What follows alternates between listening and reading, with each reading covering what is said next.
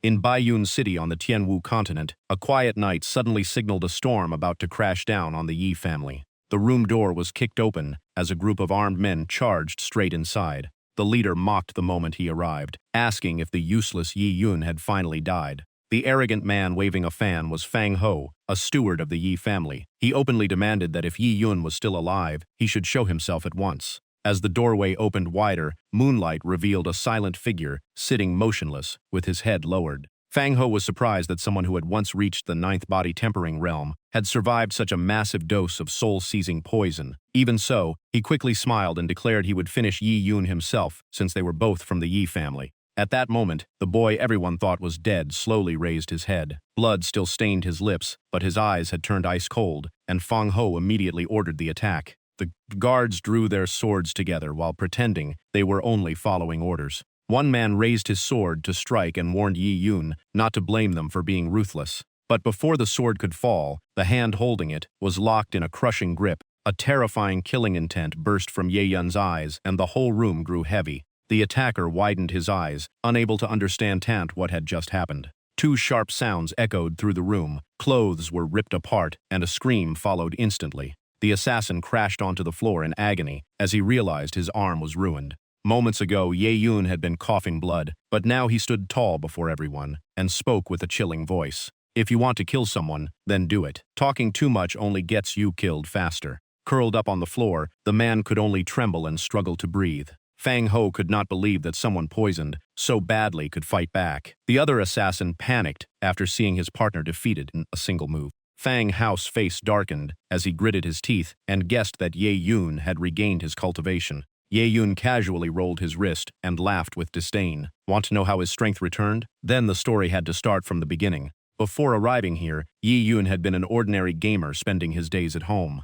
After waking up, he found himself inside the body of the Yi family's young master in Baiyun City, who happened to share the same name. The pain across his body and the remaining memories revealed that the original owner had been secretly murdered by Yi Kun, the son of the Yi family's great elder. A martial arts genius had lost everything overnight and nearly died. Since Ye Yun had just transmigrated into this body, there was no way he would accept such an ending. As blood kept pouring from his mouth, he could only stare blankly into the empty air. At his most desperate moment, a mysterious door appeared, as if fate had not abandoned him yet. A system interface appeared and announced that the Myriad Worlds Plunder system had recognized Yi Yun as its host and completed activation. As his injuries began to heal, he stared in shock at the name of the newly awakened system. The system detected a deadly amount of poison, threatening its host, and offered a plunder option. With no other choice, Ye Yun accepted immediately. Countless bolts of lightning covered his body as a cold mechanical voice confirmed that the status panel had been unlocked.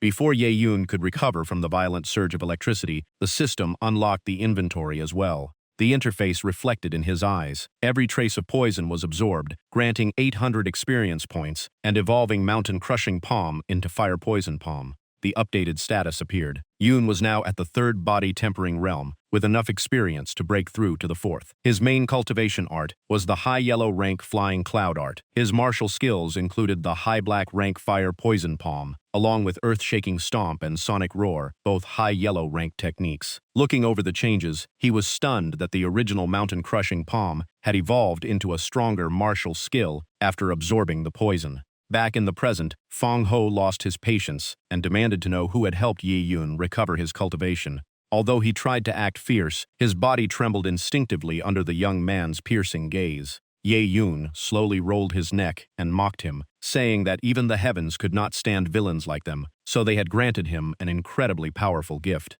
That overwhelming pressure forced Fang Ho and the remaining assassin to back away, their voices shaking as they asked what Yi Yun was planning. Despite his calm expression, Ye Yun quickly assessed his condition. His body had only just recovered, so dragging out the fight would only work against him. He had to end it fast. While he was thinking, the system detected that its host was still too weak and offered a beginner's gift, asking if he wanted to open it. With a free reward in front of him, Yi Yun accepted without hesitation. The system then granted him an ability that boosted his attack speed by 1,000,000 times. The system explained that millionfold attack speed was a divine ability beyond ordinary cultivation arts, and ranked at the very top. However, because Yi Yun's cultivation was still low, he could only use a threefold boost for now. Higher levels would unlock as he grew stronger. Seeing the details, Yi Yun instantly realized how valuable this ability was. Speed was everything in martial arts, and with his plundering power helping him grow, this attack speed boost alone greatly increased his combat strength. Seeing Ye Yun standing still, Fang Ho ordered his subordinate to seize the chance and cut off all 4 of his limbs. Pale with fear, the assassin still rushed to obey.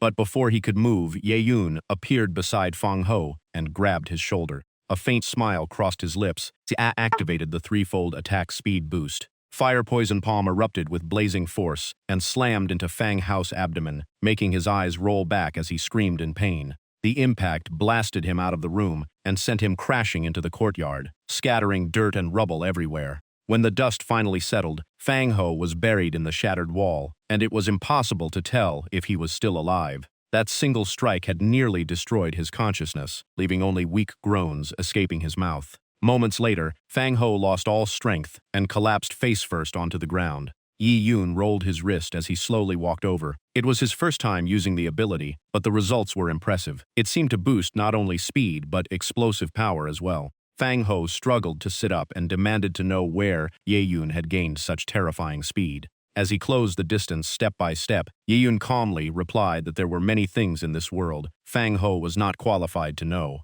Yi Yun looked at him as if he were already dead. He coldly told Fang Ho to ask the King of Hell for the answer. At that instant, blood-red light appeared as the plunder ability activated. Black energy surged around Yi Yun, while his hand pressed directly onto Fang Hao's head. Feeling his cultivation vanish and his body rapidly weaken, Fang Hao's face twisted in terror as he screamed, asking what kind of monstrous power Ye Yun was using. Soon the system confirmed that the plunder was complete and rewarded its host with another 300 experience points. The black energy continued swirling until everything was over. Yi Yun casually threw Fang Hao's corpse before the remaining assassin, who immediately trembled, knelt down, admitted his mistakes, and begged for mercy. Stepping over the shattered rubble, Yi Yun stared coldly at the cowering assassin without the slightest hint of mercy. He calmly announced that it was now the other man's turn. His status panel updated again. His experience rose to 600 out of 1,000, his divine ability remained millionfold attack speed, and the rest of his attributes stayed the same.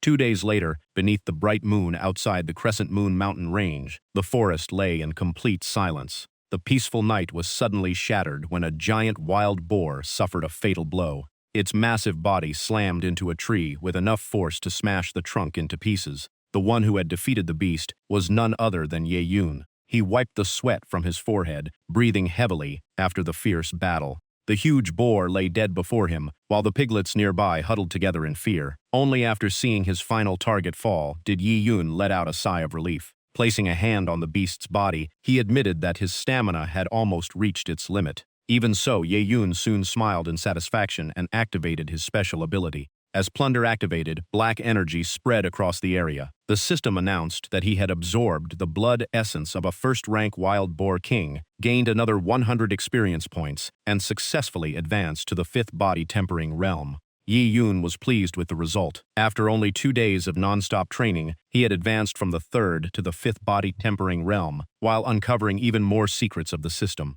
After plundering Fang Hao's cultivation, Yi Yun realized that plunder could absorb more than a warrior's strength. It could also take pills, cultivation arts, and spirit stones. Earlier, he had already collected a large stash of pills from Fang Ho. It seemed the greedy steward had secretly hoarded plenty of valuable resources. Holding 5 pills in his hand, Ye Yun immediately activated plunder. The pills quickly merged into one. During the process, the system upgraded their quality to aid cultivation. In the end, a Tier 1 Spirit Gathering pill became a Tier 2 Spirit Gathering pill and rewarded him with another 500 experience points. Besides warriors and resources, demonic beasts were another major source of power. They were ranked from Tier 1 to Tier 9, matching the 9 major cultivation realms, making them an excellent way for Ye Yun to grow stronger. Every time he killed another beast in the mountains, the system rewarded him with another 50 experience points. As he grabbed a wild boar by the leg, Ye Yun also discovered a limitation of plunder. Just like absorbing a warrior's cultivation, the target had to be severely injured or close to death. If it could still fight at full strength, the system refused to activate. The black energy also gradually healed Yi Yun's wounds. It seemed absorbing living creatures restored part of his stamina as well. Looking at his once injured palm, now completely healed by the black energy, Ye Yun could not hide his excitement. The more he explored the system, the more satisfied he became. Its most valuable feature was the automatic detection function, saving him countless hours. Right then, the system detected another group of demonic beasts, 30 Zhang to the southwest. Yi Yun stretched as killing intent slowly filled his eyes. Even after wiping out countless wild boars, he was still only at the 5th body tempering realm. Leaving behind the field of beast corpses, he concluded that this area no longer had enough resources for further breakthroughs. It was already midnight when Ye Yun finally returned to the Ye family's inner courtyard. He rolled his sore neck, knowing he had nearly wiped out every demonic beast around Black Moon Mountain. Thinking about the barrier blocking the way out of the mountain, Ye Yun frowned. He had planned to grow stronger quickly, only to learn that breaking the seal required the combined power of all 3 great families. As he slowly walked back to his room, he decided to look for a new cultivation method tomorrow before reaching for the door. But at that very moment, a sudden killing intent made Yi Yun instantly go on guard. An attack came from behind, but he reacted just in time and dodged to the side. Yi Yun immediately turned around and coldly demanded to know who had attacked him. Before he knew it, a group of armed men had already blocked every escape route. Their leader stepped forward and accused Ye Yun of killing his subordinates. Pointing his blade at Yi Yun, the man sneered and said he had quite the nerve. It was none other than Yi Kun, the great elder's son, who had reached the 6th body tempering realm. Yi Yun recognized him immediately and quickly assessed the situation. Aside from Yi Kun, everyone else had already reached the 7th body tempering realm. Staring at Ye Yun, Ye Kun revealed that the soul-seizing poison had been specially obtained from the southern frontier, yet it still failed to kill him. What shocked him even more was that, in only 2 days, someone who had lost all his cultivation had already climbed back to the 5th body tempering realm. Even so, Ye Kun quickly regained his composure, believing this stroke of luck only gave him another chance to finish the job. The thought of personally killing his enemy brought a smug smile to his face. The next moment, Ye Kun rushed forward, determined to kill Yi Yun with his own hands once again. But before his sword could strike, the wrist holding it was firmly caught. Yi Yun moved so fast that Ye Kun could not even follow him. He could only stare in shock, wondering when his opponent had appeared right in front of him. Ye Yun answered that stunned expression with nothing but a mocking laugh. 2 sharp cracking sounds echoed through the night, followed by a scream of agony. Yi Kun's arm had been twisted behind his back, and the unbearable pain left him howling in despair. Seeing their young master in danger, the guards immediately rushed forward to rescue him.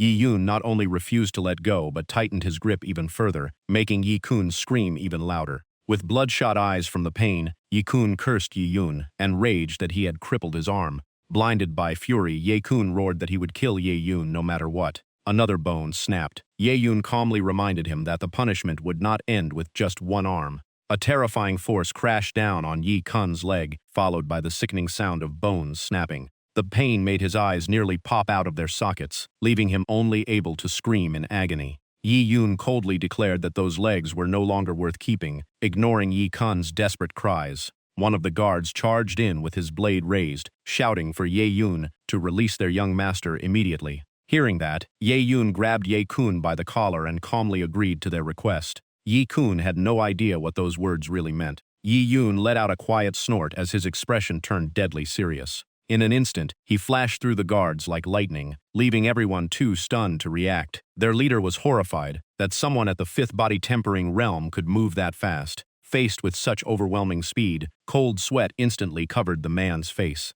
Suddenly, his pupils shrank as if he had seen something truly terrifying. A hand had already crossed the distance between them and reached straight for his throat. Using his overwhelming speed, Ye Yun instantly closed in and seized the leader of the guards. The man's eyes widened in shock, losing all ability to resist before he could even speak. In the distance, Yi Kun could only stare at the bodies scattered across the ground. He stumbled backward until his back hit the wall, desperately, refusing to believe what he was seeing. Fear completely crushed his arrogance as Yi Kun clutched his crippled arm and screamed for Yi Yun to stay away. Yi Yun mocked him, asking if he did not enjoy poisoning others. Trembling all over, Yi Kun still tried to warn him not to come any closer. Without another word, Ye Yun stepped forward and slammed fire-poisoned palm into Ye Kun's chest, coldly telling him to experience the agony of poison flames himself. A violent explosion erupted as smoke filled the area along with Yi Kun's agonized screams. Even while flames consumed his body, Ye Kun threatened that if Ye Yun spared him today, he would return one day for revenge.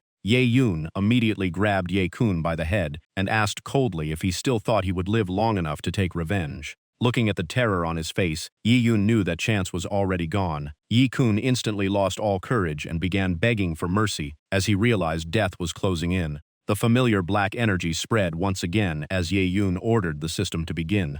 The system confirmed that the target was critically injured and met the requirements for plunder. After the process ended, Ye Yun gained 1,500 experience points and advanced to the 6th body tempering realm. Feeling every bit of his cultivation being drained away, Ye Kun struggled wildly and screamed, demanding to know what Ye Yun had done to his power. Ye Yun folded his arms and calmly replied that this pain was nothing compared to what Ye Kun had done before. He was simply returning it tenfold. When it was over, Ye Yun stepped on Kun's chest and ordered him to crawl out of his territory like a dog. Under Ye Yun's crushing presence, Ye Kun could only curl up in fear, and the cold demand asking whether he understood made him tremble even more. In Ye Kun's despairing eyes, the man standing before him looked no different from a demon sent to claim his life. At the same time, inside the Great Elder's residence in Baiyun City, the once dignified estate had become a scene of chaos. Blood-covered servants struggled to flee, while one of them weakly urged the others to send word immediately. Calls for the Great Elder to return echoed through the estate, where corpses lay everywhere, and the ground was soaked in blood. Meanwhile, Ye Yun examined the crystal he had obtained with satisfaction. The battle had not only earned him a huge boost in cultivation, but also the key to the Great Elder's hidden treasure vault. However, after destroying Ye Kun's Dantian, Ye Yun knew his father would never let this go once he returned. According to the original owner's memories, Yi Changxi was both Ye Kun's father and the Great Elder of the Yi family. His cultivation had reached the 2nd blood Qi realm. Meanwhile, Ye Yun had only reached the 6th body tempering realm, and even with a 3-fold attack speed boost, victory was far from certain. Thinking about the danger ahead, Ye Yun clenched his fist and resolved to increase his cultivation as quickly as possible. Right then, the system detected a powerful treasure aura 5 meters to the southeast. The report immediately caught Ye Yun's attention, suggesting the hidden vault was close by. In the dim light, a cold stone wall appeared with strange glowing patterns across its surface. Ye Yun placed the crystal into the key slot. The crimson stone door slowly split open. The moment he stepped inside, mountains of gold, silver, and priceless treasures filled Ye Yun's entire field of vision. The vault held far more than wealth. Countless manuals and cultivation techniques were neatly arranged on every shelf. Magical treasures, spirit weapons, and enchanted robes filled the room, leaving Ye Yun thrilled. Everything Yi Qing had collected over the years now belonged to him. The system immediately began plundering. Black Tortoise Spirit Grass granted 2,000 experience points. 5 Tier 2 True Essence Pills added another 1,500. The Radiant Spirit Sword Art also allowed him to instantly master a high black rank martial technique. As plunder spread across the vault, successful absorption notifications appeared non-stop. After clearing out the massive stockpile, Ye Yun advanced all the way to the 9th body tempering realm, and the Radiant Spirit Sword Art was added to his status panel. Looking at everything he had gained, Ye Yun could not be more satisfied. Stealing an enemy's resources really was the fastest way to grow stronger. But just as he was enjoying the moment, a new notification caught his attention. The system had detected a Tier 3 spirit weapon, the Spirit Severing Sword. Ye Yun never expected Yi Changhe to have secretly hidden such a valuable treasure. He immediately summoned the newly discovered sword. The moment the spirit-severing sword appeared in his hand, Ye Yun could not hide his excitement. A Tier 3 spirit weapon was powerful enough to threaten even Master Realm cultivators. After examining it for a moment, he quickly stored the sword away. The system confirmed that the spirit-severing sword had been placed inside its storage space and could be retrieved at any time. Knowing the storage had no capacity limit, Ye Yun also decided to keep all the healing pills for future use. Thinking about the future, Ye Yun could not help smiling. Ye Chang would never have imagined that his own sword would one day be turned against him. Even so, Ye Yun felt no guilt, since Ye Kun had started everything in the first place. Later, Ye Yun appeared on a mountainside and slowly walked forward. Looking at the remaining traces of black energy below, he let out a quiet sigh. There was nothing left here worth absorbing, so it was time to head back. Just then, a voice called out from the distance, happily announcing that they had finally found the young master. The man rushing over was Wu Mo, the Yi family's steward. Wiping the sweat from his forehead, he scolded Yi Yun for leaving the estate alone instead of staying in the courtyard to recover. Seeing the familiar face, Ye Yun looked surprised and asked why Uncle Wu had returned so early. Wu Mo did not let him ask another question. He immediately pulled Ye Yun away and explained that the family head had returned and was searching everywhere for him. Seeing how urgent the situation was, Ye Yun could only ask him to wait a moment. Inside a quiet courtyard pavilion, a middle-aged man clutched his chest and coughed up blood, his face filled with pain. This man was Yi Wushuang, the head of the Yi family. His injuries were obviously severe. His handkerchief was soaked with blood, and the medicine bowl beside him had shattered on the floor. A young man standing nearby anxiously urged the family head to rest, believing that young Master Yun was probably safe. But Yi Wushuang refused to leave. Until he saw his son with his own eyes, he could never be at ease.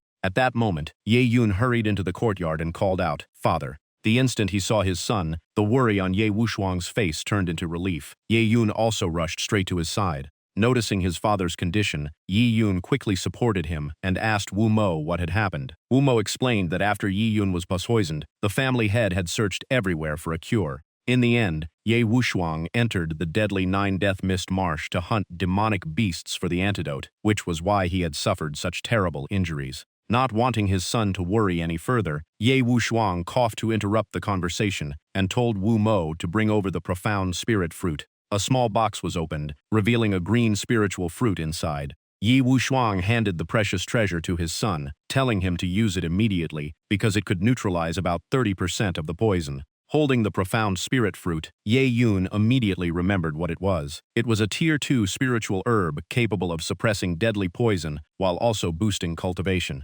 Seeing his son remain silent, Ye Wushuang gently reassured him that he would keep searching for a way to remove the rest of the poison. Even as he continued coughing up blood, he urged Ye Yun to eat the fruit. The sight deeply moved Ye Yun, knowing his father had risked his life just to obtain a spiritual herb that could remove part of the soul-seizing poison. Only now did Yi Yun truly feel that warmth. Yi Wushuang had given all of his love to the original owner of this body. Without another word, Ye Yun placed his hand against his father's chest, allowing black energy to slowly flow into his body. Feeling the sudden surge of power, Yi Wushuang was stunned, completely unable to understand what was happening. Sensing the cultivation aura coming from his son, Ye Wushuang was even more shocked and could barely speak. He thought Ye Yun was using his own power to heal him. After withdrawing his hand, Ye Yun explained that he had been fortunate enough to receive guidance from a mysterious master. The deadly poison was gone, his cultivation had fully recovered, and he had even reached the 9th body tempering realm, so his father no longer needed to worry. He then took out a bottle filled with healing spiritual medicine and handed it to Ye Wushuang, assuring him that his injuries would recover quickly.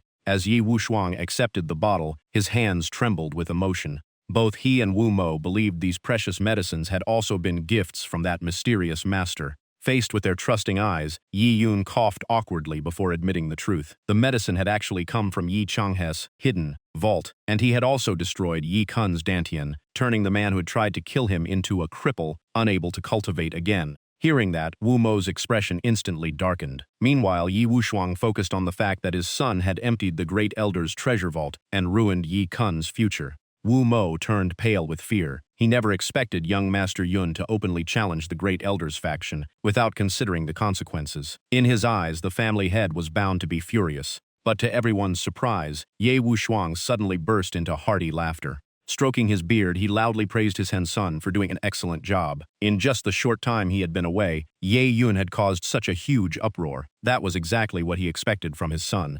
Wu Mo stood frozen in disbelief and quickly reminded the family head that this was hardly the time for praise. After patting Yi Yun on the shoulder, Yi Wushuang became serious and warned that crippling Yi Changhe's son would surely bring fierce retaliation. He then explained the family's current situation. Although he was the family head, his cultivation had remained at the First Blood Chi realm for years, while Yi Changhe had gradually taken control of the family's authority. Out of the elders, 5 had openly sided with the Great Elder and wanted to remove him from power. Yi Wushuang warned them to stay on guard against future plots. However, Yi Yun calmly replied that if those people really dared to come after them, he would make sure they could walk in, but they would only leave lying down. The moment he finished speaking, the front gate was kicked open, followed by an arrogant voice demanding everyone's attention.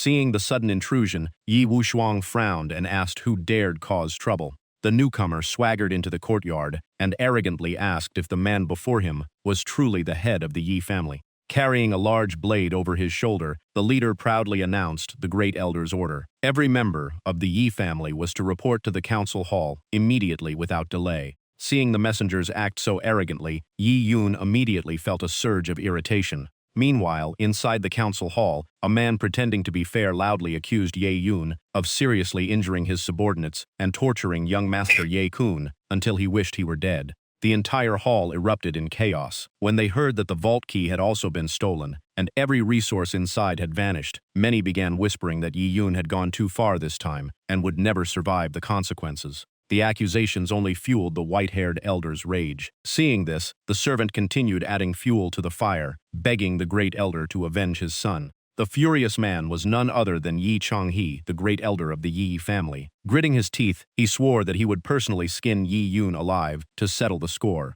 His murderous roar silenced the entire hall, and no one dared utter a single word. Another elder named Yi Ming slammed his hand on the table, condemning Yi Yun for treating his own clansmen so cruelly and claiming his actions were worse than those of a beast. Just as everyone continued criticizing him, a sudden burst of power shattered the hall doors, making everyone turn toward the entrance in shock. Wanting to assert his authority, Yi Ming immediately demanded to know who dared disrupt the council hall. A cold snort echoed from outside, instantly leaving the entire hall stunned. The newcomer declared that the ones who had truly treated their own family with cruelty were the Great Elder's faction. The moment Yi Changhe recognized Yi Yun, he glared furiously and scolded him for refusing to kneel before his elders, claiming he had completely forgotten the family's rules. Yi Yun pointed directly at him and replied that the first person to break those rules had always been Yi Changhe, yet he still had the nerve to pretend to be honorable. His eyes were filled with contempt, showing not the slightest respect for the great elder's status. Ye Yun continued by demanding to know what gave Ye Chang'e the right to stand as an equal to his father and fight for the position of family head. Yi Yun's fearless attitude left everyone around him stunned. Seeing the great elder's faction fall silent, Ye Yun folded his arms and smirked, saying they had already run out of excuses. Just then, hurried footsteps echoed into the council hall. Dressed in formal robes, Ye Wushuang slowly walked in and apologized for making Yuner wait. Ye Yun simply smiled and assured him that his timing was perfect, because the real show was only beginning. Ye Wushuang immediately questioned Ye Changhe. Gathering his own faction and forcing the entire clan to assemble was no different from preparing a rebellion. At the mention of rebellion, the great elders suddenly burst into laughter. He took a few steps forward and mocked Ye Wushuang for having nothing but average talent. If not for his birthright, he would never have become the family head. Yi Changhe then raised his hand and declared that only the truly capable deserved to lead the Yi family.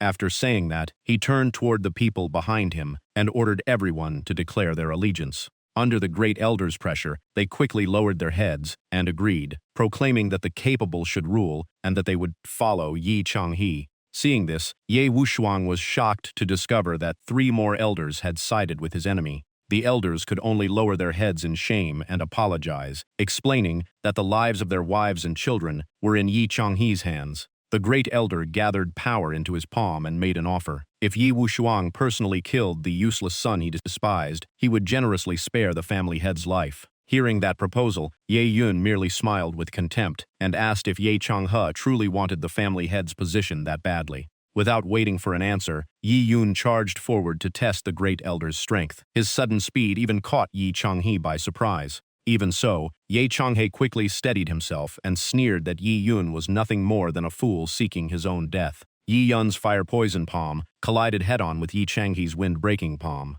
The instant their palms met, a violent shockwave exploded through the hall. The aftershock forced everyone nearby to stagger backward. No one could believe that Yi Yun was actually matching a second blood chi realm expert. Even Yi Changhe could not hide his shock at the strength Yi Yun had displayed. In contrast, Ye Yun looked completely relaxed. With a dangerous smile, he said this was only the beginning, and that even bigger surprises were still to come. The next moment, Ye Yun loudly called for his sword. A cold flash of sword light swept across the air from his right hand.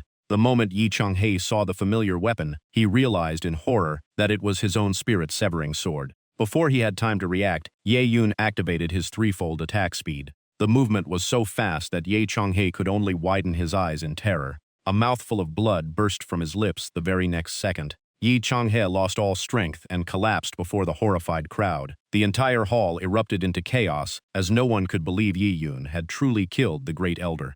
Looking down at the body, Ye Yun coldly asked how it felt to die by his own sword. But at that very moment, a masked figure suddenly appeared behind him and launched a sneak attack. Thanks to his incredible reflexes, Ye Yun sensed the danger instantly. The mysterious attacker's fist slammed into the ground, creating countless cracks that spread across the floor. Yi Yun narrowly avoided the fatal strike. The masked man slowly spoke, accusing him of first crippling the son-in-law chosen by the Yang family, and then openly killing Yi Changhe. Clenching his fist, the mysterious man coldly asked if Yi Yun truly believed the Yang family meant nothing to him. Seeing his son ambushed, Ye Wushuang immediately called out in concern, while Ye Yun quickly assured him that he was unharmed. Studying the newcomers, Yi Yun quickly recognized their background. The Yang family of Qingyang County was one of the 4 greatest powers in the entire region. Not long ago, Yi Kun and his father had tried to form a marriage alliance with the Yang family, but the Yang family's condition was outrageous. The Yi family would have to marry into their clan, abandon the Yi surname, and become their complete subordinate.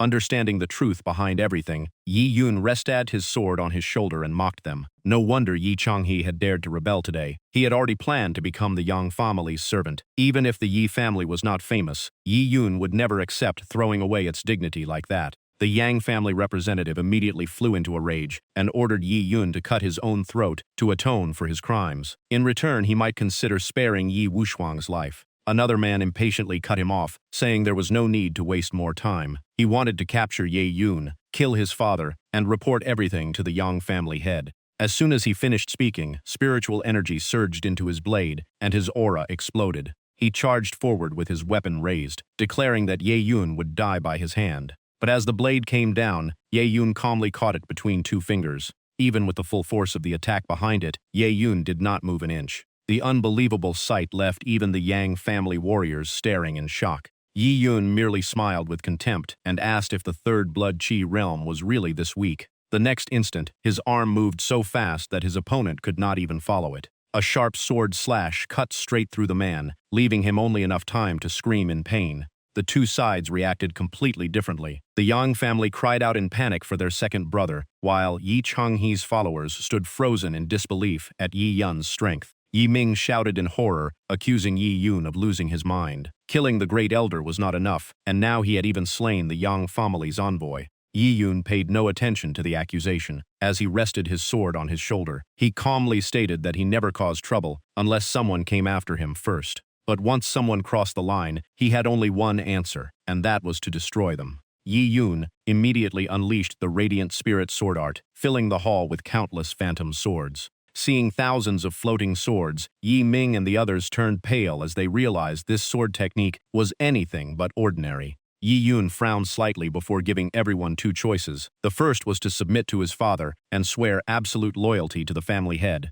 Anyone who refused would die without even an intact corpse. His commanding voice made everyone's faces turn pale. Ye Yun then shifted his gaze to the Yang family envoy. He calmly remarked that the man's younger brother had remained loyal to the Yang family until death, so he probably would not choose to surrender either. Called out directly, the envoy flinched as he realized the situation had become extremely dangerous. Ye Yun lightly snapped his fingers and decided to make the choice for him. In an instant, thousands of sword phantoms shot forward together, forcing the Yang family envoy to defend himself with everything he had. The longer he resisted, the more terrified he became, as the sword energy pierced through his defenses, which were already on the verge of collapse. In the end, his protective barrier shattered completely, and countless sword rays pierced his body, killing him on the spot. Looking at the corpse, Ye Yun coldly said that he had already made the man's choice for him. Both Yang family envoys now lay motionless on the ground, each meeting a miserable end.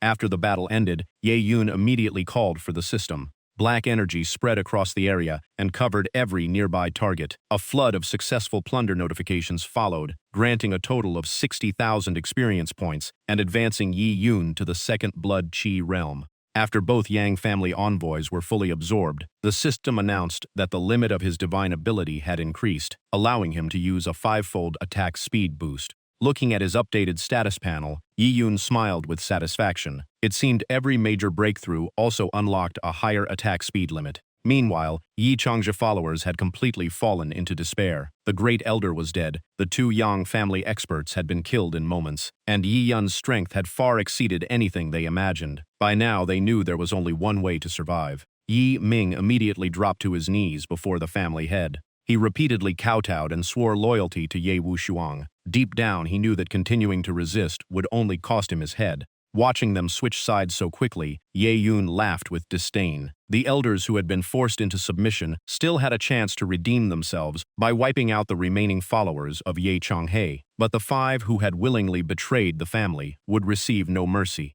Ye Yun calmly delivered his judgment. The five elders would have all their cultivation destroyed, then spend the rest of their lives imprisoned, never to walk free again. The moment they heard the sentence, all five turned deathly pale. Even while being dragged away by the guards, Yi Ming viciously cursed that Yi Yun's arrogance would bring the Yang family's revenge. Once the news reached Qingyang County, the entire Yi family would be wiped out. After everything was over, Yi Wushuang patted his son's shoulder and anxiously asked if he had been injured. Yi Yun immediately reassured him that he was completely unharmed. With Yi Changhe's faction eliminated, no one would threaten father and son ever again. Yi Wushuang looked at his son with satisfaction. He could see Yi Yun had truly matured and was starting to carry himself like the head of the family. That was why he felt at ease leaving the Yi clan to Yuner in the future. But Ye Yun suddenly changed the topic and asked how much longer it would be before the Black Moon's secret realm opened. Yi Wushuang thought for a moment before saying the three great clans would join forces to open the Black Moon's secret realm in 10 days. At the same time, Yi Yun quietly recalled that it lay deep within the Black Moon Mountains. It was an ancient powerhouse's hidden cave estate, now guarded by the three major clans of Baiyun City.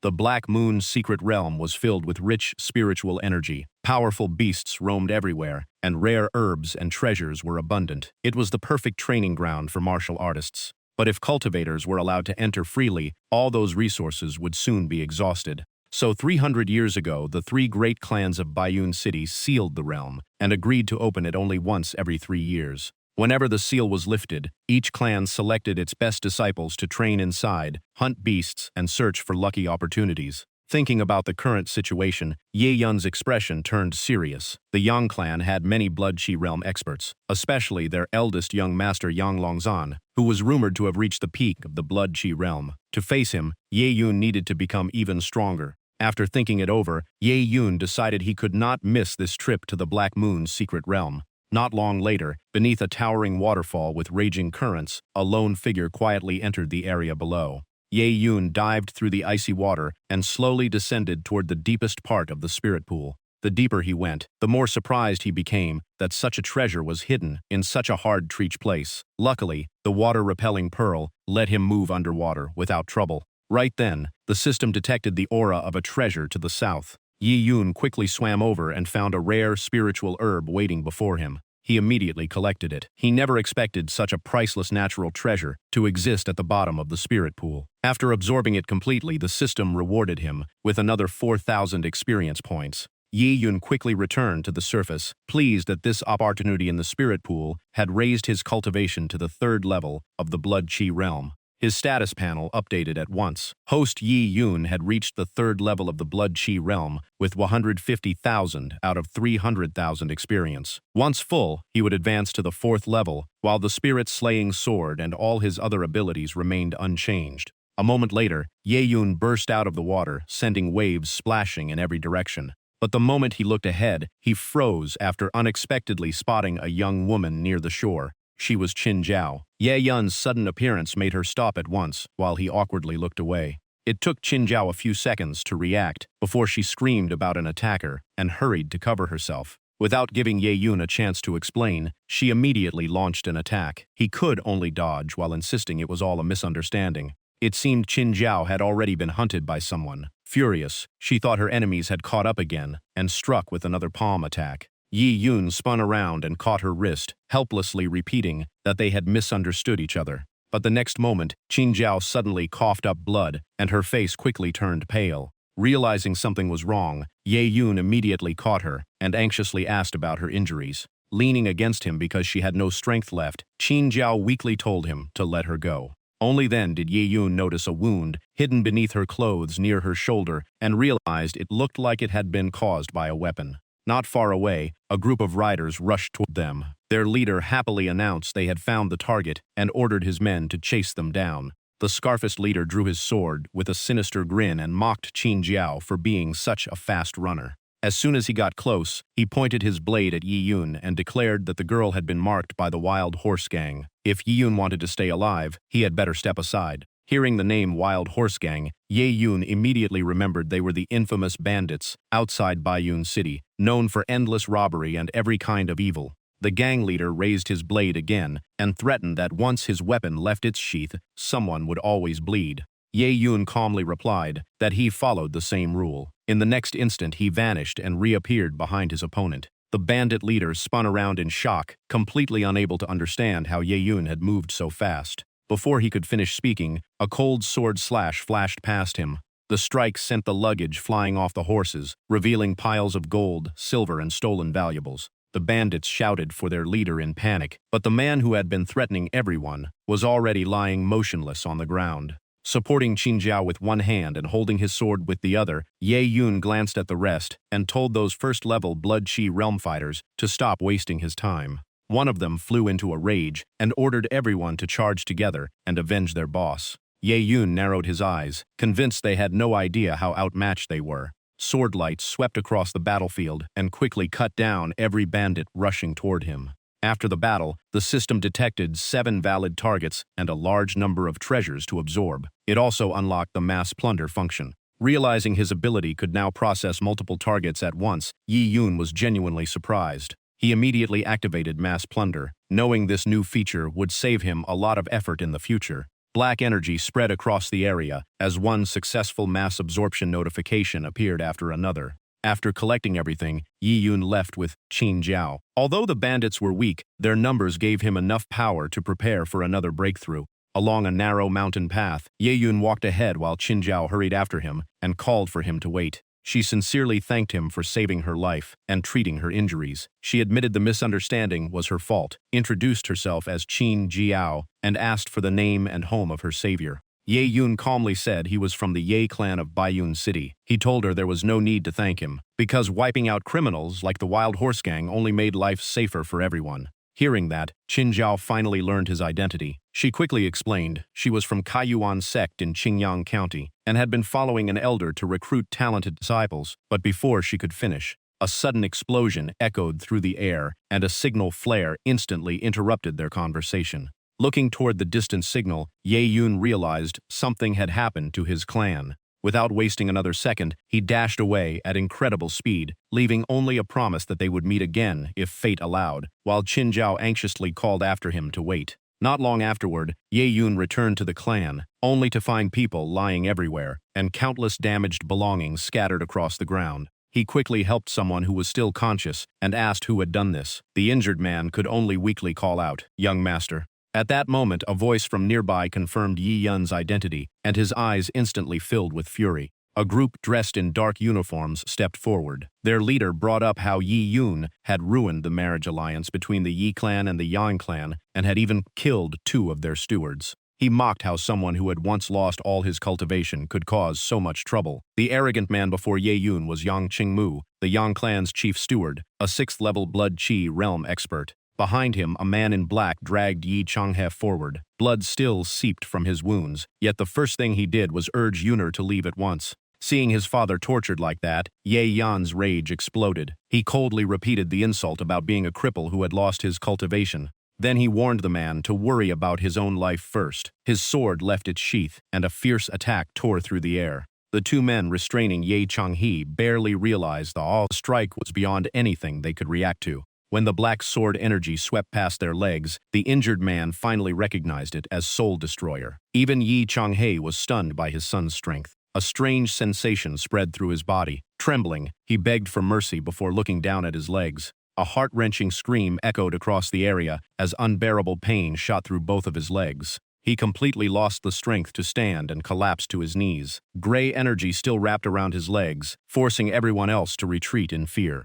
Seeing their reaction, Yi Yun calmly mocked them, saying the Yang clan's information was clearly years out of date. The crowd erupted because no one had seen him draw his sword. Yang Qingmu clenched his teeth, unable to understand how the so-called cripple possessed such terrifying strength. Ignoring their shock, Ye Yun immediately rushed to help his father up. After taking a few heavy breaths, Ye Changhe reassured him that he was still all right. Watching the father and son, Yang Shmu silently judged that although Yi Yun had only reached the 4th level of the Blood Qi realm, his martial skills far surpassed ordinary cultivators. His talent rivaled the Yang clan's greatest geniuses, while Yi Yun focused only on checking his father's injuries. Tired of being ignored, Yang Qingmu admitted Yi Yun had some talent, only to be met with an icy stare. He shamelessly claimed Yi Changhe's death would mean nothing, then offered Yi Yun a deal. If he took Yi Kun's place and married into the Yang clan, the entire Yi clan might be spared. Yi Yun only sneered and asked if the Yang clan really believed they had the right to decide who lived or died. The words wounded Yang Qingmu's pride. Enraged, he declared Yi Yun had chosen a painful end, then drew his sword to see how many moves he could survive. As the blade rose, the azure rainbow sword art came to life, covering the sword in dazzling blue light. Yi Yun showed no fear. He gripped the heaven-slaying sword firmly and prepared to face him head-on. Just as the battle was about to begin, a voice from above ordered them to stop. A figure crashed down between them, sending rocks and dust flying. The old man slowly stroked his beard and asked both sides to hear him out first. The moment Yang Qingmu recognized him, his expression changed. His arrogance vanished instantly. He respectfully bowed and asked why Elder Chu had appeared here. Everyone behind him was stunned to learn the old man was Chu Changyun, an elder of Kaiyuan sect and a first-level Grandmaster realm expert. Kaiyuan sect was a famous force with many king realm experts. Chu Changyun explained that he had first come to repay Yi Yun for favor, but that was not his only reason. He directly asked whether Ye Yun wanted to become a disciple of Kaiyuan sect.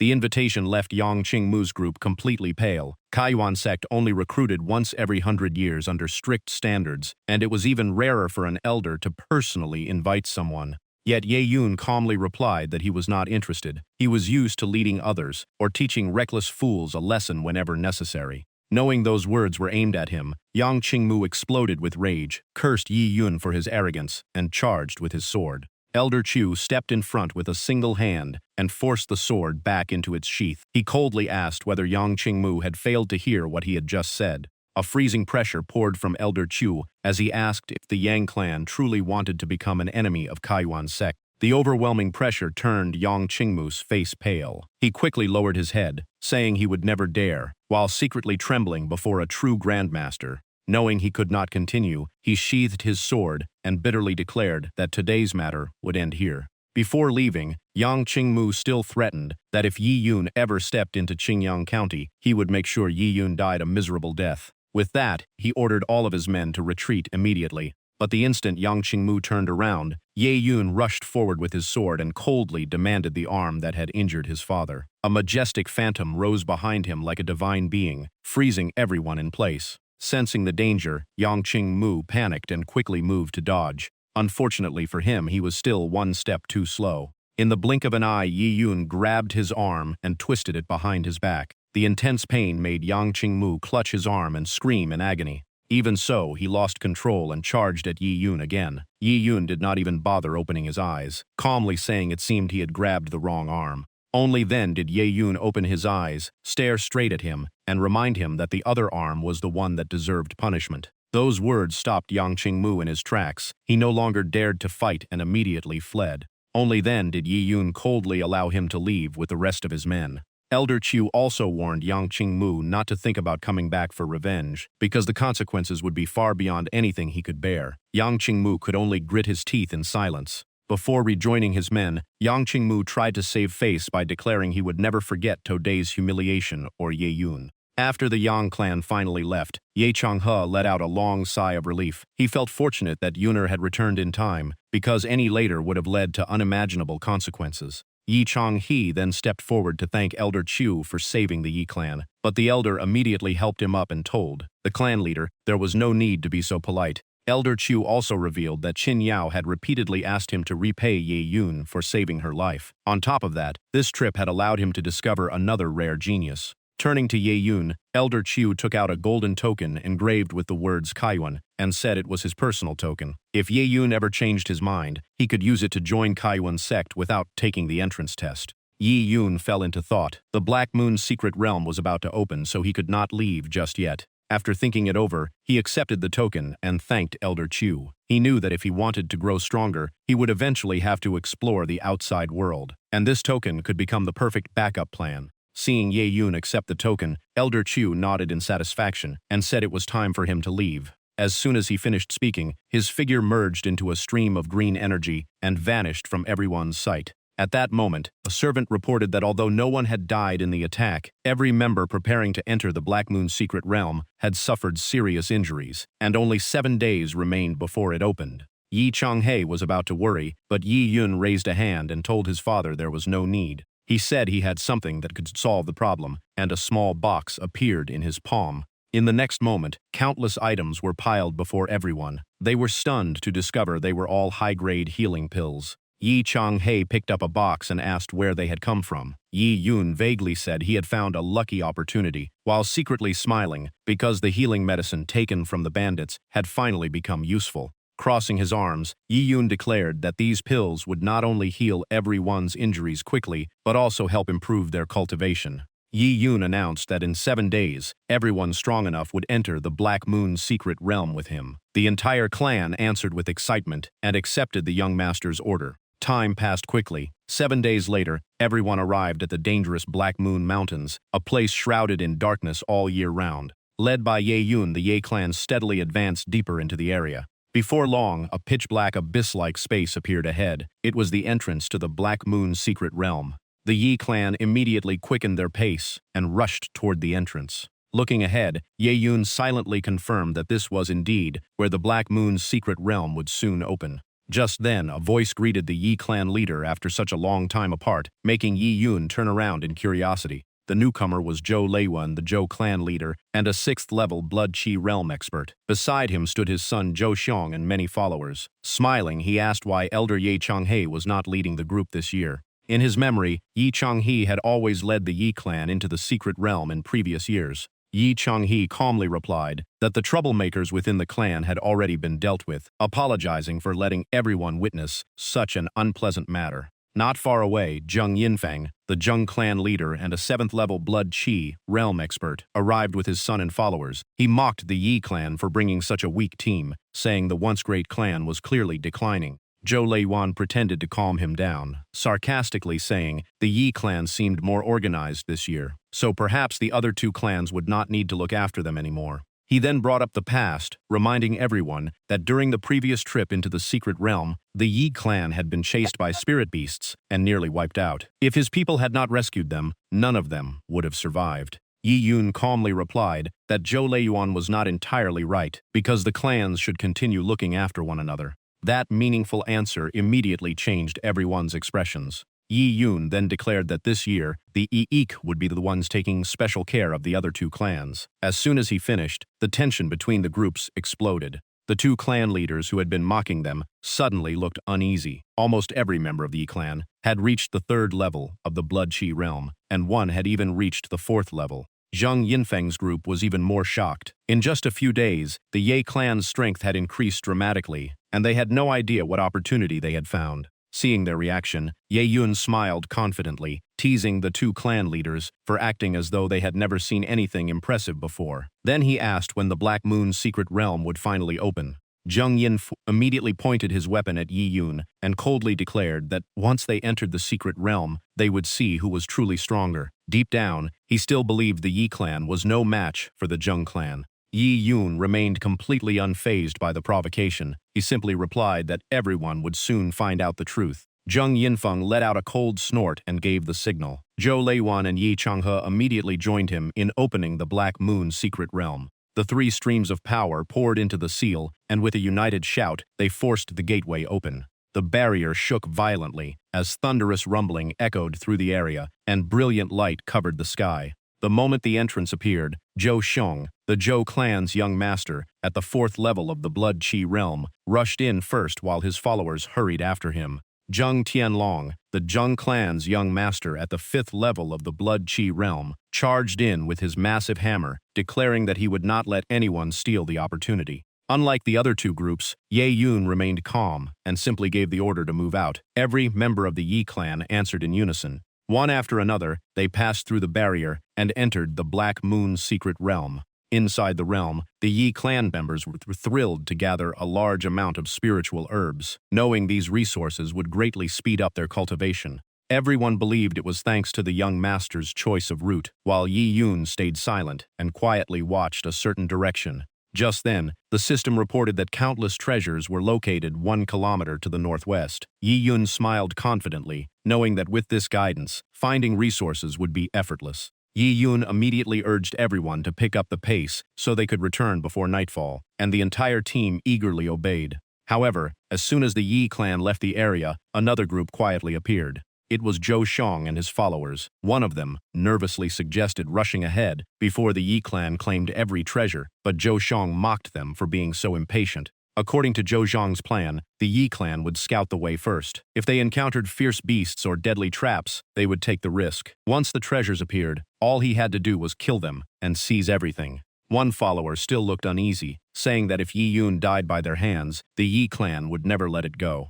Zhou Xiong threw his head back and laughed. The secret realm was filled with danger and countless beasts. The Yi clan would never have proof that the Zhou clan was responsible. His followers instantly understood the plan and praised their young master for his brilliant strategy. With a calculating smile, Zhou Xiong declared that by blaming everything on the beasts, they could eliminate Yi Yun without leaving a single trace. But before he could finish, Yi Yun silently appeared behind him. His sword rested against Zhou Xiong's neck as he calmly asked if this was how the plan was supposed to go. The Zhou clan members panicked, drew their weapons, and shouted for Yi Yun to release their young master immediately. Zhou Xiong forced himself to stay calm, convinced that as the Zhou clan's young master, Yi Yun would never dare lay a finger on him. But before he finished speaking, a flash of steel sliced across his neck, making him scream in pain. Seeing their young master wounded, the followers rushed toward him in panic. Yi Yun casually waved his hand, looking at them as though they were nothing more than a swarm of weak ants.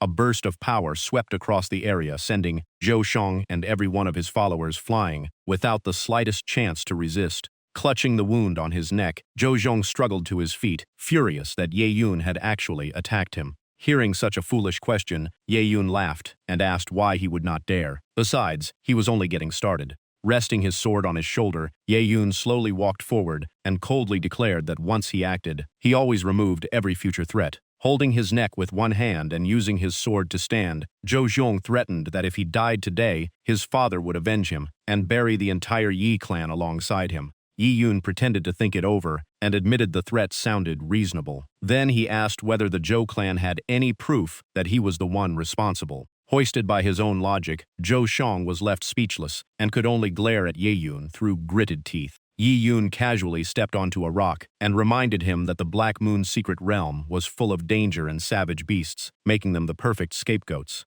Leaning close with a faint smile, he added that this way, Zhou Xiong could disappear forever without anyone ever learning the truth. Only then did Zhou Xiong truly realize how desperate the situation was. His only thought was that Yi Yun had gone mad, and he had to escape immediately. But before he could run, Yi Yun grabbed him by the head. Smiling, he told the Zhou clan's young master not to leave so soon, activated his absorption ability, and said he had not properly welcomed his guest yet. In another part of the Black Moon's secret realm, countless blades were embedded across the ground, while a lone demonic wolf howled at the center of the battlefield. A cold flash of sword light instantly took the last beast's head. Corpses covered the ground, and once the battle ended, everyone sheathed their weapons and quickly gathered the spoils. After collecting every beast core from the pack of second-tier demonic wolves, one clan member wiped away his sweat and asked if they should keep moving. Yi Yun immediately confirmed they would press on. However, after checking his status panel, Yi Yun was still not satisfied. Even though he had reached the 5th level of the Blood Chi realm, absorbing the Zhou clan and countless treasures along the way had increased his experience far too slowly. Just as he was calculating his next move, the system detected a 3rd-tier spiritual herb called the Jade Abyss Nether fruit, 300 meters to the southwest. The news surprised Yi Yun because even Grandmaster Realm experts rarely had the chance to obtain a 3rd-tier spiritual herb. He immediately ordered everyone to stay where they were and wait for his return while he went to investigate alone. The entire group obeyed without hesitation. As he left, Yi Yun guessed that such a precious treasure would certainly be guarded by powerful beasts, so bringing the others would only put them in greater danger. Deep within the heaven-split abyss of the Black Moon's secret realm, a strange tree glowed with eerie green light in the endless darkness. Its branches were covered with jade abyss nether fruits, and every one of them was a third-tier spiritual herb. However, the surrounding trees were filled with countless bats hanging silently in deep sleep. After arriving at the heaven-split abyss, Yiyun hid on a massive branch and observed the area. He recognized the creatures as third-tier yin wind bats and decided to test how strong they really were. Before they could notice him, he left his hiding place and charged straight at them, confidently declaring that every bat here would become his experience points. Startled awake, the yin wind bats erupted in fury. They swarmed toward him and unleashed violent waves of sonic attacks. Realizing they were using sound-based attacks, Yi Yun frowned slightly before answering with his own sonic roar technique. The powerful shockwave threw the entire swarm into confusion. They lost their sense of direction and could no longer lock onto his position. Seizing the opportunity, Ye Yun accelerated through the remaining sonic waves and shouted that it was time to end the battle. Sword flashes filled the sky as one yin wind bat after another was struck down and rained from above. After clearing a path, Ye Yun rushed toward the jade abyss nether tree and landed on a nearby boulder. But in that very instant, the ground suddenly split apart as a gigantic mouth burst upward, forcing him into full alert. Ye Yun instantly drew his sword, pushed off a nearby rock, and slashed directly into the monster's mouth to escape the ambush. Once he regained his balance, he realized an entire pack of gigantic third-tier black-scale crocodiles had surrounded him. Refusing to be trapped, Yi Yun stepped hard onto his sword and used the force to launch himself high into the air. Driving the blade even deeper into the ground, his eyes turned icy as he decided to eliminate the crocodiles first. Standing firmly on the sword's hilt, he poured even more power into it, forcing the blade deeper beneath the earth. With a powerful shout, he unleashed the earth-shattering stomp, splitting the ground apart and blasting every black-scale crocodile into the air. Yi Yun immediately followed them upward. At the same time, he raised his hand and summoned his sword back. With a single command, the sword tore through the air and flew back into his grasp. Countless sword phantoms appeared around Ye Yun, circling him as he activated the chain sword art.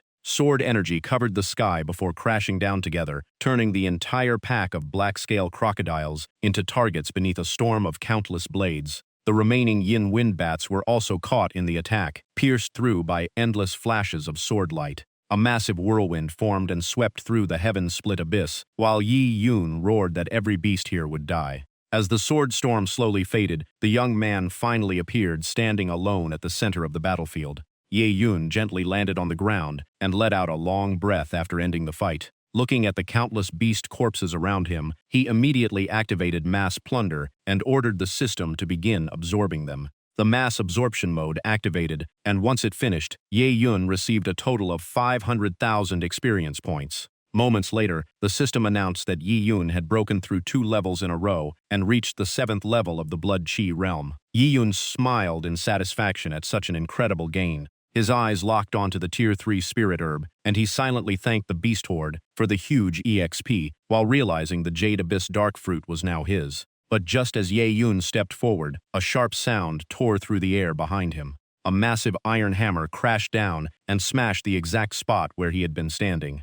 Zheng Tianlong arrived with the Zheng family team, arrogantly claiming the Jade Abyss Dark Fruit was already his and ordering Yi Yun to step aside if he knew what was good for him. Faced with the threat, Ye Yun calmly gathered qi into his hand and coldly asked what gave him the right. Provoked by the reply, Zheng Tianlong charged in with fury, unable to accept that the so-called useless Yi Yun dared to challenge him. But the iron hammer was easily stopped by Ye Yun's defensive barrier, and he simply smiled before asking if that was all he had.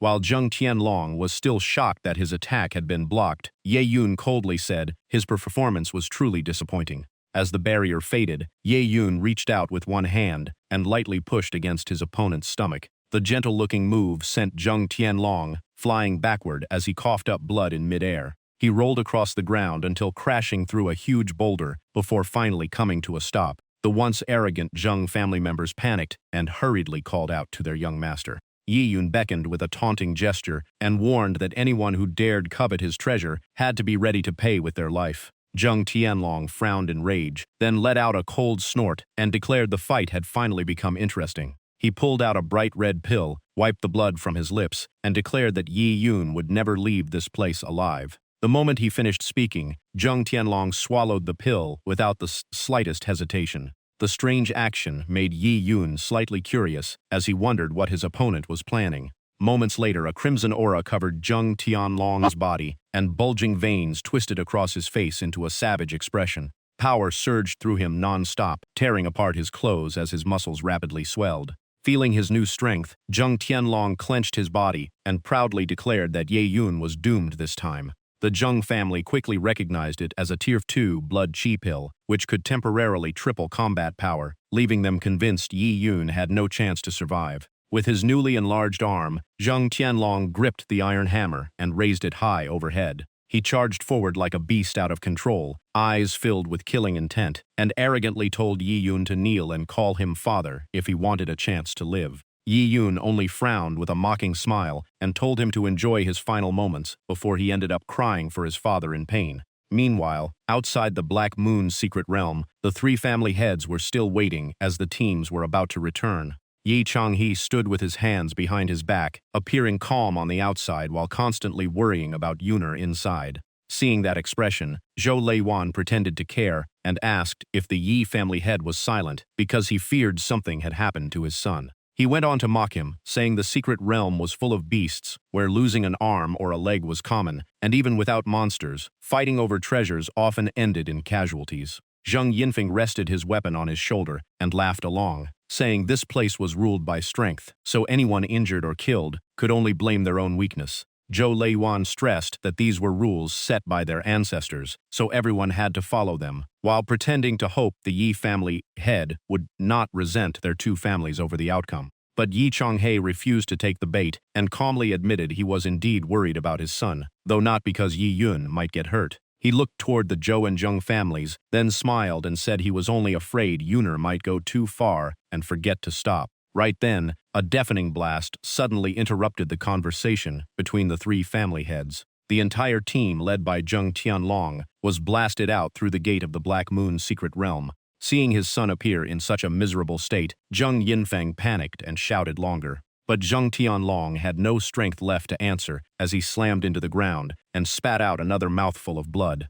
Zheng Yinfeng quickly held his son and repeatedly asked about his condition. Zheng Tianlong was drenched in cold sweat from the pain and struggled for a long time before weakly saying he was in unbearable agony. Using the last of his strength, he accused Ye Yun. After checking his condition, Zheng Yinfeng was horrified to find that nearly every bone in his son's body had been shattered. Ye Yun then walked out with his sword on his shoulder and cheerfully said Zheng Tianlong kept crying for his father inside, so he kindly brought him back and needed no thanks. Zheng Yinfeng held Zheng Tianlong tightly, desperately calling longer and begging his son to say a few more words. When no reply came, his rage exploded. He glared at Ye Yun with murderous intent and swore to tear him into 100 pieces. Zhou Leiwan pointed at Ye Yun and demanded to know why only the Yi family team had returned, while every member of the Zhou family had disappeared. Yi Yun smiled politely and said he had wanted to take good care of the Zhou young master, but the Black Moon's secret realm was full of danger, so nothing could be guaranteed.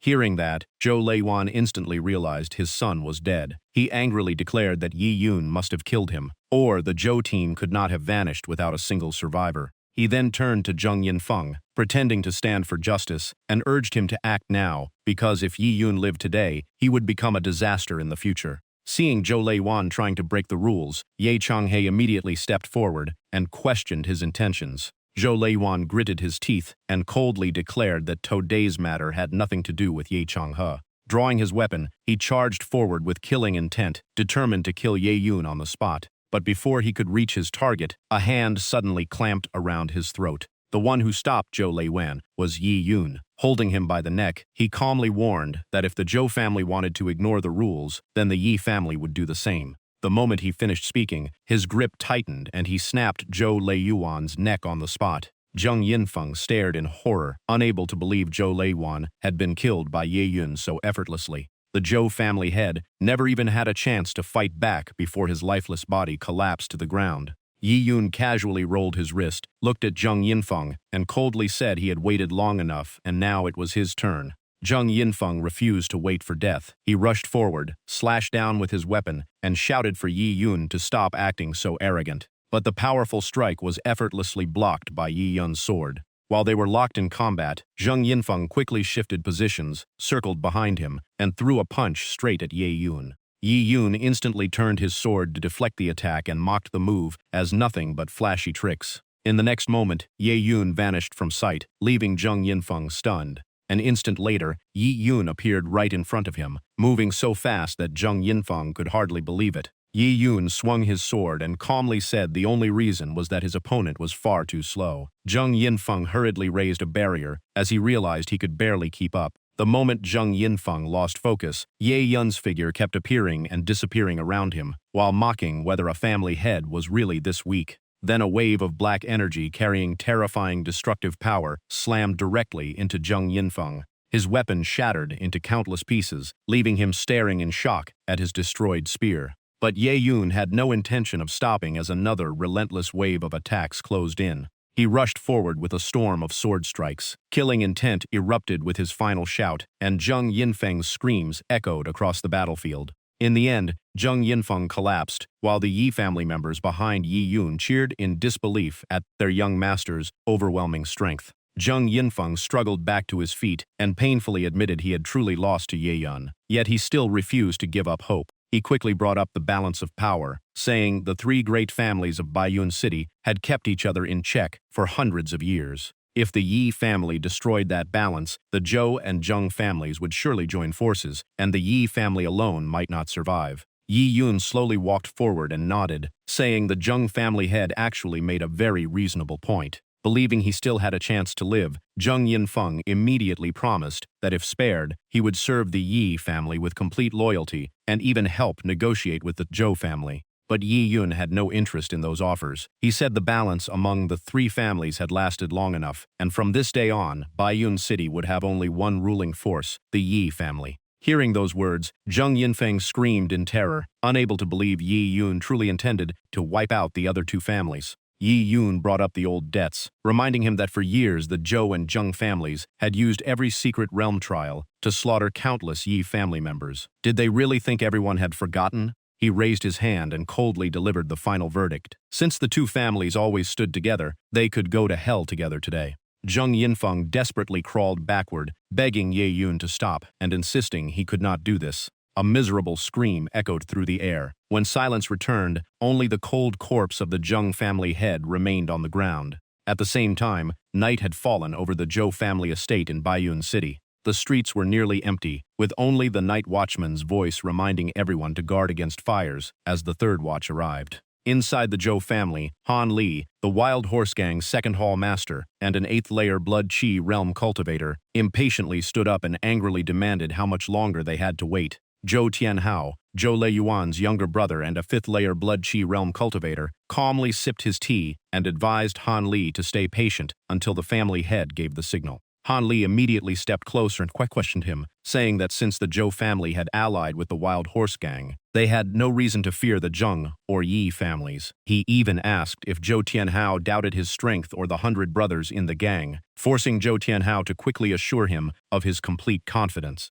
Zhou Tianhao eased the tension while secretly dismissing Han Li as all brawn and no brains. He explained that if they wanted the plan to succeed, they had to wait until the family head completed his mission. He continued by pointing out that everyone sent into the Black Moon's secret realm was the elite force of the three great families. According to the original plan, once the expedition ended and the Zheng family let down its guard, Zhou Leiyuan would launch a surprise fatal attack on Zheng Yinfeng, while the troops waiting outside moved in to support him. As for the Yi family, they were never considered a real threat. Once the leaders and elite forces of the other two families were eliminated, the remaining members would quickly surrender without anyone to lead them. After hearing the full plan, Han Li finally calmed down, clenched his fist, and understood why they had to keep waiting.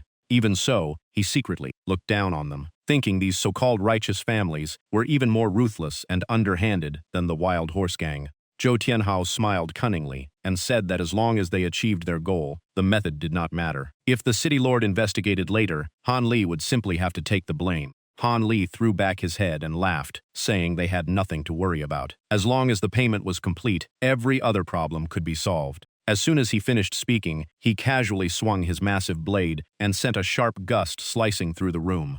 Han Li deliberately released his killing intent and declared that his blade thirsted for blood, so once the slaughter began, the Zhou family should not expect him to stop whenever they asked. Zhou Tianhao immediately flattered him, saying that if Han Li helped wipe out the Zheng and Yi families, the Zhou family would only be grateful and would never try to stop him. Pleased by the answer, Han Li raised his teacup and promised everyone would witness the true power of the Wild Horse Gang today. But just as the two of them celebrated their plan, a cold voice suddenly asked if this pathetic group really thought they could destroy the Yi family. Ye Yun was already standing on the table with his arms crossed, mocking their strength as far too weak. Han Li immediately demanded his identity, while Zhou Tianhao recognized the Ye family's young master in shock. Zhou Tianhao hurriedly drew his weapon, wondering how Yi Yun had slipped inside, while Han Li arrogantly declared that since Yi Yun had come on his own, he could leave his life behind today. Not wanting to waste any time, Zhou Tianhao shouted and launched the first attack.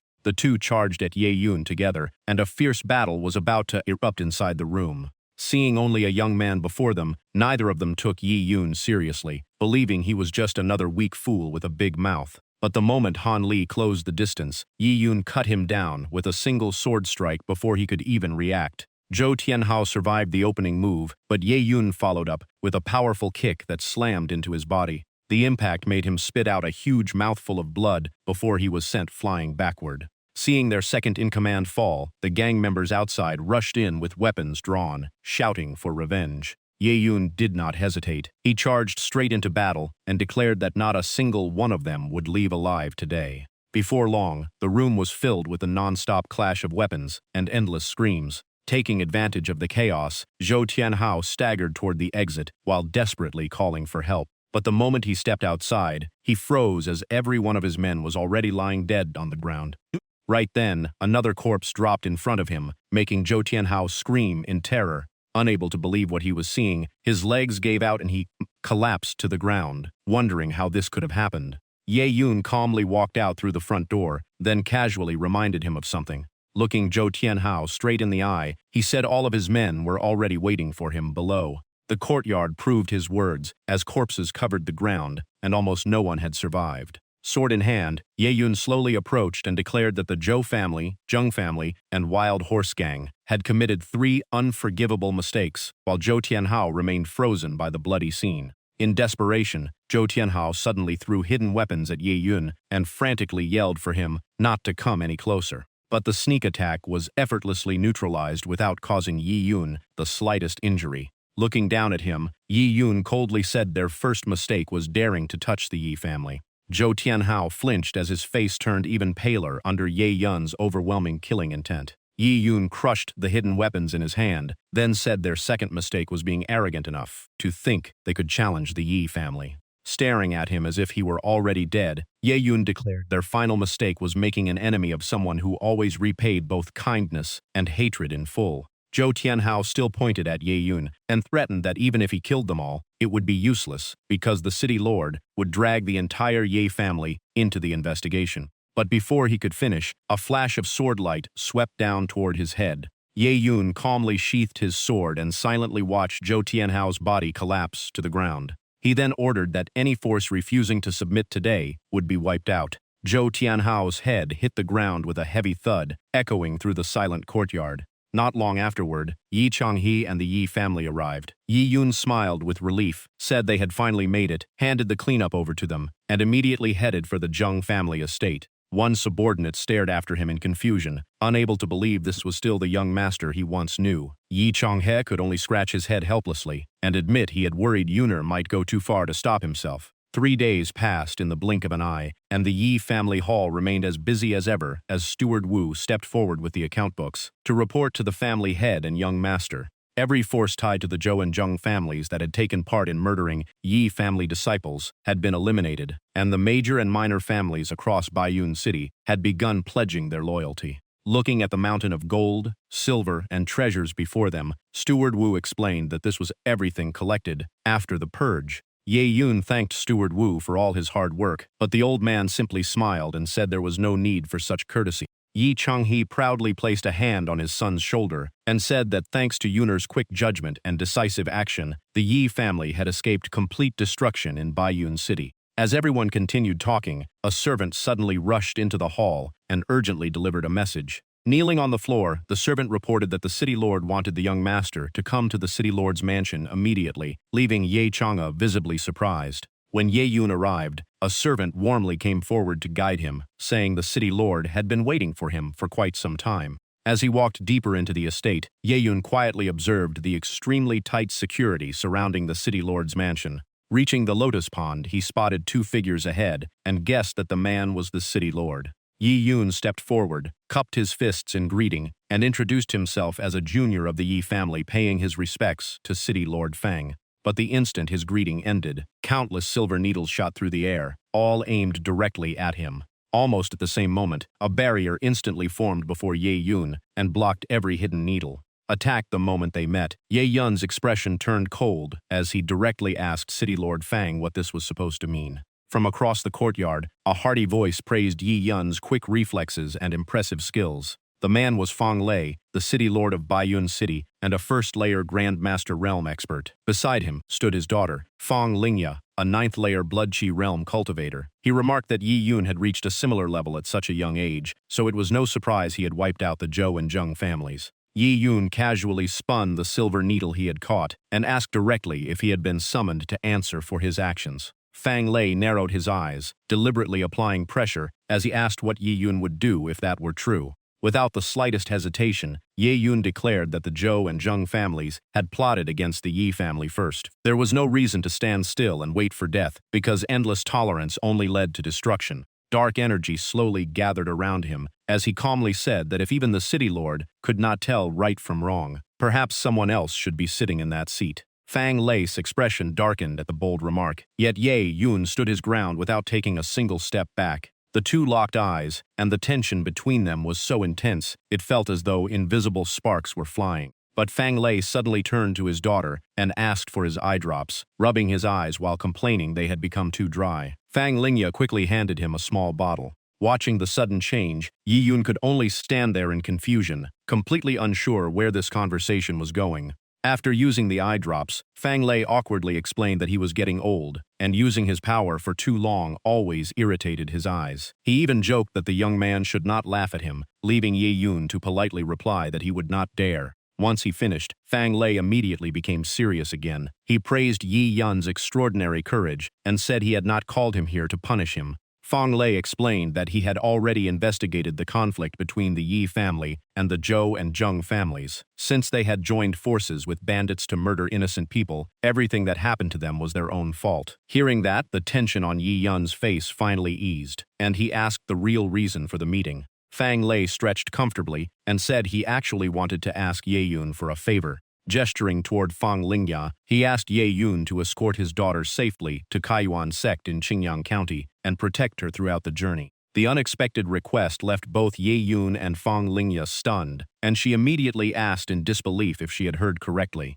Yi Yun rested a hand on his chin in thought because the name Kaiyuan sect reminded him of the elder he had met before. Meanwhile, Fang Lingya stomped her foot in anger and demanded to know why her father had changed his mind after already agreeing to let her stay, instead of sending her to an unfamiliar sect. Covering his mouth, Fang Lei's expression gradually turned sorrowful as he explained that his daughter had grown up and needed to walk her own path. His health was declining, and he could no longer protect her forever. He admitted that Lingya's talent had already surpassed his own, and he had nearly taught her everything he could. Kaiyuan sect was the best place for her to continue growing stronger, leaving her silent, with her fists tightly clenched. Fang Lei added that he had already found a trustworthy companion for his daughter, but Yi Yun frowned slightly and reminded him that he had never agreed to go to Kaiyuan sect. Looking directly at Yi Yun, Fang Lei explained that joining Kaiyuan sect would only benefit him. Even though Yi Yun was already powerful and had the chance to learn from Elder Qiu, he still could not support the entire Yi family by himself forever. In Fang Lei's view, the forces within Baiyun City were like pieces on a chessboard. The Yi family held the advantage now, but temporary strength could only inspire fear for so long. Sooner or later, someone would rebel, another Zhou or Zheng family would rise, and Yi Yun could not remain by the family side forever. Yi Yun fell silent, unable to find a convincing argument. Fong Lei continued by saying that the world beyond Baiyun City was far greater than Ye Yun could imagine. With his talent and potential, he would eventually leave this small place behind, and when that day came, the Yi family might become the chain holding him back. The city lord then made an offer. If Ye Yun accepted his request, he would personally guarantee, in the name of the lord of Baiyun City, that no force would dare threaten the Ye family until Lingya safely returned after completing her training. Faced with the proposal, Ye Yun simply folded his arms. He believed Fong Lei was still judging the Ye family by its past, because the family was now strong enough to stand on its own without anyone's protection. He even made it clear that the Yi family did not need the city lord's protection either. That attitude instantly angered Fang Lei, who loudly scolded Ye Yun for his disrespect. In the face of the outburst, Ye Yun remained completely calm and simply flicked his finger. Almost at the same moment, a command to stay still rang out as a cold blade silently pressed against a guard's throat. Similar warnings echoed throughout the hall. No one knew when the Yi family had infiltrated the city lord's mansion, but every Yi disciple had already subdued a soldier, leaving them terrified and wondering how they had gotten inside. Yi Yun remained composed and politely apologized for the offense. Seeing his entire force brought under control in an instant, Fang Lei was left speechless. Fang Lingya was far less calm than her father. She immediately drew her dagger, charged at Ye Yun, and demanded to know what he was trying to do. At that moment, the Yi family disciples reported that every guard inside the mansion was under their control. Ye Yun glanced back and praised them for a job well done. That was not all. Outside the mansion, a large force armed with weapons was already waiting for orders. His subordinate reported that the Yi family's troops outside the city were fully prepared and only needed Yi Yun's command to move. Once everything was revealed, Yi Yun turned back to the father and daughter with a confident smile and asked if the Yi family still looked like it needed anyone's protection. Fang Lei silently examined the group restraining his soldiers. What shocked him most was that every one of them had reached at least the 7th layer blood chi realm, and their aura concealment was so perfect that even he had failed to notice them. Building such a force in so little time was almost unbelievable. With no intention of staying longer, Ye Yun turned to leave and declared that the days of internal conflict within the Ye family were over. From now on, they would never again be pitied, nor would anyone be able to stop their rise. Watching his back, Fang Lei could only sigh, realizing all of his previous judgments about the Yi family had been wrong. But after hearing one more remark, Fang Lei's expression turned serious, and he quickly asked what Ye Yun meant. Ye Yun looked back with a faint smile and said the vast world beyond Baiyun City had waited long enough. It was finally time for him to leave and see it with his own eyes. Those bold words made Fang Lei lose his temper. His aura erupted so fiercely that even his hair stood on end, and he declared that since Ye Yun refused to accept peacefully, he had no choice but to use his final method. Ye Yun frowned slightly at the challenge and made it clear that he was ready to face whatever came. But the battle everyone expected never happened. Fang Lei suddenly hugged Ye Yun tightly and burst into tears, crying that a strong young man was bullying a weak-old disabled man like him. Raising a daughter had never been easy, and all he wanted was to keep Lingya safe. The sudden change left Ye Yun frozen in place, his face turning darker as he stared at the old man clinging to him. It took him a long moment to force out a single word, while Fang Lingya stood behind them in shock, calling out to her father. Fang Lei stubbornly refused to let go. Through his tears, he declared that if Ye Yun did not agree, he would cry until sunrise, or even until the seas dried up and the rocks crumbled. Faced with such a bizarre tactic, Ye Yun could only stand there in silence with an increasingly miserable expression. In the end, with no other choice, Ye Yun grabbed his head and reluctantly agreed, begging Fang Lei to let him go. At that moment, all he felt was helplessness, as he wondered what kind of ridiculous situation he had gotten into. The instant he got what he wanted, Fang Lei wiped away every tear, released Ye Yun, and casually rolled his wheelchair away. He reminded Ye Yun that a gentleman never broke his word, so from now on, Lingya was in his care. The lightning-fast change in attitude left Ye Yun completely stunned. After the chaos settled, Fang Lei took out a martial arts manual and seriously explained that it was a family technique passed down through generations, with every move containing overwhelming yang power. He tossed the manual to Ye Yun and explained that Lingya was not suited to cultivate it because she was a woman, so he decided to pass it on to Ye Yun as both a token of gratitude and a gift for the journey ahead. Ye Yun quickly caught the manual. As soon as Ye Yun read the title, Diamond Glazed Body, the system immediately confirmed that he had obtained this low-earth rank martial art. His current status also appeared. Host Ye Yun was at the 9th layer blood chi realm with 52 million out of 8 million EXP, enough to advance to the first-layer Grandmaster realm. His equipment included the Spirit-Slaying Sword. His cultivation technique was the High Yellow rank Flying Cloud Art. His martial arts included the Low Earth rank Diamond Glazed Body, the High Profound rank Spirit Light Sword Art, the High Profound rank Fire Poison Palm, the High Yellow rank Earth Shattering Step, and the Mid-Yellow rank Sonic Roar. In addition, the Divine Ability Millionfold Attack Speed of Unknown rank increased his attack speed by 5 times. After receiving the valuable gift, Ye Yun cupped his fists to thank Fong Lei and accepted the manual. He also promised to escort Miss Fang safely to Kaiyuan Sect in 3 days. The scene shifted to Qingyang County, where the streets were far busier than Baiyun City. Inside a tavern, Li Xuanshuan curiously asked Wang Xuan why so many unfamiliar faces had appeared lately. While chewing on a roasted drumstick, Wang Xuan explained that it was normal for outsiders not to know because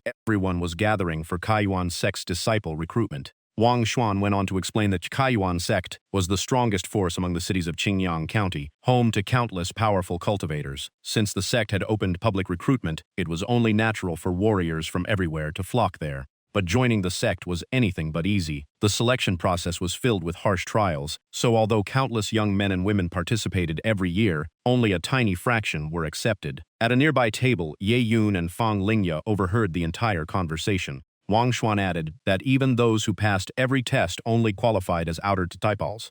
Anyone seeking real cultivation resources had to enter the inner sect. Hearing that, Li Xuanshuan immediately raised her cup, decided to stay out of the competition, and invited Wang Xuan to keep drinking. At the next table, Ye Yun and Fang Lingya had barely touched their food before getting ready to leave. Lingya called the waiter over to settle the bill. She then nudged Ye Yun and asked why he had been so quiet. She guessed the conversation had made him worry that he might not qualify for Kaiyuan Sect. Ye Yun frowned slightly, looked at Lingya as though she had said something absurd, and asked what exactly he was supposed to be afraid of. His gaze quickly shifted ahead, and excitement filled his face. Instead of feeling nervous, Ye Yun was genuinely looking forward to what awaited him. Looking at the crowded streets, he compared this place to his hometown. Baiyun City was only a tiny corner of the northern region, while Qingyang County was far larger and livelier. It seemed this trip to Kaiyuan Sect would not disappoint him. Hearing his confident tone, Fang Lingya crossed her arms and proudly turned her head away. She said Ye Yun was as arrogant as ever, and warned him not to become the one holding her back later.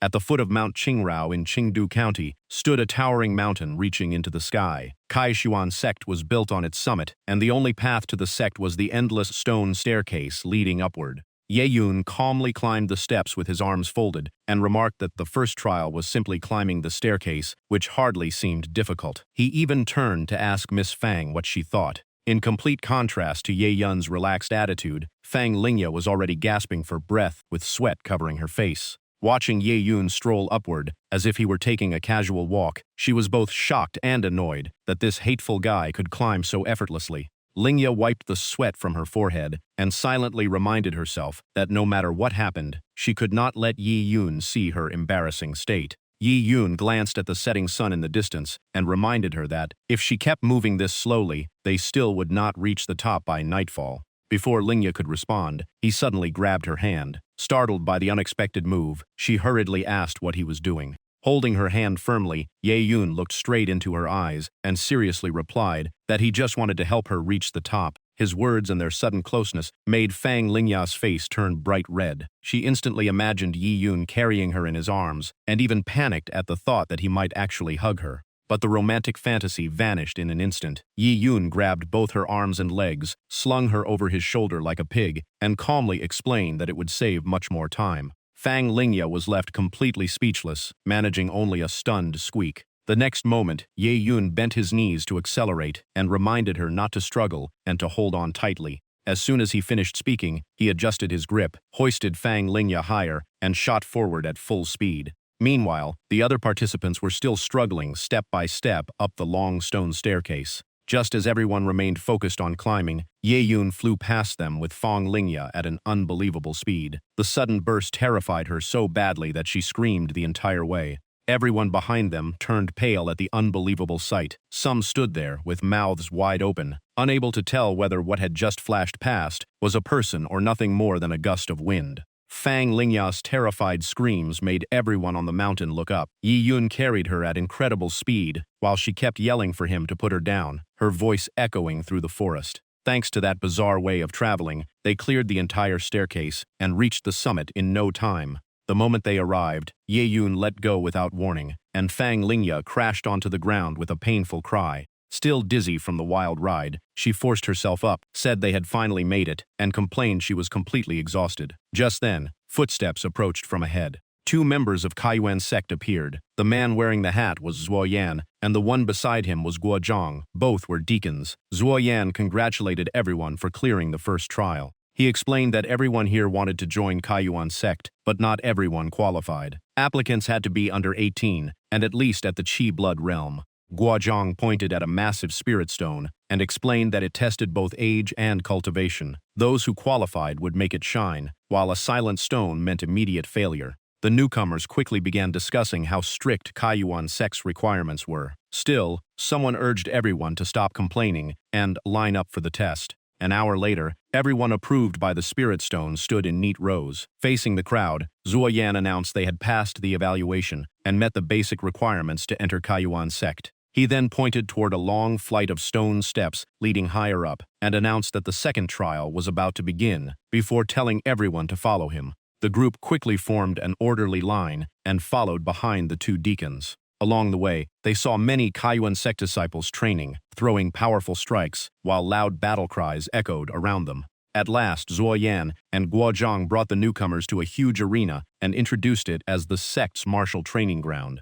Guo Zhang pointed at the arena and revealed the final trial. Everyone would enter a free-fall battle, and only the last 20 standing would become Kaiyuan sect disciples. Weapons were allowed, but killing was strictly forbidden. After explaining everything, he asked if everyone understood the rules. The crowd answered in unison that they did. Satisfied with the response, Guo Zhang nodded and signaled for the trial to begin. Nearby, a disciple leaned against a pillar while watching the new applicants. He smirked with contempt and called them a bunch of rookies. He wondered if this year's recruitment would produce anyone worth noticing. His name was Han Feng, an outer disciple at the 9th layer of the Qi blood realm. Another young man walked over and said the scene was boring, before suggesting a bet with Han Feng on who would survive. The newcomer was Chen Ping, another outer disciple at the 9th layer of the Qi blood realm. After watching for a while, Han Feng noticed Yi Yun and said the serious-looking youth had real potential and would likely make the final group. Ping immediately proposed 5 Tier 3 Qi blood pills and even mocked Han Feng by asking if he dared. Han Feng laughed, pointed at Ye Yun, and complained that Chen Ping was playing dirty because those pills were everything he had saved over the past 6 months. Even so, Han Feng accepted the wager and chose a well-dressed youth on the other side. The young man's outstanding presence and the sword at his waist clearly showed he was no ordinary fighter. Chen Ping rubbed his chin and laughed, telling Han Feng to wait for the result. Han fired back, warning him not to cry with regret after losing. After saying that, Han Feng's expression turned calculating. Before coming here, he had secretly investigated and learned that his choice was Cao Mian, the Cao family's once-in-a-century genius. Information about Cao Mian flashed through Han Feng's mind. 4 years ago, at just 15, Cao Mian had already reached the 4th layer of the Qi blood realm. Now he was rumored to have entered the 1st layer of the Grandmaster realm. Compared to an unknown young man like Yi Yun, Cao Mian was clearly the safer bet. Han Feng was convinced today's Qi blood pills were already his.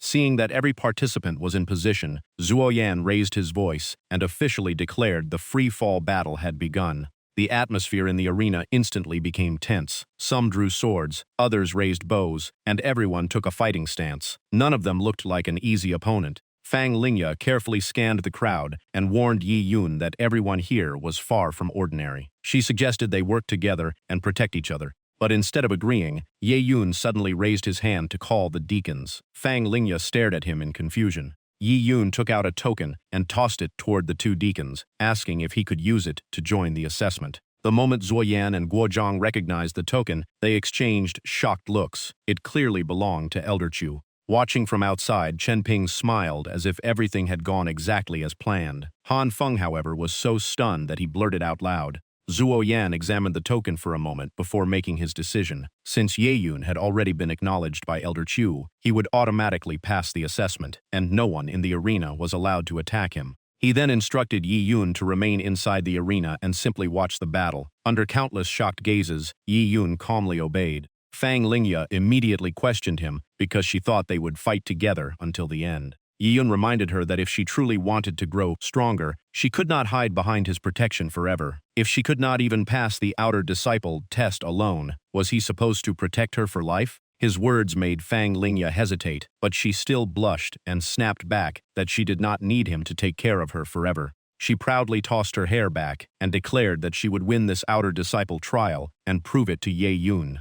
With a soft shout, Fang Lingya summoned a long whip into her hand. Full of confidence, she strode forward and kept swinging her whip to carve a path into the battle. Watching her determined back, Ye Yun thought that provoking someone as proud as Fang Lingya always worked perfectly. Although he had promised Fang Lei to keep her safe, Yi Yun knew that overprotecting her would only slow her growth. Letting her become stronger on her own was the better choice. As he watched her charge into the crowd and drive back opponent after opponent, he became even more convinced that only real battles could truly sharpen a martial artist. Outside the arena, Han Feng angrily asked Chen Ping if he had known about the token all along. Chen Ping simply smiled and said the outcome of their bet was already obvious. He added that he would never risk his pills without investigating first. Han Feng was simply too confident to notice he had walked straight into a trap. Han Feng clenched his fists and argued that it was still too early to decide. As long as Cao Mian passed the assessment, he had not truly lost. At worst, it would be a draw.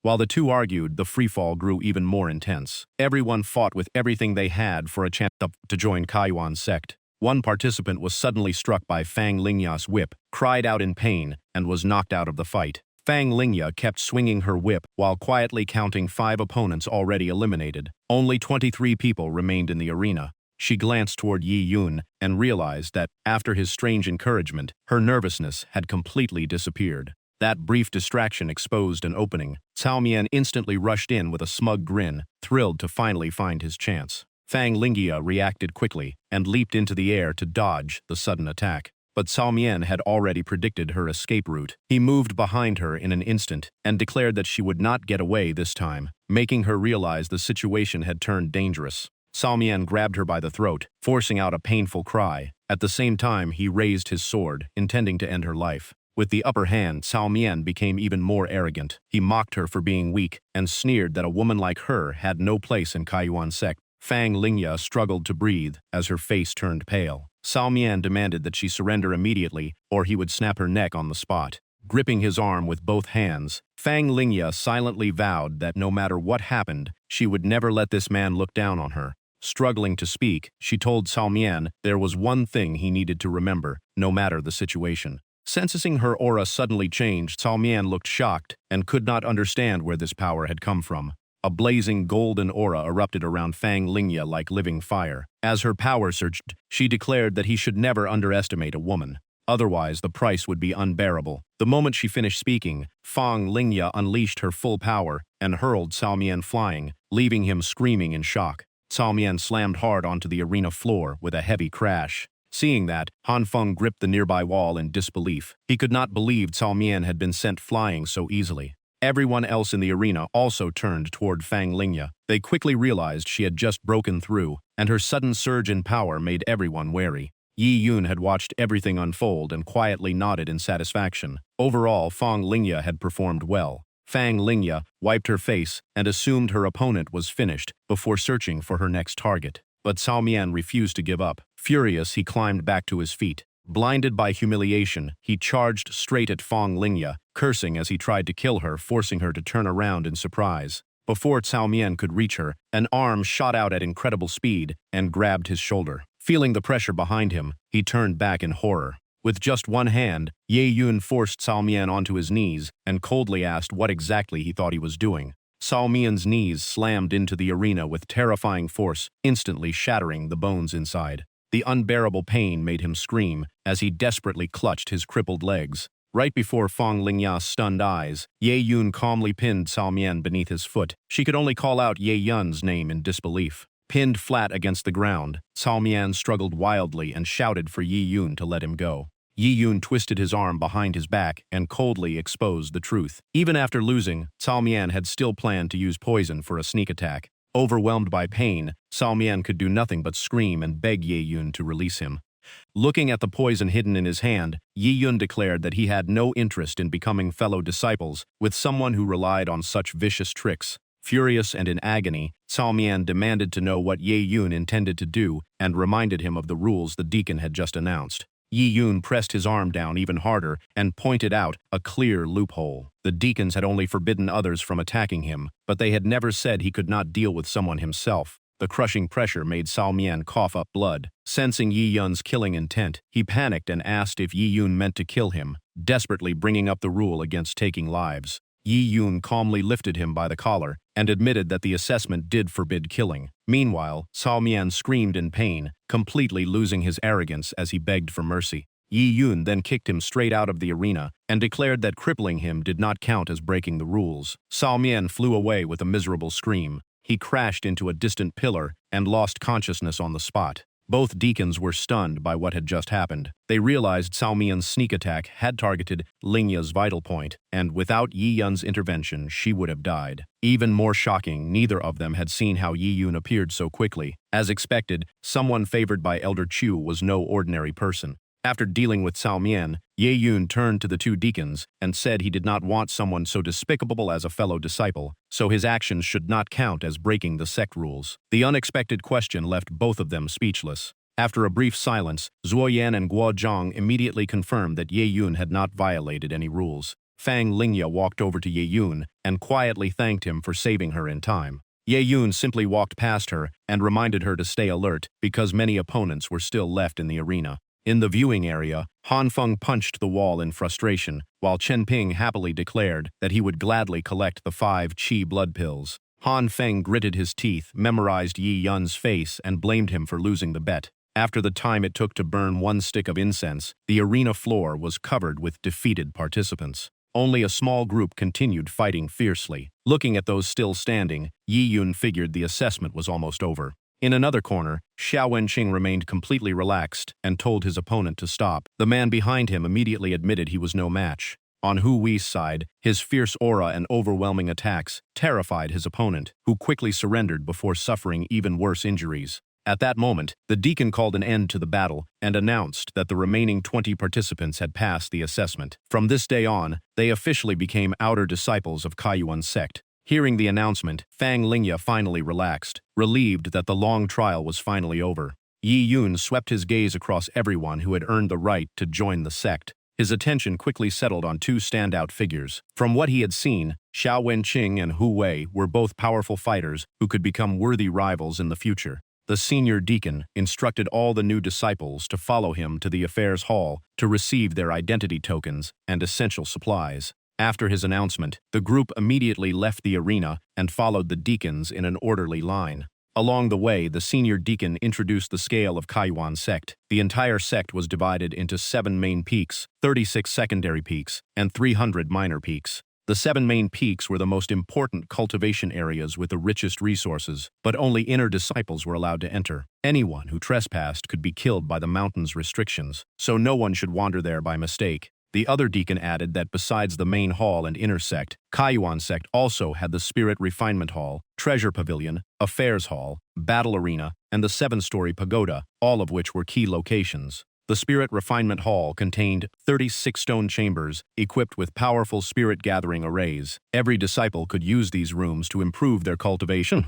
The Treasure Pavilion stored Kaiyuan sect's greatest treasures. Heavenly treasures, martial manuals, pills, and divine weapons could all be found there. As for the Affairs Hall they had just visited, it handled missions and distributed essential supplies to the sect's disciples. When mentioning the battle arena and the 7-story pagoda, the deacon simply said the new disciples were not yet qualified. They could learn about those places once they became eligible. The senior deacon confirmed that everyone had received an identity token, a storage bag, and 5 spirit stones as their entrance reward. He then stressed that every transaction inside Kaiyuan sect used spirit stones as currency. From activating cultivation arrays to receiving rewards, everything required them. That meant no matter how wealthy or noble someone had been before, everyone started from zero after joining the sect. One new disciple panicked because he had brought plenty of family money for cultivation, only to discover it was now worthless. Another disciple behind him looked excited instead, saying the rule was fair because everyone started equally.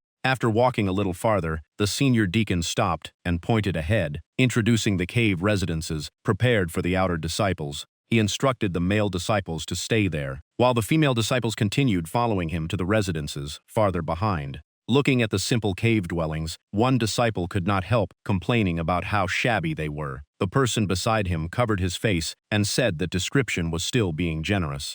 Deacon Yi Mei explained that everyone was only an outer disciple for now. Anyone who wanted to live in the residences on the secondary peaks first had to become an inner disciple. Anyone unwilling to accept that should give everything over the next 3 months, because the inner sect tournament was their chance to change their status. Hearing this, Ye Yun silently vowed to claim victory. Back in his outer disciple residence, Yi Yun immersed himself in cultivation once again. The deepest part of the cave contained almost nothing except a thin mat for sitting. His entire focus was on absorbing spiritual energy until it gradually gathered into a dense cloud around him. Before long, the system displayed the same message 3 times in a row. Each cultivation cycle granted him 6,000 experience points. Only then did Yi Yun end his meditation, slowly open his eyes, and let out a relieved breath. Looking at the spirit stone beside him, he finally understood the spirit gathering array. As long as a spirit stone powered it, the amount of spiritual energy absorbed increased 3-fold. After thinking it over, Yi Yun realized the energy he had gained was still not enough for rapid growth. To advance further, he would need to obtain many more spirit stones. 5 days later, one morning at the affairs hall, Elder Chu was still sleeping soundly with his head resting on the desk. Papers were scattered everywhere, along with countless empty wine jars. Just then, 2 people walked in while chatting. One teasingly asked Han Feng why he had come to the affairs hall and whether he had run out of money lately. Hearing the mocking tone, Han Feng immediately told him to mind his own business. Han Feng was still bitter about losing 5 chi blood pills to Chen Ping. The loss forced him to earn spirit stones for more pills, or his cultivation would never improve. As soon as Han Feng arrived, he noticed the affairs hall was packed. Disciples pushed and argued, each insisting they had arrived first and refusing to give up their place. Curious, Han Feng forced his way through the crowd, grabbed one disciple by the collar, and demanded an explanation. He had only been gone a few days, yet the affairs hall had turned into complete chaos. The surrounding disciples immediately recognized him. The frightened disciple stammered that the new outer disciples had been taking nearly every mission lately. They completed them at unbelievable speed, so anyone hoping to earn spirit stones had to line up early or miss out completely. Han Feng let him go and crossed his arms with a look of disdain. In his opinion, the newcomers were simply over-enthusiastic. Besides, there were fewer than 20 of them, while the affairs hall released around 300 missions every day. There was no reason for such fierce competition. The young man scratched his head and quietly said Han Feng still did not understand the real problem. One of the new disciples was completing nearly 100 missions every single day. That person was Ye Yun, who had just piled all his collected items in front of Elder Chu and happily asked to exchange them for spirit stones. Elder Chu was still half drunk, his face bright red as he held a wine jar. The moment he saw Ye Yun, he grumbled that the brat had come to interrupt his drinking again. Without bothering to count for long, Elder Chu slammed the table, sending a pile of spirit stones flying toward Ye Yun.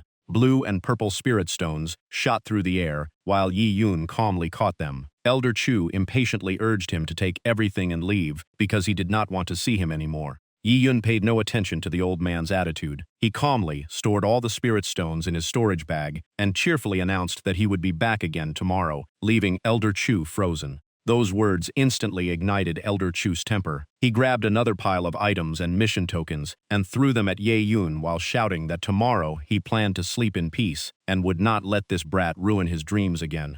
Instead of dodging, Ye Yun simply reached out and collected every mission token that had been thrown at him before quietly acknowledging the order. He then happily thanked Elder Chu. As the wooden mission tokens became visible, everyone realized there were even 7th-rank missions among them.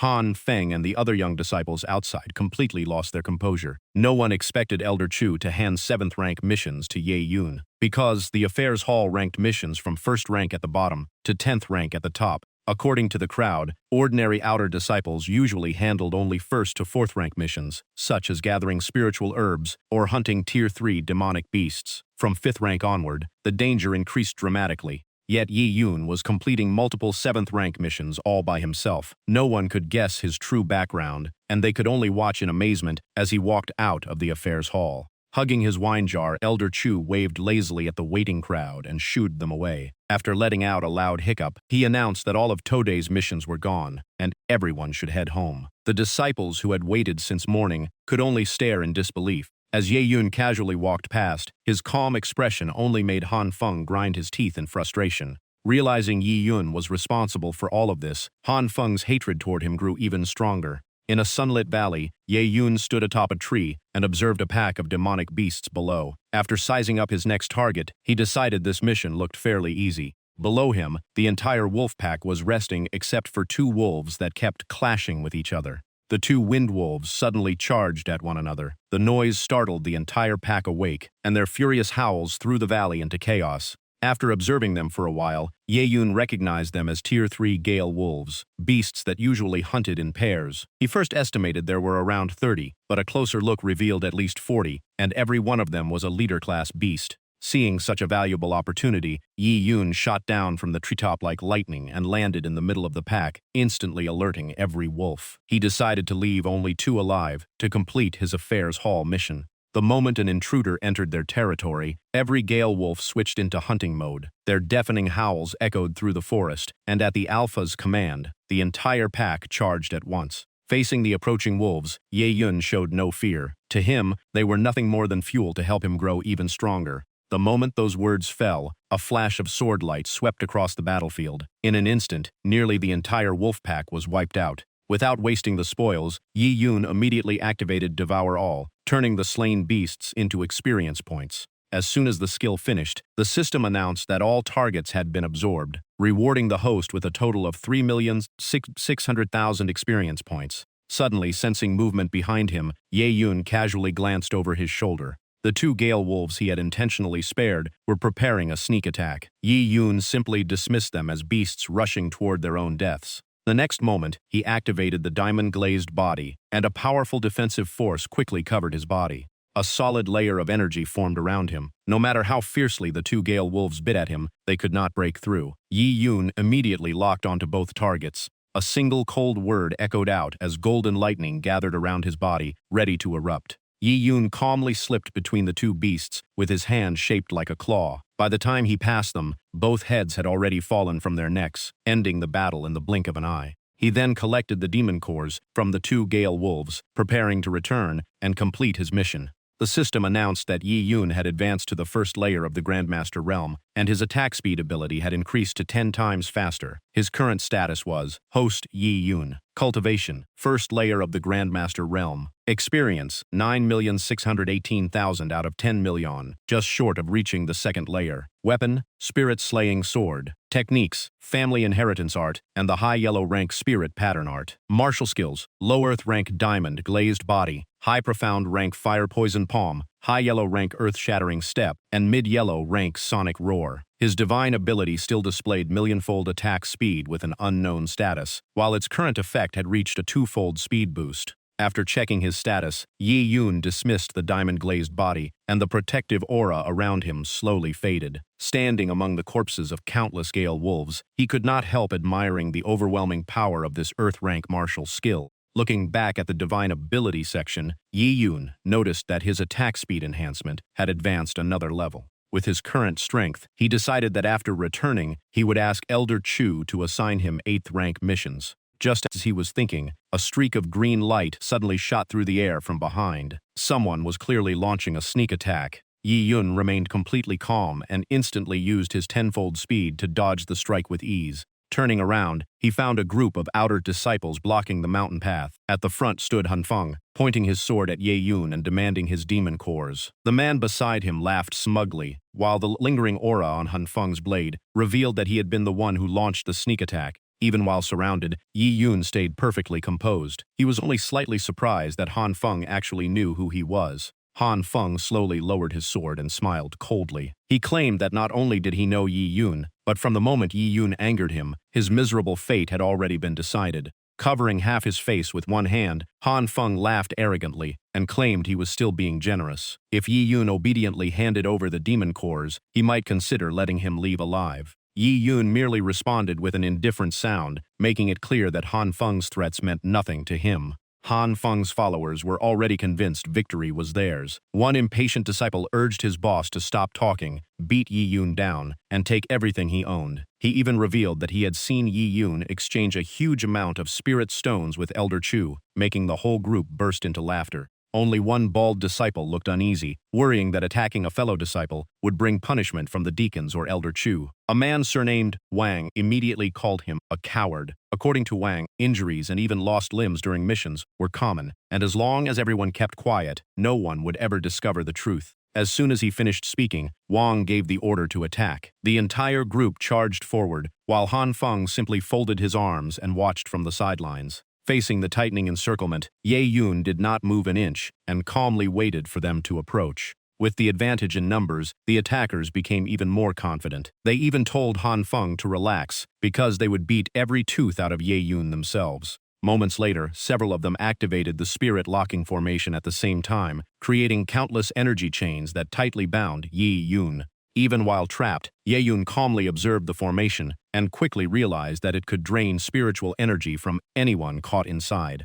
Only then did Yi Yun admit that he had underestimated this group a little. Seeing that Yi Yun had not fought back, the group became even more convinced their formation was working. One of them proudly explained that a new disciple like Yi Yun had probably never seen Kaiyuan sect's spirit locking formation. Once trapped inside, spiritual energy would be drained continuously, and the restraints would grow stronger with every person maintaining the formation. He urged Yi Yun to hand over his valuables to avoid more suffering. Yet surrounded by countless chains, Yi Yun calmly asked if this little bit of power was really enough to hold him.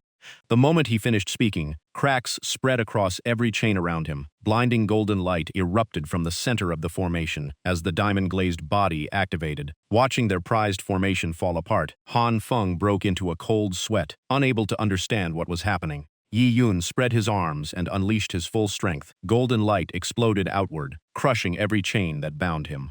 Shattered energy scattered everywhere, and the disciples maintaining the formation were blasted away and thrown across the ground.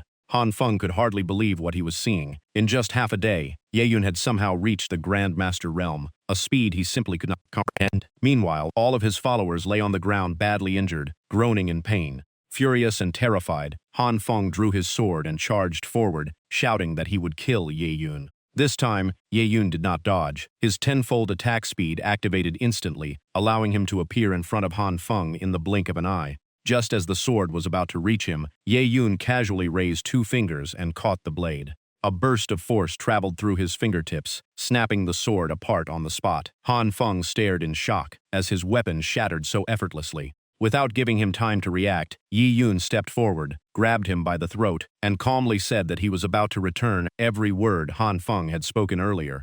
He lifted Han Feng into the air, while the injured followers lay scattered. Beneath them, killing intent spread from Yun, as he declared that at the moment they targeted his belongings, their fate had already been sealed, and the only ending waiting for them was a miserable one.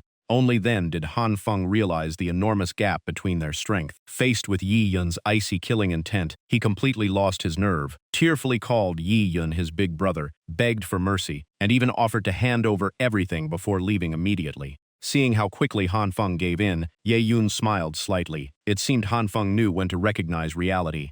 Yi Yun released his grip, dropping Han Feng straight onto the ground among his followers. The sudden fall made him cry out in pain. Before long, the entire group that had surrounded Yi Yun surrendered without resistance. Led by Han Feng, they respectfully offered all the spirit stones they had, while repeatedly begging for forgiveness. Yi Yun bent down, accepted the spirit stones, and smiled as he asked if all of their lives were worth only this much. That simple question made everyone lower their heads in fear. Their expressions immediately turned grim, and no one knew how to answer. Yi Yun reminded them that as senior disciples, they surely had accumulated far more wealth than this. He placed a hand on Han Feng's shoulder and asked about the storage bags they were all carrying. Looking at Yi Yun's unsettling smile, Han Feng finally realized that he was not the only one who knew how to calculate the odds. Han Feng glanced at his followers, and they immediately understood what he meant. Though deeply unwilling, none of them dared to object. In the end, every one of them handed over their storage bag with both hands, saying that everything they had earned since joining the sect was inside. They only hoped Yi Yun would spare their lives. Looking at the pile before him, Yi Yun smiled with satisfaction. After gathering all the spoils, Yi Yun deliberately lifted the storage bags and inspected them in front of Han Feng's group. While they forced painful smiles to hide their heartbreak, Yi Yun remarked that the wealth inside was truly impressive. But to everyone's surprise, Yi Yun threw the storage bags back, kept only the spirit stones, and declared the matter settled. Not only had they survived, but they had also kept most of their possessions. The group was so relieved they nearly cried. They hurriedly thanked Ye Yun and promised that Today's events would never be revealed to anyone. Just as everyone was about to leave, Yi Yun suddenly called out from behind them. The entire group froze and turned around in panic. Before anyone understood what was happening, Ye Yun's figure flashed past them with an incredibly fast sword strike, followed by a chorus of painful screams. One disciple was slashed across the back, another lost an ear, while others were wounded in the shoulder. Clutching his injury, Han Feng shouted in anger that Ye Yun had broken his promise. Ye Yun calmly sheathed his sword and coldly asked when exactly he had broken his promise. Looking at the group writhing on the ground, he reminded them that he had only promised to spare their lives. He had never said they would leave unharmed. Besides, they were the ones who claimed that injuries and lost limbs during missions were perfectly normal. Hearing his own words thrown back at him, Han Feng gritted his teeth in rage, but could only choke out Ye Yun's name.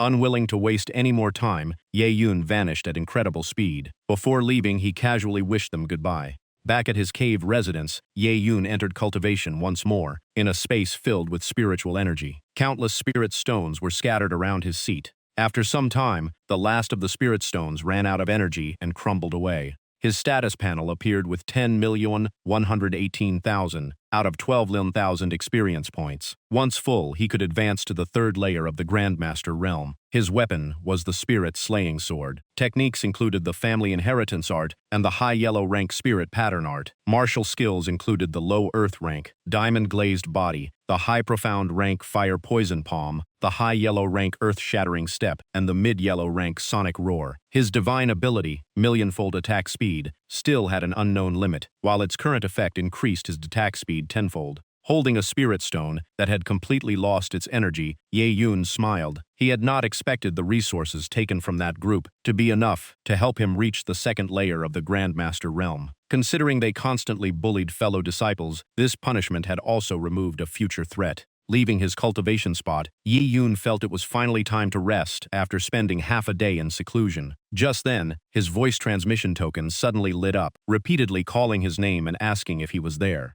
The unexpected voice surprised Yi Yun, and he immediately looked toward the token. He picked it up and asked what was going on, wondering why Fang Lingya had contacted him out of nowhere. On the other end, Fang Lingya softly asked if he was free at the moment. Standing beside her was a short-haired girl wearing several small bells. Fang Lingya explained that her friend had accepted a 5th rank mission that required 4 people, but they only had 3 members. She wanted to invite Ye Yun because missions at the Affairs Hall had become so competitive that finding another teammate was difficult. Yi Yun glanced at the pile of mission tokens filling his cave and silently realized that Fang Lingya still had no idea he was the reason the Affairs Hall had run out of missions. After thinking it over, he decided a 5th rank mission shared among 4 people was not worth the effort. Using his desire to rest as an excuse, Ye Yun politely declined. Fang Lingya sounded disappointed, but she did not insist. She simply said she understood and told him to get some rest. She then turned towards someone standing behind a nearby tree and apologetically told young Master Xiao that Yi Yun did not want to join, so they would have to find someone else. The short-haired girl comforted Brother Yunqing, saying they could always invite another senior disciple.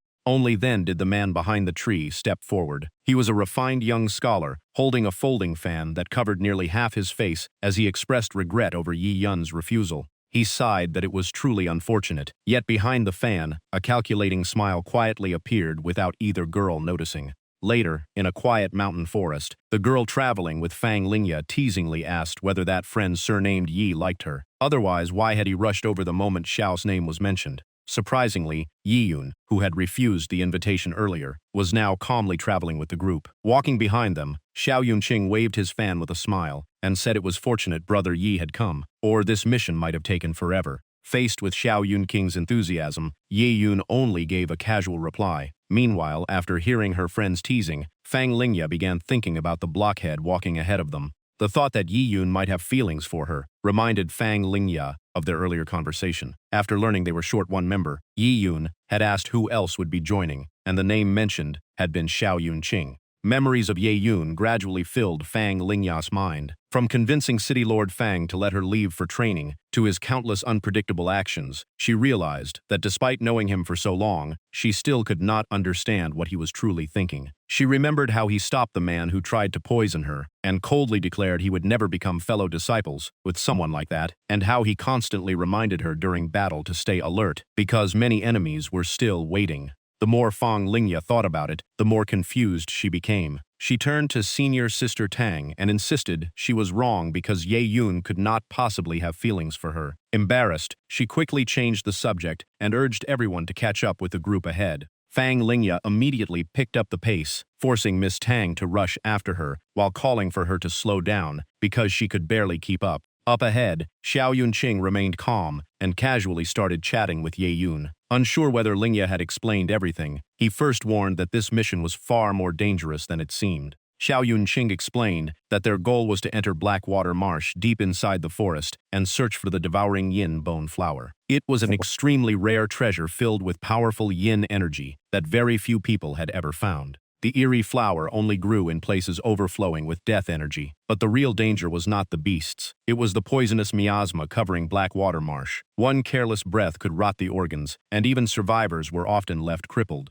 After hearing that, Ye Yun folded his arms and looked at Xiao Yunqing with suspicion. A mission this dangerous should have been given to true Grandmaster Realm disciples instead of them. Miss Tang frowned at once. She thought Yi Yun was worried that the two Bloodchi Realm girls would hold him back. She even pointed out that junior brother Xiao, already at the third layer of the Grandmaster Realm, had never looked down on them.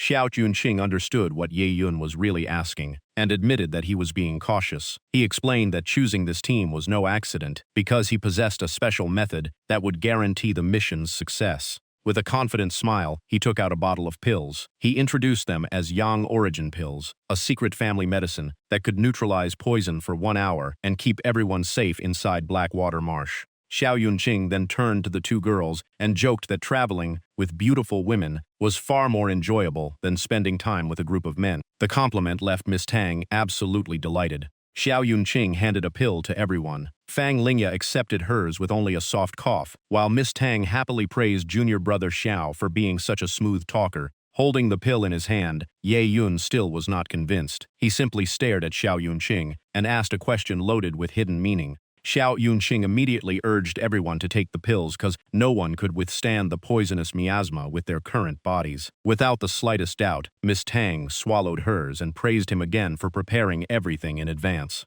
Seeing that Ye Yun and Fang Lingya still had their pills, Xiao Yunqing walked over and asked why. He stressed once more that the yin poison here was deadly, and it would be a waste to lose their lives after finally becoming outer disciples. In the end, both of them agreed and raised the pills to their mouths. Even so, Ye Yun secretly watched every change in Xiao Yunqing's expression. Believing they had taken the medicine, Xiao Yunqing immediately hid half his face behind his fan, concealing a calculating smile. He then urged everyone to move while the medicine was still working. Xiao Yunqing led the way at full speed, saying the destination was just ahead and telling everyone to stay close. The whole group rushed forward, but Yi Yun deliberately dropped to the back with his hands behind him.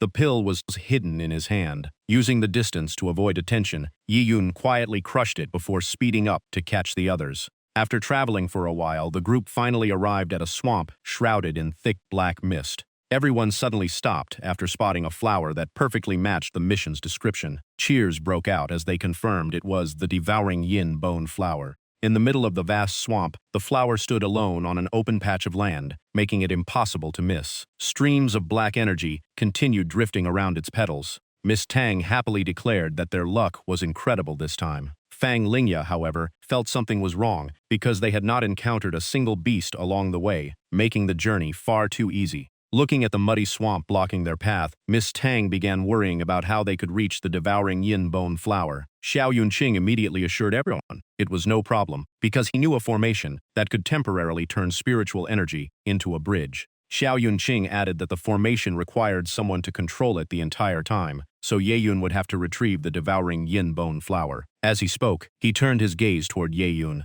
Ye Yun had no objection. He calmly accepted the task and prepared to move. Xiao Yunqing then turned to the two girls and said sending Ye Yun alone was too risky. Since Fang Lingya had the higher cultivation, she would go with him, while senior sister Tang stayed behind to protect the one maintaining the formation. Everyone agreed with the plan. Without wasting any time, Xiao Yunqing raised his hand, traced streams of spiritual energy through the air, and activated the 7-star sky step formation. The moment his palm struck the ground, the formation came to life. In the pathless swamp, stone platforms formed from spiritual energy rose one after another, creating a floating staircase. Yi Yun and Fang Lingya exchanged a glance before setting off together. They leaped across the floating stones and quickly closed in on their target. Once they were far enough away, Fang Lingya quietly asked if Ye Yun also felt something was wrong with this place. Walking ahead, he simply replied that he felt the same. She pointed out that the entire area was unnaturally silent, without even a single bird in sight. By then, Ye Yun had already moved within reach of the flower.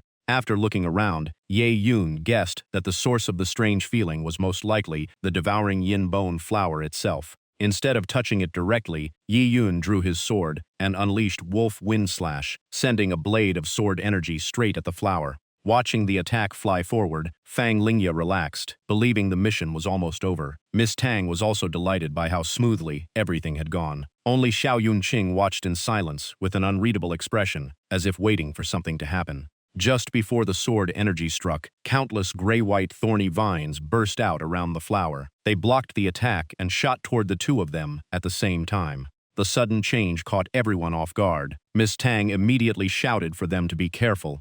Yi Yun reacted instantly, lightly deflecting a thorny vine rushing toward him with a spirit-slaying sword. He and Fang Lingya jumped back onto the stone platforms to widen the gap. In front of them, countless sharp vines spread out like giant tentacles and covered the area around the flower. From the shore, Xiao Yunqing kept maintaining the formation while warning them not to move too far away because his spiritual energy could only extend the path by 7 more steps. Right after that, the ground around the devouring yin bone flower began shaking violently. Sensing something rising beneath it, Yi Yun immediately called out a warning. Skeletons with dried bony arms crawled out of the black mud one after another, filling the area before them. Even so, Ye Yun remained calm and carefully observed every change. A few seconds later, his eyes suddenly narrowed as he discovered the secret hidden beneath the surface. The devouring yin bone flower was only a tiny part of a gigantic monster. Its true body had a massive eye buried inside a mouth lined with razor-sharp teeth, while the rest was formed from thousands of human and beast skeletons. Even Yi Yun was shocked by the creature's true form.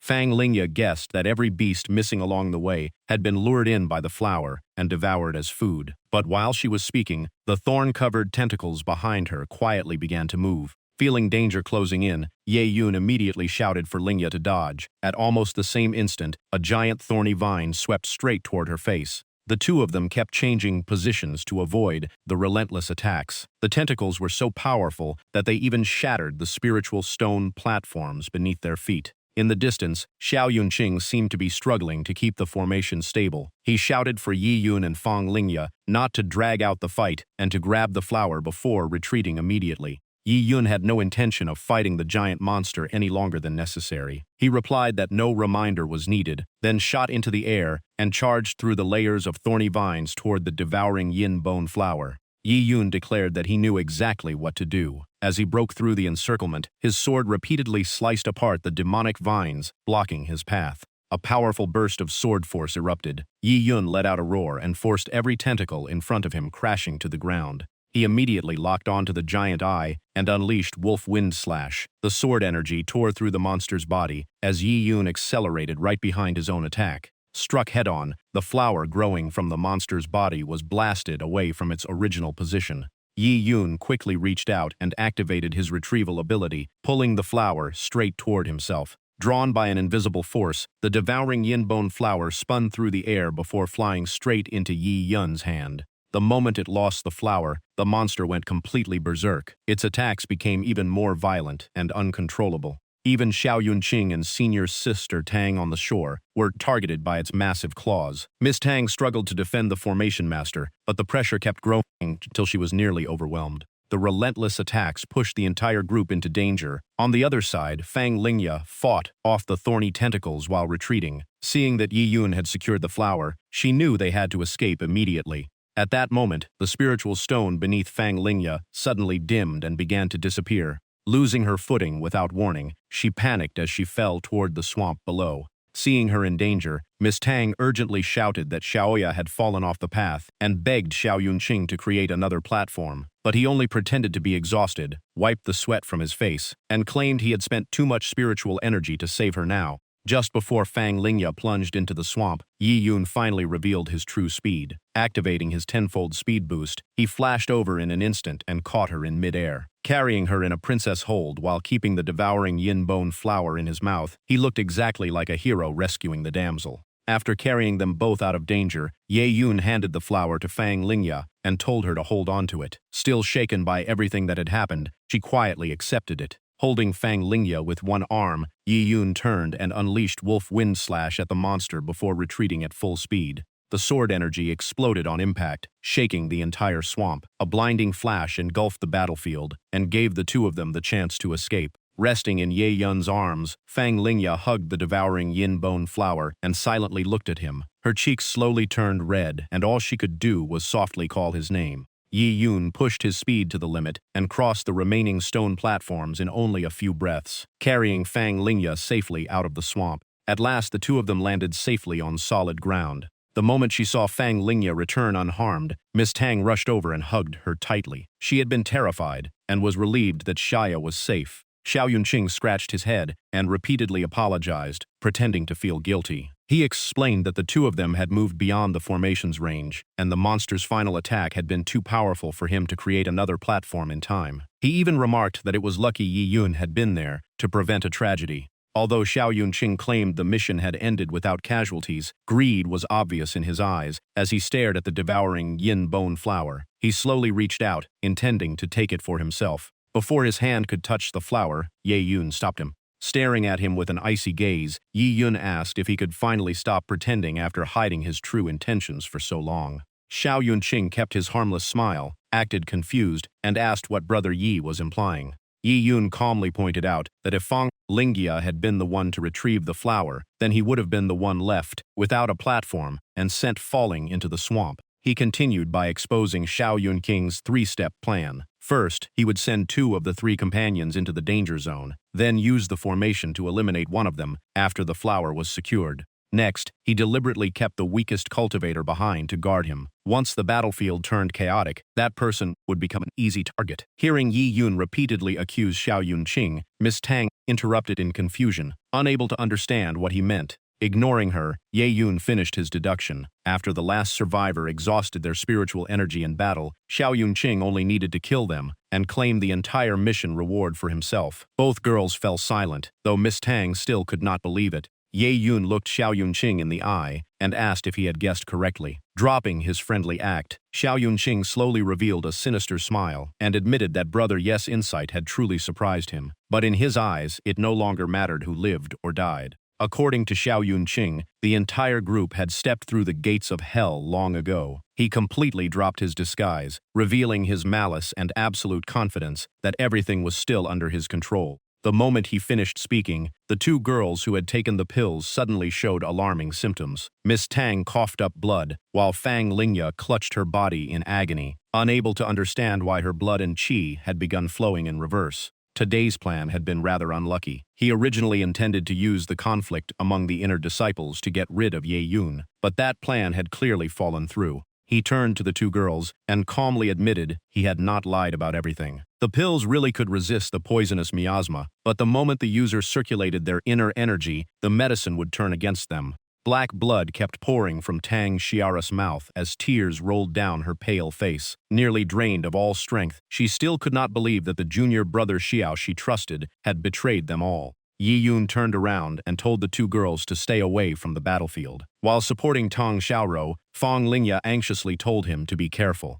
Xiao Yunqing raised his fan to his lips and smiled with confidence. He admitted Yi Yun was clever and guessed that he had never taken the pill, making him harder to deal with than expected. Even so, he only needed to kill him here with his own hands. Yi Yun's anger flared at Xiao Yunqing's cruelty. Thick black aura spread around his body as he coldly asked where that overwhelming confidence came from. With a flick of his fan, Xiao Yunqing launched 3 blue projectiles at incredible speed. At the same time, he admitted that Ye Yun was a worthy opponent, making it a pity that he had to die here. Instead of feeling pressured, Ye Yun seemed even more excited by the battle, and calmly spoke as he faced his enemy. He declared that only one outcome was possible. Xiao Yunqing had to die so that he could live. Yi Yun swung the spirit-slaying sword, releasing a crescent-shaped wave of sword energy that knocked away every hidden weapon and left Xiao Yunqing stunned. Ye Yun immediately brought his sword crashing down. The terrifying force made Xiao Yunqing scream as the ground split apart beneath him. Brilliant light raced through the cracks, while rocks exploded into the air.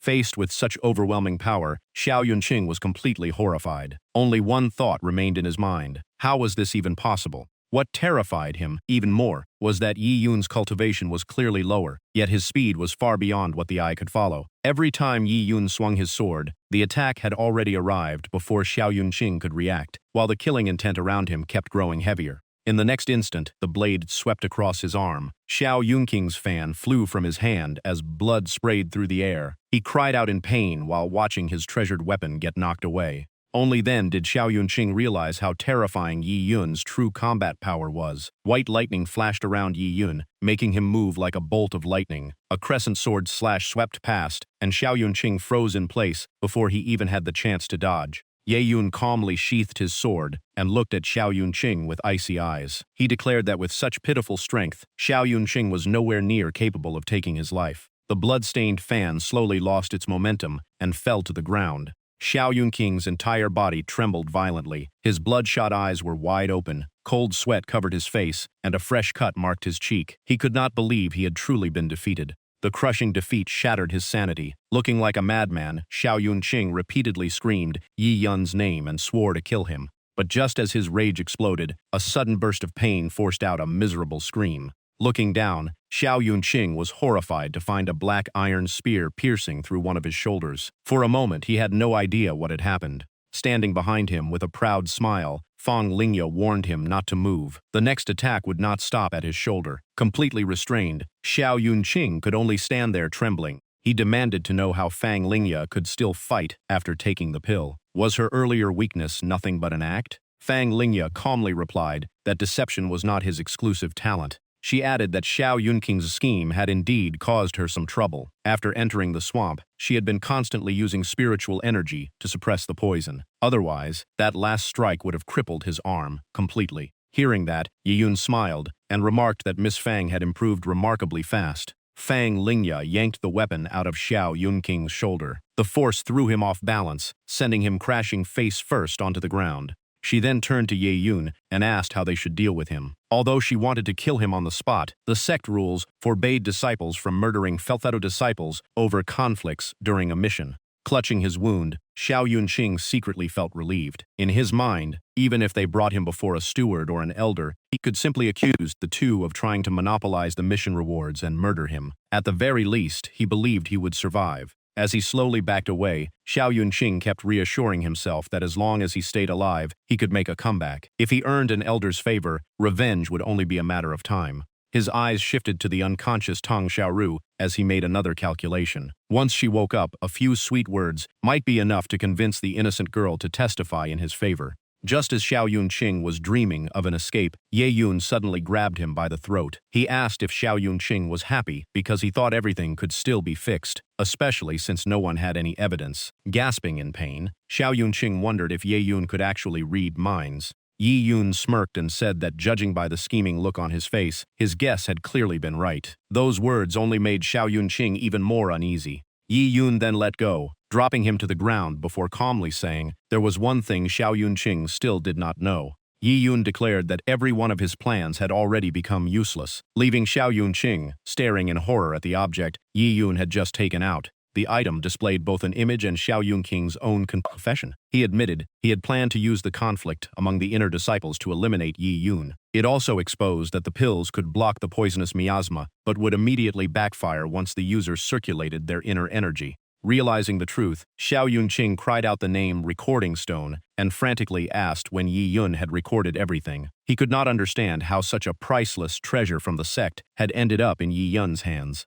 In response, Ye Yun casually tossed out an entire pile of recording stones and reminded him that there were still many things beyond his imagination. Fang Lingya happily pointed at Xiao Yunqing. With such undeniable evidence, there was no way he could deny his crimes. Attempting to murder fellow disciples during a mission alone was enough to earn a full day of lightning punishment, so she immediately suggested tying him up. However, Ye Yun was not finished yet. As he circulated his inner energy, black aura slowly covered his body. He said there was still one more thing to deal with before taking Xiao Yunqing back to the sect. Ye Yun grabbed Xiao Yunqing's head tightly, making him tremble with fear as he desperately asked what Ye Yun was about to do. Instead of answering, Ye Yun leaned close and whispered something that only the two of them could hear. Whatever Ye Yun said, Xiao Yunqing instantly turned deathly pale. He began screaming for help and shouted that the man before him was completely insane. His cries echoed non-stop while Ye Yun kept his hand on Xiao Yunqing's head. Thick black aura continued pouring out, carrying an icy presence that made it clear their score had not been fully settled.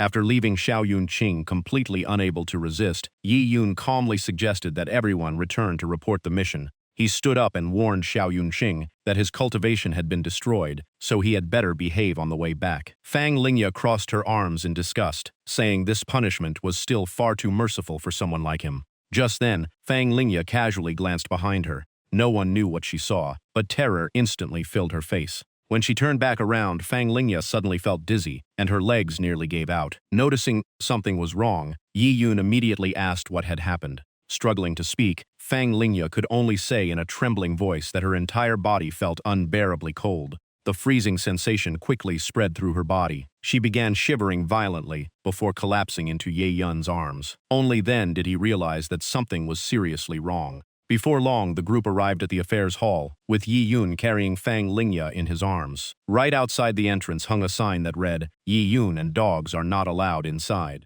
Inside the room, Elder Chu was completely drunk, sprawled across the table while hugging a wine jar. He proudly declared that he had finally gotten his hands on a 50-year-old vintage and planned to enjoy every drop. No matter who showed up, he was not opening the door. The moment those words left his mouth, Ye Yun kicked the door wide open. Even the warning sign outside flew into the room, startling Elder Chu awake. Furious that his drinking had been interrupted, Elder Chu immediately shouted to know which fool had dared cause such trouble. The sight before him was complete chaos. Ye Yun was carrying Fang Lingya, Xiao Yunqing was tied up, and Tong Xiaoru was dragged ring him into the room by one leg with a cloth stuffed in his mouth, leaving him able to make only muffled sounds. Tong Xiaoru hurriedly reported that something had gone terribly wrong during the mission, but the moment Elder Chu spotted Ye Yun, he frowned as if he had already guessed that every bit of trouble started with this brat. Ye Yun quickly laid Fang Lingya onto a chair. Her face was deathly pale, and the pain was so intense that she could only let out weak groans.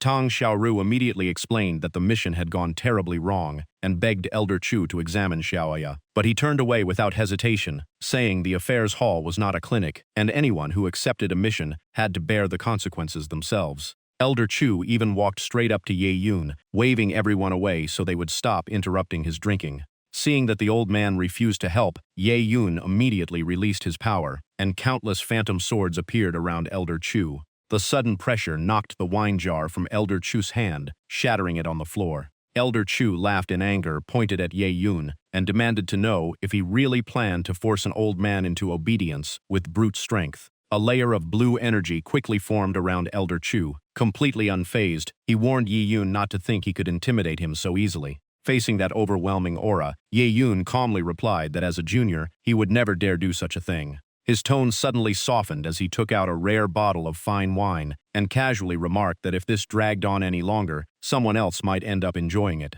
The killing intent instantly vanished from the room. Elder Chu snatched the bottle without hesitation, completely changed his attitude, and warmly invited Ye Yun to sit down. The turnaround was so fast it left everyone speechless. Now that he had the wine, Elder Chu kept his word and examined Fang Lingya. After checking her pulse, he let out a quiet sigh, making Tong Xiaoru even more anxious. Meanwhile, the bloodied Xiao Yunqing remained tied up on the floor, completely ignored. After a long moment of silence, Elder Chu suddenly looked shocked and muttered that this case was incredibly rare. In his judgment, Fang Lingya possessed the innate frost body. Both Ye Yun and Tong Xiaoru widened their eyes, because they had never heard of such a physique, and they immediately asked Elder Chu what it meant. He explained that people born with the innate frost body carried frost poison from birth. The icy poison slowly eroded their body, severely hindered cultivation, and in the worst cases prevented them from ever gathering spiritual energy. After finishing the examination, Elder Chu stood up and walked back to his wine. Tong Xiaoru quickly pointed out that Xiaoya had always cultivated like everyone else. Elder Chu explained that an extremely pure yang energy had protected her from the frost poison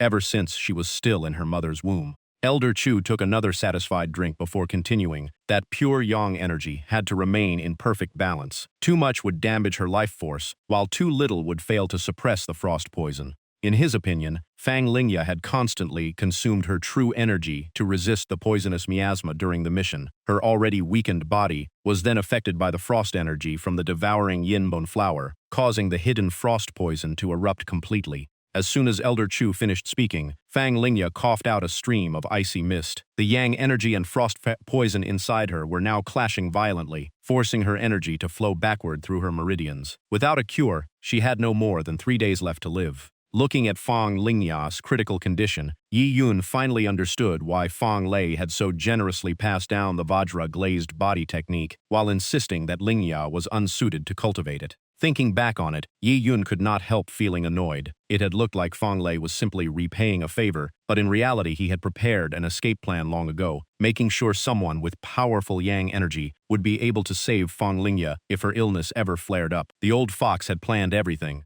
Ye Yun immediately asked Elder Chu whether the pure yang energy from the Vajra-glazed body could stabilize her condition. Elder Chu put away the wine bottle and repeatedly shook his head. Her true energy was already in complete chaos, and ordinary treatment could no longer help. Seeing Fang Lingya suffer even more, Ye Yun urgently asked if there was any other way to save her. Elder Chu, his face flushed from the wine, thought for a moment before suggesting they use the frost poison itself to break the deadlock. First, they had to force all the frost energy inside her body to erupt, then inject pure yang energy to transform her into the frost saint body. Yi Yun had never heard of that physique before and immediately asked about it. Elder Chu explained that the innate frost body was normally a curse for cultivators, but under the right opportunity, it could evolve into the frost saint body. It was one of the most powerful physiques in existence. Once awakened, it would not only greatly increase the user's cultivation, but also allow them to fight opponents far above their own realm. As soon as he finished speaking, Elder Chu staggered from the wine. Tong Xiaoru quickly caught him and urged him to stop wasting time. Since there was a cure, they had to save Fang Lingya first.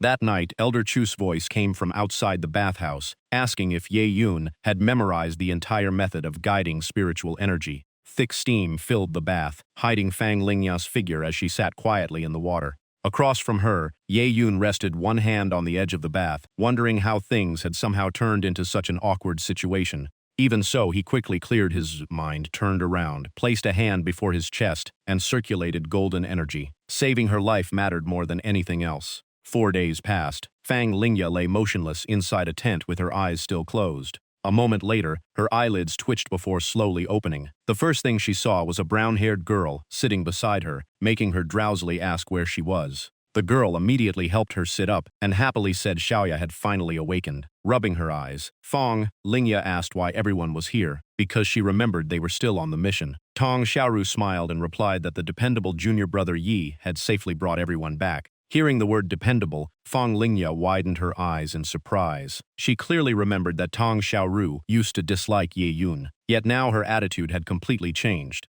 Tong Xiaoru instantly looked full of admiration, her eyes practically shining. She admitted that she had once thought Ye Yun was only a sharp-tongued and distant person, but now she knew she had been completely wrong. In her eyes, he was one of the greatest talents of Kaiwan sect. After listening to her endless praise, Fang Lingya frowned and asked what had really happened. Tong Xiaoru explained that after Fang Lingya lost consciousness, Yi Yun barely spoke but carried her the entire way while searching for someone who could save her. In Tong Xiaoru's memory, Ye Yun held Fang Lingya securely in his arms while looking down at her kneeling below. He told Tong Xiaoru that the poison in her body had already been cured, then ordered her to drag the troublesome Xiao Yunqing back to Kaiwan sect. She could only obediently agree. At that point, Tong Xiaoru leaned close to Fang Lingya's ear and whispered with a teasing smile, making the scene sound even more suspicious. The story then moved to the moment after Yi Yun finished guiding the spiritual energy inside Fang Lingya and asked Elder Chu what they should do next.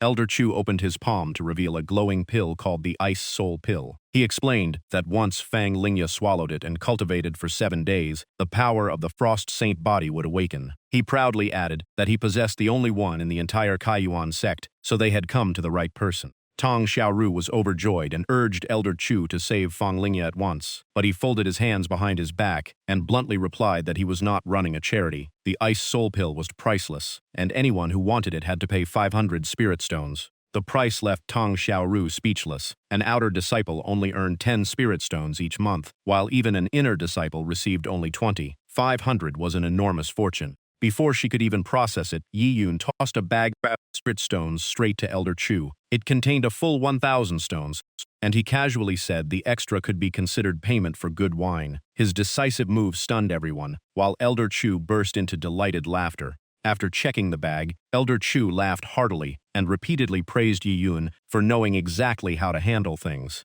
After admiring the payment for a while, Elder Chu curiously asked what kind of relationship this girl had with Yi Yun. After all, very few people would spend that much money without hesitation. Ye Yun simply replied that he had promised someone he would look after her, so naturally he intended to see it through. Tong Xiaoru leaned close to Fang Lingya again and reminded her that the Ice Soul Pill was worth 500 spirit stones, yet Ye Yun had paid a full 1,000 without blinking. She sighed that such a generous man was incredibly rare in the entire Kaiyuan sect and jokingly called him a true treasure. Only then did Fang Lingya understand everything that had happened. She silently decided that she had to properly thank Yi Yun. The Ice Soul Pill was an incredibly precious treasure, yet he had spent such a huge amount without hesitation. She was not even sure she could have done the same. Tong Xiaoru looked at her with a playful smile and teased that a simple thank you would never be enough. Repaying him with her heart sounded far more appropriate. After all, the two of them had spent 3 days and 3 nights together in the hot spring. Hearing that, Fang Lingya's face instantly turned bright red. She could not believe she and Ye Yun had really stayed together in the hot spring for that long. So embarrassed, Fang Lingya quickly pulled the blanket over her face. Tong Xiaoru called out and told her to stop pretending to faint because the elder ordered her to keep circulating her energy for 7 more days. Meanwhile, in another place, a high-ranking man sat above and sternly asked if the report was true. Below him, Zhu Tianhao bowed and confirmed everything, before accusing Ye Yun of acting arrogantly, despite just joining the sect. He went on claiming that Ye Yun relied on Elder Chu for backing, stole cultivation resources from other disciples, and even took every treasure his group had gathered over the past 10 years. He insisted this was a direct challenge to the elder's authority. Hearing that, the elder clenched his fist and let out a cold snort in anger. His eyes turned red with rage as he claimed Chu Shangyun had grown too old to judge people, allowing a reckless brat into the sect. This elder was Han Yan, the 6th elder of Kaiyuan sect, with transcendent 4th layer cultivation.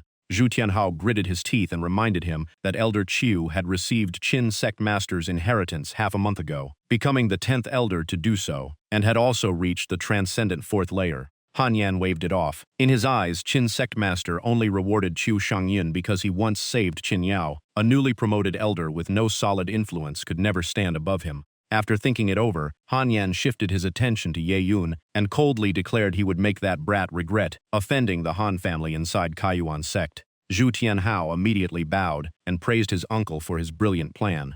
Deep down he sneered, convinced Yi Yun's peaceful days in Kaiyuan sect were over. The next day, Ye Yun strolled along a sunlit path inside the sect. He realized he had been in Kaiyuan sect for almost a month, but his progress had slowed as his cultivation kept rising. Yi Yun stopped and thought for a moment. If he wanted a major breakthrough soon, he needed to find another path. As he passed 2 disciples, their conversation caught his attention. One excitedly said someone had already won 4 matches in a row at the arena, and the other immediately suggested going to watch. The word arena reminded Yi Yun of the place where disciples could fight fair duels while wagering spirit stones, spiritual herbs, or weapons. He kept walking with a calm face, but he already knew this was the perfect place to earn more spirit stones. Ye Yun had no reason to miss such a great opportunity. His figure blurred and quickly vanished from the path. At the Kaiyuan sect battle arena, cheers echoed across the stands as the crowd shouted for both fighters to clash. On the stage, Hu Wei faced a burly opponent, almost as strong as himself. They traded heavy blows, but his opponent was slowly overwhelmed and forced into retreat before being knocked back. Hu Wei rushed forward, stopped his blade at the man's neck, and coldly declared the match was over. The defeated fighter was Li Tianba, a Grandmaster 4th layer cultivator. Even at the same level he had lost and could only glare at Hu Wei with hatred. Hu Wei ignored him. The disciples below kept praising his strength, saying he needed only one more victory for a 5-win streak. His ruthless style made every battle look like a fight to the death. Another disciple revealed that Hu Wei had a younger sister suffering from a deadly illness. To pay for her treatment, he accepted countless assassination missions and made too many enemies, leaving him no choice but to join Kaiyuan's sect. After hearing that, another disciple mocked him, saying it made sense he fought so desperately because he was nothing more than a fugitive, running from his pursuers. Every word reached Ye Yun, who was standing nearby. After taking a closer look at the man on the stage, Ye Yun suddenly recognized him and was surprised to meet him here. Hu Wei did not want to waste any more time with Li Tianba. He sheathed his blade, turned around, and told him to leave the stage. But behind him, Li Tianba slowly curled his lips into a sinister smile. The moment Hu Wei turned his back, Li Tianba suddenly leaped up and hurled his weapon at him. The sneak attack struck, making Hu Wei cry out in pain. Clutching his injured shoulder, Hu Wei turned and stared at Li Tianba in shock and fury. Li Tianba charged forward with a grin, reminding everyone that by arena rules, a match only ended when someone fell off the stage or admitted defeat. Hu Wei had done neither, so his sneak attack broke no rules. Forced to one knee, Hu Wei used his blade to keep himself from collapsing. The numbness spreading through his body made him realize the weapon had been coated with poison. Refusing to give him time to recover, Li Tianba rushed in and slammed a heavy punch into Hu Wei's face. He mocked him, asking where all that confidence had gone. Blow after blow rained down without mercy. Li Tianba kept insulting him, demanding that Hu Wei surrender while laughing at his helpless state. Before long, Hu Wei collapsed on the stage, coughing up blood. The disciples below could not stay silent and cursed Li Tianba for fighting so shamelessly. Seeing Hu Wei covered in bruises and barely able to move, Li Tianba became even more pleased, saying the fun was far from over. He raised his hand for the final strike and coldly declared that if Hu Wei still refused to surrender, he would be thrown off the stage. A volley of hidden weapons instantly ripped through the air toward the defenseless Hu Wei. But before they could hit, Ye Yun appeared behind Li Tianba like a ghost and placed a hand on his shoulder, startling him. Without giving Li Tianba a chance to react, Ye Yun kicked him flying across the stage. Clutching his aching chest, Li Tianba struggled to his feet and angrily demanded to know who had interfered. Ye Yun did not bother introducing himself. He simply declared that he would be Li Tianba's next opponent. He then turned to the arena official and asked what was required to officially challenge Li Tianba. The official first looked at Hu Wei and asked if he could continue. Knowing he had been poisoned, Hu Wei waved his hand and admitted defeat. The official immediately announced Li Tianba as the winner, giving him all the spirit stones that had been wagered. Seeing the prize, Li Tianba quickly regained his confidence and began planning how to deal with Ye Yun. Ye Yun calmly warned that his opponent had only one chance left. The inner sect disciples immediately bet that Ye Yun would lose in a single move. None of them believed a newcomer could defeat Li Tianba. Unlike the excited crowd, Ye Yun remained calm and urged him to hurry. He had no intention of wasting any more time. Furious, Li Tianba stomped the stage, making the platform shake beneath him. Using the recoil, he shot forward with overwhelming force and launched a direct attack. Only when Li Tianba closed the distance did Ye Yun calmly draw his sword, moving so fast that almost no one could follow. In the instant the two figures crossed paths, Li Tianba's fierce attack was completely shattered. A single move was enough to reveal the gap between them. Li Tianba froze in place, horrified by Ye Yun's unbelievable speed. Ye Yun kept a calm expression as he slowly returned his sword to its sheath. The moment the blade was fully sheathed, a freck suddenly appeared across Li Tianba's face. The crowd below quickly grew impatient, demanding to know how someone with the higher cultivation had been completely overwhelmed by a new disciple. The endless chatter made Li Tianba's face turn bright red. Losing control, he roared at Ye Yun to stop acting so arrogant. He then threw his weapon with all his strength, shouting that he would kill Ye Yun.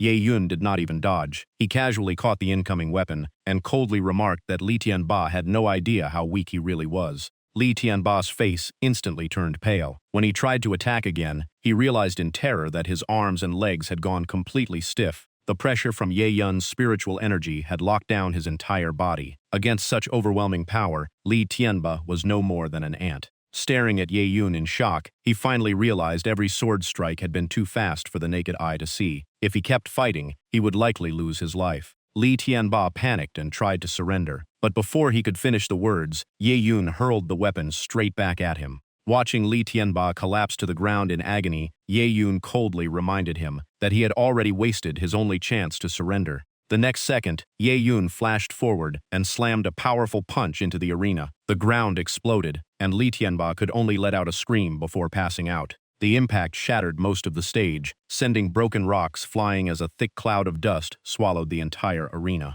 The spectators stood frozen, asking what had just happened, because most of them never even saw Ye Yun make his move. Ye Yun calmly lifted Li Tianba's chin to check on him, then turned to the arena official and said his opponent had already passed out, before asking how the match would be judged. The official frowned in annoyance, but still tossed the prize to Ye Yun, declaring the spirit stones were his before telling him to leave immediately. Ye Yun gathered every spirit stone into his hand with a burst of spiritual energy, then asked why Hu Wei had been allowed to fight 5 matches in a row while he could not continue. Hearing that, the official slammed the table in anger and told him to open his eyes and look around. He pointed at the arena, now reduced to rubble, and shouted that there was no way to hold another match after the stage had been destroyed. Only then did Ye Yun realize what his punch had done. He looked slightly embarrassed because he had only used about 30% of his strength. That night, Ye Yun walked alone along a quiet path inside the sect. Suddenly, a voice ahead ordered him to stop. Ye Yun looked up with curiosity toward the speaker. The one blocking his path was Hu Wei. Noticing the poison had already been removed, Ye Yun casually asked if he had come to thank him. Hu Wei narrowed his eyes, slowly raised his sword at Ye Yun, and coldly replied that he had come to kill. Ye Yun folded his arms with a mocking smile and asked if Hu Wei was not afraid the sect would punish him for attacking a fellow disciple. Enraged, Hu Wei instantly drew his sword and slashed at Ye Yun, believing that only a dead man could keep a secret forever. As the blade closed in, Ye Yun calmly stepped aside and avoided the strike before taunting that such skill was nowhere near enough to kill him.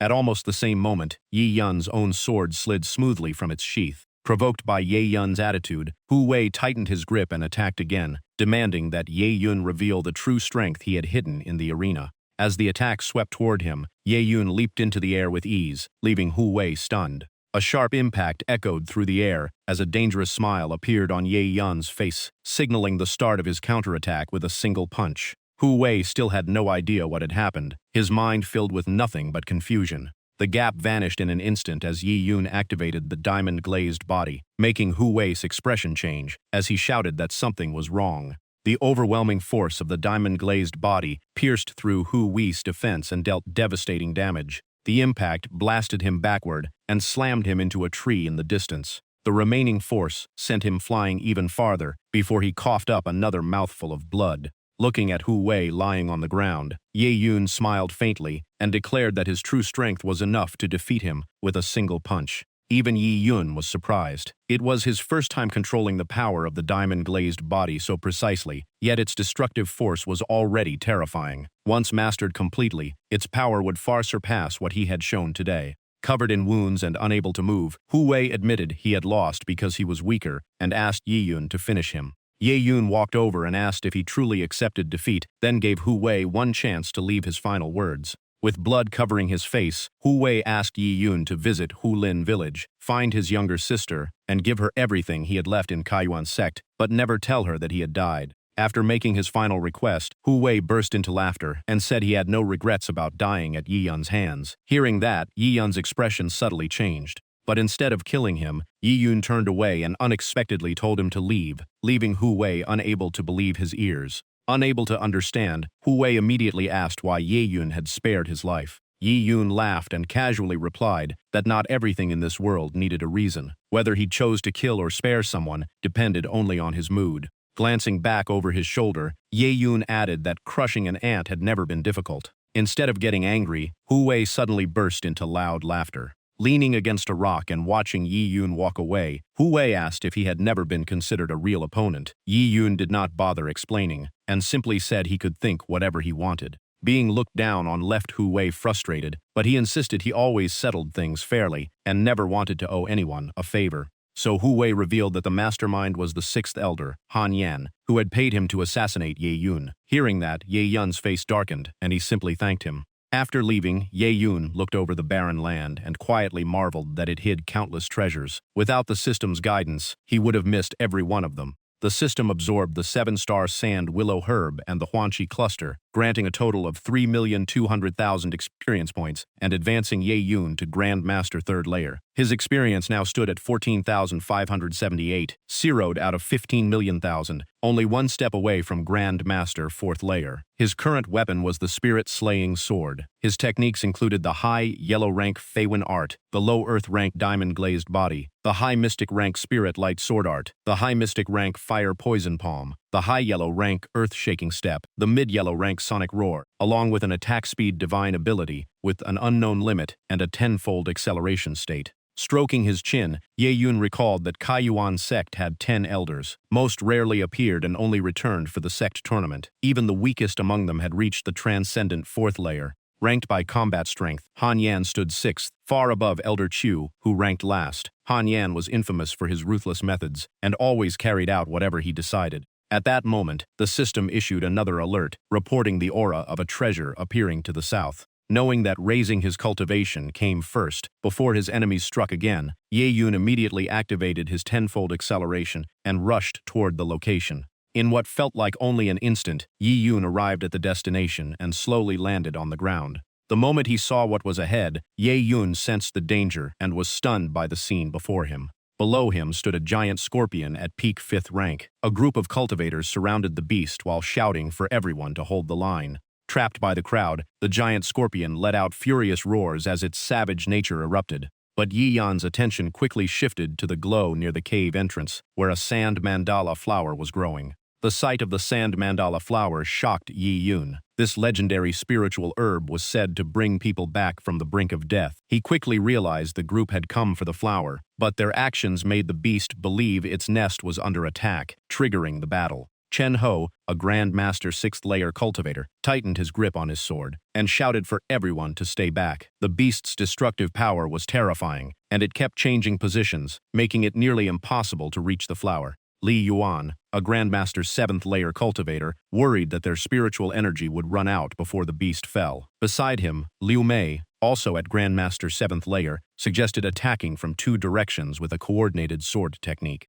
Without another word, the 3 of them charged forward and resumed their assault on the giant scorpion. Li Yuan unleashed Wolf Charge Fist, while Liu Mei released Radiant Slash, combining their attacks into a powerful strike. But both were stunned when their combined attack failed to do any real damage. Just as danger struck, a young woman shouted for everyone to be careful before rushing in and unleashing Silver Moon Slash. In a single flash, her sword light pierced the beast's defense and left a deep wound across its body. Watching from a distance, even Ye Yun was impressed by her incredible movement technique and sharp, decisive swordsmanship. The woman was Li Qingzhu, a Grandmaster 9th layer cultivator. After forcing the beast back, she warned everyone not to let their guard down, while Li Yuan and Liu Mei quickly thanked their senior sister. Team leader Wang Qian, a Grandmaster 8th layer cultivator, laughed and praised Li Qingzhu's improved swordsmanship before urging the entire team to press the attack while the beast was wounded. Standing atop the cliff, Ye Yun noticed that all 5 wore the inner sect robes of Kaiyuan sect. Their lineup was undeniably powerful, with even the weakest member already at Grandmaster 6th layer.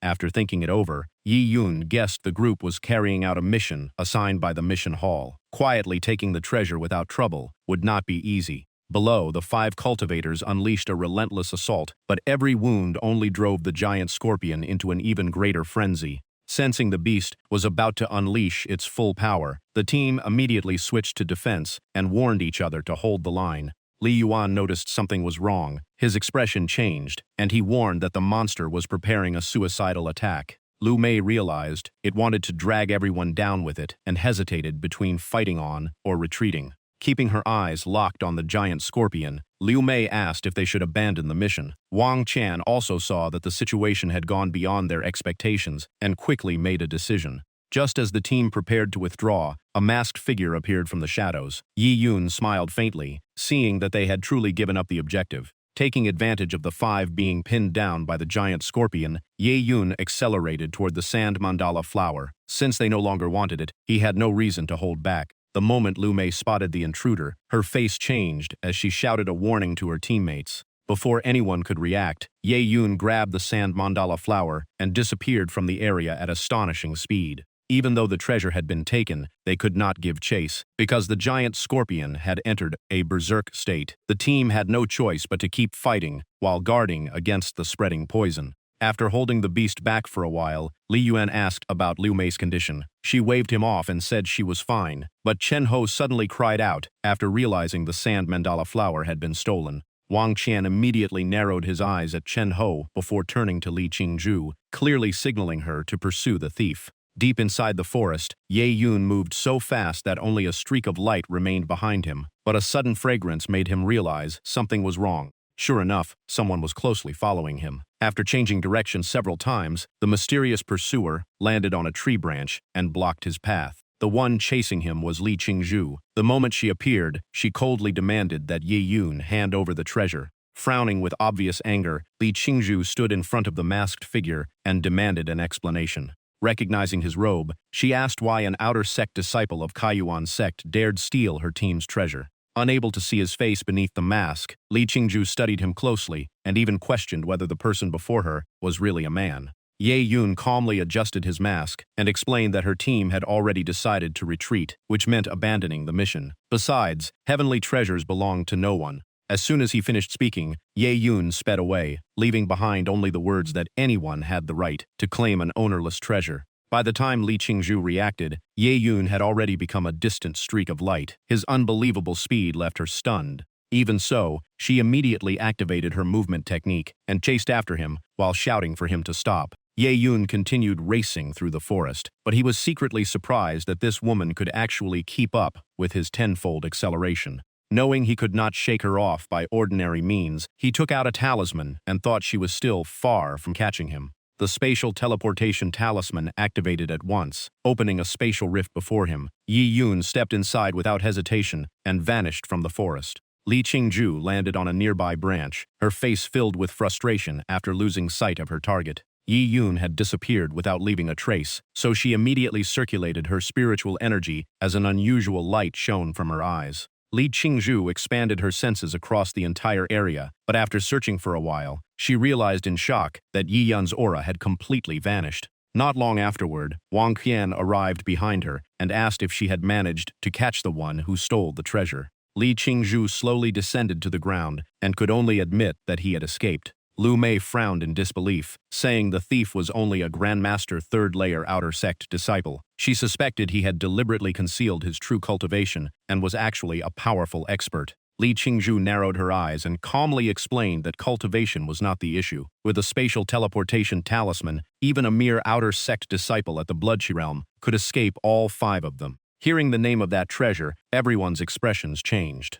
None of them could believe Li Qingzhu thought the masked man had actually used a spatial teleportation talisman. Wang Qian turned serious. He explained that this talisman could only be forged by a martial king who had mastered space power. Its value depended on its rank, and even tens of thousands of spirit stones might not be enough to buy one. The group grew even more confused. They could not understand why an ordinary outer disciple carried such a priceless treasure. Liu Mei was furious. A team of elite inner disciples had let an outer disciple steal the prize. If this spread across Kaiyuan sect, they would become the biggest joke. Wang Qian quickly ended the argument. Complaining would change nothing. As long as they found the masked man and recovered the treasure, the mission was not a failure. Since he had used a space shift talisman, he would eventually return to the sect. After thinking it through, Wang Qian ordered everyone back to Kaiyuan sect. Back at his outer disciple cave, Ye Yun held the sand mandala and sighed in amazement. Han Feng's storage bag really was a treasure vault filled with useful items. At first, he thought the space shift talisman at the bottom of the box was only for storage. He never expected it could be activated right away. While checking the Shadow Stone, Soul Capture Pearl, and Inscription Bow, Ye Yun noticed another mysterious space-related item.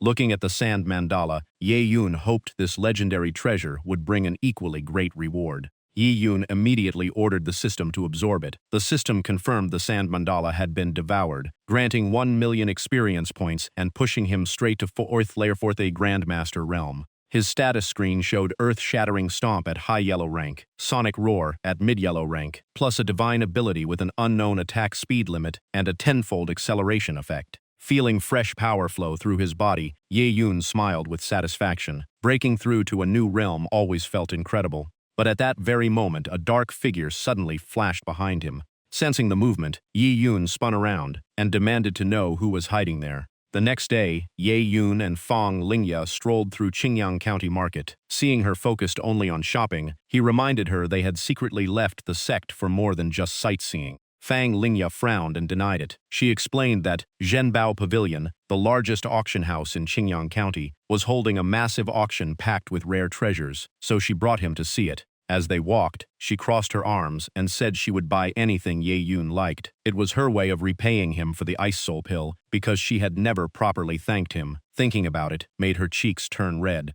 Afraid he might misunderstand, she suddenly raised her voice and insisted she had not dressed up for Ye Yun. This was definitely not a date, so he should not get the wrong idea. Ye Yun simply raised an eyebrow and calmly replied that he understood, even though he had not said a single word. Fang Lingya blushed even harder and urged him to hurry. The auction was about to begin, and she had worked hard to secure good seats. Watching her rush ahead, Ye Yun could only shake his head. Woman's thoughts really were impossible to predict. Right then, Yang Qingmu happened to appear behind them. The moment he recognized Yi Yun, he called out in shock. Back at the Yang mansion, a white-haired man slowly stepped out and asked for confirmation. Yang Qingmu insisted he had seen clearly. The man at the market was Yi Yun, and he was with Fang Lingya, the city lord's daughter. They looked very close and both had joined Kaiyuan sect. After hearing the report, the man smiled with satisfaction and told Yang Qingmu to collect his reward. He was Yang Longzhan, the Yang family's young master, and a 7th-layer Grandmaster realm expert.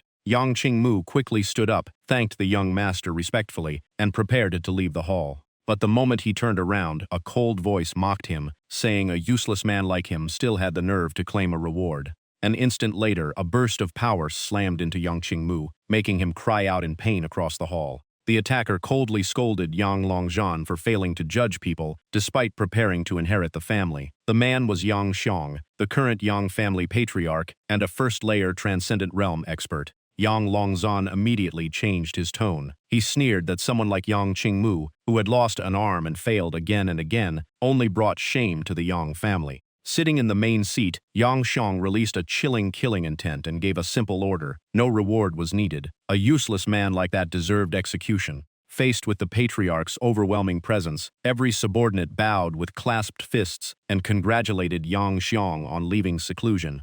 Yang Longzhan remarked that after only 2 months apart, his father's cultivation had improved again. Yang Xiong coldly replied that if he had not been in seclusion, the matter involving Yi Yun would have ended long ago. Mentioning their old grudge only made Yang Xiong's voice colder. In his eyes, Ye Yun had no right to interfere, let alone kill members of the Yang family. Yang Longzhan laughed in agreement and declared that since Ye Yun had come to Qingyang County, he would never leave alive. Looking at his son, Yang Xiong could not hide his disappointment. He had wanted Longzhan to join Luhe sect, but the young man refused and chose to study under old man Yuming instead. That strange technique had already left him looking withered, despite being only in his 20s. Yang Longzhan calmly told his father not to be angry. He explained that the closer the Yuming's secret art came to perfection, the more worn its user appeared. His current appearance proved the technique was working. Besides, he had risen from the Qi blood realm to the 7th-layer Grand Master realm, which should be worth celebrating.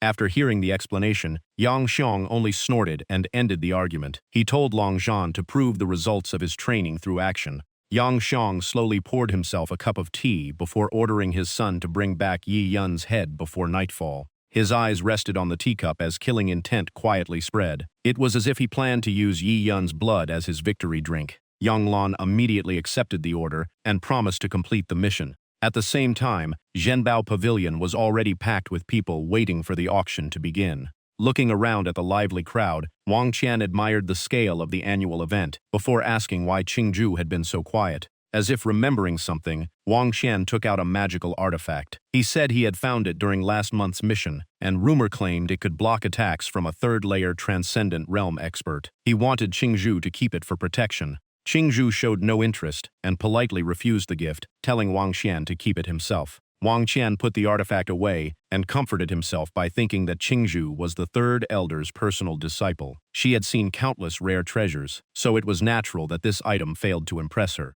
Just then, Qingju suddenly fixed her gaze ahead. She thought she had spotted the person who stole the spirit treasure, making Wang Qian immediately ask who she meant. Qingzhu quietly said the man ahead was very likely the one who had taken the sand mandala. At that moment, Ye Yun and Fang Lingya entered the hall, while Fang Lingya marveled at the crowded atmosphere inside. Fang Lingya excitedly said the auction would feature countless rare treasures, and they had to enjoy every moment. But before they got far, someone called out for them to stop. Wang Qian quickly stepped forward and blocked their path, leaving Ye Yun slightly puzzled. After studying Ye Yun for a moment, Wang Qian asked if they had met somewhere before. The moment he saw Qingzhu standing behind Wang Qian, Ye Yun recognized her as the woman who had chased him through the forest. Qingzhu stepped forward and politely asked if Ye Yun was a disciple of Kaiyuan's sect. Before Ye Yun could answer, Fang Lingya replied that both of them were outer disciples of Kaiyuan's sect and asked why they were being stopped. Qingzhu said she was also from Kaiyuan's sect. She introduced herself and reached out to Ye Yun for a handshake. Seeing Qingzhu ignore her and approach Ye Yun directly, Fang Lingya pouted, clearly annoyed. Ye Yun did not respond right away. He quietly observed her, suspecting she wanted to test his spiritual energy through physical contact. Before Ye Yun could react, Fang Lingya stepped in first, shook Qingzhu's hand, cheerfully introduced herself, and casually pointed out that the man beside her was Ye Yun. Wang Qian added that both he and Qingzhu were inner disciples. During their last mission, an outer disciple had stolen the team's treasure, so he wanted to know whether Ye Yun recognized that person. Fang Lingya widened her eyes in confusion. She pointed out that they had never even met the thief, so how could they identify him? Then she bluntly asked if Wang Qian was accusing Ye Yun. Wang Qian explained that this was only a process of elimination. To prove his innocence, he asked Ye Yun to open his storage bag for inspection. The unreasonable demand instantly angered Fang Lingya. She questioned what right Wang Qian had to inspect someone else's belongings. Even Qingzhu felt the request had gone too far and tried to stop him, but Wang Qian waved her off, saying he knew where to draw the line. Wang Qian stepped forward again and claimed he was only acting as a senior disciple guiding a junior. A little suspicion meant nothing. Recovering the stolen treasure was what truly mattered. He then took out a bag of spirit stones and offered 100 as a wager. If Ye Yun turned out to be innocent, every spirit stone would belong to him. Fang Lingya immediately refused, furious that he was forcing such unfair terms on them. Before she could finish, Ye Yun smiled and raised the stakes. The wager had to be 1,000 spirit stones, and if Wang Qian was wrong, he also had to kneel and apologize. Only then would Ye Yun accept the bet, leaving even Fang Lingya stunned. Seeing Ye Yun so confident, Wang Qian quietly asked Qingzhu how certain she was. After observing for a moment, she calmly answered that she was 80% sure. With Qingzhu's confirmation, Wang Qian accepted every condition without hesitation. Ye Yun acted just as decisively. He removed his storage bag, tossed it over, and told them to inspect it themselves. Wang Qian handed the bag to Qingzhu because her divine soul search technique was the most precise. He reminded her not to miss a single clue. Qingzhu accepted the storage bag and carefully examined every corner with her spiritual power. The first search found no trace of the sand mandala. The second revealed nothing. Even the third inspection came up empty. Seeing Qingzhu remain silent for so long, Wang Qian grew uneasy and quickly asked if she had found anything. Qingzhu's expression darkened. After a brief silence, she apologized and admitted that Ye Yun was not the person they were looking for. Wang Qian's face instantly turned pale. He never expected his confident judgment to be completely wrong. Facing their awkward expressions, Ye Yun smiled faintly as if everything had unfolded exactly as he expected. Seeing the pair cornered, Fang Lingya could not help mocking them. She reminded everyone that Ye Yun had always been innocent, whether they searched him or not. Ye Yun did not press the matter. Instead, he eased the tension by saying there were many outer disciples, so mistaking someone was understandable. Then, he reached out to take back his storage bag. As his hand brushed Qingzhu's, Ye Yun remained calm and politely asked if she was finished with the inspection. But Qingzhu had not given up her suspicions. The moment Ye Yun relaxed, she secretly circulated her spiritual power again and directly scanned his body. Hoping to uncover one final clue, Qingzhu carefully searched for the slightest trace. Ye Yun seemed to have expected it all along and only smiled. The result was still completely empty. Her last hope disappeared, and Qingzhu stared at the hand holding Ye Yun's storage bag in disappointment. Standing nearby, Fang Lingya watched them repeatedly make contact through the bag and began to feel irritated. She could not understand why Qingzhu kept finding excuses to touch Ye Yun's hand. Wang Qian was also losing patience. He immediately sent a voice transmission and asked Qingzhu what she had discovered. Qingzhu secretly replied that she had scanned Yi Yun's entire body with her spiritual power and found no remaining trace at all. That proved he had never used the sand mandala, leaving her unable to understand where her judgment had gone wrong. She continued staring at Ye Yun as though he were an unsolved mystery. Not only was his body completely free of traces, but even his storage bag held no sign of the sand mandala. Such a priceless treasure was not inside the storage bag and had never been refined by ordinary means, so where could it possibly be hidden? While Qingzhu pondered the mystery, Ye Yun simply stood there holding his bag. In truth, Ye Yun had prepared for this from the very beginning. The system had its own storage space, and the sand mandala had been absorbed through the devour ability instead of normal refinement. No matter how carefully Qingzhu searched, she would never find a single trace. While everyone was still wondering where the spirit treasure had gone, Yi Yun reminded them that the inspection was over, so it was time to honor the wager. But Qingzhu's next move shocked everyone. She coldly turned and walked away, telling Wang Xian to settle the bet before coming to see her. He panicked and called after her, unable to believe she would leave him behind. Qingzhu calmly replied that Wang Xian had proposed the wager. She had tried to stop him, but he refused to listen. He had accepted the storage bag and asked her to inspect it, so he had to bear the consequences. Before leaving, she added that anyone who caused trouble had to pay the price. Confused and anxious, Wang Qian hurried after her. He explained that everything he did was for Qingzhu because she already knew how he felt about her. Qingzhu immediately rejected that excuse. She reminded him that she had turned him down many times during their years at Kaiyuan sect. Just because a man loved her did not mean she had to return his feelings. If 10 or even 100 men loved her, how was she supposed to choose? Was she supposed to be with every one of them? Her blunt question left Wang Xian speechless. Qingzhu's firm attitude impressed Fang Lingya. She praised her words and completely changed her opinion of her. As for Ye Yun, he silently judged Qingzhu to be far too clever and decided it was best to keep his distance. With that, Qingzhu decisively left the hall, saying only that she would wait upstairs on the second floor. Wang Xian hurried after her, repeatedly calling for her to stop. Since he was rushing to catch up with Qingzhu, Wang Qian only had time to toss a bag of spirit stones to Ye Yun. He said he had brought only 300 today, and he would pay the rest after returning to the sect. Yi Yun caught the bag, but his expression instantly turned cold as he ordered Wang Qian to stop. A powerful pressure suddenly filled the hall. Yi Yun's eyes turned icy as he stared straight at Wang Qian and asked if he had ever given him permission to leave. Wang Qian froze in place as a chill ran down his spine. Yi Yun was clearly 4 minor realms below him, so where was this terrifying pressure coming from? Filled with confusion, he slowly turned around. In Wang Qian's eyes, Ye Yun suddenly seemed impossibly towering. Even a calm glance carried such overwhelming pressure that fear began to take root in his heart. Unable to withstand the pressure, Wang Qian dropped to one knee on his own. He lowered his head, admitted his mistake, and begged Ye Yun to let Today's matter end.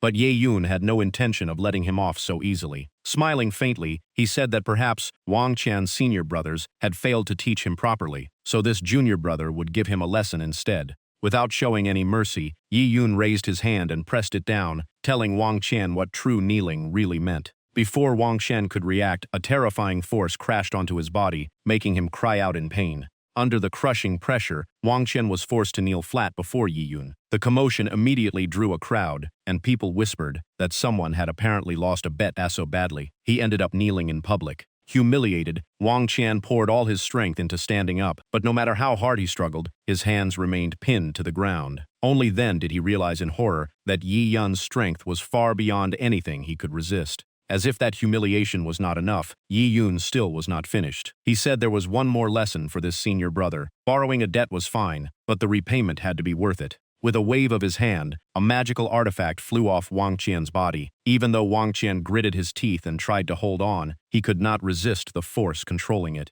He could only watch helplessly as the treasure landed in Yi Yun's hand. Yi Yun smiled and declared it to be the interest on the unpaid spirit stones. After settling the wager, Yi Yun calmly walked past Wang Qian, who was still kneeling on the ground, and called Fang Lingya to leave with him. With the auction about to begin, the surrounding crowd quickly dispersed. Only after everyone had left did Wang Qian finally struggle to his feet. Gritting his teeth, Wang Qian burned with anger and humiliation. He silently remembered today's disgrace and swore that one day Yi Yun would repay it twice over. Inside Zhenbao Pavilion, the auction hall was packed with guests. Since the event had not started yet, impatient voices and lively discussions filled the room. Just as the crowd was running out of patience, a woman in a red dress stepped onto the stage and smiled as she apologized for the delay. Her stunning appearance immediately drew every eye in the hall. After welcoming the guests, she introduced herself as Hong Lian, the host of today's auction. Hong Lian thanked everyone for their support and officially opened the auction. Upstairs, Yi Yun and Fang Lingya had already taken their seats, while Fang Lingya excitedly jumped to her feet as the event finally began.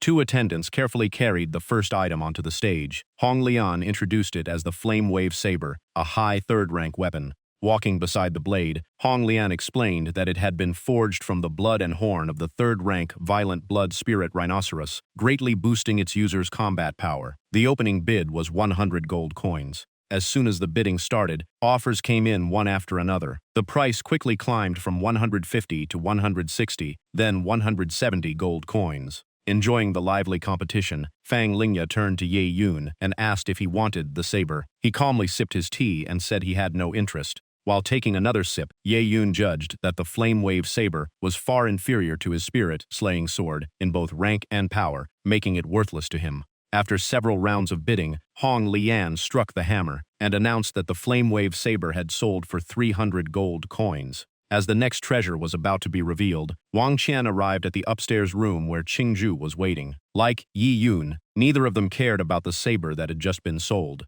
The atmosphere between them was awkwardly quiet. Wang Qian secretly glanced at Qingzhu and felt relieved that she had not witnessed him being forced to kneel. Losing face was one thing, but being looked down on by her was far worse. Wang Qian kept watching Qingzhu, while she remained cold and indifferent. Knowing that wealth would decide everything at this auction, he resolved to buy a priceless treasure to change her opinion of him. It was clear he had gone to great lengths to win her attention. Before long, the next item was brought onto the stage. Hong Lian revealed that it was the second-to-last item of the entire auction. Covered by a cloth, it immediately sparked everyone's curiosity. When the cloth was removed, the treasure was revealed. It was a vial of blood from the Frost Jade Toad King.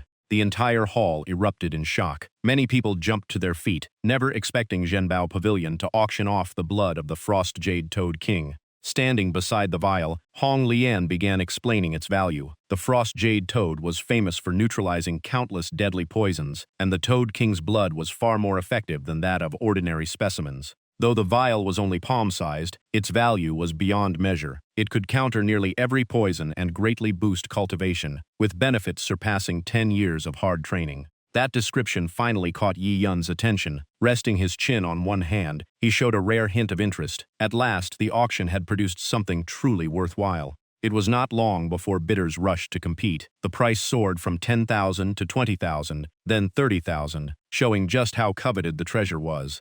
Qingzhu clearly wanted the vial as well. Wang Qian immediately stood up with complete confidence and raised the bid straight to 100,000. The moment that number was announced, the entire hall fell silent. Many people below stared in disbelief at such an aggressive bid. Upstairs, Ye Yun was about to raise the price when Fang Lingya quickly grabbed his hand. Her movement was so subtle that no one noticed he had intended to bid. Fang Lingya immediately pouted and insisted that she would buy the treasure for him. When Ye Yun tried to pay himself, she thought he doubted her wealth. He quickly explained that he never looked down on her. While below, Hong Lian continued asking if anyone would bid above 100,000. Faced with Fang Lingya's determined gaze, Yi Yun awkwardly looked away. He almost forgot she was the city lord's daughter, but her family's wealth still shocked him. It even felt like she was supporting him. Without hesitation, Fang Lingya slapped the railing and raised the bid to 300,000. She had decided to spend every coin she had saved since childhood. If Yi Yun wanted it, she would win it no matter what.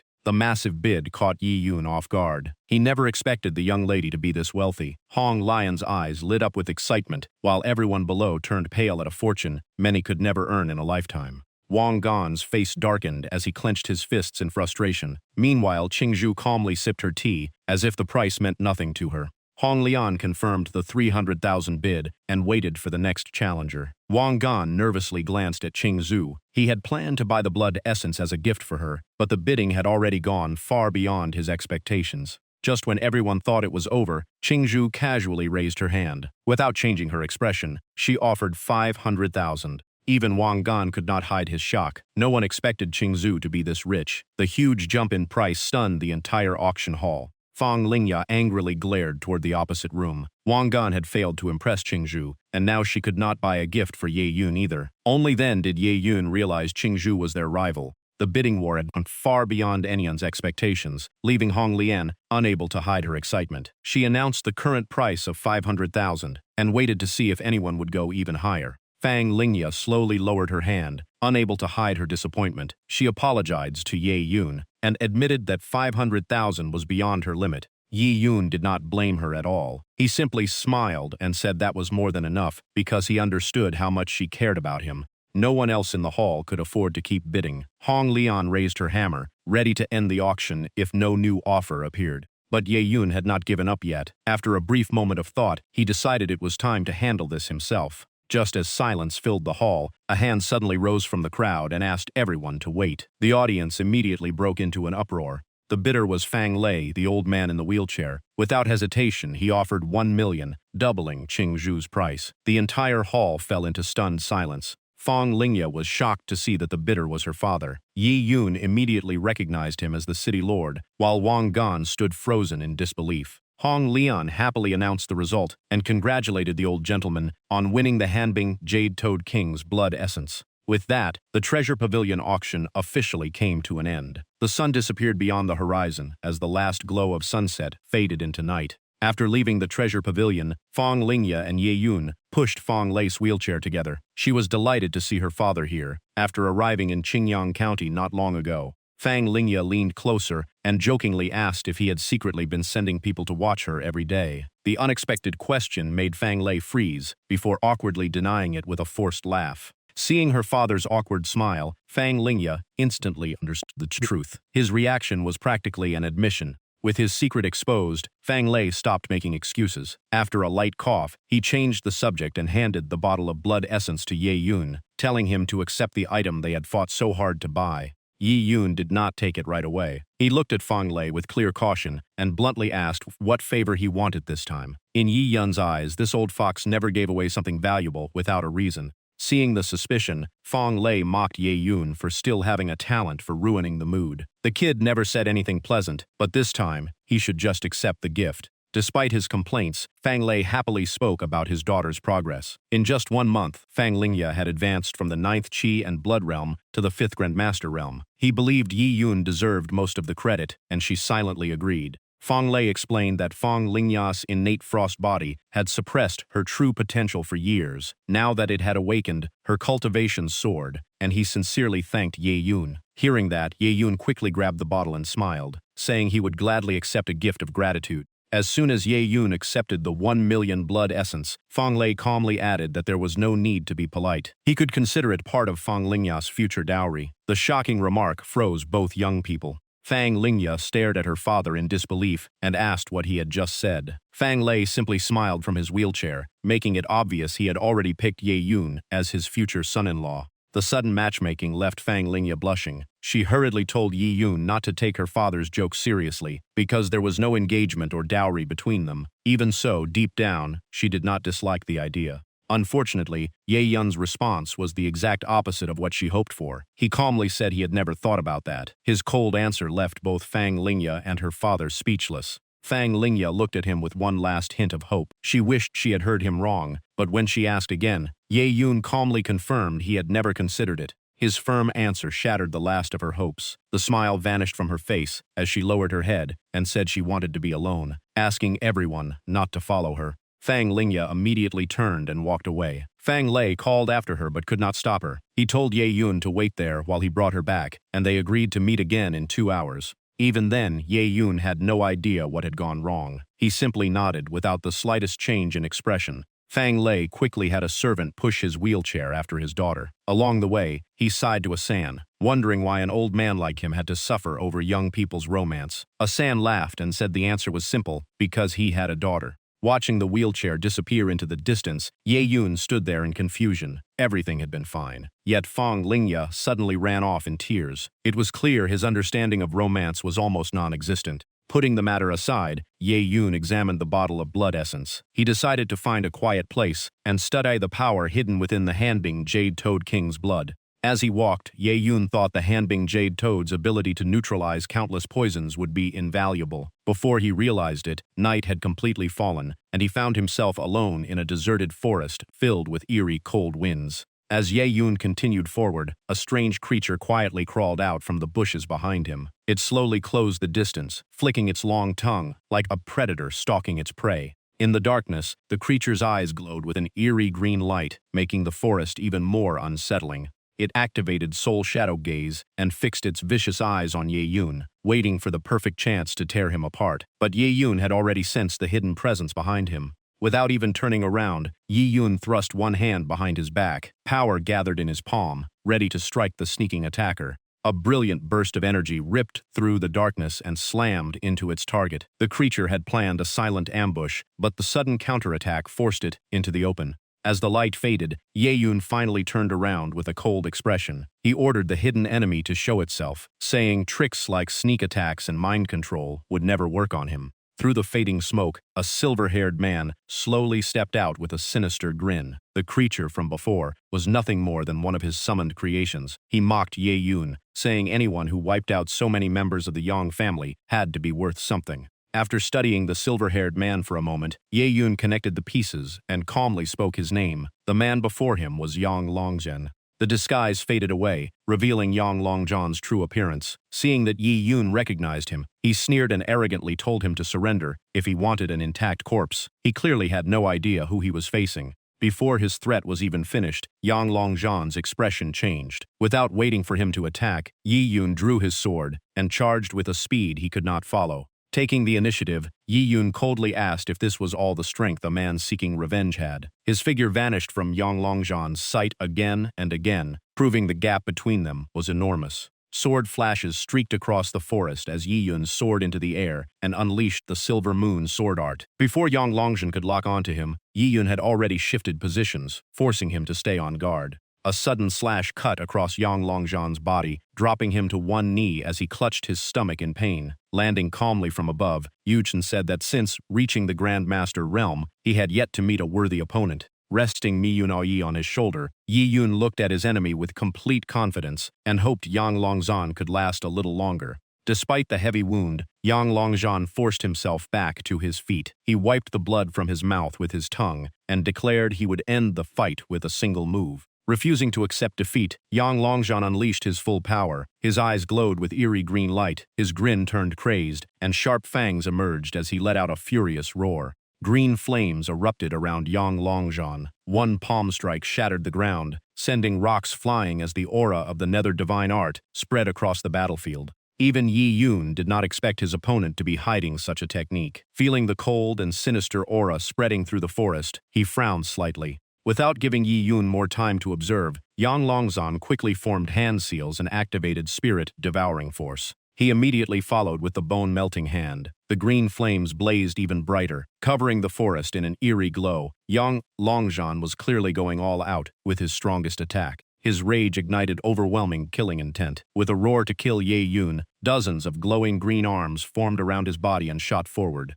The attack's power surged several times over. The spectral arms tore through the air and closed in from every direction, determined to crush Ye Yun into pieces. After a brief moment of surprise, Ye Yun quickly regained his composure. He raised his hand, gathered spiritual energy, and unleashed the Radiant Spirit's sword art. Hundreds of sword phantoms filled the sky, clashing head-on with the green arms. But moments later, Ye Yun suddenly retreated. Yang Longzhen was briefly surprised, before mocking him for running away. Yet before Yang Longzhen could celebrate, everything changed. Every sword phantom Ye Yun had created began to crack and dissolve into the air. Ye Yun watched the scene with a serious expression. He immediately realized the spiritual energy within his sword technique was being corroded by a strange force. Ye Yun's reaction only made Yang Longzhen laugh harder. He asked if Ye Yun was surprised, before proudly revealing that the technique was called Spirit Devouring Force. The more he spoke, the more excited Yang Longzhen became, causing the green flames around him to burn even fiercer. According to him, Spirit Devouring Force could not only erode a warrior's spiritual energy, but also reduce the power of martial techniques by 30%. Realizing how dangerous it was, Ye Yun immediately kept his distance. Yang Longzhan had no intention of stopping. As his palms came together, a dazzling green light erupted. Wearing a vicious smile, he declared this was the ultimate technique of his master, the Nether Elder. In his eyes, dying to this move was an honor for Ye Yun. Yang Longzhan's eyes turned ice-cold as he prepared to finish the battle. With a slow wave of one hand, immense energy flooded his body. He wanted Ye Yun to experience true despair. Killing intent erupted as Yang Longzhan pointed at Ye Yun and unleashed spirit-devouring force. Soul Burial. A giant flaming skull appeared, wrapped by the phantom of a massive serpent, as it charged forward with terrifying force. But instead of panicking, Ye Yun stood completely still. He casually stroked his chin and smiled, saying the word despair suited Yang Longzhan far better. The diamond-glazed body activated at once. Ye Yun thrust out a blazing giant palm that stopped the monstrous skull with a single clash. Yang Longzhan, who was pouring everything into the attack, was forced backward. The moment he sensed the nature of Ye Yun's power, his face filled with confusion. It carried the purest Yang energy. Even so, Yang Longzhan stubbornly continued channeling his power. Spirit-devouring force was terrifying, but it had one fatal weakness. Pure flames and supreme Yang techniques completely suppressed it. Looking up at the full moon overhead, Yang Longzhan knew this was when the nether divine art reached its peak. Yet he could not understand how Ye Yun was still matching him head-on. Pushing aside his doubts, Yang Longzhan remained confident. He shouted that one hand could never stop his attack and drove even more power into spirit-devouring force. Ye Yun simply smiled and looked genuinely amused by the challenge. He calmly asked, "What if I use two?" The instant he finished speaking, a second blazing giant palm formed beside the first. Yang Longzhan's eyes widened in disbelief. He never imagined Ye Yun had been holding back this entire time. Ye Yun had already lost interest in dragging out the fight. He coldly declared that nothing was impossible and decided to end the battle with one final strike. As soon as he finished speaking, Ye Yun clenched his fist. The two blazing giant palms closed together, crushing the evil skull until it could no longer resist. Because the technique was linked to its caster, Yang Longzhan suffered the backlash instantly. He spat out a mouthful of blood as an invisible force squeezed his body. Crying out in agony, Yang Longzhan collapsed to the ground. By then, Ye Yun was already standing over him with his sword in hand. At the last moment, countless snakes split away from Yang Longzhan's body and scattered in every direction. He was clearly trying to use an illusion to distract Ye Yun while escaping, but Ye Yun calmly watched the snakes scatter. In Ye Yun's eyes, it was completely pointless. With a faint smile, he rushed forward with his sword. No matter where Yang Longzhan ran, death would still catch him. Wherever the sword light flashed, snake heads fell. In moments, the ground was covered with blood and broken bodies. Every escape attempt failed. Ye Yun finally found Yang Longzhan's true body beside a small stream, too exhausted to even stand. Walking over, Ye Yun placed one hand on Yang Longzhan's face. Terrified as he was, Yang Longzhan no longer had the strength to fight back. Ye Yun tightened his grip, making Yang Longzhan scream in agony as he desperately begged for mercy. At that moment, the system announced that the devouring process had begun. From then on, Yang Longzhan vanished from the world forever. At the same time, back at the Yang family estate, Yang Xiong was holding a cup of water when his expression suddenly changed. Through their bloodlines sensed that something had happened to his son. Without wasting another second, Yang Xiong dropped the cup and rushed outside. Before anyone in the mansion understood what was happening, the family head had already disappeared. After dealing with Yang Longzhan, Ye Yun picked up his storage pouch and examined it. Its weight alone told him it contained something valuable. Curiosity immediately took over. Ye Yun wondered just how many treasures the Yang family's young master had collected. Without hesitation, he activated his devour ability on the storage pouch. Not long afterward, the system announced that the absorption was complete and congratulated the host on reaching the 5th Grandmaster layer. Ye Yun smiled as his cultivation rose once again. A status panel immediately appeared. Ye Yun had reached the 5th Grandmaster layer, and his experience was already close to the 6th Grandmaster layer. It also displayed every weapon, cultivation art, and martial skill he possessed. The system continued listing his abilities, including an attack speed far beyond ordinary warriors. While Ye Yun was still reading the panel, a strange aura suddenly descended from above, making him look up at once. The newcomer was Yang Zhong. He crashed down from the sky with overwhelming force, shaking the ground and sending debris flying everywhere. Luckily, Ye Yun reacted in time and escaped the impact zone. Stepping back, Ye Yun watched as the dust slowly settled, waiting to see who had arrived. As the smoke cleared, Yang Xiong rushed to his son's lifeless body. He held Yang Longzhan tightly, calling his name over and over, but there was no response. While Yang Xiong grieved, Ye Yun looked on without emotion. He mocked the Yang family, saying they were just like snakes. One fell, and another always came slithering in. Yi Yun's eyes turned cold. Pointing his sword at Yang Xiong, he said that since the man had come on his own, he might as well finish everything here. Yang Xiong trembled as he held his son's body, not from fear, but from unbearable grief. Yang Xiong gently leaned Yang Longzhan's body against a nearby boulder and quietly told him to wait. He swore he would personally repay this blood debt. His sorrow quickly became pure rage, and his eyes burned with killing intent. Slowly rising to his feet, Yang Xiong released a violent aura that swept through the entire area before calling out Yi Yun's name. Gripping his blade tightly, he charged forward with only one goal left in his heart: revenge for his dead son.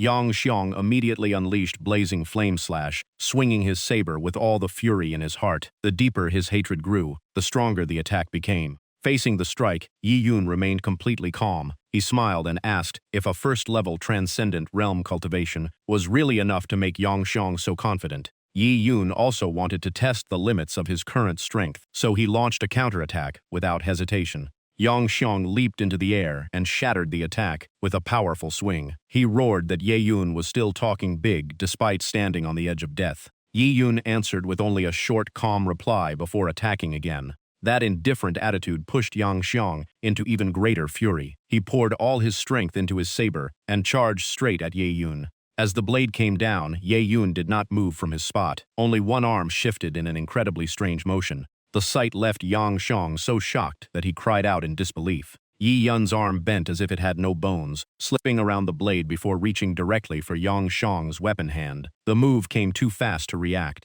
A single precise strike landed on Yang Xiong's wrist. His hand immediately went numb, and he lost his grip on the saber. The violent impact sent pain shooting through his arm. His heavy saber slipped from his hand and crashed onto the ground. Seeing the weapon land at his feet, Yi Yun casually picked it up. Yang Xiong's face changed instantly as his treasured blazing flame slash fell into his enemy's hands. Yi Yun examined the heavy saber and nodded in approval. It was indeed a fine weapon. Yang Xiong landed while clutching his injured wrist. He quickly realized Ye Yun had used softness to overcome strength, striking the perfect weak point to disarm him. The realization filled Yang Xiong with humiliation. Ignoring the pain in his arm, he swore Ye Yun would suffer a fate worse than death. Meanwhile, Yi Yun rested the blazing flame slash on his shoulder and poured spiritual energy into the blade. He reminded Yang Xiong that someone else had once said the exact same thing, only to be crushed with a single move. He added that the man was now sharing tea with the king of hell. Yang Xiong instantly understood who Ye Yun meant, and his eyes drifted toward his son's corpse nearby.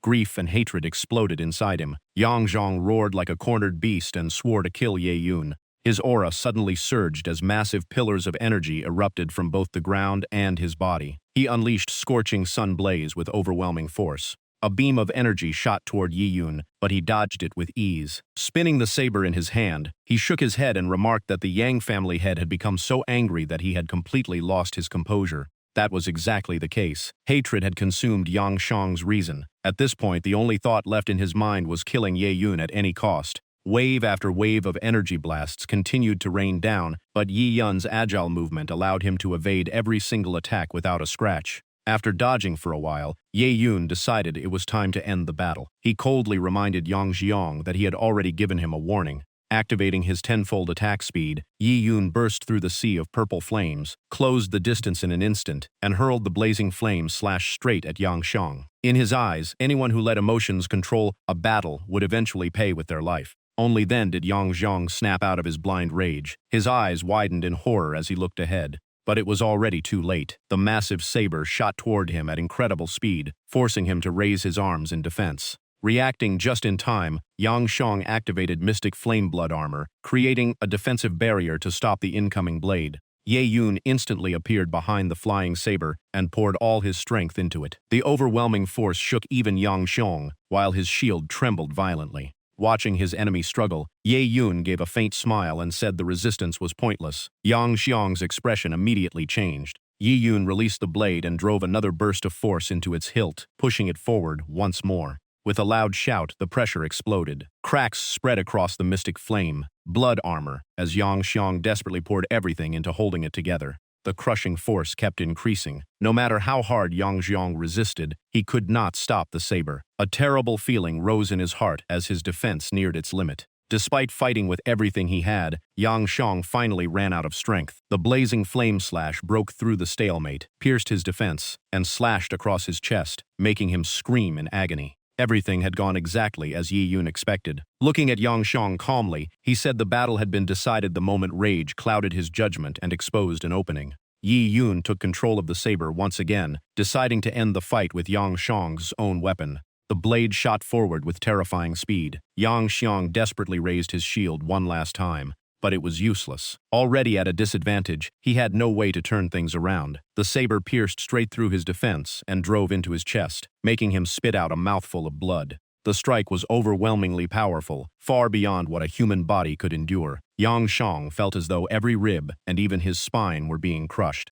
The unbearable pain reached deep into his bones. All he could do was scream Ye Yun's name in hatred. He kept shouting until every last bit of strength left his body. At last, Yang Xiong collapsed to the ground, barely clinging to life. Even on the verge of death, Ye Yun's name continued to escape his lips. Looking down at the fallen Yang Xiong, Ye Yun let out a faint, mocking smile. He had hoped for a truly even battle, but even a transcendent realm expert could not withstand his full power. Just when everything seemed over, Yang Xiong suddenly burst into laughter. Though barely alive, he stared at Yi Yun with endless hatred and declared that even if he could not kill him today, Yi Yun would never leave this place alive. Those words made Yi Yun pause for a brief moment. At the same time, Yang Xiong coughed up more blood as his breathing grew weaker. Then he activated the blood explosion art. His face twisted into something monstrous, and his mind was almost completely consumed by madness. With a crazed roar, Yang Xiong chose to self-destruct, determined to drag Ye Yun down with him. The explosion erupted with terrifying power, wiping out a huge section of the forest and painting the night sky red. Rocks, trees, and smoke were blasted everywhere. As the flames still raged, a single hand casually waved through the thick smoke. Ye Yun slowly emerged completely unharmed. Resting one hand on his head, he smiled in amusement. Yang Xiong's plan to die together had failed completely. Buried beneath the rubble, Yang Xiong forced his eyes open to look at Ye Yun. Barely able to speak, he could not believe his enemy had survived without a scratch. Ye Yun raised the magical artifact in his hand and explained that he had activated it the moment Yang Xiong self-destructed. The treasure completely neutralized the blast, leaving him unharmed. Even in death, Yang Xiong never expected Yi Yun to possess such a powerful artifact. Staring with hatred, he weakly demanded to know where Yi Yun had obtained it. Ye Yun did not answer. He simply held the blazing flame slash before Yang Xiong and calmly declared that the saber now belonged to him. But one weapon was not enough for Ye Yun. He crouched down, placed a hand on Yang Xiong, and said that even his cultivation would become Ye Yun's. Ignoring Yang Xiong's final curse that he would never let Yi Yun go even as a ghost, Yi Yun calmly activated his devour ability. Hearing Yang Xiong mention ghosts, Ye Yun frowned slightly and asked him one question. But he quickly dismissed the threat, coldly saying that whether it was a ghost or a god, the ending would be exactly the same. With that, Yi Yun increased his power and completely drained the last of Yang Xiong's cultivation. The system immediately announced that the devouring was complete and congratulated the host on reaching the 7th Grandmaster layer. Gaining 3 realms in such a short time left Ye Yun extremely satisfied. It had been a long time since his strength had grown so quickly. Just then, Ye Yun called out to someone hiding nearby. He had noticed Li Qingzhu following him ever since they left the treasure pavilion, so he told her to stop hiding. With no choice left, she stepped out. Beneath the starry sky, Ye Yun slowly turned toward Li Qingzhu and asked why she had secretly followed him all the way from the treasure pavilion. Even after being discovered, Li Qingzhu remained calm. She honestly admitted that she had come because of the Hanbing Jade Toad King. Yi Yun looked at her, frowned slightly, and asked if she intended to steal it. Li Qingzhu immediately shook her head. Holding her sword, she cupped her hands respectfully and said she was not here to steal it. She only wished to ask for it. Inside Qingyang County stood the grand estate of the Manhwa family, filled with vast and ancient mansions. The most impressive building was a massive residence with 5 grand gates. It was the Li Mansion. Li Qingzhu led Yi Yun across a bridge into the main hall and politely invited him inside. As they walked, Ye Yun recalled what he knew about the area. Qingyang County was ruled by 3 great families, the Yang family, the Li family, and the Mu family. Their strength had remained evenly balanced for years. Looking at Li Qingzhu ahead of him, Yi Yun finally realized she belonged to the Li family, one of the three dominant powers in Qingyang County. His golden eyes quietly observed her, making him even more puzzled. She had witnessed him kill people and devour their cultivation, yet she had never mentioned it once. As they approached the main hall, the servants were stunned to see their young lady bringing a man home. Some were so shocked they nearly burst into tears. Another servant quickly stopped them and whispered for everyone to stay quiet before they scared away the future son-in-law. Ignoring the whispers, Li Qingzhu stopped at the entrance and told Yi Yun they had arrived. Inside the room, an elderly man lay on a large bed in obvious pain while servants constantly cared for him. Seeing this, Yi Yun asked who he was. The old man's face was bright red, and strange scales covered his entire body. Li Qingzhu introduced him as her grandfather, Li Yunjian. After examining the old man's condition, Yi Yun asked if he had been poisoned. Li Qingzhu calmly explained that 3 years ago, during a training trip into the mountains, her grandfather had been poisoned by the Black Scale Serpent Emperor. Remembering what happened, she suppressed her anger and explained that the poison covered the victim's body with snake scales, slowly devoured the internal organs, and eventually stole the ability to speak, move, and eat. Once the scales reached the face, death was inevitable. The scales had already spread to Li Yunjian's neck, proving he was in critical condition. Yi Yun rested his chin in thought. He guessed the Li family had spent enormous resources suppressing the poison, or the old man would never have survived this long. Looking directly at Li Qingzhu, Yi Yun asked if the real reason she followed him was to beg for the Hanbing Jade Toad King's blood to save her grandfather. Then he asked what she would do if he refused. Li Qingzhu immediately dropped to one knee and respectfully replied that as long as Yi Yun agreed to save her grandfather, she was willing to do anything. The servants beside her became visibly anxious. Ignoring every attempt to stop her, she firmly declared that she would even give her own life if necessary.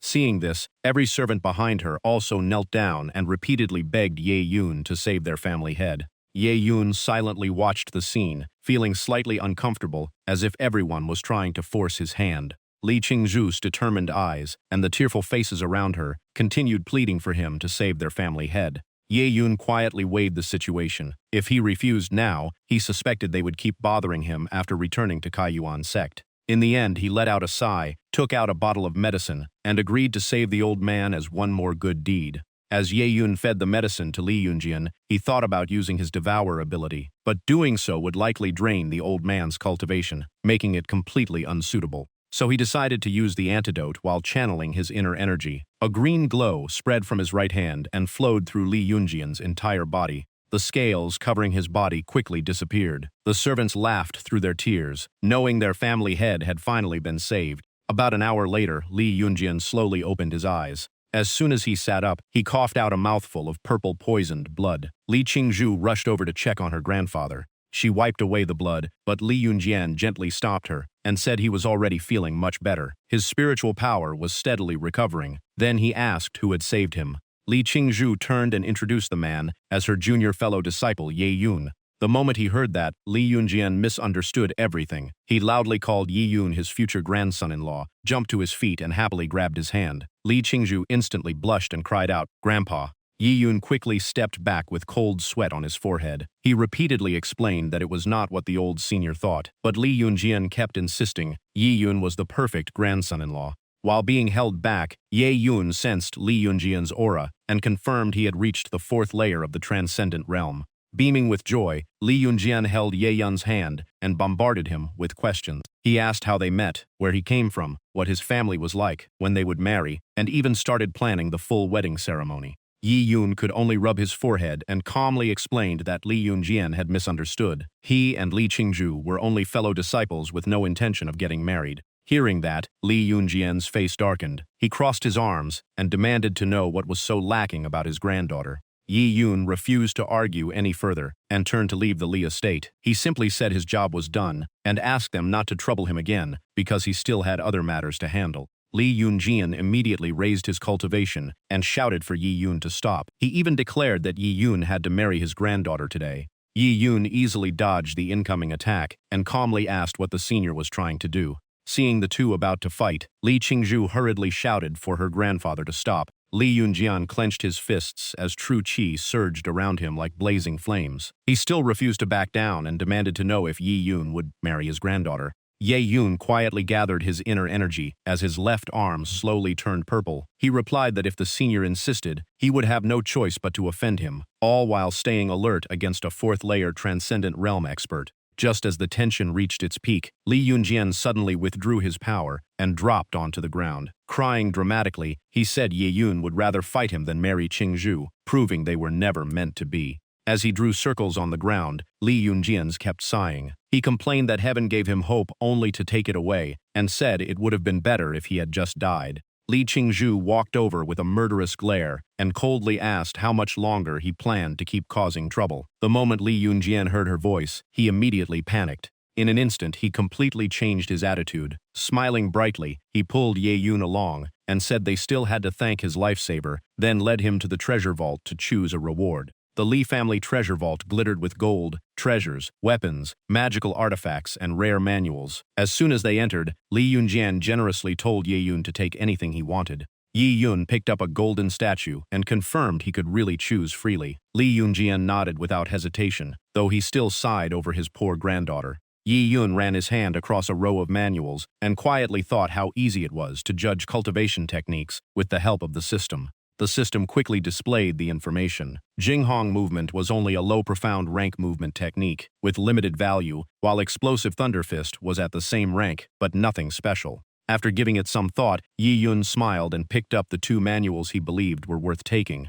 Right after that, the system detected the high earth rank cultivation art, profound heaven technique, and the mid-earth rank, martial art, blood god's wrath. After collecting the two techniques, Yi Yun's attention was immediately drawn to another treasure box that the system rated as extremely valuable. A while later, Yi Yun prepared to leave at the entrance of the Li estate. Li Qingzhu remained calm as ever, while Li Yunjian stood there complaining that Yi Yun had almost emptied half of the Li family treasury. Yi Yun simply smiled and cupped his fists, saying the senior's life was worth far more than those treasures. Hearing that, Li Yunjian was left speechless. Before leaving the Li estate, Yi Yun thanked them for the generous reward and said goodbye to the grandfather and granddaughter. Watching him leave, Li Yunjin asked Li Qingzhu if it was true that Ye Yun had killed both the young family head and the young master by himself. She simply nodded. As Ye Yun disappeared into the sunlight, Li Yunjian sighed in admiration. His talent was extraordinary, and befriending him was a great blessing for the Li family.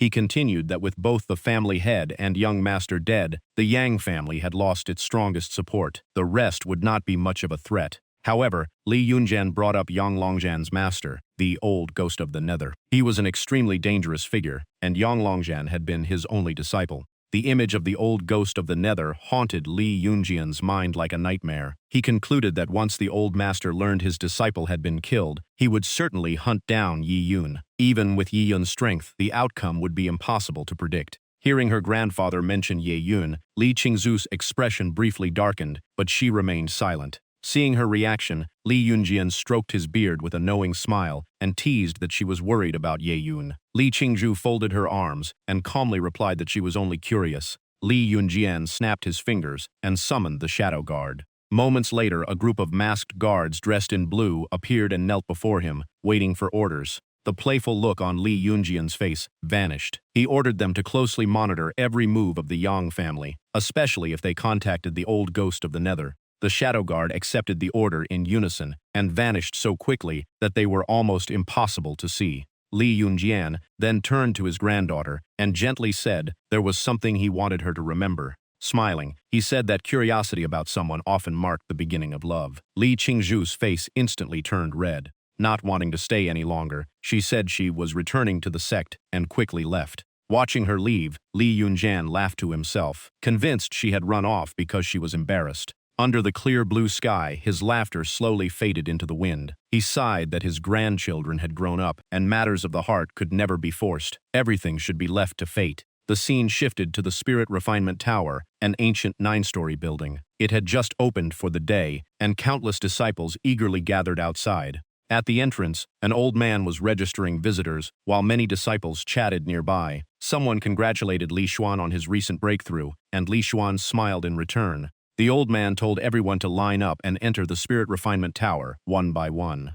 Someone asked Li Xuan if he planned to rent a level 3 training room today. He smiled awkwardly and admitted he was broke at the end of the month, so he could only afford a level 2 room. Just then, 3 people arrogantly shoved their way through the crowd, pushing everyone aside and shouting for them to move. Leading them was a muscular young man with bronze skin, golden hair tied into a high ponytail, and a powerful build. One disciple who was knocked over angrily tried to confront them, but his friend quickly stopped him, warning that the man was not someone to provoke. He explained that the leader was Hao Yuqian. His family had been wealthy merchants for generations. After joining Kaiyuan's sect, he constantly exchanged money for spirit stones at outrageous prices and became the richest outer disciple within a month. His strength was average, but with enough money, hiring people to cause trouble was easy. Hao Yuqian slammed a bag of spirit stones onto the table and confidently asked to rent the level 10 training room. Hearing that, the angry disciple froze. His companion explained that the Spirit Refinement Tower had only one level 10 room, and each session cost 500 spirit stones. Someone like Hao Yuqian was best left alone.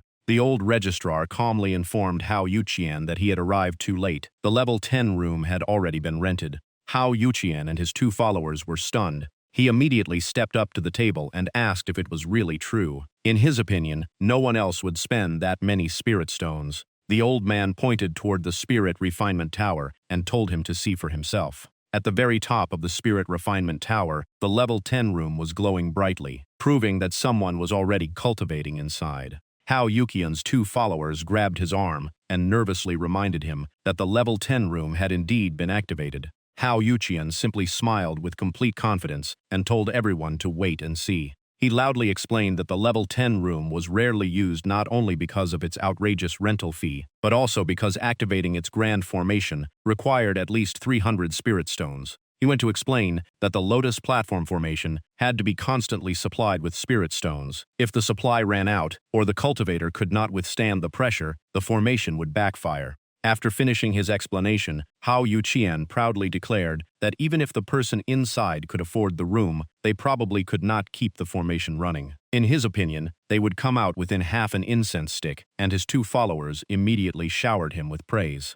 1 incense stick later, many disciples had already left the Spirit Refinement Tower, but Hao Yuqian still waited outside. He confidently claimed the person inside would soon reach their limit, while his followers eagerly suggested teaching them a lesson once they came out. Another 2 hours passed as disciples continued entering and leaving the Spirit Refinement Tower. Hao Yuqian and his 2 followers remained patiently outside. 1 follower scratched his head, wondering why the person in the level 10 room still had not appeared. By evening, the sunset covered the sky, crows flew overhead, and the 2 followers were so exhausted they nodded off with drool hanging from their mouths. Only Hao Yuqian remained standing, grinding his teeth in frustration. Unable to take it anymore, Hao Yuqian smacked both followers and shouted for them to wake up because they had drooled all over him. 1 follower rubbed his head and guessed that anyone who could stay inside that long must be some mysterious rich cultivator. The other quickly agreed. Hao Yuqian snorted and insisted that no one in Kaiyuan's sect was richer than him. Whoever dared steal his level 10 room would pay for it today. His followers echoed his words, claiming they had never lost when it came to money.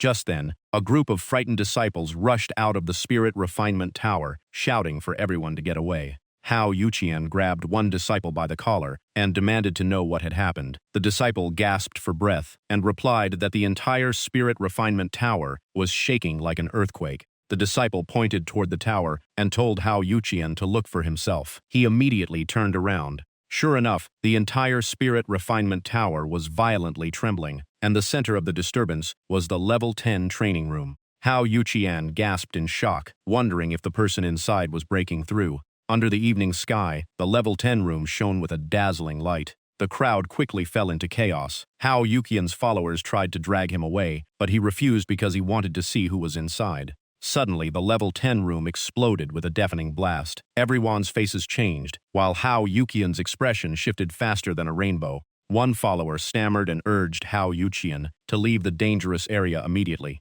Right after the explosion, a figure shot out of the destroyed room. The figure landed heavily on the ground, sending dust everywhere. When the smoke cleared, everyone saw Yi Yun standing there. After landing, Ye Yun checked the system panel and smiled. The Spirit Refinement Tower truly lived up to its reputation. The system displayed Yi Yun's updated stats. His cultivation had reached the first layer of the transcendent realm, with 35.8 million out of 40 million experience points needed for the next breakthrough. It also listed all his weapons, cultivation arts, and martial skills, before announcing that he had unlocked a 20-fold attack speed boost. Closing the system panel, Yi Yun smiled in satisfaction. With the resources from half of the Li family treasury and the enhanced formation inside the Spirit Refinement Tower, he had broken through from the 7th layer of the Grand Master realm all the way to the Transcendent realm. Leaving the massive crater behind, Ye Yun calmly walked away under the stunned gazes of Hao Yuqian and his 2 followers. Along the way, he thought the upcoming Outer Disciple examination would hardly be a challenge, since his opponents were now far weaker than him.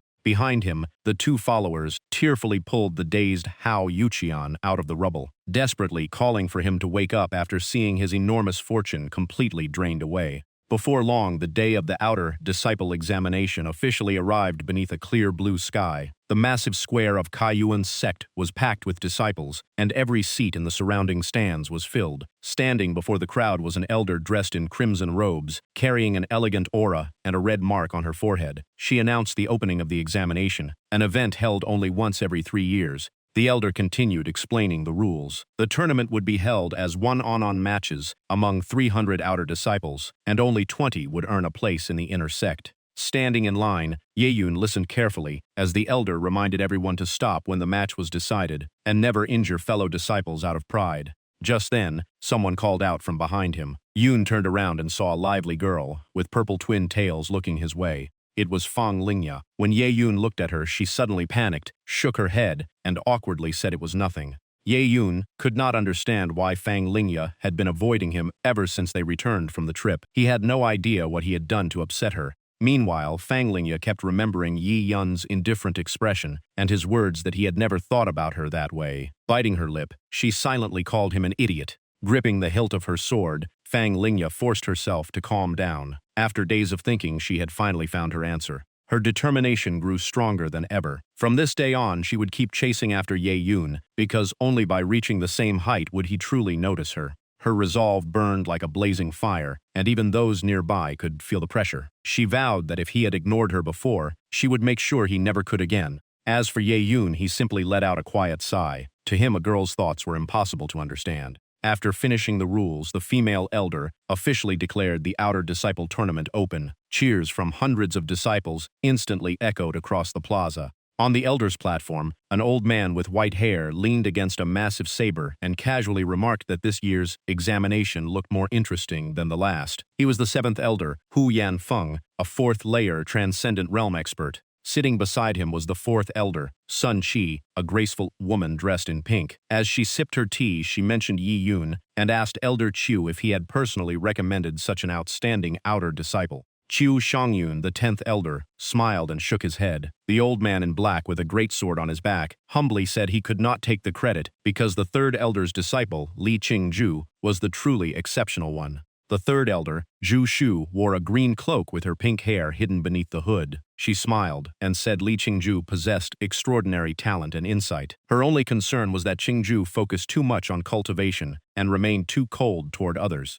While the elders chatted, the 6th elder, Han Xian, quietly raised his teacup. With his spiky white hair, skull pendant, and gloomy eyes, he silently reflected that his previous assassination had failed because he had underestimated Yi Yun. Han Xian knew very well that if Yi Yun entered the inner sect, eliminating him would become far more difficult. Sun Qi continued praising Qiu Shangyun for both his recent achievements and for bringing such a talented disciple into Kaiyuan sect. Qiu Shangyun only smiled modestly. Han Xian kept a cold smile on his face. He secretly mocked them, knowing they could enjoy themselves a little longer, because the plan he had prepared for an entire month was about to begin. Long before the tournament, Han Xian had secretly arranged for many trusted followers to disguise themselves as outer disciples. In his mind, he pictured the real disciples being captured while his men calmly waited with their identity tokens until the tournament ended. Looking at Yi Yun on the arena, Han Xian became even more certain. If one assassin could not kill him, then 10 would. This time, Yi Yun would not survive. Yi Yun's opponent drew his sword and politely asked for guidance. Yi Yun calmly replied with only 2 words, "Make your move." Stroking his beard, Han Xian silently declared that as long as he was here, Ye Yun would never enter the inner sect. In the blink of an eye, 2 flashes of swordlight crossed the arena. Yi Yun's sword struck with incredible speed, aiming straight for his opponent's weakness. He coldly declared that the match was already over because his opponent was too weak. The disciple immediately dropped to one knee, completely unable to continue fighting. The referee announced that Yi Yun had won on Arena 7. Yi Yun calmly walked off, leaving his defeated opponent behind. Watching the clean and decisive strike, Zhu Shu nodded in approval. Han Xian, however, casually dismissed it as nothing more than luck. Before long, another sharp flash of sword light erupted on the arena. The announcement rang out once again. Yi Yun claimed another victory as his opponent collapsed, while he calmly sheathed his sword. That although Chu Xiangyun was getting older, his eye for talent was still as sharp as ever. Chu Xiangyun simply smiled and waved it off, while Han Xian's expression grew even darker. Match after match, Yi Yun's name kept being announced as the winner. On the arena, he defeated every opponent with clean, precise sword strikes, leaving one battered disciple no choice but to kneel and surrender. The overwhelming performance stunned everyone in the stands. Some wondered if Yi Yun was really just an outer disciple, while even inner disciples admitted they could not keep up with the speed of his sword. Discussions spread throughout the arena, with many saying this year's outer disciple tournament was even more exciting than the last. After all the matches ended, the Elder in Red stepped forward and announced the conclusion of the tournament before revealing the list of disciples advancing to the inner sect. The top three were announced as Yi Yun in first place, Zheng Yu in second, and Fang Lingya in third. Standing beside Yi Yun, Fang Lingya glanced at him and silently vowed that one day she would stand at his level. In the elder's seats, Han Xian gripped the armrest so tightly that veins bulged across his hand. He could not believe Ye Yun had reached the first layer of the transcendent realm in such a short time. After the tournament, the disciples gradually dispersed. An inner disciple curiously asked Li Qingzhu why she had come to watch the outer disciple competition today. Li Qingzhu calmly replied that it was nothing special and that they should head back now that it was over. Although she looked as cold as ever, she quietly admitted to herself that Ye Yun had done an excellent job hiding his true strength. The newly promoted inner disciples were then led to the Treasure Pavilion, a massive building standing in the middle of a lake. Their guide explained that it housed the treasures of Kaiyuan sect. Looking at the grand structure before him, Yi Yun could not help admiring the incredible scale of the Treasure Pavilion. The Elder in Red explained that every new inner disciple could choose one pill, one weapon, and one martial art as a reward. The Elder continued by introducing the layout of the Treasure Pavilion. The first floor contained treasures, the second stored weapons, and the third held cultivation manuals. Each disciple could freely choose one item from every floor and had to return within one incense stick to register their selections. After confirming everyone understood the rules, the disciples immediately scattered throughout the Treasure Pavilion to claim their rewards. After entering, Ye Yun was once again impressed by the wealth of Kaiyuan sect. The collection included everything from first-grade to third-grade weapons, with even a few fourth-grade weapons on display. Just then, his eyes stopped on a very unusual item. Among the countless shining weapons, Yi Yun noticed a sword with a broken tip. Even though it was damaged, the system identified it as the ruined Meteor Star Sword, once a fifth-grade divine weapon. Outside, the Elder in Red continued recording each disciple's reward. While waiting for his turn, Ye Yun looked at Fang Lingya's choices and remarked that they suited her perfectly. Fang Lingya smiled and asked what Ye Yun had picked. He calmly raised the items in his hands. The moment she saw the sword, Fang Lingya was stunned. After examining it closely, she asked in confusion why Ye Yun had chosen such a broken sword. Hearing the conversation, a nearby disciple immediately recognized the weapon. He explained that it was the Meteor Star Sword, once a famous fifth-grade divine weapon of incredible power. Unfortunately, after it was damaged, even the elders of Kaiyuan sect could not repair it, leaving it nothing more than a worthless blade. Yi Yun simply smiled and replied that others might not be able to repair it, but that did not mean he could not. At that moment, he recalled the treasure vault of the Li family, where the system had specially marked a certain treasure box.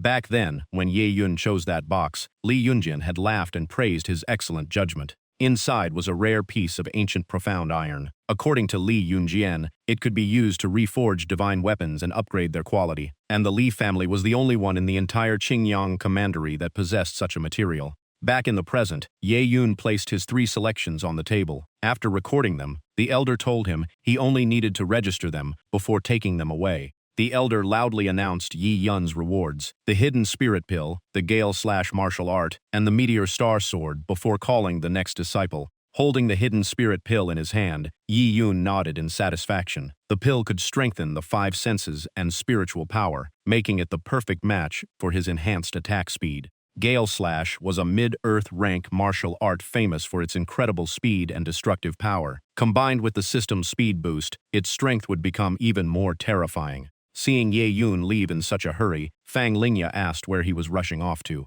Yi Yun smiled and said he wanted to find a worthy opponent to test his newly gained strength. Before him stood the seven-layer pagoda of Kaiyuan sect, a massive golden tower wrapped in countless spikes and heavy chains. Every floor contained a different trial. Anyone who cleared a floor would receive a matching reward. At the entrance to the first floor was a gate surrounded by rippling space, with two golden pedestals in front of it. Yi Yun walked straight over. To open the gate, challengers had to place spirit stones on the activation pedestal. Yi Yun did exactly that. In an instant, the gate opened just enough, and he immediately rushed inside. Every disciple was sent into a separate pathway so they would not interfere with one another, although the trials remained exactly the same. Yi Yun quickly moved deeper into the passage. The arrangement ensured every challenger faced the trials independently and fairly. Yi Yun continued advancing through the corridor. Before long, his first opponent appeared. It was a black shadow leopard over 5 meters tall, with blue fur marked by black patterns, razor-sharp claws, and peak third-grade strength. Yi Yun simply thought that the first floor was nothing impressive. Smiling, he drew his sword and confidently declared that he would clear the first 3 floors in one run. The black shadow leopard lunged at him, but Ye Yun swung his sword first, sending blazing flames along the blade. The fire instantly swallowed the massive beast. Outside the pagoda, 3 glowing spikes lit up in rapid succession. One disciple cried out in shock that someone had already cleared 3 floors. Others were not impressed at first, thinking the 3rd floor was nothing special. But the disciple quickly explained that the shocking part was the speed. The lights had appeared almost instantly. Standing among the crowd, Qin Zhao also began paying attention to the commotion.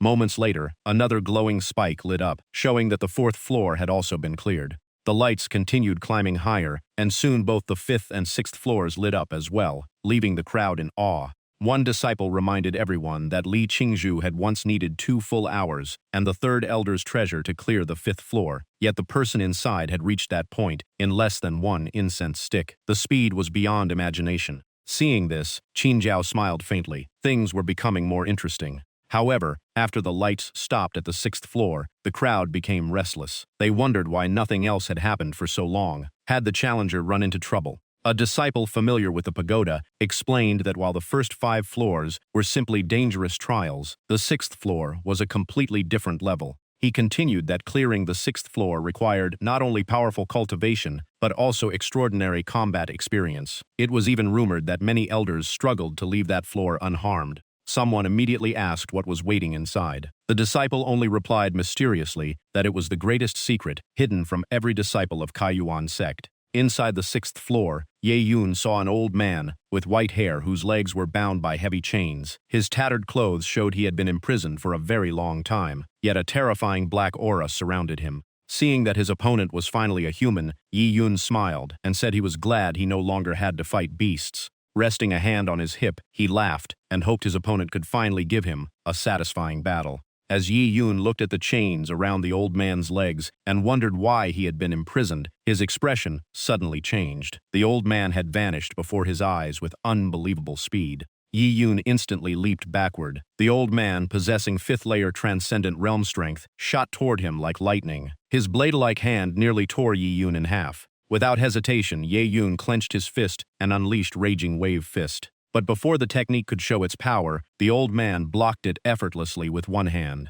What shocked Yi Yun even more was that his fist passed straight through the old man's body, as if striking empty air. Landing on the ground, Ye Yun realized his attack had clearly connected, yet there was no impact at all. It felt like punching into water. It was indeed an incredibly strange ability, because the old man's body instantly restored itself after dissolving. Laughing within the black mist, the old man said it seemed Kaiyuan sect had finally found a disciple truly worth cultivating. Hearing this, Yi Yun frowned slightly. The old man asked how he felt about his profound grudge spit sacrifice art, causing Yi Yun to only snort coldly. Yi Yun calmly repeated the name of the technique. The old man spread his arms proudly and laughed, claiming this secret art made him immortal and eternal, existing alongside heaven and earth. Hearing that, Ye Yun frowned and said he had read about this technique in Kaiyuan sex records. It was originally an extremely vicious, forbidden art. Imagining evil cultivators using resentful spirits for cultivation, Yi Yun's anger surged. To master this technique, they needed the blood essence of hundreds of children as sacrifices every day for 7,749 consecutive days.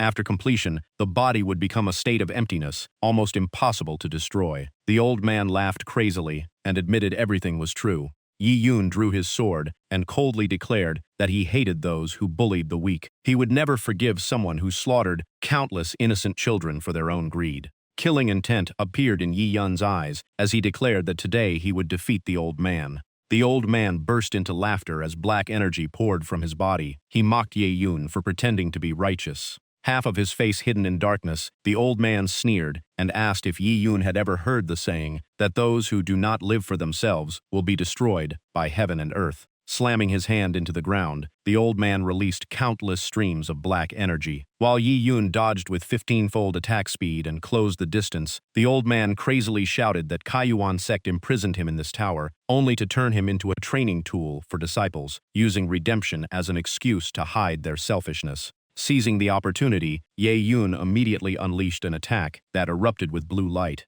With his sword in hand, Yi Yun charged forward without hesitation. The old man laughed and said that no matter how hard he tried, Yi Yun could never kill him. The demonic art surged even stronger as black energy covered the entire area. The old man arrogantly said that if Yi Yun held any resentment, he should blame the elders who kept sending disciples to become his prey. The more he spoke, the more excited he became. His face turned red with madness as he declared that he was in an excellent mood today.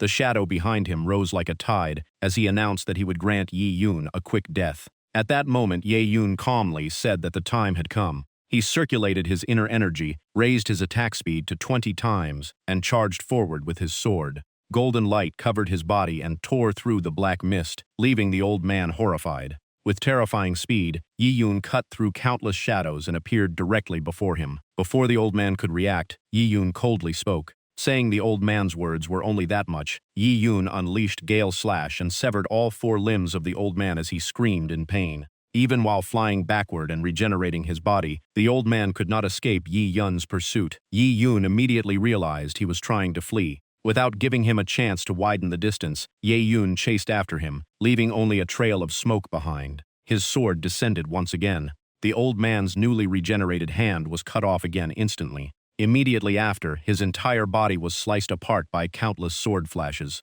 Even so, the old man laughed crazily, claiming all efforts were useless because he possessed an immortal body. His body quickly regenerated back to normal. Just then, Ye Yun suddenly appeared behind him and coldly smiled, saying he had never intended to kill him from the beginning. The old man was stunned. Placing his hand on the old man's neck, Ye Yun calmly said that forcing him into a near-death state was enough. The old man hurriedly turned around and grabbed Ye Yun's hand with his regenerated arm, asking in panic what he planned to do. At that moment, the system detected a severely injured target, met the conditions for devouring, and immediately activated. Screams echoed throughout the tower floor as black energy was continuously drained from the old man's body. His face turned pale while his blood-red eyes filled with fear. Once all the black energy was absorbed, the old man completely disappeared in Yi Yun's hand. The system announced successful devouring and rewarded him with 2,200,000 experience points. Yi Yun looked toward the door leading to the highest floor, where brilliant purple light filled the space, and quietly said that he had finally reached the last floor.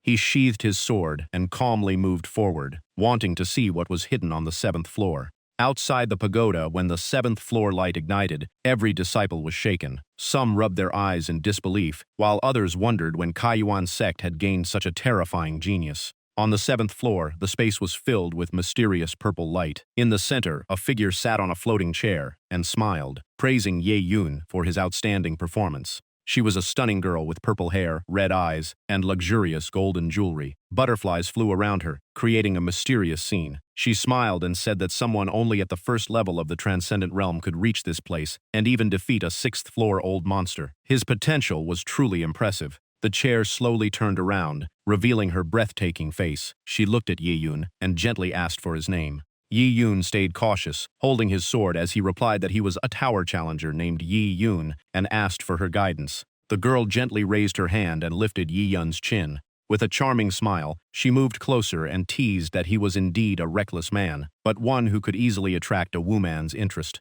Yi Yun immediately swung his sword and forced her back, coldly telling her to stay away. She was slightly surprised after being pushed back. She calmly returned to her floating chair, letting the purple butterflies continue circling around her as she laughed with excitement. Raising her hand, she narrowed her eyes at Ye Yun and complained that he did not know how to appreciate beauty. Purple light erupted around her body as the butterflies scattered everywhere. Before attacking, she coldly declared that Yi Yun's ending would be miserable. A terrifying force instantly blasted Yi Yun away. He used his sword to steady himself while secretly judging that her spiritual power was far stronger than expected. The girl rested her chin on her hand and watched with a smile, seeming more interested in the battle. Her figure suddenly vanished, making Ye Yun realize something was wrong. He quickly dodged a surprise palm strike and activated a 20 times faster attack speed. Her attack missed, leaving the girl stunned because Yi Yun had disappeared from her sight. She puffed her cheeks and turned around with a complaining expression.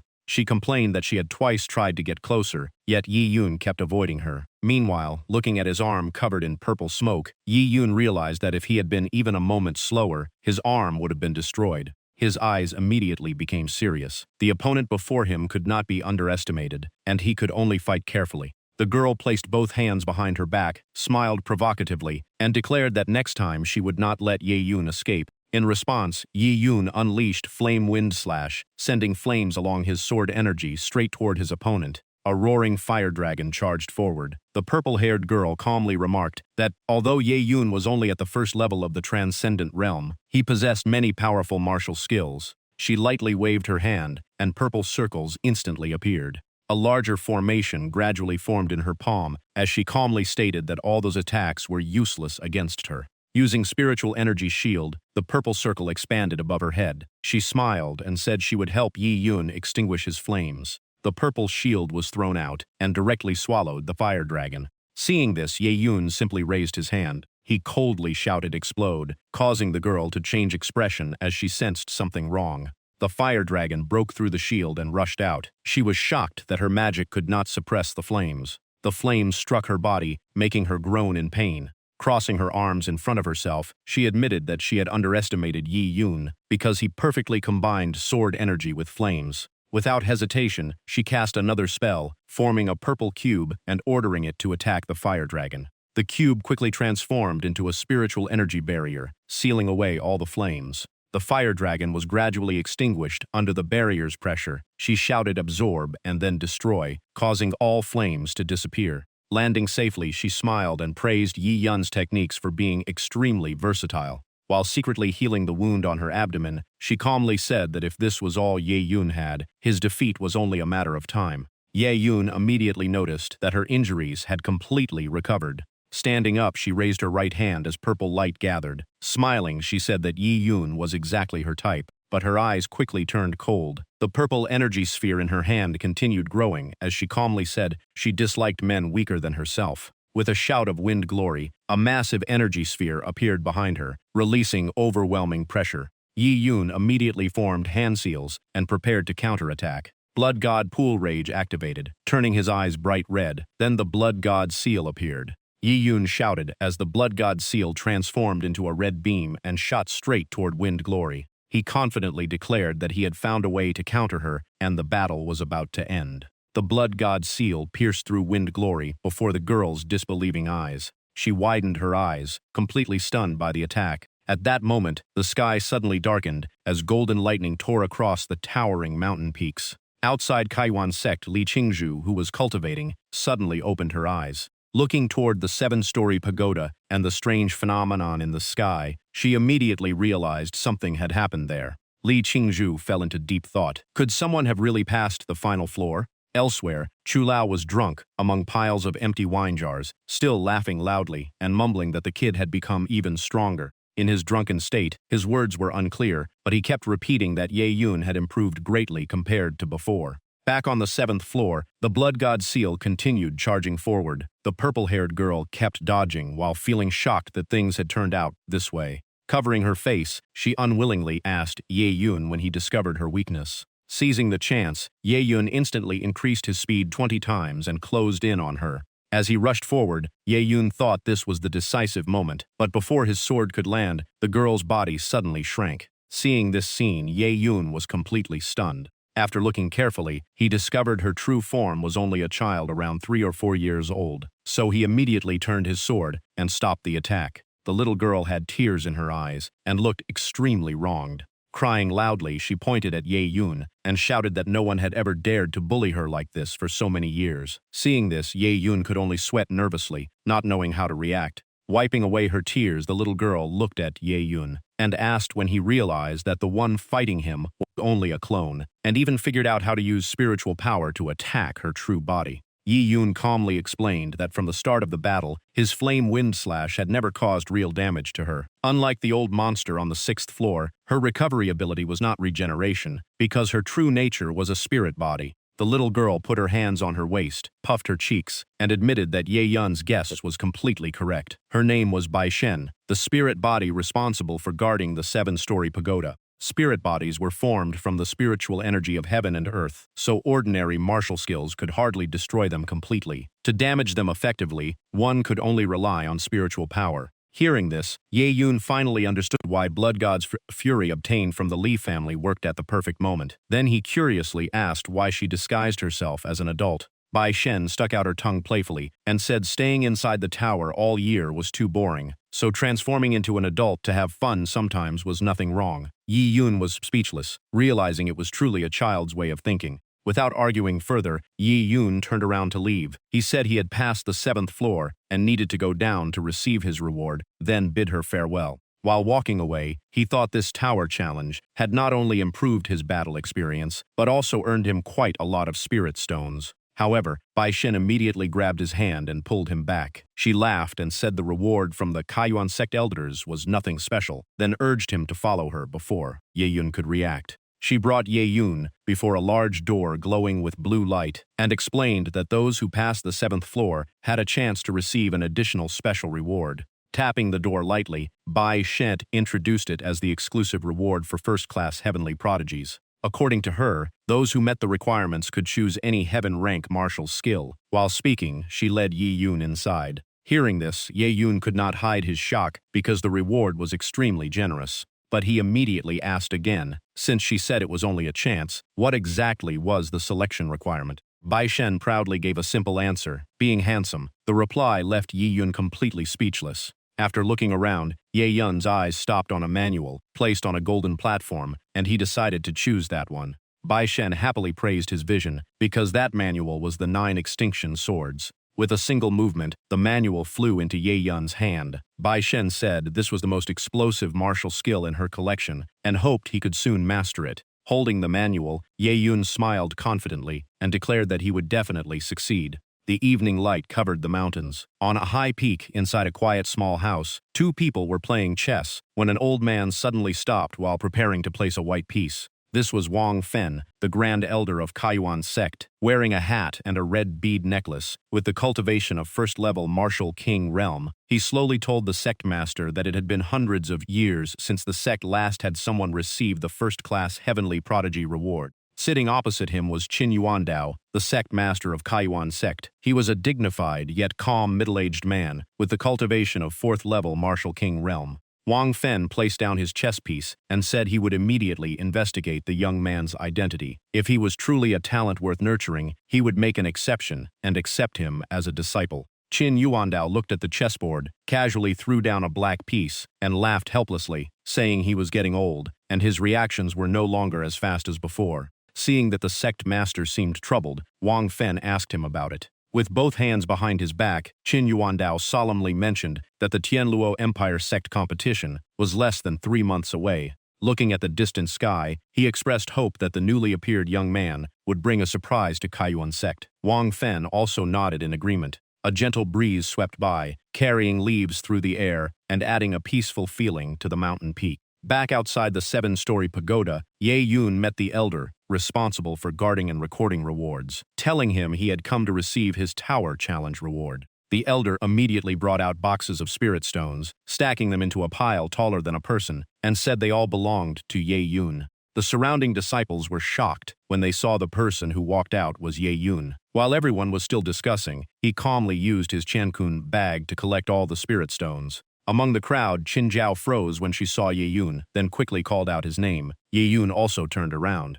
Qin Jiao hurried over with ageful expression, saying she knew the person who passed the tower was him and never expected to meet him again at Kaiyuan's sect. Recognizing her, Ye Yun slightly raised his eyebrows and called out Qin Jiao's name. She excitedly asked if the person who passed the 7-story pagoda was really him and kept praising him. Ye Yun only nodded in confirmation. Qin Jiao clasped her hands with admiration, saying she truly had not judged him wrongly. Without giving Ye Yun a chance to refuse, she immediately pulled him away to celebrate, saying she wanted to treat him to a meal and hear everything that happened inside the 7-story pagoda. Watching the two leave, the other disciples could only stand there stunned. Some sighed that Ye Yun was indeed the champion of the inner sect competition, while others lamented that he had conquered the 7-story pagoda right after joining the inner sect, far beyond ordinary people. Hidden among the crowd, a long-faced male disciple with a sinister appearance quietly watched Ye Yun leave, his eyes filled with schemes. After night fell, in a private room, that disciple knelt before Han Xian and reported everything he had witnessed. Holding a teacup, Han Xian narrowed his eyes and asked for confirmation. "You mean Ye Yun truly passed the 7-story pagoda?" The disciple immediately confirmed that he saw it with his own eyes, and everything was completely accurate. Hearing this, Han Xian crushed the teacup in his hand and gritted his teeth in anger. He never expected Ye Yun's strength to improve so quickly and regretted not eliminating him earlier. Seeing the elder's terrible expression, the disciple quickly tried to comfort him, saying that passing the 7-story pagoda did not prove much. Instead of calming him down, those words enraged Han Xian even more. He kicked away the kneeling disciple and shouted that he understood nothing. Han Xian coldly said outsiders did not know the secrets of the 7-story pagoda, but as an elder he understood everything inside. Anyone recognized by the guardian spirit after passing the tower would receive an extremely precious reward, even surpassing the treasures stored in the sect treasury. If Ye Yun truly obtained such a treasure, his strength would rise greatly, making it even harder to kill him later. Hearing this, the disciple quickly stood up and suddenly remembered something. He reminded Han Xian that the spirit spring would open in a few days, making it the perfect chance to act.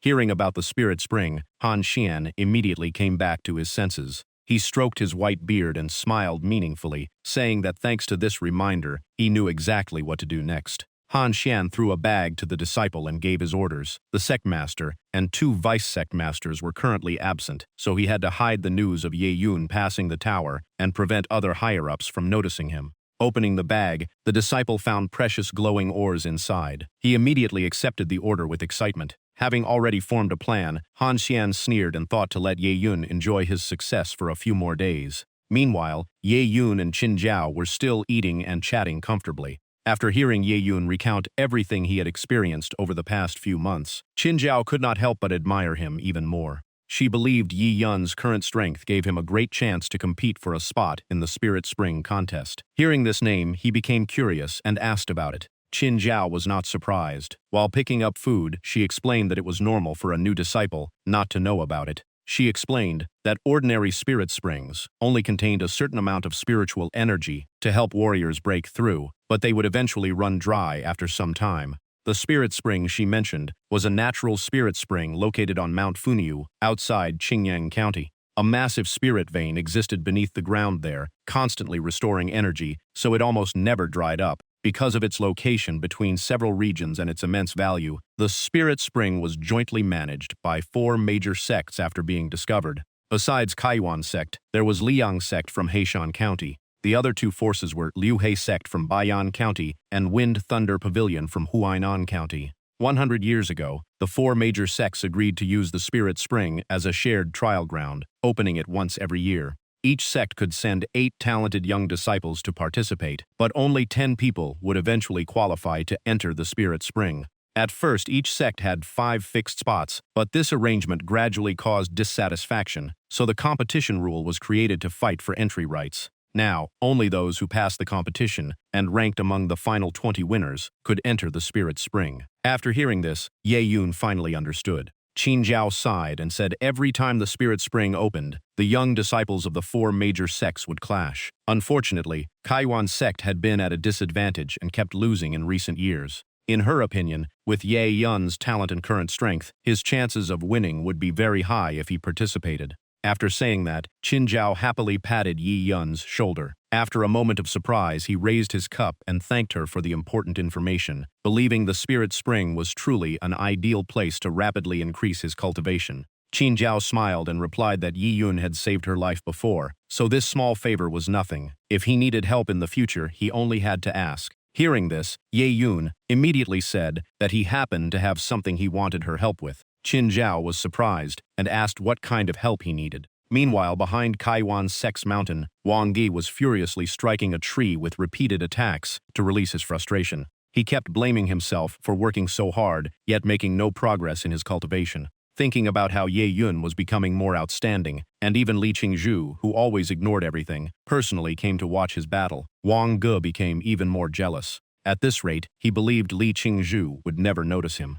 Just then, a strange laugh suddenly came from behind him. Wang Ge immediately turned around to find its source. From deep within the darkness, a seductive voice echoed, as if tempting him to enter. Unable to resist his curiosity, Wang Ge walked forward and discovered a hidden cave in front of him. At the same time, in Kaiyuan Sex Plaza, Elder Sun Qi gave instructions to the disciples chosen for this trial. He reminded everyone that they already knew the goal of the Spirit Spring journey and hoped they would achieve results worthy of the sect. All the disciples accepted the order together with strong determination. Watching from the side, Han Xian only sneered inwardly, thinking Ye Yun would understand when that time came. At the foot of Mount Funyu, Sun Qi announced that they had arrived. This was the location where this year's Spirit Spring competition would take place. Suddenly, a provocative voice came from behind, making Sun Qi turn around. The newcomer smiled coldly and mocked that perhaps last year's defeat still was not enough to wake Kaiyuan sect up. Qin Zhao quietly introduced him to Yi Yun as Lei Shan, an elder of Wind Thunder Pavilion.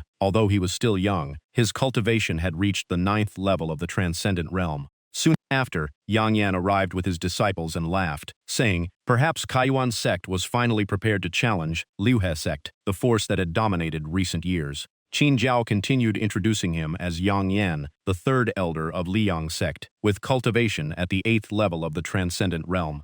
Standing beside him was Lu Jian, the Grand Elder of Luhe sect, known among warriors as the Sword Saint, with cultivation at the 2nd level of the Martial King realm. Watching the 3 elders immediately start arguing, Ye Yun thought the atmosphere here was filled with intense competition. Sun Qi interrupted and reminded them that this was the stage for the younger generation. Their arguments were meaningless, so they should start the competition quickly. Yang Yan agreed, saying words were useless, and the disciples should decide everything through strength. Seeing this, Lu Jian signaled his disciple. A young man stepped forward, clasped his hands, and introduced himself as Yang Guan from Liuhe sect, asking for guidance. Sun Qi turned to ask Han Xian's opinion about the first match. After observing for a while, Han Xian commented that Yang Guan had already reached the 1st level of the Transcendent Realm, and his strength was not ordinary. Lu Jian nodded slightly, showing great satisfaction with his disciple's performance. Kaiyuan sect quickly sent someone to fight. Qin Feng stepped forward, introduced himself, and accepted the challenge.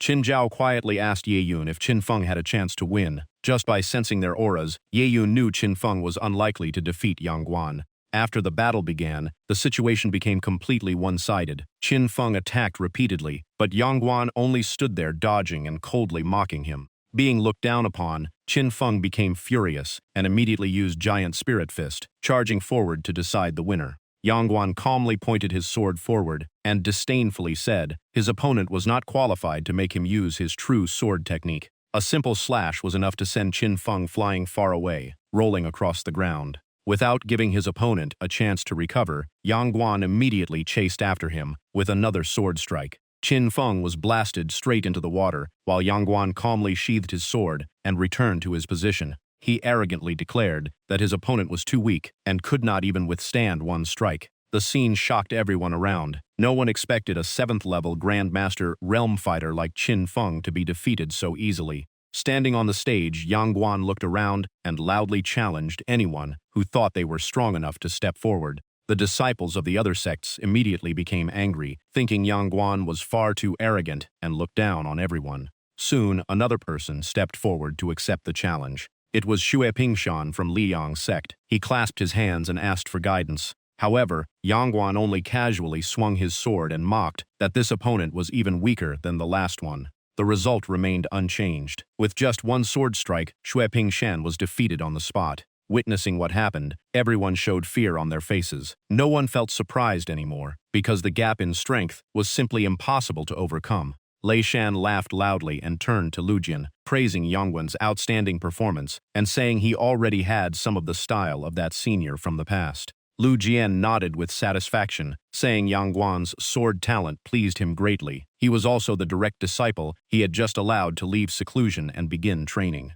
Hearing this, everyone was shocked. Everyone knew Lu Jian was extremely picky when choosing disciples, so Yangguan becoming his successor caused even more disbelief. Only then did everyone understand why his strength was so extraordinary. It seemed this competition would be unlikely to have any surprises. Yangguan remained on the stage, defeating opponent after opponent. In a short time, he defeated 6 people in a row, with no one able to stop him. Sun Qi caught a disciple who was knocked away. The disciple apologized, but Sun Qi only shook his head and said he had already done his best. Yang Yan looked at the situation and sighed helplessly, telling Lei Shan that first place almost certainly belonged to Liu He's sect, while the other sects could only fight for the remaining spots. Lei Shan laughed along and mocked that Kaiyuan's sect would probably still rank last this year. Those taunts made Sun Qi extremely angry, but he could not think of a way to change the situation. Just then, Han Xian stepped forward with a smile and said the battle was not over yet. Kaiyuan's sect would not give up so easily. Hearing him, Sun Qi was also surprised. Everyone's eyes, including Yang Guan's, turned toward Han Xian. Seeing this, he only smiled and asked why everyone was looking at him. Then Han Xian directly called Yi Yun's name, saying his strength was not bad and he should step onto the stage to represent Kaiyuan's sect. Hearing this, Yi Yun could only smile inwardly. Sun Qi immediately tried to stop him, saying that although Ye Yun had great talent, he was still not Yang Guan's opponent and should not risk getting injured. Han Xian intentionally praised Ye Yun as someone who could change the situation and used the sect's honor to pressure him into accepting. Ye Yun calmly replied that Elder Han wanted to personally test his strength. Since that was the case, he did not mind letting him witness it, so he would not make any more foolish decisions in the future. After speaking, Ye Yun lightly patted Han Xian's shoulder, leaving him unable to understand his intention. Han Xian immediately asked what Ye Yun was implying. Ye Yun only smiled without explaining, then jumped onto the stage and introduced himself as Ye Yun of Kaiyuan's sect, accepting the challenge.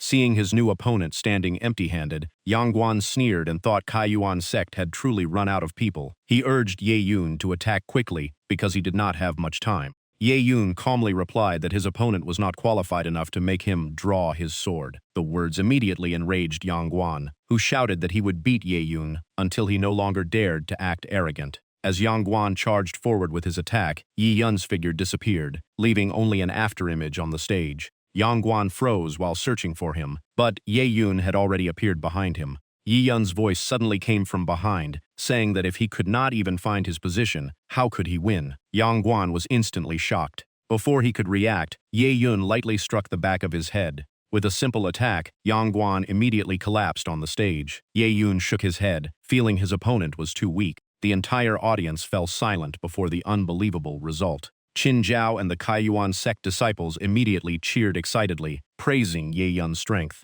However, Yang Guan refused to admit defeat. He gritted his teeth and stood up, declaring the battle was not over. With a loud shout, Yang Guan unleashed his ultimate move and charged forward, while Yi Yun remained still. As Yang Guan approached, Ye Yun only punched his abdomen, instantly draining all his strength. He calmly said, "Next." Yang Guan was blasted into the water before everyone's shocked eyes. No one could believe Yi Yun's speed was this terrifying. Climbing out of the water, Yang Guan angrily shouted that he was not convinced. At this moment, Lu Jian finally spoke and stopped him, telling his disciple the battle was already decided. Hearing his own master announce it, Yang Guan could only stand there speechless. Standing on the stage, Ye Yun looked toward the other 3 sects and declared that Kaiyuan's sect would secure all 8 spots to enter the Spirit Spring. To save time, he directly challenged all opponents to come together. Hearing this declaration, Han Xian's expression changed instantly as he shouted at Ye Yun, asking what he was trying to do. After hearing Yi Yun's challenge, the disciples from the 3 sects all rushed onto the stage. Everyone was angry, thinking Yi Yun was too arrogant to look down on all of them. Ye Yun clenched his fist and thought this would save a lot of time. Without hesitation, he immediately activated Sky Step. One stomp struck the ground, and a terrifying shockwave instantly sent all opponents flying into the air. Even those watching from outside were forced back by the impact, all of them shocked by the power of the attack. Han Xian was secretly startled by the scene, realizing Ye Yun's true strength was far more terrifying than he appeared. After defeating everyone, Ye Yun calmly looked around and asked if anyone else wanted to continue challenging him. Not long after, the group entered the Spirit Spring area. Standing before the cave entrance, Sun Qi reminded everyone to stay close to avoid getting lost. While leading the way, he praised Ye Yun for helping Kaiyuan's sect obtain all 8 participation spots. Sun Qi also promised that Yi Yun would receive a worthy reward after returning to the sect. Yi Yun smiled and thanked him. At the cave entrance, Lei Shan introduced that the path ahead was the Spirit Spring. The left side contained the densest spiritual energy, while the right side was weaker. He told the disciples to enter quickly and find the best positions to absorb as much spiritual energy as possible. The moment they entered, everyone felt the surging spiritual energy. Some shouted excitedly and rushed to find the best cultivation spots. The disciples moved deeper into the cave, while the elders stayed outside waiting. Entering the central area, Qin Jiao could not help but marvel at the pure spiritual energy filling the place. Just then, someone pointed forward and announced that the Spirit Spring was right ahead. Hearing this, everyone immediately scattered to claim positions, wanting the best cultivation conditions. Yi Yun also chose a spot and sat down. At that moment, the system immediately issued a notification. The system determined that the south direction had the highest concentration of spiritual energy, so Ye Yun quickly occupied that position. Qin Jiao slowly walked over and shyly asked if she could cultivate near Ye Yun. She explained that his location seemed to have the richest spiritual energy, so she decided to ask. Ye Yun calmly replied that she could do as she wished. Hearing this, Qin Jiao happily sat down nearby and softly thanked him. Right after that, the system issued another notification. The spirit energy devouring process officially activated, and Ye Yun quickly entered a cultivation state. Meanwhile, outside the cave, 3 disciples from another sect gathered and complained that Kaiyuan's sect had unexpectedly taken first place this year. One of them held a green gourd and laughed confidently, saying losing once was nothing to worry about. Seeing their senior brother so calm, the disciples curiously asked why he was not angry. The man only smiled mysteriously and opened the lid of the gourd. He explained that before entering this place, Yang Yan secretly gave him the Jade Spirit Gourd, a treasure capable of absorbing heaven and earth spiritual energy. All he needed to do was point this treasure toward Kaiyuan sect's cultivation area. Then, all the spiritual energy on their side would be pulled over to his side. Hearing the plan, the other 2 became extremely excited and praised the elder's calculation. Soon after, the Jade Spirit Gourd began crazily absorbing spiritual energy from the cave. The 3 laughed proudly, believing Kaiyuan's sect would gain nothing from their cultivation this time. In their opinion, even if Kaiyuan's sect won first place, all the spiritual energy would eventually belong to them. Inside the cave, the Kaiyuan sect disciples gradually felt the surrounding spiritual energy becoming weaker. They kept asking if the spirit spring was about to dry up. While absorbing energy, Ye Yun immediately sensed something wrong and stopped cultivating. Observing the spiritual energy continuously flowing outward, he quickly concluded that someone was intentionally controlling its direction. Instead of worrying, Yi Yun smiled with interest and decided to see who could absorb more. He immediately ordered the system to devour at full power, causing the massive spiritual energy inside the spirit spring to reverse and rush toward him. Meanwhile, the 3 disciples outside were still laughing, thinking the Kaiyuan sect people had no idea they had fallen into their trap. But soon after, the Jade Spirit Gourd suddenly stopped absorbing, leaving all 3 stunned. The senior brother immediately realized something was wrong with the treasure. Right after that, they discovered a stronger force, forcibly pulling all the spiritual energy back toward the cave, shocking everyone.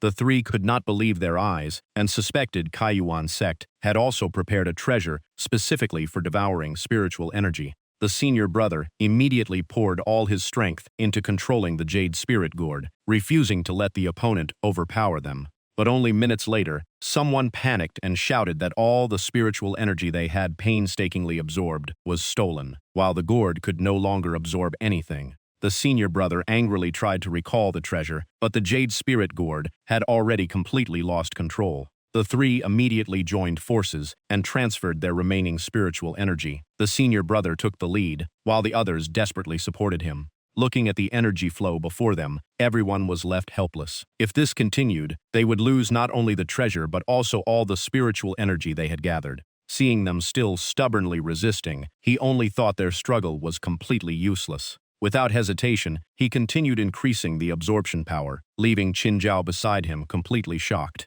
Strange light suddenly erupted everywhere, leaving the surrounding disciples confused about what was happening. Inside Lian Sek's area, everyone started panicking as the spirit spring showed abnormal changes. What exactly happened here? Yang Yan watched the massive flow of spiritual energy leaving the spirit spring and suddenly discovered that it was all rushing toward Kaiyuan Sek's cave. The scene was unbelievable. The four elders outside the cave were completely stunned. Lu Jian could not understand why all the spiritual energy was moving in the same direction, while Sun Qi worried that the spirit spring would be completely drained if this continued. Just then, Lei Shan turned and asked where Elder Yang was, making the other three even more confused. After absorbing all the stolen spiritual energy and the energy drawn from the other caves, the system repeatedly announced that the host had broken through to the second level of the transcendent realm. Next, the host successfully broke through to the third level of the transcendent realm. The notifications continued as he advanced to the fourth and fifth levels of the transcendent realm.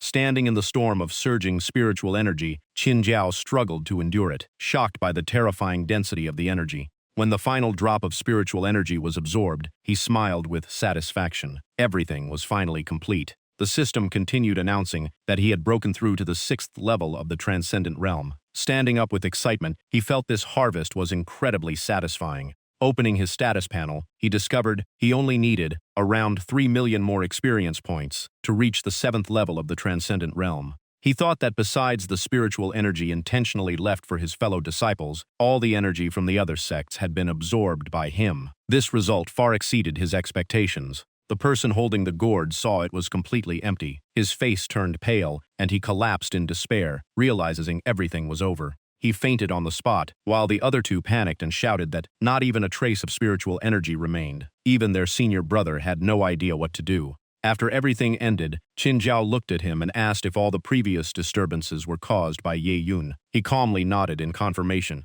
He casually asked if that small disturbance had affected the senior brother's cultivation. Qin Jiao was speechless. Calling that massive surge of spiritual power a small matter was simply unbelievable. He coughed lightly and calmly reminded her to put her clothes back on first. Qin Jiao stood up, still looking completely confused. Just as he was about to leave the cave, a loud shout came from outside telling him to stop. The moment he stepped out of the cave, an arm blocked his path. Yang Yan brought his disciples and blocked the way, demanding Ye Yun explain why all the spiritual energy in the spirit spring had been taken by the Kaiyuan sect. Qin Jiao immediately stepped forward with a mocking reply. She said they should be the ones making accusations because the Lian sect attacked first, while Ye Yun only fought back in self-defense. Yang Yan sharply responded that calling it self-defense required proof. Otherwise, how could anyone prove the Lian sect acted first? At that moment, the other four people arrived. Sun Qi worriedly asked about the situation, while Yi Yun simply clasped his hands and said everyone was safe.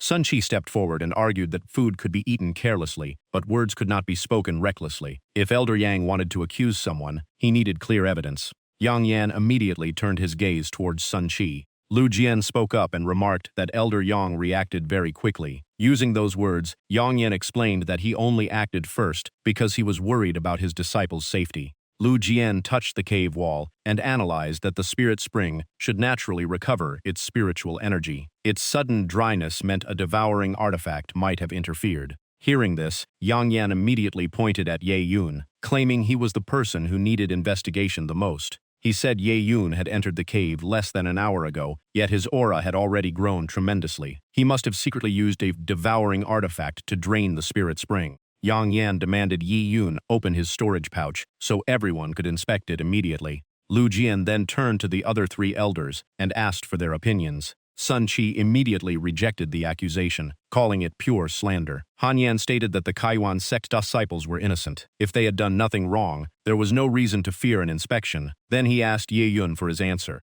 Yi Yun remained calm and told Elder Han that he had no problem being inspected. But if he truly had no artifact capable of absorbing spiritual energy, what would the other side do? Yang Yan immediately agreed. If the result proved Yi Yun innocent, he would admit it was a false accusation and apologize on behalf of the Lian sect. He then urged Yi Yun to hand over his storage pouch. Yi Yun did not hesitate and immediately took out his storage pouch. To avoid any suspicion of bias, Yang Yan invited Lei Shan and Lu Jian to inspect it as witnesses. Ye Yun casually threw the storage pouch to Lu Jian and said these kinds of false accusations were nothing new, so they could check as much as they wanted. Lei Shan suggested letting Lu Xuanxuan examine it first, and Lu Jian agreed. After a careful inspection with nothing suspicious found, they passed the pouch to Lu Xuanxuan for another check. Yang Yan's expression changed instantly, unable to believe the result. Lei Shan personally checked it again, but reached the same conclusion. There was truly no devouring artifact inside. Yang Yan's mind was in chaos. Without a supporting artifact, could Yi Yun have absorbed that enormous amount of spiritual energy purely through his own ability? Ye Yun smiled at Yang Yan and asked if Elder Yang was satisfied now. With no way to argue back, Yang Yan could only cough awkwardly and admit it was probably a misunderstanding by the Lian sect disciples. He apologized on their behalf. To show his sincerity, he took out a sect-stabilizing pill, a secret pill that could stabilize cultivation, and threw it to Ye Yun as compensation. Yi Yun happily accepted the gift without hesitation. Although the matter seemed settled, Yang Yan only wanted to leave quickly. He said farewell and invited everyone to visit the Lian sect if they had the chance. Just as they were about to leave, Ye Yun suddenly appeared in front of them. Without saying much, he struck one disciple with a palm and sent him flying. The storage pouch fell to the ground. Yi Yun immediately poured out everything inside and coldly asked who thought this matter could end so easily. Witnessing the sudden move, Yang Yan angrily shouted Yi Yun's name. Yi Yun picked up the gourd and mocked him. Failing to destroy even the evidence was a careless mistake. Lu Jian recognized it at a glance. It was the Jade Spirit Gourd, an artifact used to forcibly absorb spiritual energy. Yang Yan was both embarrassed and furious. He could only question the fallen disciple, but the man stammered and failed to explain. Sun Qi immediately accused the Lian sect of framing Yi Yun. He then suggested letting Elder Lu Jian, the highest-ranking person present, judge the matter. Lu Jian coldly declared that the spirit spring was already damaged, making all excuses meaningless. He despised such shameless actions and ordered the Lian sect to explain themselves to the officials of the northern domain of Tianluo Empire. Hearing this, Yang Yan quickly bowed and begged Elder Lu for mercy. Lu Jian only replied indifferently that Yang Yan had brought this upon himself. He coldly concluded that those who create their own troubles must bear the consequences. His words left everyone silent, including Yang Yan. Lu Jian then looked at Yi Yun and was about to speak, but stopped. Yi Yun took the initiative and asked if the elder had any advice.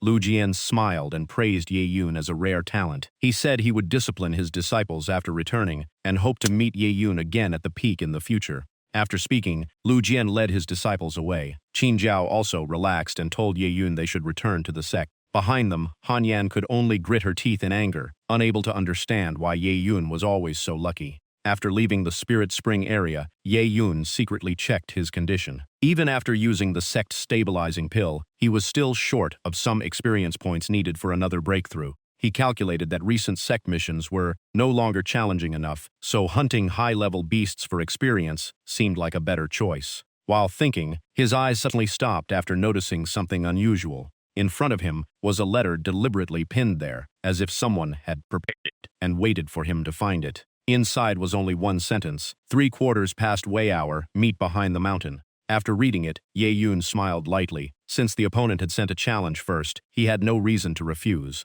Not long after, he arrived at the meeting place. From afar, the mysterious figure appeared and spoke first. Ye Yun calmly clasped his hands and called out the person's name, Wang Shan. He stood there with a calm expression. Wang Shan sneered and said Yi Yun's courage was impressive for accepting the challenge. Yi Yun quietly watched his opponent with interest, while Wang Xian declared he wanted to personally test Yi Yun's true strength today. A dark mist surrounded Wang Qian's body. He coldly announced the duel had begun and roared that all humiliation caused by Ye Yun would be returned today. As soon as he finished speaking, Wang Qian rushed forward at incredible speed and launched a powerful kick. Yi Yun could only raise his hand to block. Feeling the power behind the attack, Ye Yun immediately realized his opponent had reached the 7th level of the Transcendent Realm. Seeing Yi Yun dodge the attack, Wang Qian laughed proudly, seemingly pleased by Yi Yun's shocked reaction. He mocked that Ye Yun was not bad for blocking an attack using only half his strength. But after completing the bone transformation, his next strike would be at full power.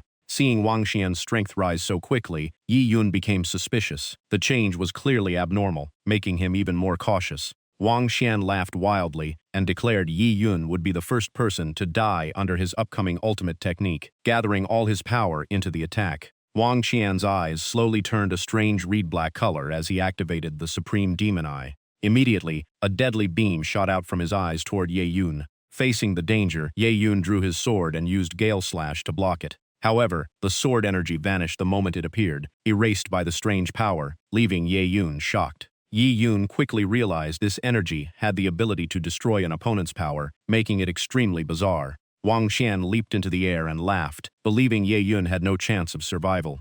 Without hesitation, he shouted and continued with his killing strike. Ye Yun was forced to keep dodging and discovered his opponent's attack speed had increased 20 times. Watching Ye Yun constantly retreat, Wang Qian laughed even louder, believing he could only run before absolute power. When Ye Yun suddenly vanished from sight, Wang Qian shouted, insisting he could not escape. But in the next moment, Ye Yun appeared right in front of him and calmly asked who said he was running away. At such a close distance, Wang Qian had no time to react. Ye Yun simply said this made him easier to target. The sword in his hand trembled slightly as Ye Yun decided to let Wang Qian experience the sword technique he had just comprehended. The sword light erupted as he unleashed the first move of the 9 annihilation swords. A terrifying sword intent exploded, creating an overwhelming pressure. The sword strike rushed toward Wang Qian with unstoppable force, leaving him no chance to dodge. Using his remaining strength, Wang Qian roared and tried to block the attack. He activated the Supreme Demon Eye again, causing 2 terrifying forces to collide head-on. Ye Yun did not retreat. He concentrated all his power into one point and shouted for Wang Qian to stop resisting. A violent explosion immediately erupted. The impact sent Wang Qian flying back and he cried out in pain. He stabbed his sword into the ground to steady himself, unable to believe Ye Yun had become even stronger than before. Taking a heavy breath, Wang Qian admitted he had started to respect his opponent. In his eyes, Ye Yun forcing him into this state was completely beyond his expectations. Wang Qian slowly entered a defensive stance and said that without careful preparation today, he might have been the one to lose. After speaking, he decided to stop hiding his power. Thick black energy instantly covered his body, releasing an even more terrifying force. Seeing this, Ye Yun charged forward, but he was still shocked by the strange light that appeared. Wang Qian raised his head and roared toward the sky, beginning to unleash all his power. The explosion of energy caused his body to rapidly wither, yet he continued screaming, as if summoning something. Waves of black energy twisted through the sky, while Wang Qian laughed like a madman. Facing the overwhelming dark power, Ye Yun also felt pressure from the terrifying evil aura. To fight back, Ye Yun activated Demon God Transformation and Demon God Claw, while Wang Qian locked onto him and roared for his life. The attack speed increased 20 times again, forcing Ye Yun to retreat and avoid the sharp strike. Taking the chance, Wang Qian unleashed a heaven-shaking attack that caused an explosion across the battlefield. The aftermath made Ye Yun even more cautious. He realized Wang Qian was still hiding power, but he needed to end the battle first. Even though his body had withered from extreme exhaustion, Wang Qian laughed crazily and declared this was his true trump card. Ye Yun had nowhere left to escape. As the demon god claw tore through the air, Ye Yun only smiled. To him, Wang Qian's so-called trump card was just a lesson he needed to remember. A massive force surrounded Ye Yun's body. Facing Wang Qian's attack, he directly confronted it with absolute power. His figure remained completely steady. He slowly raised his sword and calmly declared that all of Wang Qian's tricks were useless. Seeing Ye Yun remain so calm, Wang Qian was deeply shaken. One question filled his mind: why could Ye Yun still act so relaxed? A sense of danger suddenly struck him, forcing Wang Qian to cancel his technique and retreat. Feeling Ye Yun's pressure, his expression became darker. This power was far beyond before. Could Ye Yun still not have shown his full strength? Ye Yun calmly said that, until now, he had only used 50% of his strength. With no other choice, Wang Qian rushed into the sky, while Ye Yun immediately unleashed the second move of the 9 annihilation swords. An invisible sword mark tore through the void. It was the move called Void Severing. The sword energy slowly advanced, yet the space around Wang Qian continuously cracked apart. Terrified, he screamed and used the demon god claw to defend. However, his withered arm was completely unable to withstand the power of that sword strike. Despair appeared on Wang Qian's face as he realized everything was over. Yi Yun shouted and slashed downward. The sword light struck Wang Qian directly, creating a thunderous explosion that shook the entire area.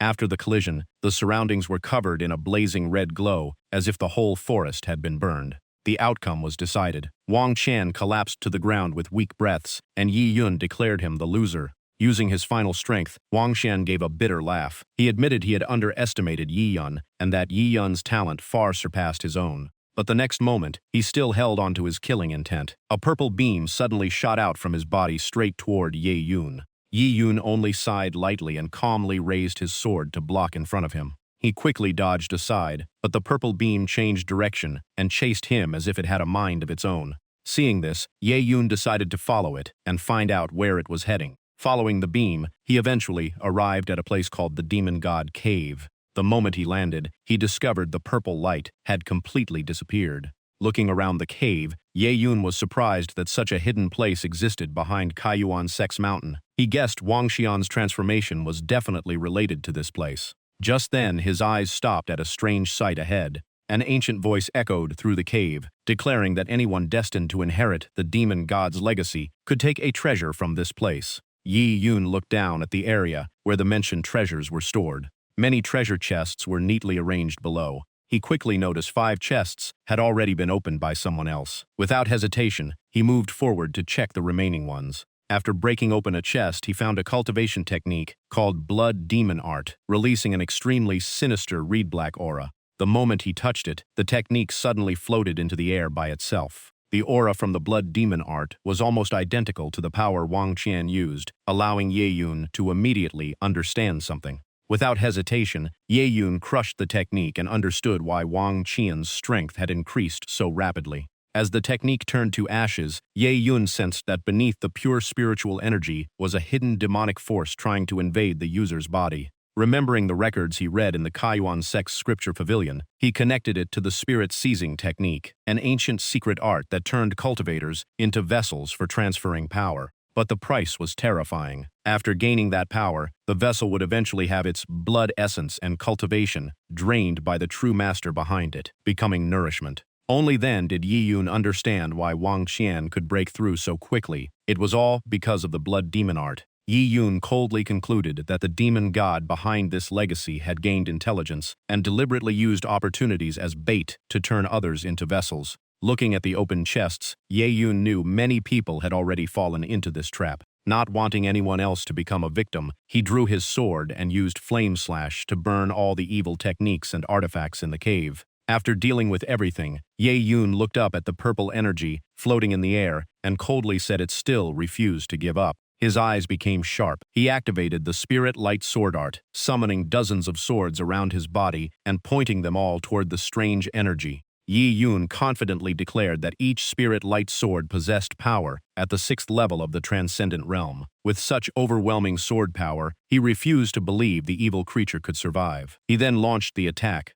The dark energy condensed into the phantom of a demon god, roaring that when he revived, Yi Yun would suffer a fate worse than death. Yi Yun remained calm. Countless flying swords pierced through the phantom, causing continuous explosions. He coldly said that if it had the ability, it should wait until its true resurrection and then challenge him. Outside the cave, the demon god's remaining soul released one final roar before being erased, shouting that the demon god clan would exist forever. A world-shaking explosion echoed across the land, dyeing the sky blood red. Looking down from above, Ye Yun confirmed every trace had been destroyed before leaving in peace. At the same time, in a hidden earth vein of the Kaiyuan sect, blazing lava flowed around a massive heart. An excited voice sounded, as it noticed the Demon Lord had finally reacted. Excited laughter echoed repeatedly. The Demon Lord's heart had started beating again, but countless sealing chains were still locking it down. Each heartbeat made the Demon Lord's aura stronger, causing everyone nearby to reveal their excitement. Thousands of sealing runes suddenly appeared around the heart, continuing to suppress it. The heart could only angrily curse the hateful seal. However, everyone understood that once the Demon Lord's heart revived, the day the seal broke would not be far away. In their eyes, the moment the Demon Emperor sect ruled the human world again was approaching. In the city lord's mansion of Qingyang City, under the blood moon hanging in the sky, a man calmly sat on a chair watching the strange phenomenon. He tightly held a jade orb, clearly sensing the unusual fluctuations from the demon heart. He laughed with excitement, knowing the long-awaited moment was finally about to begin. In the northern region of Tianyu Kingdom, Zhao Wudi looked at the blood moon and sighed. It had been many years since such a scene appeared. Even the wild beasts everywhere became restless, roaring continuously as if stimulated. Observing the changes, Zhao Wudi guessed the demon lord's aura was the reason behind the beast-tide chaos. He could not help wondering who or what had created such a terrifying disturbance. Somewhere else, Xiao He looked at the blood-red sky and laughed, realizing the aura of the demon race was awakening. In his opinion, Qingyang County would likely face a great disaster this time. Inside the forbidden area of Kaiyuan sect, Qin Yuandao stood before a waterfall and asked the three elders about the blood moon phenomenon and the powerful demonic aura that appeared. An elder replied seriously that all three of them sensed a terrifying existence beneath Kaiyuan's earth veins preparing to awaken. If their guess was correct, it was likely related to the Demon Emperor sect from 1,000 years ago. Hearing that name, Qin Yuandao immediately asked again for confirmation. The elder nodded and explained that 1,000 years ago, the Demon Emperor sect tried every method to revive the strongest demon lord of the demon world. At that time, all the strongest experts of the northern region joined forces against the demons. After a brutal battle, the Demon Emperor sect was destroyed, and the Demon Lord's resurrection was stopped. However, the great demon emperors did not completely disappear. Before dying, they used their entire cultivation to perform a secret art and seal the demon lord who had not yet emerged. After more than 1,000 years, the seal had likely weakened. Once the demon lord absorbed enough blood essence and energy, he would fully awaken. At that time, if the Demon Emperor sect gained a demon lord as their leader, restoring their former glory would only be a matter of time, and the human world would face a great calamity. After hearing everything, Qin Yuandao respectfully stood before the three seniors. They reminded him to prepare early for every possible situation. Qin Yuandao immediately bowed and promised to remember and follow their guidance. Then he turned and called Zi Ming and Ying Ying to receive their orders. Qin Yuandao decided to hold the elder disciple selection earlier this year and immediately arrange the inner disciple apprenticeship ceremony. The two accepted the order and quickly left to prepare. 3 days later, Kaiyuan Sect's plaza was packed with people. Everyone discussed why the elder selection was held much earlier than previous years. Someone revealed that this selection would be far harder than before. Although there were only a few hundred inner disciples, the competition was extremely fierce. Another person added that according to Kaiyuan Sect's rules, each elder could accept at most 7 disciples, so only a small number could be chosen each year. Many disciples hoped that if they were lucky enough to be accepted by one of the 10 great elders, their future would become limitless. Wang Fen walked over with a cane, looked at the crowded scene, and sighed that this year's event was even more lively than before. Someone behind him smiled and said it was because the sect master placed special importance on this selection, causing the entire sect to pay close attention. Seeing the time had arrived, Shan Miao urged everyone to quickly enter the selection area. When the elders and grand elders appeared together, the entire plaza erupted. Everyone knew they were martial king-level experts, and becoming their disciple would be an incredible opportunity. Chu Shangyun stepped forward to host the event and announced that the elders would personally observe everyone's performances and choose suitable disciples. Looking across the plaza, he encouraged everyone to show their full ability and display their best results in this grand competition.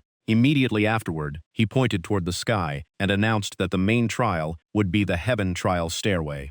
Under the shocked gazes of all disciples, a massive staircase appeared, stretching straight into the clouds. Its scale was so enormous that no one could see the end. Chu Shangyun continued explaining that a stone platform with a lotus flower was placed at the top. Anyone who picked the lotus would be instantly teleported back to the starting point. After the explanation, his voice echoed throughout the plaza as he officially announced the grand competition had begun. The atmosphere instantly exploded as the disciples excitedly rushed toward the heaven stairway. One person charged ahead first and stepped forward without hesitation. But the moment he stepped onto the first stair, his expression changed as terrifying pressure descended on his body. Unable to hold back, he exclaimed that the weight here was unbelievably heavy. Seeing this, the other disciples also rushed forward, one after another, to test their strength. However, before long, everyone was forced to stop by the terrifying pressure on each stair. Only then did they realize the heaven stairway was equipped with a formation. Every step felt like carrying thousands of pounds.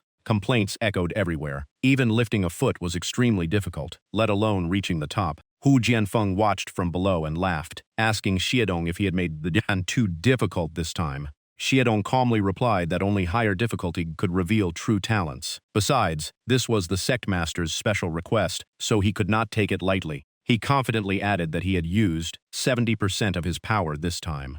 According to his calculations, climbing the entire heaven stairway would consume an enormous amount of spiritual energy and physical strength. While struggling upward, one disciple thought the first section could still be endured with spiritual energy protection. But the higher he went, the more unbearable the pressure became. Xie Dong remained confident that no one could easily pass this challenge. But the next moment, his expression changed completely after seeing something unexpected. In the middle of the heaven stairway, a figure was calmly walking upward as if taking a casual stroll. The crowd below was shocked when they realized that person was completely unaffected by the pressure. That person was Ye Yun. He understood that once he activated the diamond-glazed body, this level of pressure was almost meaningless. Hu Jianfeng laughed and teased Xiedong, saying that even 70% of his power could not stop a newly admitted disciple. Provoked by those words, Xiedong immediately increased his strength, causing the pressure on the heaven stairway to rise greatly. The disciples who were barely holding on were instantly pressed to the ground.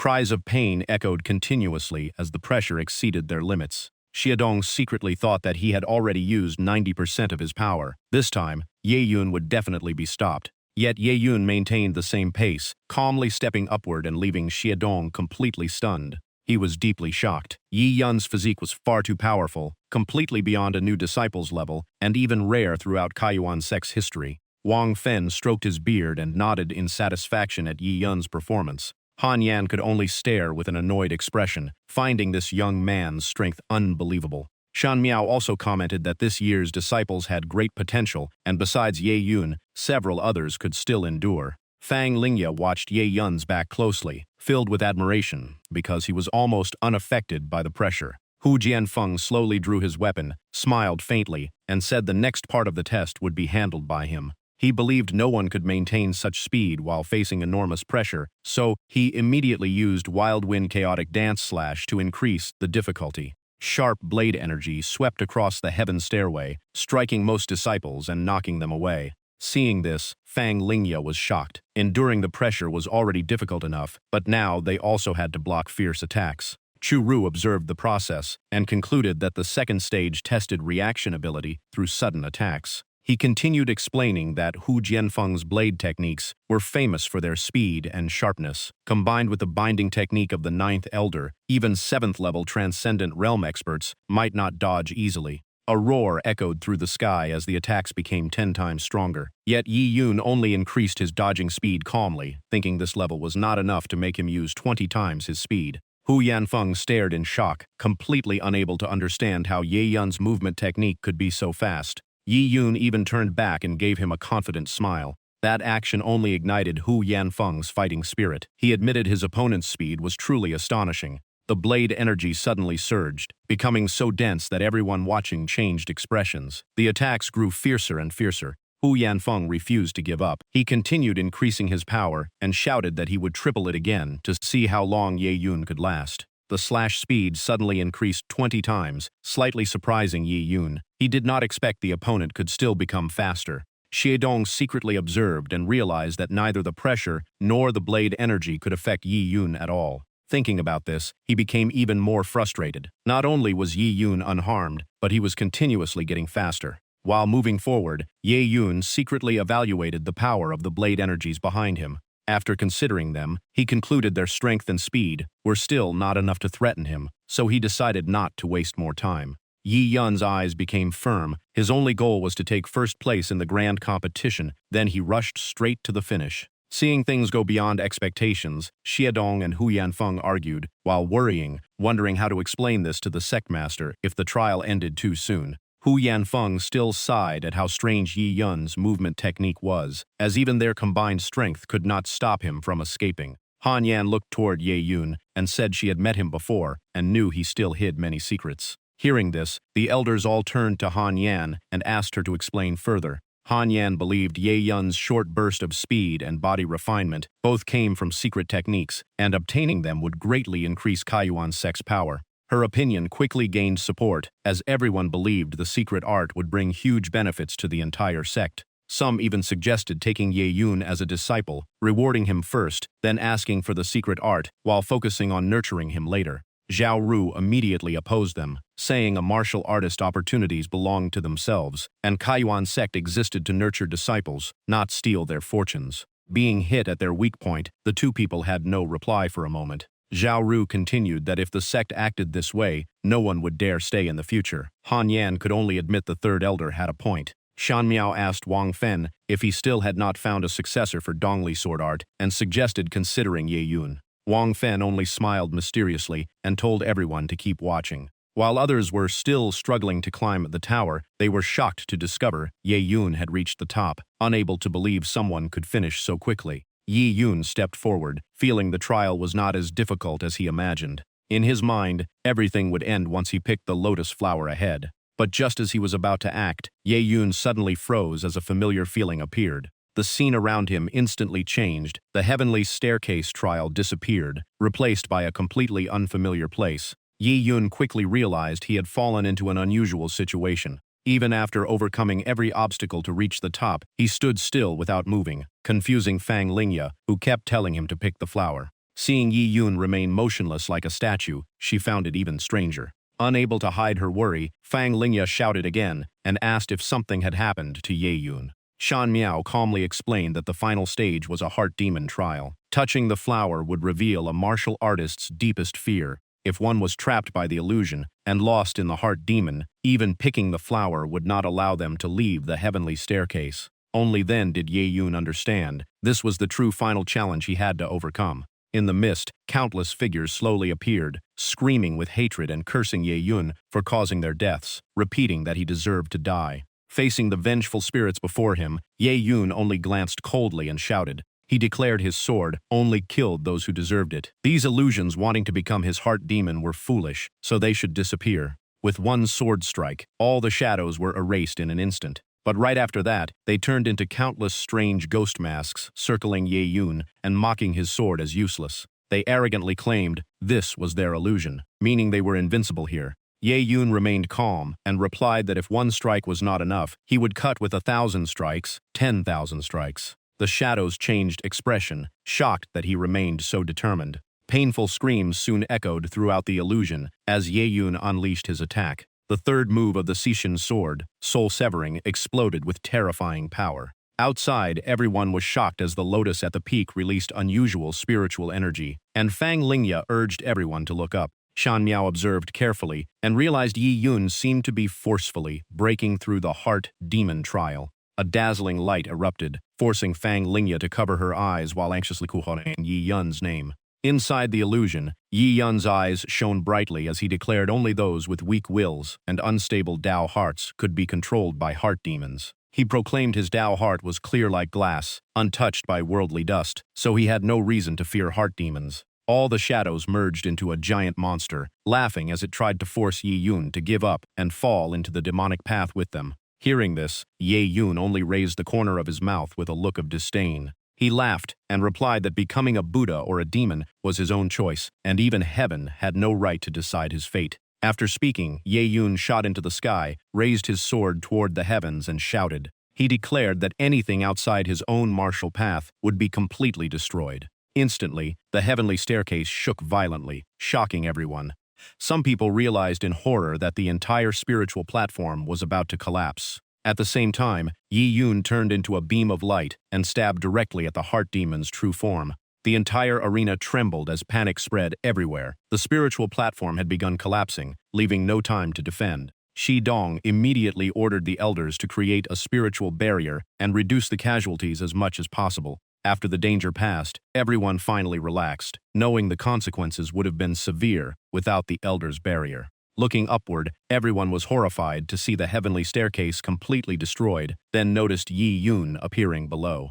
Among the ruins, Ye Yun calmly landed on the ground. In his hand, he still held the flower he had picked. Ye Yun calmly raised the lotus and asked the elders if this counted as passing the trial. The entire audience fell silent, unable to believe he passed the trial with almost no injuries. Shi Dong stared at Ye Yun in shock, cold sweat running down, as he could not believe a new disciple achieved something like this. Wang Fen stepped forward to check Ye Yun's injuries, while Shan Miao looked at the ruins and shook his head, saying this kid's methods were truly too extreme. Han Yan became more frustrated after noticing Yi Yun's aura had seemingly risen another level. Fang Lingya quickly ran over to check on him, only feeling relieved after Ye Yun confirmed he was fine. Wang Fen secretly sighed that since joining Kaiyuan's sect, he had never seen anyone break through a heart demon illusion as quickly as Ye Yun. His talent was truly rare. Feng smiled and praised Ye Yun as one of the most outstanding disciples she had ever seen. She believed his strong Dao heart would prevent him from being consumed by power, but still worriedly asked if he was affected earlier. Seeing Ye Yun safe and sound, Fang Lingya finally relaxed and admitted she had truly been frightened just now. Yi Yun looked toward the elders and calmly asked for the final result of the assessment. Wang Fen stepped forward and announced that a true martial artist needed not only excellent physique and reaction speed, but also the ability to control their own power. Therefore, first place rightfully belonged to Ye Yun. After the result was announced, the elders immediately fought to accept Ye Yun as their disciple, promising inheritances and the best resources. Seeing the chaos, Wang Fen could only sigh helplessly. Hu Yanfeng questioned Han Yan, wondering why she once disliked Ye Yun but was now competing with him for the disciple. Han Yan calmly replied that he had acted the same way before. In truth, Han Yan already had another plan. If Yi Yun fell into another elder's hands, killing him later would be difficult. The best choice was to take him as a disciple and secretly find a chance to eliminate him. The elders argued more fiercely over Ye Yun. Seeing the situation getting out of control, Wang Fen finally made his move. With just a snap of his finger, he used a binding technique and froze everyone in place. Sun Qi immediately shouted helplessly, asking the first elder to remove the immobilization spell. Ignoring everyone else, Wang Fen looked directly at Ye Yun and asked if he was willing to become his disciple and inherit his true teachings. The other participants were shocked, never expecting Yi Yun to be valued so highly by the first elder that he wanted him as a personal disciple. Hu Yanfeng was dissatisfied, claiming Wang Fen was using his authority to take the disciple, which was unfair. Wang Fen seriously stated that Kaiyuan sect respected hierarchy and rules. As first elder, he had priority in choosing. Everyone could only agree unwillingly, secretly admitting his move was extremely clever. After that, Wang Fen slowly withdrew the binding technique. Han Yan realized that if this continued, he would lose his chance to kill Ye Yun, so he decided to use his final card. Killing intent flashed in Han Yan's eyes as he secretly activated a secret technique determined to kill Ye Yun right here. Meanwhile, Wang Fen continued persuading Yi Yun, promising to teach him 10 heaven-grade sword techniques if he became his disciple. Hearing this, Yi Yun only smiled and said the offer was quite tempting. At the same time, Han Yan secretly controlled a rank 5 corpse seal centipede, an invisible and colorless poison insect that even Martial King experts could hardly detect. Someone suddenly noticed a rank 5 demonic beast appearing in the north. Han Yan immediately sent the insect toward Ye Yun, with only one thought in mind: kill him. He sneered proudly, believing Ye Yun would soon be sent to the underworld, where he could worship anyone he wanted. But Ye Yun had already sensed it. With a casual move, he captured the insect with spiritual power and calmly said someone was truly too impatient. He coldly warned that those who used hidden attacks would eventually pay the price themselves. Han Yan was completely stunned, unable to believe his poisonous insect had been discovered. Before he could react, Ye Yun erupted with 20 times his previous speed. In an instant, he appeared before Han Yan, making him panic and ask what Ye Yun wanted to do. Yi Yun grabbed Han Yan by the throat and coldly replied that he was the one who should answer that question. Hu Yanfeng and Xie Dong immediately rushed over to stop him, telling Ye Yun to calm down and discuss things peacefully. Ye Yun threw Han Yan to the ground and exposed him, saying this elder had repeatedly tried to harm him in secret, and today they should settle everything clearly. Holding his throat, Han Yan pretended to be innocent, denying every accusation and claiming Ye Yun was framing him. Yi Yun raised the poison insect before everyone and explained that if it was injured, it would return to its original host. If Han Yan had nothing to do with it, he should have no problem letting everyone verify. Hearing this, Han Yan's expression changed instantly. He shouted and drew his weapon, trying to take the insect back. Ye Yun easily dodged, and his sword immediately rested against Han Yan's neck. He mocked that, after half a month of cultivation, this elder had only reached the 4th level of Transcendent Realm, which was far too weak to kill him. He continued mocking that, with such strength, Han Yan's position as an elder was hardly convincing. Enraged and losing control, Han Yan crazily swung his weapon at Yi Yun while cursing non-stop. The other elders quickly rushed forward to stop him, urging Han Yan to calm down and solve the matter peacefully. But Han Yan had completely lost control. He released his full cultivation and accused Yi Yun of disrespecting his elders, claiming he would purge this disciple on behalf of Kaiyuan sect. Yi Yun only sneered, saying the one who should be removed from the sect was Han Yanyan, because an elder who plotted against disciples and framed others was the true trash. Those words drove Han Yan into madness. He charged forward with overwhelming killing intent, determined to fight Yi Yun to the death. Before Han Yan could get close, Yi Yun disappeared and appeared behind him. A clean sword strike landed as Yi Yun calmly said he was too annoying and talked too much. Han Yan froze instantly, trembling as he looked at Yi Yun and struggled to speak. His body collapsed to the ground, blood pouring from the wound on his chest. Han Yan could only stare in disbelief at his crushing defeat. Supporting himself with both hands on the ground, he could only look at Yi Yun's back as he stood holding his sword. Yi Yun calmly concluded that trash like him was not worth regretting even in death. Seeing Han Yan heavily injured, Xiedong immediately stepped forward and shouted, blaming Yi Yun for attacking a sect elder. Just then, a terrifying pressure descended from above, cracking the ground and creating a violent shockwave. Thick dust covered the area, forcing Ye Yun to narrow his eyes and observe. Behind him, the elders immediately changed expressions when they saw who had appeared.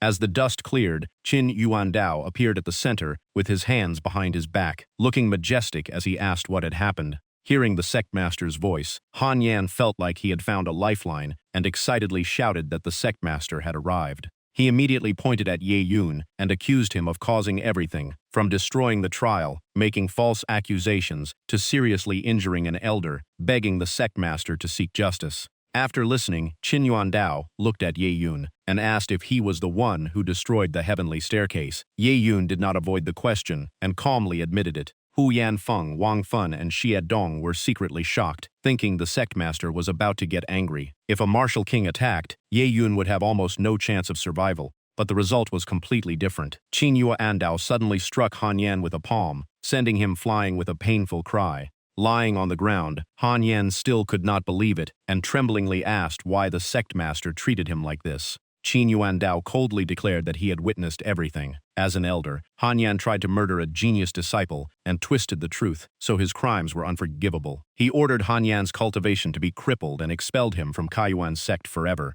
As soon as the order was given, 2 disciples immediately dragged Han Yan away. Even though he struggled and begged for an explanation, no one paid attention. After Han Yan was taken away, the elders and Ye Yun respectfully greeted the sect master. Some even apologized for disturbing him. At this moment, Wang Feng introduced Ye Yun to Qin Yuandao, saying he was the champion of the grand competition and that he planned to accept him into the sect. After observing Ye Yun for a while, Qin Yuandao praised his outstanding talent and directly told him to follow him to the main peak. Hearing this decision, Hu Yanfeng immediately objected, believing the sect master acted too hastily. Shan Miao also stepped forward and reminded him that only personal disciples had the right to enter the main peak, and even then, they had to cultivate for a year before being considered. Making an exception like this had never happened before. Facing the objections, Qin Yuandao remained firm. Placing his hand on Ye Yun's shoulder, he stated that Ye Yun was the most outstanding person he had ever seen since Kaiyuan sect was founded and fully deserved this exception.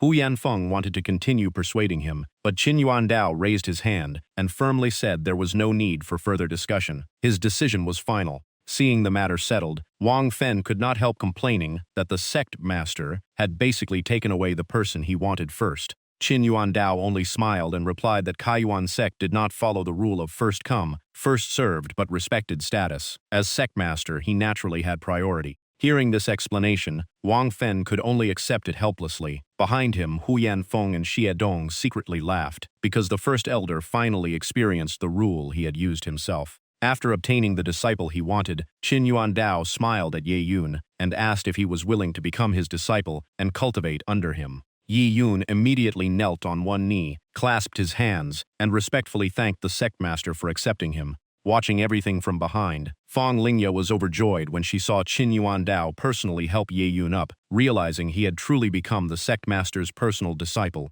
Just as she was lost in thought, an old voice suddenly asked if she wanted to join his lineage. Fang Lingya turned around in surprise, looking at the person who spoke. Shan Miao stepped forward, evaluated Fang Lingya, and said he was very satisfied with her character and willingness to endure hardship, so he wanted to accept her as his disciple. Without hesitation, Fang Lingya immediately knelt down and respectfully accepted Shan Miao as her master. Soon after, the other elders also accepted outstanding disciples like Fang Mu and Sha Tianyan. Each person respectfully completed the disciple ceremony, marking the end of the recruitment event. After the ceremony, in the main peak hall, Qin Yuan Dao sat at the highest position and officially announced that Yi Yun was now his personal disciple. He then introduced his two other disciples to Ye Yun, senior brother Du Ziming, and senior sister Mu Rong Ying Ying, asking the three to get familiar with each other. The two disciples greeted their master together, while Yi Yun secretly observed them and discovered both had reached the peak of the 8th level of Transcendent Realm, which surprised him. Yi Yun immediately bowed and respectfully greeted his senior brother and senior sister. Du Ziming silently observed Yi Yun without speaking, while Mu Rong Ying Ying smiled warmly and said that if he faced any trouble in the future, he could come to her, and she would protect her little junior brother. After seeing the disciples become familiar, Qin Yuandao took out several treasures and reminded the three to support each other. These were his gifts for joining the sect. A bottle of pills flew into Yi Yun's hand. Qin Yuandao explained that it contained Cloud Spirit pills, Venerable Ascension pills, and Barrier-breaking pills, 2 of each, all helping cultivation and breakthroughs. Then a 4th-level protective armor, a storage ring, and a heaven-grade martial technique appeared one after another. Qin Yuandao explained these were extremely rare treasures, especially the storage ring, which could hold countless artifacts. Yi Yun accepted all the rewards one by one and respectfully thanked his master. Looking at the treasures in Yi Yun's hands, Mu Rong Ying Ying could not help praising how generous their master was. She complained that she and Du Ziming had asked for the armor and storage ring many times, but never received them, making Du Ziming even more annoyed. After distributing the rewards, Qin Yuandao told the three to return and focus on cultivation, as increasing their strength was the most important thing. The three immediately bowed and left. Watching Ye Yun's departing figure, Qin Yuandao secret looked forward to seeing what surprises this new disciple would bring to Kai Yuan sect. The next day, Ye Yun sat alone beneath a massive waterfall and quietly entered a cultivation state. At that moment, the system announced that the host had broken through to the 7th level of Transcendent Realm. Yi Yun checked the status panel and realized the pills had greatly increased his cultivation. The system displayed all his information, including his current realm, accumulated experience, and owned techniques, martial skills, and weapons. After checking, Ye Yun calculated that future breakthroughs would require much more experience, so he needed missions with better rewards. Just as Ye Yun was resting, his communication token suddenly lit up. A voice announced that his master had assigned a new mission and ordered everyone to gather after one incense stick of time. Soon after, the three arrived together at Lingtan Mountain. While leading the way, Du Ziming explained that according to their master, a martial king expert's ruins were hidden inside this valley, so they were sent to investigate. He added that although the place was dangerous and filled with demonic beasts, he and Mu Rong Ying Ying could handle it. Bringing Yi Yun along was only for his protection. Hearing the dissatisfaction in his senior brother's words, Mu Rong Ying Ying quickly stepped in and explained that Du Ziming was not a bad person. He was just not used to having a junior brother. Ye Yun only smiled calmly and said there was no need to explain. He understood Du Ziming simply did not believe in his strength, which was normal. Carrying his sword on his shoulder, Ye Yun casually walked forward and said that as long as Du Ziming did not provoke him, he would not care. Hearing this, Mu Rong Ying Ying was left speechless. Looking at the two ahead, she helplessly muttered that one was stubborn and cold, while the other was too arrogant. Without her between them, they would definitely cause trouble sooner or later.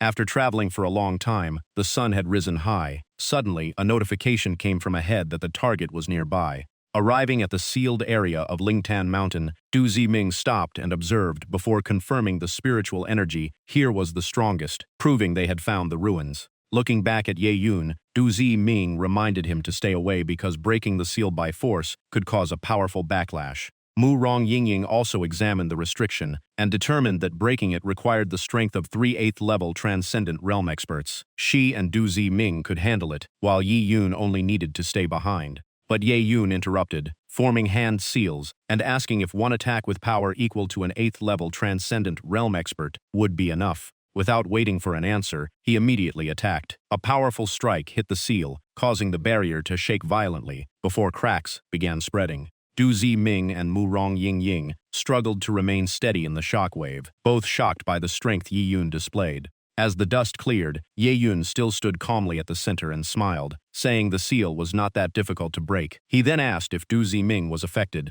Those words made Du Ziming grit his teeth in anger. Seeing them about to argue again, Mu Rong Ying quickly stepped in to stop them. At that moment, behind the broken seal appeared a long path covered in endless darkness. Mu Rong Ying immediately called everyone to look ahead. Seeing the scene, she could not hide her excitement because the ruins had finally appeared after the seal was broken. Unlike her excitement, Yi Yun remained calm and stepped directly onto the bridge leading into the ruins. Mu Rong Ying quickly followed, while Du Ming, though still annoyed, admitted in his heart that Yi Yun's strength was truly extraordinary. Crossing the long bridge covered in black mist, Ye Yun secretly hoped this journey would give him a chance to break through again. As they approached the end of the bridge, Mu Rong Ying suddenly noticed something and shouted for everyone to look over. In front of them was the skeleton of a powerful warrior wearing battle armor, sitting majestically on a stone chair. Beside it lay a rusted sword, while countless skulls and bones piled beneath. Mu Rong Ying guessed this was a fallen peak martial king.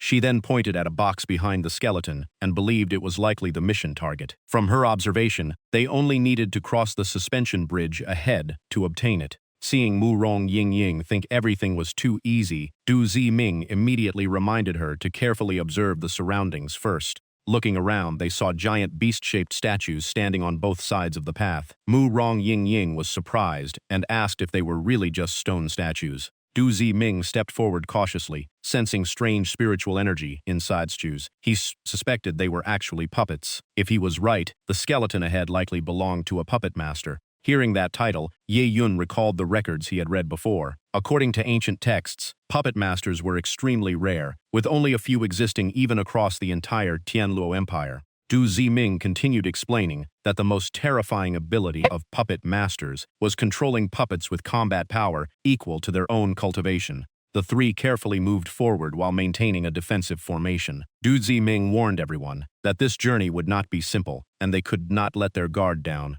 Just as he finished speaking, a nearby beast statue suddenly began shaking violently. The outer layer of stone quickly cracked apart, revealing the creature inside as a shocking roar echoed through the area. Without hesitation, Du Ziming drew his sword and charged forward, while Mu Rong Ying followed to assist. After destroying the first target, Du Ziming assigned each person a direction to handle the remaining puppets, and Mu Rong Ying immediately agreed. Seeing the first puppet destroyed, Mu Rong Ying smiled, thinking the problem was solved. But moments later, all the remaining statues awakened at the same time, shaking violently as their roars echoed. In an instant, the entire group of puppets charged toward the three people. During the battle, one beast suddenly moved behind Mu Rong Ying and opened its mouth to bite. Du Ziming panicked and shouted a warning. Before Mu Rong Ying could react, Ye Yun exploded with speed, rushing forward like lightning and sweeping away the approaching puppets with his sword, saving her in time. Only then did Mu Rong Ying realize Ye Yun was holding her safely. She could only stare and call out, "Little junior brother."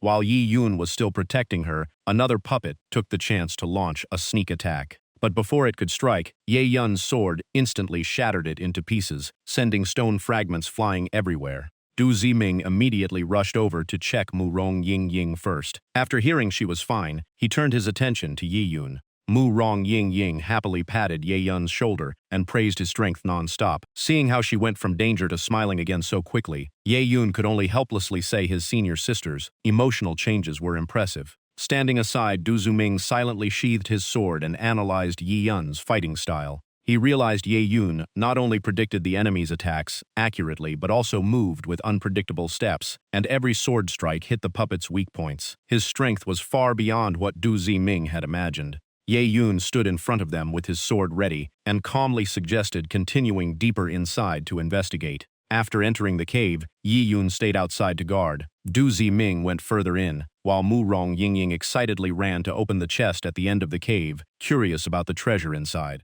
When the chest opened, Mu Rong Ying froze because it was completely empty, containing nothing at all. Just after she spoke, thick black smoke suddenly poured out from inside the chest. Mu Rong Ying stood stunned, while Du Ziming's expression changed immediately after realizing the situation was extremely dangerous. The black smoke grew denser as the chest, with an eye-shaped mark in the center, began growing a body from beneath the ground. In moments, the chest transformed into a giant stone monster with a glowing red eye in the center, constantly looking toward the two people. Sensing danger, Ye Yun immediately shouted a warning and told Du Ziming and Murong Yingying to retreat. Before they could react or dodge, Du Ziming was struck directly by the puppet monster's powerful attack. The impact sent him flying backward, causing Murong Yingying to panic and shout his name. At that moment, Ye Yun caught Du Ziming, who was coughing blood before losing consciousness. His eyes immediately locked onto the puppet monster with fury. The enemy continued attacking with fierce strikes, forcing Ye Yun to raise his sword and block. Although he stopped most of the force, his right cheek was still cut open, leaving a bloody mark and making him even more determined to fight back.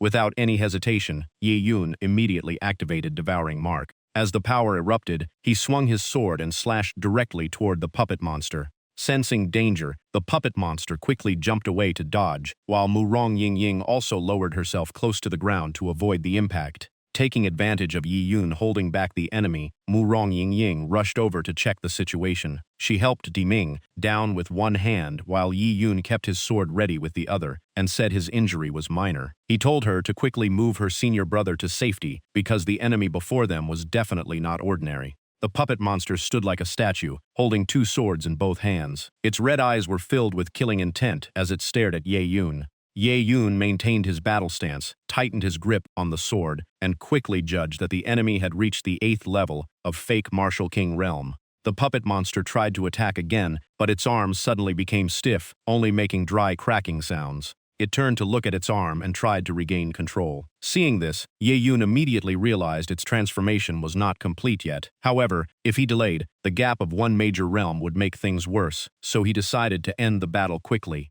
With that thought, Ye Yun immediately unleashed the 4th technique of the 9 Destruction Sword. A blazing sword aura rushed forward like flames toward the cliff behind the puppet monster. The cliff exploded, revealing a space force that instantly covered the puppet monster. Holding Du Ziming behind him, Murong Yingying was shocked to see that Ye Yun could already control space power so skillfully. Following Ye Yun's shout, the force from the space behind pulled the puppet monster backward. Even though it pressed its feet firmly against the ground, it was still dragged away while letting out sharp screeches. Even Murong Yingying, who stood far away, was affected by the force and had to hold Du Ziming tightly to stay balanced. She could not help but marvel that even a Martial King-level puppet's armor could not withstand this sword technique. At that moment, a blue light suddenly flashed behind the puppet monster. Noticing something unusual, Murong Yingying immediately warned Ye Yun. She quickly explained that it was the spirit-gathering core, the source that maintained the puppet monster's power. Without destroying it, the monster would continue recovering.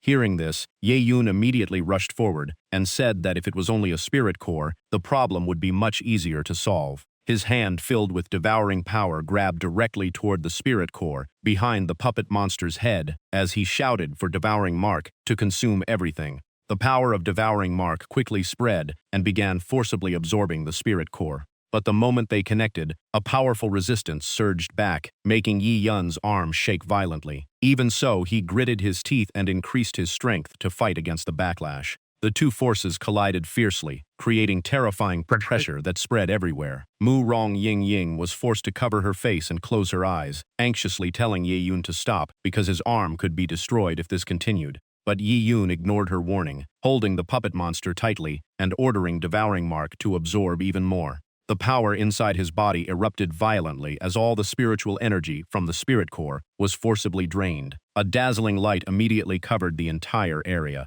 Right after that, the system announced that Ye Yun had broken through to the 9th level of Transcendent Realm. The system also updated his status, showing 100 million out of 150 million experience points, and that reaching the limit would allow him to enter the 1st level of Martial King Realm, along with all his weapons, techniques, and martial skills. As the system appeared, the spirit-gathering core could no longer withstand the pressure and shattered into pieces. The remaining light was quickly absorbed by Ye Yun. Unable to see him through the dust, Murong Yingying supported Du Ziming, while anxiously calling out her junior brother's name. After a while, Ye Yun walked out of the smoke holding the spirit core that had turned into stone and reassured them that he was safe. Hearing his voice, Murong Yingying was both happy and angry, with tears in her eyes as she blamed him for worrying her so much. She immediately checked him from head to toe. Seeing that Yi Yun was completely unharmed, she finally relaxed and said she would not know how to explain it to their master if something happened to him. Yi Yun only smiled proudly and raised his hand, saying that this time he was not only safe.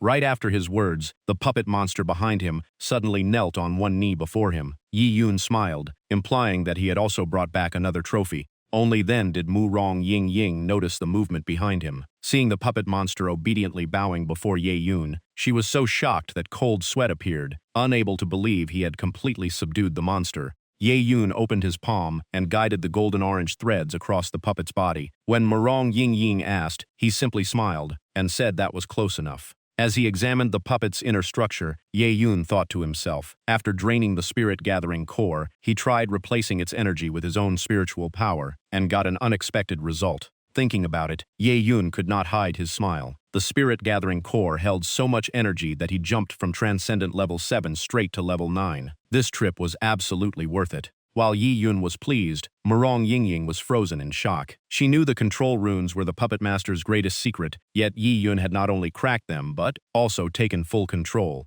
After calming down, she watched Ye Yun order the puppet to sit and sighed inwardly. Their master had truly found a once-in-a-generation genius. Sometime later, Du Ziming rested beneath a tree and slowly opened his eyes. He held his head and frowned as the pain still lingered. Seeing him awake, Murong Ying hurried over and checked on him. Du Ziming looked around in confusion, unable to understand how he ended up there. Murong Ying pointed at Ye Yun and explained everything. She told him Ye Yun had defeated a martial venerable puppet alone and saved both of them. Du Ziming was left completely stunned. Looking ahead, Du Ziming saw Ye Yun calmly commanding the puppet through one move after another. At that moment, he fully believed this junior brother had saved his life. He instinctively opened his robe to check himself, and was shocked to find the Flame Star soft armor on his body. Was that not the gift their master had prepared for Ye Yun?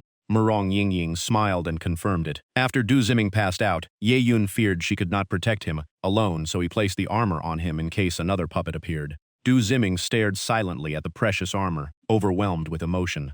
Murong Ying smiled, and said he must have changed his opinion of Ye Yun because his junior brother was cold on the outside, but deeply loyal inside. Moved by Ye Yun's kindness, Du Ziming immediately stepped forward and apologized. He admitted he had offended Ye Yun many times before and hoped to be forgiven. Yi Yun simply recalled the puppet and calmly said there was no need to dwell on it. He even gave the Flame Star soft armor to Du Ziming, saying that with his diamond-glazed body, he no longer needed it as much, and it would be more useful in someone else's hands. Just as the mood became peaceful, Ye Yun turned serious and reminded Du Ziming to work harder on his cultivation. Next time, he might not have another treasure to save his life. Du Ziming could only nod awkwardly. Du Ziming stayed polite on the surface, but inside he was furious. He clenched his fists and gritted his teeth, convinced Yi Yun was mocking him on purpose. Seeing them ready to argue again, Murong Ying could only hold her forehead and sigh. Neither of them had changed at all. After everything settled down, the scene shifted to the affairs hall. Elder Chu sighed that he had not practiced fortune-telling for a long time, and his skills were getting rusty.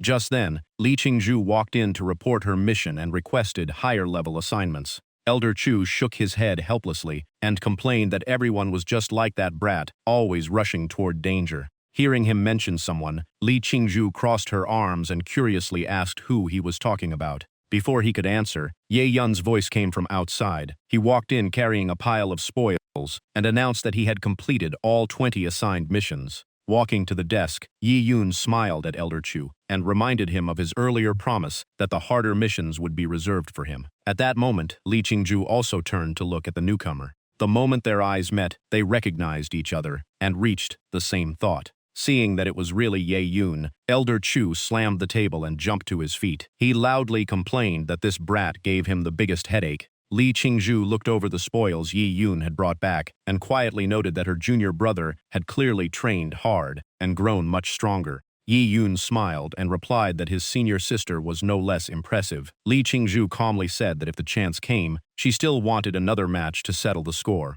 Yi Yun agreed at once and even suggested they fight today. While chatting, he quietly sensed Li Qingzhu's aura and discovered she had also reached Transcendent Level 9, proving she truly deserved her place as the second-ranked disciple of Xuanyuan's sect. Just as they were talking, Elder Chu stepped between them with his broom, chasing them away and scolding them to fight outside instead of wrecking his affairs hall. Suddenly, the jade pendant at Li Qingzhu's waist lit up with an urgent message ordering her to return at once because her family was in trouble. Her expression changed instantly. Li Qingzhu hurried off, only stopping long enough to apologize and promise Yi Yun they would finish their duel another day. Watching her leave in such a rush, Yi Yun could not help wondering what had happened. Seeing Ye Yun still standing there, Elder Chu smacked him across the back with his broom and scolded him. If he was really worried, he should chase after her instead of hesitating. Hearing that, Ye Yun shot off at full speed. Before leaving, he still remembered to say goodbye to Elder Chu. Watching the young man disappear, Elder Chu smiled and sighed. That youth was truly something special. But a moment later, Elder Chu's face turned serious. Staring at his divination, he muttered that a great storm was approaching and countless dangers lay ahead. As Ye Yun raced after her, a flash of golden light suddenly appeared behind him. It came from the golden-orange feather hanging at his waist. Elder Chu's voice seemed to echo behind him, hoping the brat would survive the coming disaster. Elsewhere, countless people had fallen victim to deadly poison. Blue veins spread across their faces as their bodies convulsed before they collapsed, suffering so much they wished for death. Amid the chaos, two people were still holding on. Leading them was Li Yunjian, drenched in sweat and barely standing, yet he gripped his sword tightly and shouted that his enemy would never succeed. Standing across from him was Elder Yuming. Thick poisonous mist surrounded him, while snake heads hissed beside him, making the entire scene terrifying. Hearing Li Yunjian still speaking so boldly, Elder Yuming only sneered and said he had already shown plenty of mercy today. Facing the group with swords drawn, Elder Yuming calmly offered 3 conditions. First, hand over every member of the Yi clan under their protection. Second, surrender all of the Li famulous wealth and leave Qingyang County City. Licking his lips greedily, he revealed the final condition. Li Qingzhu must marry his favorite disciple. Not one demand could be refused, or both the Li family and the Yi clan would be wiped out today. Before Elder Yuming even finished speaking, Ye Wushuang could not hold back any longer. He seized the opening and struck at Elder Yuming's back with a powerful palm. Sensing the attack, Elder Yuming casually glanced back and mocked Ye Wushuang for completely overestimating himself. Before Ye Wushuang could even get close, a devastating counterattack blasted him away like an arrow. He could only groan in pain. The impact slammed him straight into the house behind him. Li Yunjian rushed over to help and anxiously checked on him. Even while sitting among the rubble, Yi Wushuang firmly declared that Elder Yuming was hunting the Yi clan today, and since Yi Xuan had just killed Yang Longzhan, there was no way he could stand aside. Thinking about how the Li family had suffered so much because of this conflict, with even the elderly and children dragged into it, Yi Wushuang was deeply grateful that his senior had protected him with everything he had. If the Li family fell because of him, he would never forgive himself. On the other side, Elder Yuming let out a cold laugh and raised his claw with murderous intent. He declared that Yi Yun had killed his beloved disciple, so everyone connected to him would die. Pointing at the 2 men before him, Elder Yuming coldly said that if they valued loyalty so much, they could enter the underworld together. The moment he finished speaking, 3 giant snakeheads lunged forward to swallow them whole. Before they could reach their targets, an icy sword aura sliced through and severed all 3 snakeheads. Furious that someone had ruined his plan, Elder Yuming immediately turned around and shouted to know who dared interfere. Right then, Li Qingzhu appeared. Surrounded by freezing energy, she stepped forward and declared that anyone who dared touch the Li family had chosen death. Seeing their young lady return, everyone in the Li family was overjoyed. Li Qingzhu quickly ran to Li Yunjian's side and anxiously asked about his condition. Clutching his chest in pain, he still tried to reassure her and scolded her for returning to such a dangerous place. The maid behind her burst into tears and admitted she had secretly sent the message to her young lady. Hearing that, Li Yunjian was stunned and tightly held Li Qingzhu's hand. After confirming her family was still alive, Li Qingzhu immediately stood up, pointed her sword at Elder Yuming, and declared that she would personally collect Today's blood debt. Elder Yuming did not care at all. While commanding the snakeheads to attack, he laughed wickedly and said that since his disciple was dead, Li Qingzhu's beauty, talent, and abundant yin essence made her the perfect cultivation furnace. Without the slightest hesitation, Li Qingzhu charged forward and swung her sword, creating a ring of sword aura to block the attack. In the middle of the clash, Elder Yuming suddenly slipped behind her with incredible speed, leaving her only enough time to turn around in shock. In the blink of an eye, he seized Li Yunjian, gripped his throat, and threatened Li Qingzhu to drop her sword, or he would kill him on the spot. Even while struggling to breathe, Li Yunjian urged his granddaughter not to surrender because of him. Li Qingzhu froze in place, her eyes burning with rage as she shouted at him. Elder Yuming only laughed in amusement and said she was far too naive. On the battlefield, he said, only victory and defeat mattered. No one ever promised a fair fight. He continued forcing Li Qingju to throw away her weapon, warning that otherwise she would only be looking at Li Yunjin's corpse. Behind him, the old man desperately told her not to listen. In the end, to save her grandfather, Li Qingju threw her sword onto the ground and demanded that he keep his promise. Elder Yuming immediately released Li Yunjian. The Li family rushed over to help their patriarch, while Elder Yuming calmly raised his scythe and praised Li Qingju for being so obedient. But the moment he finished speaking, he suddenly launched a surprise attack with his scythe. The strike shot straight toward Li Qingju before she could react. By the time she realized what had happened, it was already too late. Li Qingju was struck by a hidden poison, dropped to her knees, and realized she had been poisoned. After completely gaining the upper hand, Elder Yuming licked his lips with excitement. As he reached his claw toward her, he wickedly laughed and said he had been in seclusion for too long, and a beauty like her was too rare to let go. Seeing Elder Yuming's hand reaching toward her, Li Qingju struggled to resist, but her body had no strength left. She could only angrily tell him to stay away. At the most critical moment, a terrifying bolt of lightning suddenly tore through the air. Feeling the overwhelming power rushing toward him, Elder Yuming's expression changed. He quickly looked over and cried out in shock. Not daring to face it head-on, he immediately ordered his snake beasts to intercept the attack. But the snakes were obliterated the instant they made contact. Lightning reduced them to charred corpses covered in smoke. Watching his spirit beasts destroyed so easily, Elder Yuming roared in fury. After dispersing the remaining energy, he turned around with overwhelming killing intent and shouted to know who dared ruin his plans. The newcomer was Ye Yun. Standing calmly before his enemy, he caught the injured Li Qingju with one hand and proudly announced his name. The moment Yi Wushuang saw Yi Yun, he called out his son's name in shock. The members of the Yi clan also shouted together, "Young master." Ye Yun gently handed Li Qingju over to the maid and reassured her that he had sealed the poisoned meridians to stop the toxin from spreading. For now, she would be safe. The maid quickly helped her young lady retreat.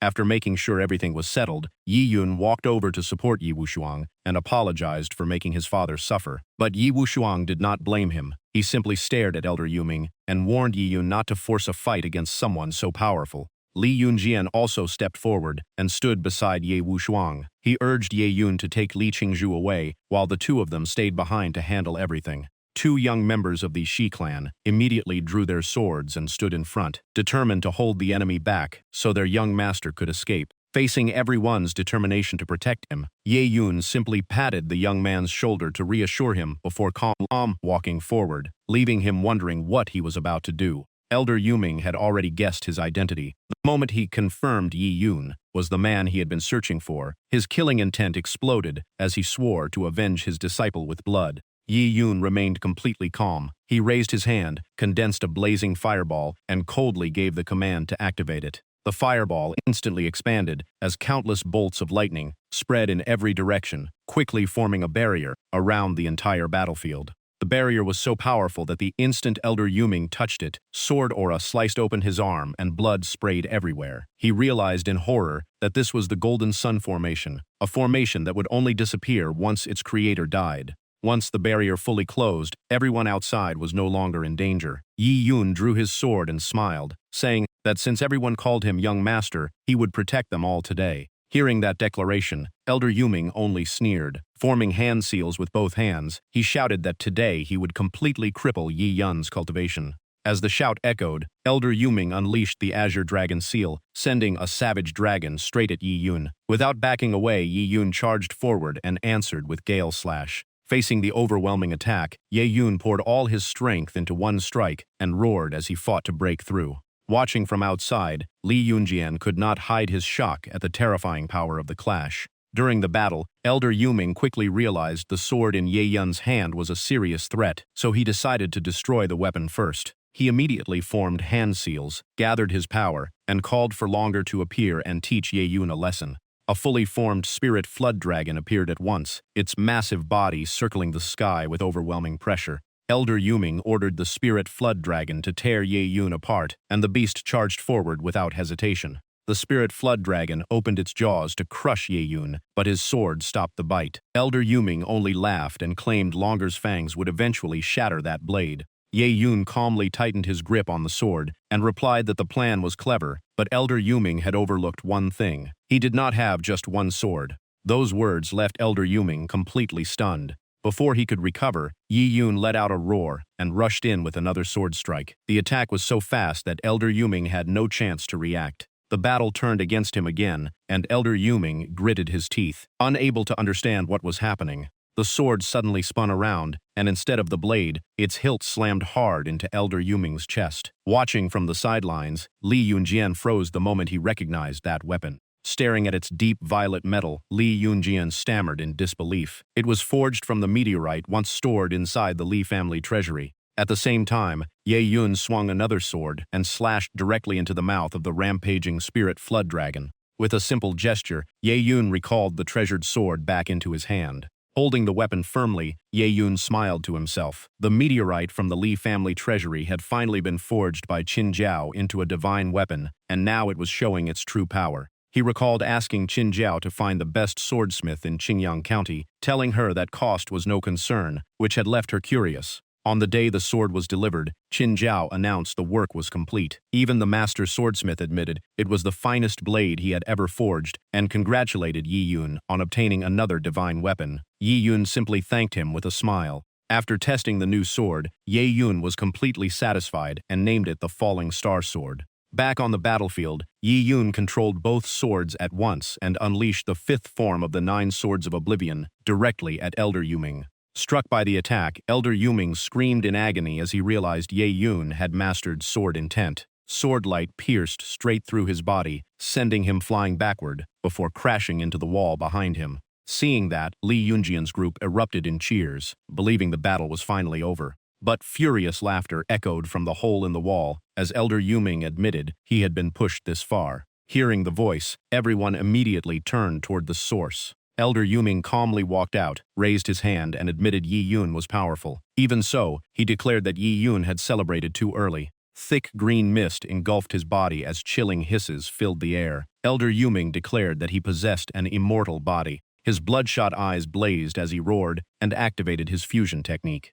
The spirit flood dragon behind him merged into his body, causing his power to soar and transforming him into a terrifying beast-like form. Overflowing with killing intent, Elder Yuming declared that Ye Yun was doomed before unleashing a devastating strike. Ye Yun easily dodged the attack. Watching the green mist brush past him, he even had time to mock his opponent. Right afterward, Ye Yun unleashed a diamond-glazed body palm strike filled with pure yang power, catching Elder Yuming completely off guard. Elder Yuming was horrified to discover that the pure yang energy was suppressing his sinister yin aura. Trapped by the power of the diamond-glazed body, Elder Yuming could only scream in unbearable pain. At that moment, a pillar of lightning appeared behind Yi Yun. Calmly, he thanked Elder Yuming for creating this opportunity, making Elder Yuming cry out as he realized Yi Yun was about to break through. Heavenly lightning descended at once, striking exactly where Elder Yuming was pinned, leaving him no way to escape. The terrifying heavenly thunder struck in an instant, dealing Elder Yuming a devastating blow. Seizing the opportunity, Ye Yun immediately activated the plunder gate and called on the system. Borrowing the power of the heavenly tribulation, black energy spread from Ye Yun's body into his opponent and began forcefully devouring him. The system repeatedly announced that the target was critically injured, and the absorption was successful. It also congratulated the host for breaking through to Martial King Level 1. Right after that, the system unlocked a 40-fold attack speed boost. Feeling his newfound strength, Yi Yun looked at his hand with satisfaction. Reaching the Martial King realm had greatly increased his attack speed, making this an unexpected bonus. Meanwhile, Elder Yuming was still being ravaged by relentless lightning. Elder Yuming roared in fury, accusing Yi Yun of using the heavenly tribulation to destroy his formation. Yi Yun coldly replied that a mere insect, dreaming of becoming a dragon, was nothing but wishful thinking. The moment he finished speaking, Ye Yun rushed forward with his sword. Purple mist rapidly consumed Elder Yuming's body, making him scream in unbearable agony. As the barrier disappeared, Yi Wushuang hurried over and anxiously asked if Yi Yun had been injured. Even with only a sliver of life left, Elder Yuming escaped the purple mist and lunged forward, hoping to seize Yi Yun's body as his new vessel after losing his own. Seeing that, Ye Yun immediately turned around and quietly muttered that something was wrong. At that moment, a golden feather suddenly fell from his body. Yi Yun was stunned as he sensed the familiar spiritual power coming from it. An instant later, a blazing flame slammed directly into Elder Yuming's face. The flames twisted his face in agony. Elder Yuming could only scream in rage after realizing Yi Yun possessed an incredibly powerful protective artifact. Filled with endless hatred, Elder Yuming roared again and again, refusing to accept such an ending. The flames surged even higher, burning his body until nothing remained. When it was all over, the golden feather slowly floated back into Ye Yun's hand, leaving him deep in thought about its incredible power. Watching everything unfold, Li Yunjian stroked his beard in silence. A single feather had destroyed the soul of a second-level martial venerable. Just how terrifying was its true owner? Meanwhile, back at the tavern, Elder Chu was completely drunk. Lying on the floor, he still mumbled for more wine, insisting he was not drunk yet. At that moment, a maid cried out in panic, desperately calling for her young lady to wake up. Li Qingzhu had fallen unconscious, and pain was written all over her face. Li Yunjian quickly supported her and circulated his true energy to examine her condition while anxiously calling her name. After checking her pulse, Yi Wushuang frowned deeply. He realized Elder Yuming's methods were extremely vicious. The yin energy had invaded her heart meridians, and without immediate treatment, she would not survive more than 12 hours. The maids all dropped to their knees in tears, begging Ye Yun to save their young lady. Yi Yun helped one of them up before turning to Yi Wushuang and asking if there was any other solution. Ye Wushuang hesitated for a moment before slowly saying there was still one way. Not long afterward, shocked voices echoed through the meeting hall. Yi Wushuang explained that Li Qingzhu's heart meridians had become too weak. The only way to save her was to balance yin and yang with pure yang energy. Because of his diamond-glazed body, Yi Yun was the perfect candidate. Hearing that, Ye Yun hesitated, worried that doing so without her consent would damage his senior sister's reputation. Li Yunjian immediately interrupted him, saying that when someone's life was at stake, nothing else mattered. He even tried to kneel and beg, but Yi Yun quickly stepped forward, stopped him, and respectfully helped him back up. The members of the Li family also pleaded together, placing all their hopes on Ye Yun. After a long silence, Yi Yun finally agreed because it was the only way to save her. Before leaving, Li Yunjian entrusted his granddaughter to Ye Yun with complete faith. To make the treatment easier, Ye Yun carefully removed the parts of Li Qingzhu's clothing that were in the way.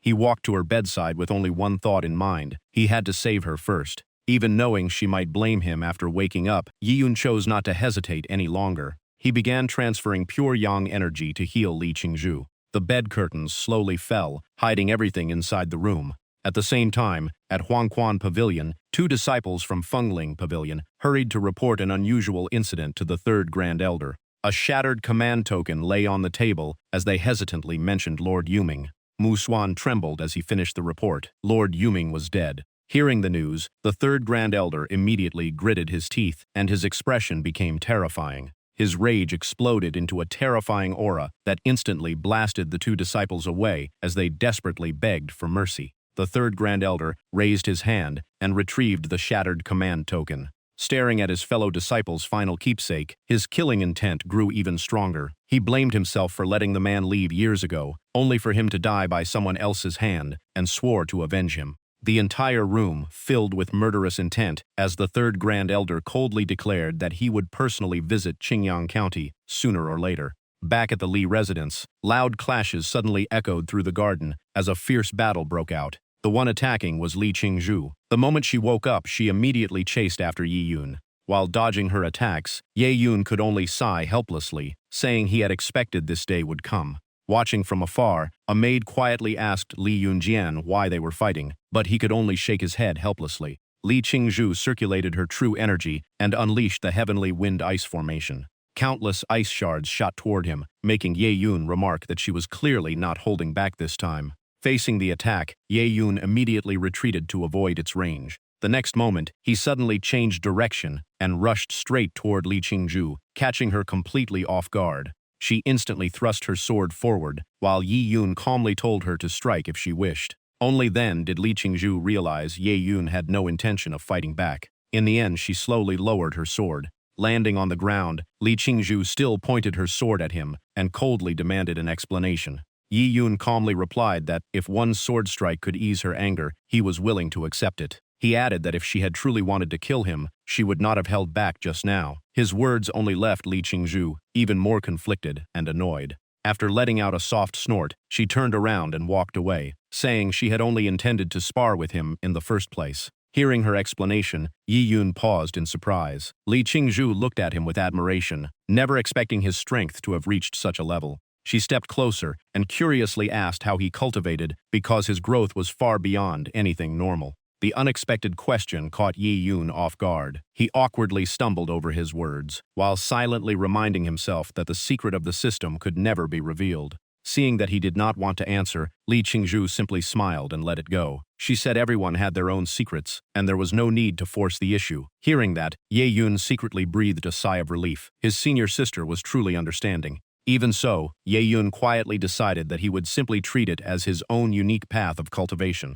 Li Qingzhu then seriously said that in the martial world, strength decided everything. Now that Yi Yun had entered the martial king realm, calling him junior brother no longer felt appropriate. Ye Yun immediately waved his hand and suggested they address each other as equals from now on. Li Qingzhu gently nodded in agreement. Watching the two chat happily, Ye Wushuang smiled with satisfaction, feeling that his son had finally grown into a true man. On the other side, the members of the Li family quietly whispered among themselves. Some even joked that it might be time to start preparing for a wedding. Just then, the communication jade tokens of both Ye Yun and Li Qingzhu lit up at the same time, ordering every inner disciple to return to Kaiyuan sect immediately. The two exchanged surprised looks, knowing something major had happened. Back in the sect's main hall, the sect master got straight to the point. The urgent assembly was to prepare for the northern region Tianluo Empire sect tournament. He explained that every 2 years, the Tianluo Empire held a grand competition between sects. Besides the enormous resource rewards, top-ranking sects would receive imperial support and a higher official rank. The tournament would be divided into 4 regional brackets.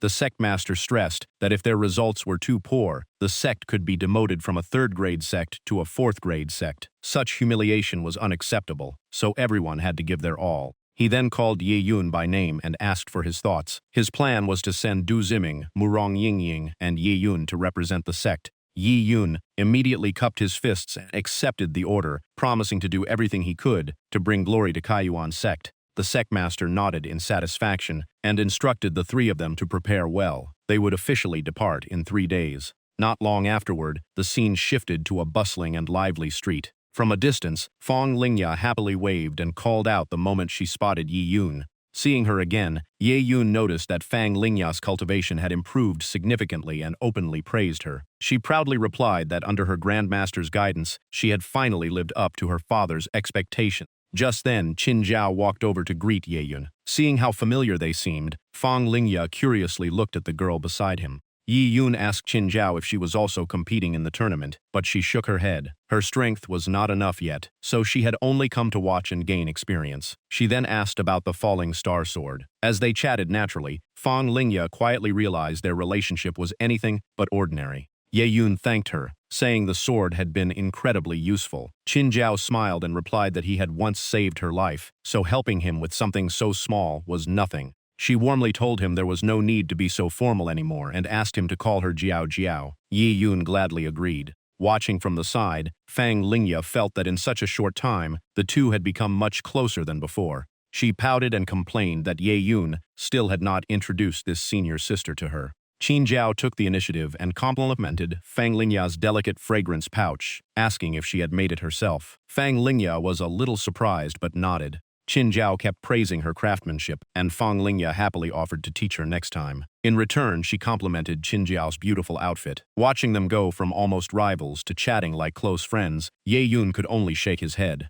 Girls really were impossible to figure out. Just then, a familiar voice called out with a smile, saying he had guessed correctly. With Yi Yun's talent, the sect master would definitely choose him for this journey. Yi Yun smiled and greeted Li Qingzhu, saying he had expected to see her as well. She gently reminded him that this sect tournament would gather countless powerful experts, so he had to be careful. Yi Yun returned the same reminder. Standing nearby, Fang Lingya quietly observed them and immediately decided that Li Qingzhu was the one she needed to watch. They had even stopped calling each other senior sister and junior brother, making their relationship seem far from ordinary. At that moment, a deep voice echoed across the area, ordering all inner disciples to assemble. Hearing the command, Ye Yun immediately stood up, knowing it was time to depart. A massive flying ship descended from the sky. The expedition leader ordered every disciple aboard and announced that they would reach Nanjing County, the tournament venue, in just 3 hours. Before departure, the sectmaster reminded everyone to focus on cultivation during the journey and never cause trouble. Anyone who broke the rules would be severely punished. Meanwhile, at Luoli Mountain in Nanjing County, teams from many different sects were arriving one after another. Everyone agreed that every faction had come thoroughly prepared. Du Ziming took the chance to remind his junior brothers and sisters to put their safety first. If they faced an opponent beyond their ability, they should surrender without hesitation. Fang Lingya immediately replied that everyone was ready for battle. The atmosphere was suddenly interrupted by a mocking voice. The newcomer was Xue Linhai of Liang sect, a transcendent realm cultivator. He arrogantly mocked Kaiyuan sect and openly provoked them. Xue Linhai loudly demanded to know who Yi Yun was. Without hesitation, Yi Yun stepped forward and admitted he was the one. Facing his opponent, Ye Yun immediately fired back with sarcasm, comparing Xue Linhai to a stray dog desperately searching for its master. Those words made Xue Linhai furious, and his eyes filled with killing intent. Pointing directly at Ye Yun, Xue Linhai declared that Ye Yun had ruined his older brother Xue Pingshan's chance to compete, and even caused him to be expelled from Liang sect. Today, he would settle that debt.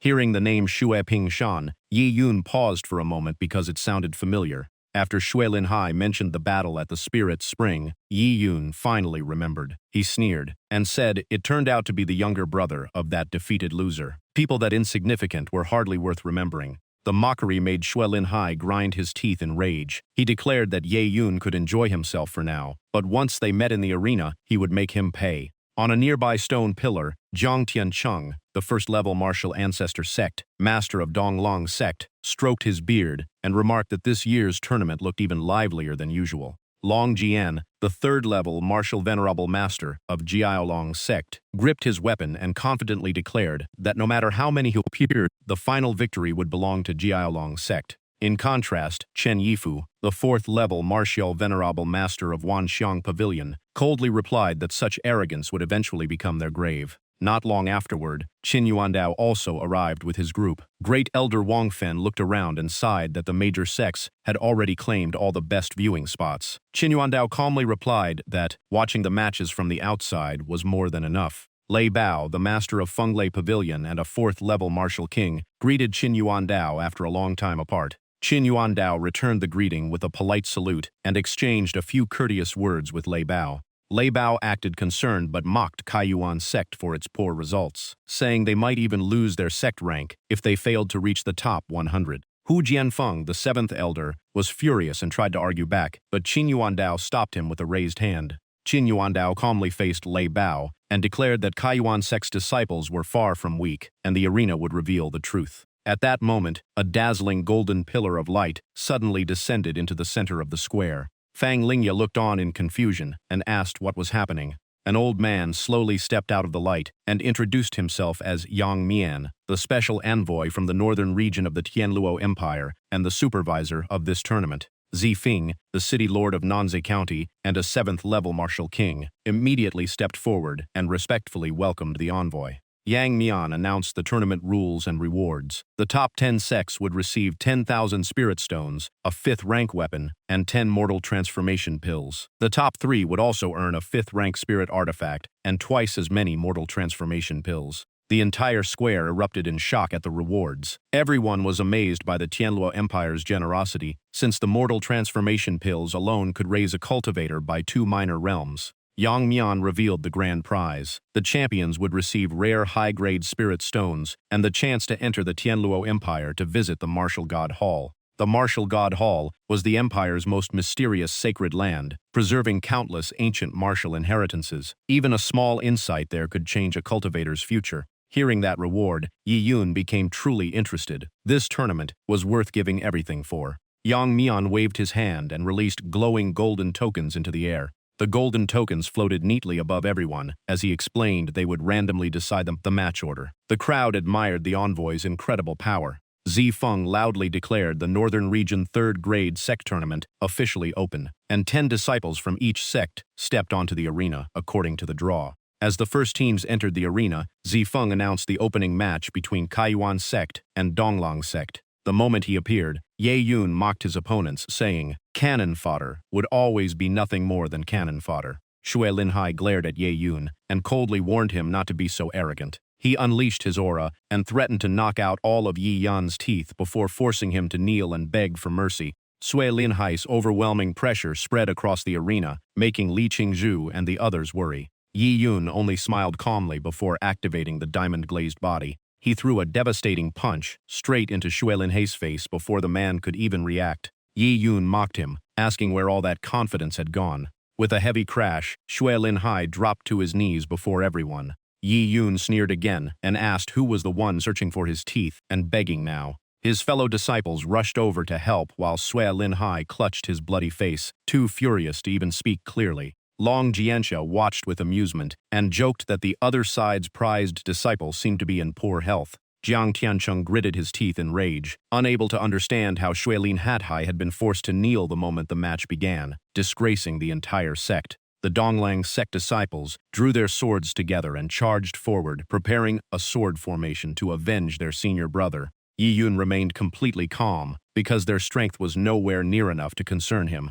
After only a few sword strikes, every opponent was sent flying as cries of pain echoed across the arena. The audience stared in disbelief. Donglang sect had been considered a championship favorite, yet an unknown fighter completely overwhelmed them. Even Zifeng, who had been watching with folded arms, was drawn into the battle. After surveying the arena covered with defeated disciples, he quickly announced the result. The first victory belonged to Kaiyuan sect. Hu Jianfeng shouted with excitement after Kaiyuan sect defeated Donglang sect, while Qin Yuandao simply reminded him to stay calm and not get carried away. Someone nearby thought the sectmaster should control his own expression first, since he was grinning with pride, while Hu Jianfeng looked ready to jump for joy. The next match was announced as Kaiyuan sect versus Fenglei Pavilion. Huangfu Bubai stepped forward with a sinister smile, boasting that he had defeated nearly 1,000 opponents, and Yi Yun would be next. Before he could finish, he was blasted into the air, spun several times, and screamed in agony. Ye Yun calmly lowered his hand and said there was no need for introduction since his opponent was about to leave the arena anyway.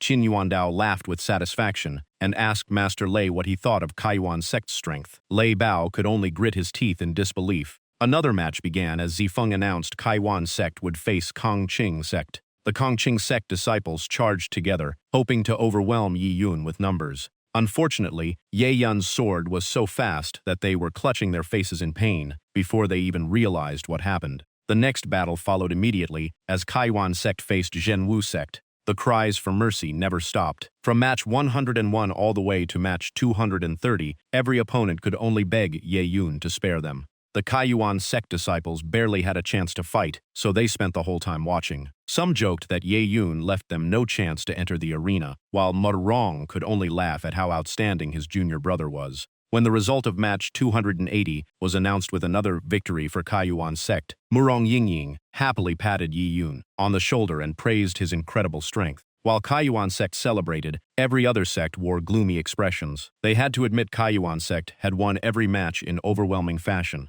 Even Lei Bao and Long Jian were unable to hide their shock as they wondered just how monstrous Yi Yun really was. Just seeing Yi Yun's confident smile was enough to make many people feel immense pressure. Ziming complained that his sword had not even left its sheath because Yi Yun finished every battle too quickly. Yi Yun calmly replied that if his senior brother wanted to fight, he should move faster next time. Seeing them about to argue, Yingying quickly stepped in and reminded them that victory was all that mattered. High above the arena, Lu Jian silently watched everything unfold. He asked Yang Guan if he finally understood. Yang Guan lowered his head and admitted he did. In just 1 month, Ye Yun's strength had soared, and he was no longer a match for him. Gripping his sword until the veins bulged on his hand, Yang Guan reluctantly accepted that Yi Yun was the true sword genius. The elders added that talent was important on the martial path, but perseverance and steady growth were what truly determined how far someone could go. Yang Guan immediately bowed and sincerely thanked his master for the guidance. Zifeng then declared the first round officially over and announced the top 10 sects, including Kaiyuan sect, along with many other powerful factions. The moment their sect's name was announced, every Kaiyuan sect disciple erupted in cheers. Yingying smiled and thanked Yi Yun for his hard work, saying he had finally brought glory to Kaiyuan sect. Yi Yun only sighed that the opponents were too weak, and he had not even enjoyed the fights. Hu Jianfeng was so emotional that tears filled his eyes. He hugged Qin Yuandao and choked up as he said Kaiyuan's sect had finally reached the top 10 for the first time since its founding. The organizers announced that the next round would begin the following day. Each sect would send 2 disciples into unknown battles to determine the final rankings. So everyone returned to rest and prepare. Qin Yuandao flew over to Ye Yun and praised him for not letting him down. Ye Yun humbly replied that it was all thanks to his master's guidance. At that moment, 3 members of Jiaolong's sect slowly approached, and one of them greeted the people ahead. Leading the group was Long Qian, with Lin Xiu and another disciple beside him. All 3 walked with absolute confidence. Ying quietly told Ye Yun that this was Jiaolong's sect, the strongest favorite to win the championship, famous for its domineering body cultivation. She then pointed at Lin Xiu and explained that he was the sect master's personal disciple, whose body cultivation was terrifying, and whose strength was already close to half-step martial king.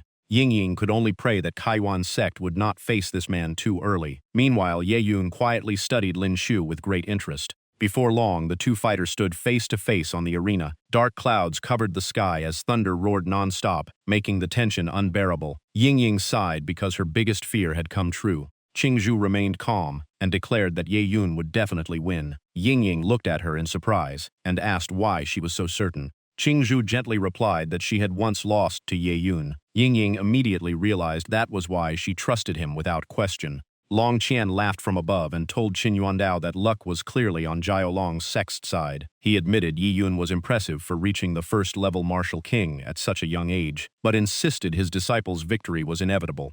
Qin Yuandao remained calm and replied that if Master Long had such confidence in his disciple, then they might as well settle it with a wager. Long Qian smiled with interest and asked what the bet would be. Qin Yuandao took out a treasured artifact and said that if Ye Yun lost, Kaiyuan's sect would hand over its sect treasure, but if Ye Yun won, Jiaolong's sect must teach him its strongest body cultivation technique. The Kaiyuan sect disciples were stunned that Qin Yuandao had even put their sect treasure on the line. The surrounding sects immediately broke into discussion. To them, betting a sect treasure was almost the same as giving it away, since Jiaolong's sect was the strongest favorite and Lin Xiu was famous for his overwhelming strength. Almost no one believed Ye Yun could win. Lei Bao frowned, unable to figure out what Qin Yuandao was planning. Long Jian accepted the bet at once and laughed, saying the treasure would soon be displayed at Jiaolong's sect's side gate. Qin Yuandao simply smiled and said nothing was decided yet, so everyone should wait for the final result.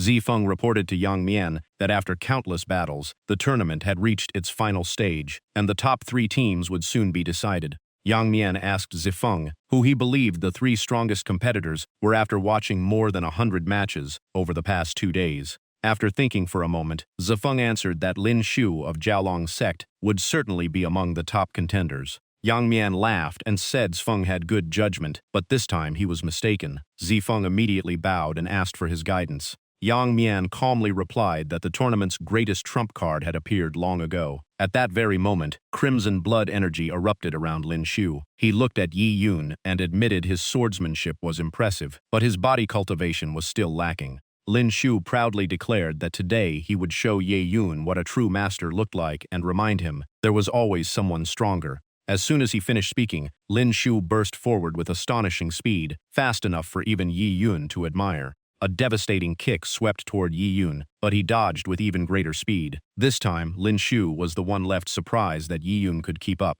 Ye Yun lowered his stance as his aura steadily rose, then smiled with excitement. Since his rebirth, this was the first opponent worthy of matching him in body cultivation. He admitted Lin Xiu had finally earned the right to make him fight seriously, then charged in to counterattack. Lin Xia's expression darkened as he shouted and rushed forward to meet him head-on. Lin Xiu unleashed the 8 Desolations battle art, while Ye Yun answered with his full power. Zi Ming's expression changed at once, while Ying asked in shock what technique that was. Ziming explained that the 8 Desolations battle art was an ancient heaven-rank body cultivation technique capable of pushing physical strength to its absolute limit. It was also the foundation of Jiaolong's sect's dominance in body cultivation. After several exchanges, Ye Yun realized his opponent's defense was even stronger than the diamond-glazed body. Lin Xiu unleashed a relentless storm of punches, while Ye Yun relied on his solid defense to block every attack. Zi Ming watched without daring to blink because the 2 fighters moved too fast. Ying finally understood why their master had warned them never to provoke Jiaolong's sect lightly. The battle grew even fiercer as every collision sent explosive shockwaves across the arena. After a massive clash, Ye Yun dropped to one knee. In the stands, Long Jian could not hide his surprise at Ye Yun's performance. He admitted that Lin Chu was Jialong Sek's greatest body cultivation genius in decades, yet Yi Yun had nearly overwhelmed him. That proved Yi Yun's body cultivation was even more terrifying than expected. Below the arena, Lin Chu was breathing heavily from the intense battle and was frustrated that he still could not defeat his opponent. Long Jian secretly transmitted his voice to Lin Shu, telling him to stop holding back and use his strongest technique. Lin Shu immediately obeyed. Forming hand seals, he activated the 8 Desolations battle art in its blood-burst state, summoning the massive phantom of a blood dragon behind him. Long Jian looked at Ye Yun and thought that his strength had far exceeded expectations, but the battle should end here because no one had ever survived this technique. Standing beneath the blazing blood dragon, Lin Shu smiled confidently and told Ye Yun to draw his sword. If he kept relying on his body alone, he would lose his life. Yi Yun simply wiped the blood from the corner of his mouth and smiled, saying, "This was the perfect chance to test his own limits." Yi Yun pushed the diamond-glazed body to its absolute limit as a massive energy palm slowly formed and its aura continued to rise. He declared that defeating Lin Shu in the very field he was most proud of would leave the Jialong sect genius completely convinced. In an instant, Yi Yun exploded to 40 times his normal speed and vanished from sight. Lin Shu was about to attack, but immediately turned pale because he could not follow Yi Yun's movements. Yi Yun closed the distance and unleashed a devastating strike. Lin Shu answered with everything he had, and the two collided head-on, without retreating. Long Jian frowned in shock. He never expected Ye Yun to match Lin Shu head-on without falling behind. Lin Shu unleashed a relentless barrage of punches, determined to crush Ye Yun with his body cultivation. Ye Yun merely smiled and asked if that was all Lin Shu had. If there was more, he should use it now. The two charged at each other again, as their power erupted to even greater heights. Every collision sent terrifying shockwaves across the arena, leaving the spectators stunned. Some even covered their ears because of the overwhelming impact. Lin Shu poured every ounce of strength into his body as his aura grew more violent. His eyes turned blood red, and his killing intent surged. Lin Shu roared that he would kill Yi Yun right there. In contrast, Ye Yun stood as steady as a mountain, with one foot planted firmly on the arena, and calmly replied that it depended on whether Lin Shu had the ability. The next moment, Ye Yun unleashed a palm strike carrying overwhelming power. The blow sent Lin Shu flying, forcing Long Jian to rush forward in alarm. Lin Shu crashed onto the arena and lost consciousness. Zifeng praised it as a perfect finish, while Yang Mian smiled, knowing he had judged Yi Yun correctly. After calming his aura, Yi Yun calmly asked whether his opponent still wished to continue. Covered in injuries, Lin Shu forced himself to stand and admitted defeat, acknowledging that Yi Yun was an opponent he truly respected. The audience was stunned. Jialong Sek's top genius, famous for defeating stronger opponents with his unmatched body, had finally been defeated. Qin Yuandao stroked his beard with satisfaction and reminded Long Jian not to forget the wager owed to Kaiyuan sect. Long Jian could only clench his fists in anger. On the high platform, Chen Yifu quietly remarked that Ye Yun was quite an interesting young man.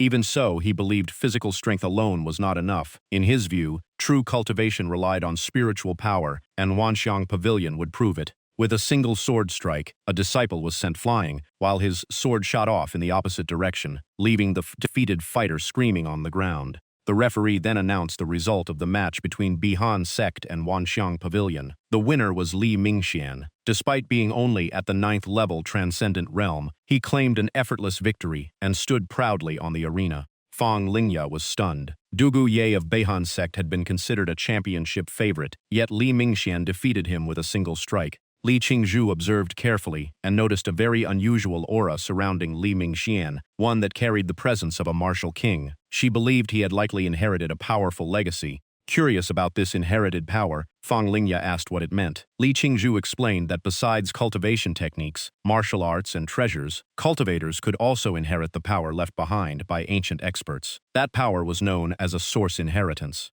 She explained that when a powerful cultivator is about to die, they can condense their lifetime cultivation into a pure source of energy. Only someone truly compatible can inherit and control that power. Looking at Li Mingxian's overwhelming aura, Li Qingzhu guessed he had inherited the legacy of a martial king named Ting Feng that allowed him to wield part of a martial king's power, despite only being at the 9th-level transcendent realm, making him nearly unbeatable among his peers. Zifeng then announced the final match of the Northern Region 3rd Grade Sect Tournament. Kaiyuan Sect's representative would face Wanxiang Pavilion's representative as both stepped onto the arena. Before Ye Yun entered the arena, Li Qingzhu warned that Li Mingxian was likely his strongest opponent in the tournament and told him not to underestimate him. As Ye Yun stepped onto the stage, he smiled and said not to worry because he would show Li Mingxian that there was always someone stronger. Standing across from Yi Yun, Li Mingxian drew his sword and pointed it forward. He mentioned Yi Yun's victory over Lin Shu and looked at him with eyes full of fighting spirit. Li Mingxian raised his hand and gathered spiritual power into his palm before coldly declaring that he would personally test Yi Yun's true strength today. As his arm rose, the phantom of a gigantic 9-headed flame python slowly appeared behind him. The terrifying aura of the mystical beast spread across the arena. Anyone with experience immediately recognized that Li Mingxian was using an extremely rare mystical beast cultivation technique. Chen Yifu knew this technique better than anyone. He thought to himself that the 9-headed flame python art was Li Mingxian's signature technique, capable of condensing spiritual power into a mystical beast with devastating destructive force. As the 9-headed flame python charged in, Yi Yun calmly dodged each snapping head. Then he clenched his fist and unleashed a punch with overwhelming force. Chen Yifu scoffed, believing that even a martial king would have to go all out to block this attack. Yi Yun's decision to face it head-on was no different from courting death. Yet Yi Yun charged forward without hesitation and smashed his fist into one of the python's heads. With a single punch, one of the 9-headed flame python's heads exploded. Yi Yun smiled coldly and mocked Li Mingxian, saying that such pitiful strength was nothing to brag about. The confidence on Chen Yifu's face instantly vanished, replaced by complete disbelief. Li Mingxian's aura gradually settled as he gripped his sword and admitted that Ye Yun was indeed a rare body cultivation genius, unmatched across most of the northern region. But the moment he finished speaking, Li Mingxian rapidly formed hand seals. He smiled faintly and declared that no matter how strong Ye Yun's body was, it could never withstand advanced secret techniques. Streams of spiritual power gathered behind Li Mingxian and formed a massive formation. He stared at Ye Yun and asked whether he could survive a supreme martial art combined with a secret technique. As the seals were completed, countless streams of power shot toward Yi Yun. The secret technique, Void Binding, activated and instantly covered the entire battlefield. Ye Yun found his arms and legs bound by chains of spiritual power. After a quick glance, he understood the plan. The technique created countless restraints that suppressed spiritual power and slowed the flow of energy throughout his body. Maintaining his hand seals, Li Mingxian smiled proudly. He said mastering the void-binding secret art had cost him dearly, and it had been created specifically to counter body cultivation experts like Ye Yun. The spiritual power chains tightened around Yi Yun's body. Seeing that Yi Yun could barely move, Li Mingxian became even more confident and believed the battle was already over. Watching Ye Yun fall into such a disadvantage, Qin Wandao, Li Qingzhu, and Fang Lingya could not hide their concern. Li Mingxian continued pouring power into the technique. Seeing Ye Yun remain silent, he assumed his opponent had no way out and coldly declared that he would end the battle with the Flame Mountain Seal. While Yi Yun was still trapped by the void-binding secret art, a massive flaming seal descended from the sky. Li Mingxian roared as he prepared to finish everything. The Flame Mountain Seal crashed straight toward Ye Yun with terrifying power. The shockwave spread throughout the arena. Fang Lingya rushed forward to save Ye Yun, but Li Qingzhu held her back and warned her not to act recklessly. Chen Yifu stroked his beard with satisfaction, convinced that no matter how impressive Yi Yun was as a dark horse, the championship would still belong to Wanxiang Pavilion. But the celebration lasted only a moment. As the dust cleared, the Flame Mountain Seal had vanished, while Yi Yun still stood unharmed. He looked at Li Mingxian with disdain and said that if this was his strongest move, it was truly disappointing. Chen Yifu stared in disbelief. He could not believe Yi Yun had survived that attack without a scratch. Li Mingxian was equally shocked. He could not understand how Ye Yun had broken free. At the same time, black mist began spreading around Ye Yun as he calmly said that if his opponent had used a secret art, then they should see whose secret art was stronger. Yi Yun raised his hand as a mass of pitch-black energy gathered in his palm, signaling that he was about to unleash his own secret art. The black aura spread across the entire battlefield. Li Mingxian hurriedly raised a barrier, while Yi Yun coldly declared the name of his technique, Devour. Li Mingxian immediately lost his composure. He frantically formed hand seals to protect his artifact, after realizing that Ye Yun was forcefully taking control of it. On the viewing platform, Chen Yifu cried out in shock. He realized Yi Yun was not only absorbing the spiritual power from his opponent's artifact, but had likely inherited a source inheritance from an ancient expert as well. Yi Yun raised his arm high and pushed the secret art to its limit before coldly declaring that every bit of power before him would become nourishment. Instantly, the barrier and overwhelming pressure created by Li Mingxian began to tear apart and collapse under the devouring force. Countless cracks spread across Li Mingxian's seals. As he watched his artifacts slowly shatter, his face turned deathly pale. Yi Yun took a deep breath, and all the black energy instantly rushed back into his body. With his final support gone, Li Mingxian was blasted away and slammed into the arena wall before coughing up a mouthful of blood. Yi Yun slowly walked over and calmly reminded him that before looking down on others, he should first measure his own strength, or he would only end up humiliating himself. The disciples from every other sect were completely stunned. Some even asked what had just happened, but all they got in return were confused head shakes because everything had happened too fast. Despite his injuries, Li Mingxian looked up at Ye Yun and admitted defeat without regret. He only wished to know what kind of inheritance that secret art came from. Ye Yun smiled faintly, looked him in the eye, and slowly revealed the name of the technique, Devour the Myriad Worlds. After witnessing the entire battle, Zifeng sighed in admiration. With talent like this, even many geniuses from second-grade sects could not compare. He became even more certain that Ye Yun would one day become a powerhouse who ruled an entire region. Zifeng then praised Yang Mian for recognizing Yi Yun's talent so early. Yang Mian simply stroked his beard and smiled, saying that Yi Yun's talent was truly rare, but the northern region was far too small for someone like him.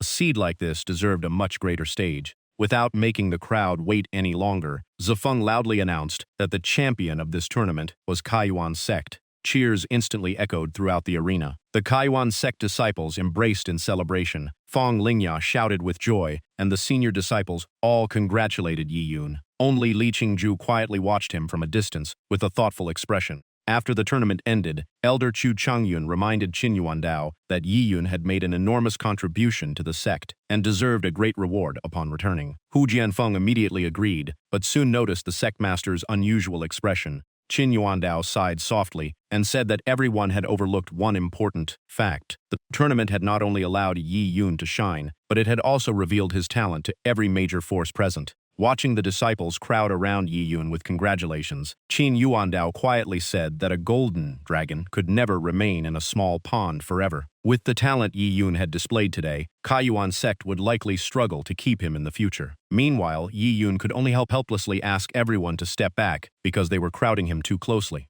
Before long, all the top performers were gathered into lines. The top 3 places went to Lin Xiu, Ye Yun, and Li Mingxian. Standing before them, Zifeng congratulated everyone and said that reaching the final round was already an achievement to be proud of, regardless of the rankings. Zifeng then brought out the shining reward bags and distributed them to the top 10 competitors according to the tournament rules. Every disciple was thrilled to receive their rewards. As for the top 3, Lin Xiu, Ye Yun, and Li Mingxian, Yang Mian personally presented each of them with a special treasure to honor their outstanding performance. After receiving the rewards, Yi Yun cupped his hands and thanked the imperial inspector for his special favor. Yang Mian stroked his beard with a satisfied smile and said that besides the tournament rewards, he would also grant Yi Yun a rare chance to compete in the Empire Genius Tournament 6 months from now. Hearing the unexpected reward, Yi Yun tightened his grip on the treasure as anticipation quietly filled his heart. Unlike Yi Yun's calm reaction,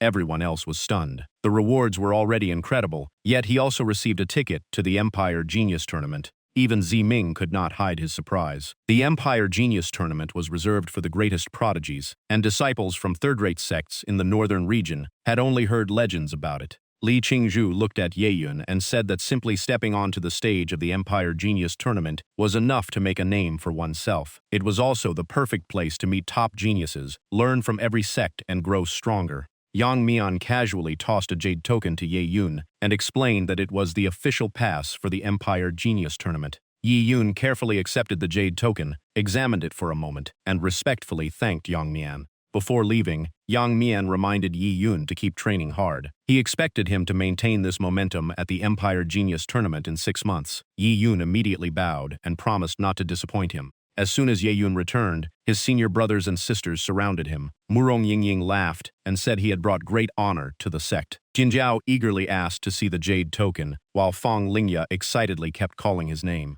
Seeing everyone crowd around Ye Yun, Qin Yuandao stepped in and told them to let him rest first. After so many battles, they could continue talking once they returned to Kaiyuan sect. Elsewhere, Long Jian and Chen Yifu continued watching in secret. At the same time, Qin Yuandao instructed every disciple to recover because they would depart for Kaiyuan sect in 2 hours. Long Jian kept his eyes on Ye Yun and said his talent had far exceeded every expectation. If he continued growing, the northern region would never be able to keep him. Chen Yifu nodded lightly and said he completely agreed with Long Jian. Half an hour later, while cultivating, Yi Yun received a system notification that he had broken through to the 3rd level of Martial King. Feeling his new power, marveled that the Mortal Transcendence pill truly lived up to its reputation, since only 2 pills had pushed him through 2 minor realms. Just then, 2 streaks of light, one blue and one orange, descended into the forest where Ye Yun was cultivating. Long Jian smiled and said they had finally found him, and Chen Yifu quickly agreed.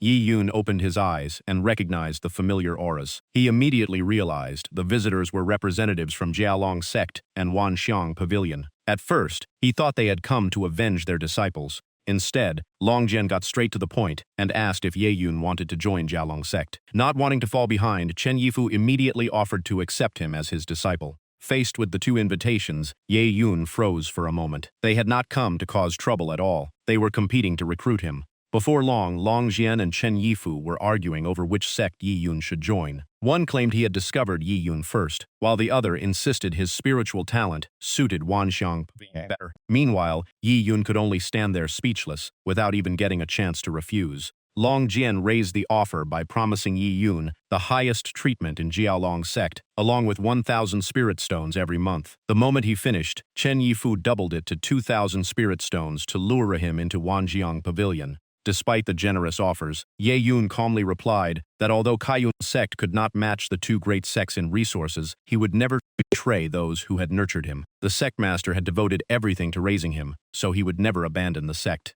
Long Jian looked at Ye Yun with deep admiration. In his eyes, Ye Yun possessed not only extraordinary talent but also remarkable character. He truly could not understand how Kaiyuan sect had been fortunate enough to recruit such a disciple. Hearing that, Chen Yifu simply let out a cold snort. He had expected this. Yi Yun might not want to leave Kaiyuan sect now, but the future was another story. He also promised that as long as Yi Yun remained in the northern region, Jialong sect would protect him from any trouble. Chen Yifu made his position clear as well. Wanxiang Pavilion would offer Ye Yun the same support. Ye Yun respectfully bowed to both sect masters and sincerely thanked them for their trust and backing. From the mountain peak, Qin Yuandao, Hu Jianfeng, Wang Fen, and the disciples quietly watched everything unfold. Hu Jianfeng could not hide his shock and asked Qin Yuandao if he had heard correctly. 2 martial venerables wanted to recruit Ye Yun at the same time. Wang Fen laughed and said that if Ye Yun accepted, no one could take him away from Kaiyuan sect. Qin Yuandao cleared his throat, turned away, and pretended to stay calm while telling everyone to head back. He denied being worried, but Hu Jianfeng and Wang Fen only smiled. They both knew he had been secretly watching over Ye Yun the entire time, afraid another force would lure him away.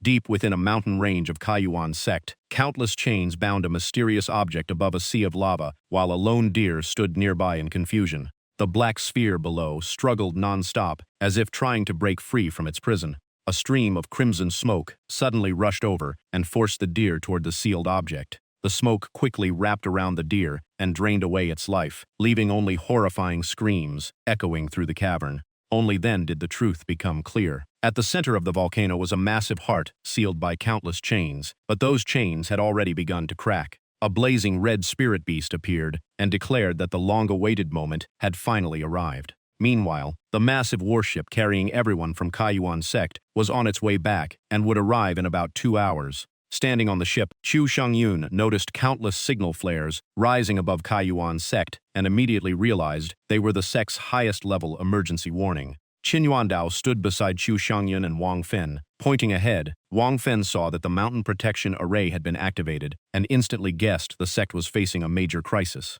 Inside the sect, a massive blue barrier covered the entire area. Yuan Hao explained that the demonic beasts had gone completely berserk, so the three elders had sealed the Kaiyuan mountain range to prevent outside forces from getting involved. Remembering the elders' warning that major sects had already gathered at Kaiyuan sect and every disciple had to return at once, Qin Yuandao realized how dangerous the situation had become. If every force rushed in together, chaos would be unavoidable. In the forest, a giant tiger with blood-red eyes relentlessly hunted several sect disciples. Covered in wounds, the three desperately fled while crying for help. Right then, Ye Yun rushed in, drew his sword, and slashed straight at the tiger while shouting for the three disciples to stay perfectly still. The sword light sliced clean through the tiger's body. Blood sprayed everywhere, and after one final roar, the beast collapsed. After killing the beast, Yi Yun walked over to ask what had happened. The three disciples repeatedly thanked their savior before finally calming down. One badly injured disciple explained that the heart of the demon venerable, hidden beneath the mountain range, had reappeared. Its return had driven every demonic beast into a frenzy. Rumors also claimed that whoever obtained the heart would inherit the demon venerable's legacy, throwing Kaiwan's sect into complete chaos.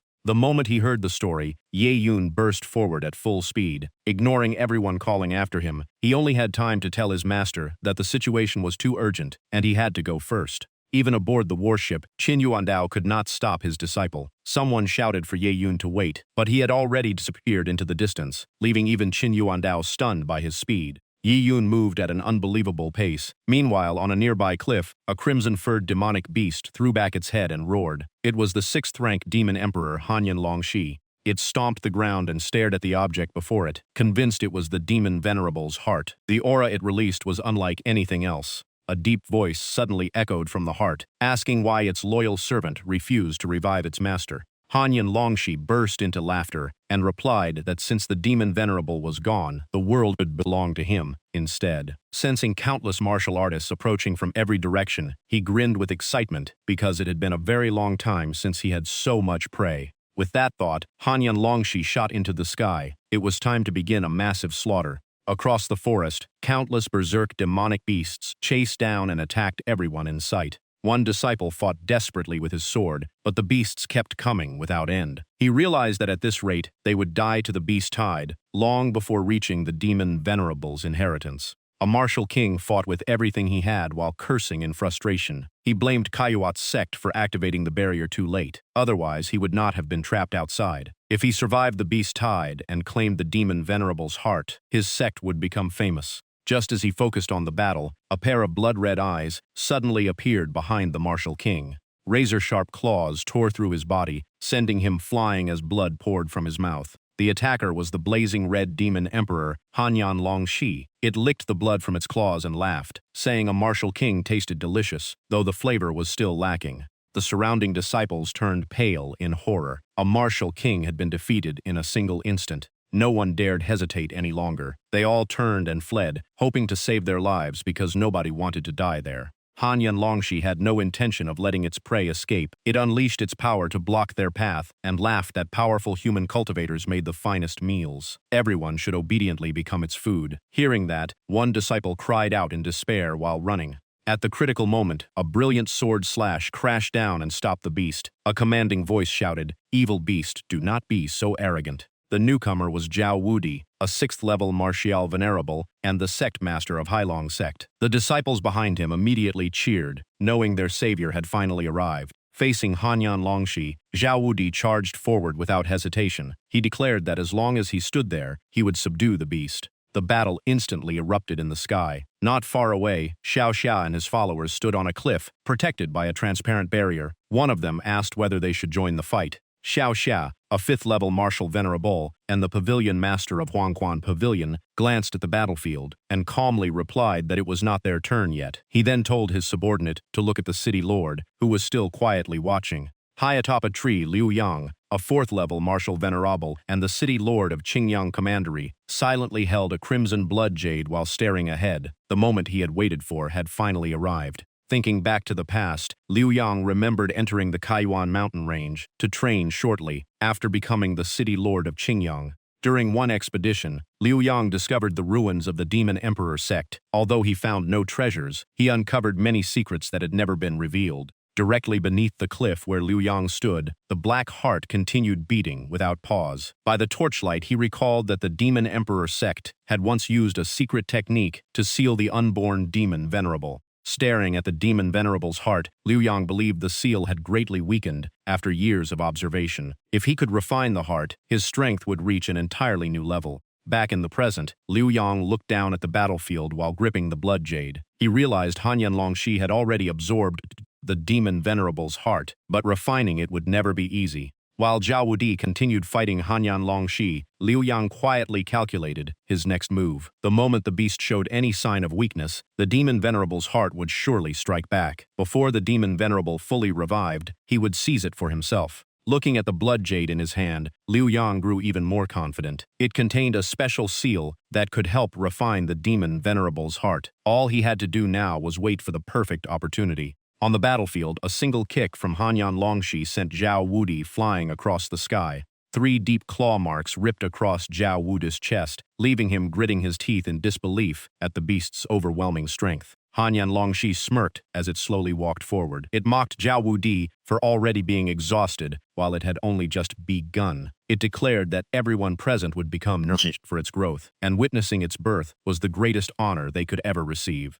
Zhao Wudi's face turned grim as he realized the situation had completely slipped out of control. At that very moment, the demon venerable's heart began pounding violently, as if it were about to awaken completely. A cold voice suddenly echoed through the battlefield, ordering everyone to stop. It was the demon venerable speaking, and Hanyan Longxi roared in fury as someone interfered at the most critical moment. Hanyan Longxi suddenly froze. The image of a heart appeared inside its body as the demon venerable's voice demanded that the traitor, Nishen, return the power that had always belonged to its master. The demon venerable's heart slowly separated from Hanyan Longxi's body. Seeing it emerge, everyone immediately realized what it was and cried out in shock. The instant the heart was almost completely free, Liu Yang seized the opportunity and rushed forward to snatch it. The blood jade in Liu Yang's hand began to glow as countless seals appeared. While forming hand signs, he used the sealing power to wrap around the heart and pull its crimson energy toward himself. That move enraged Hanyan Longxi. It roared with murderous intent, shouting that the humans dared steal the prize it had worked so hard to obtain, and it would never allow it.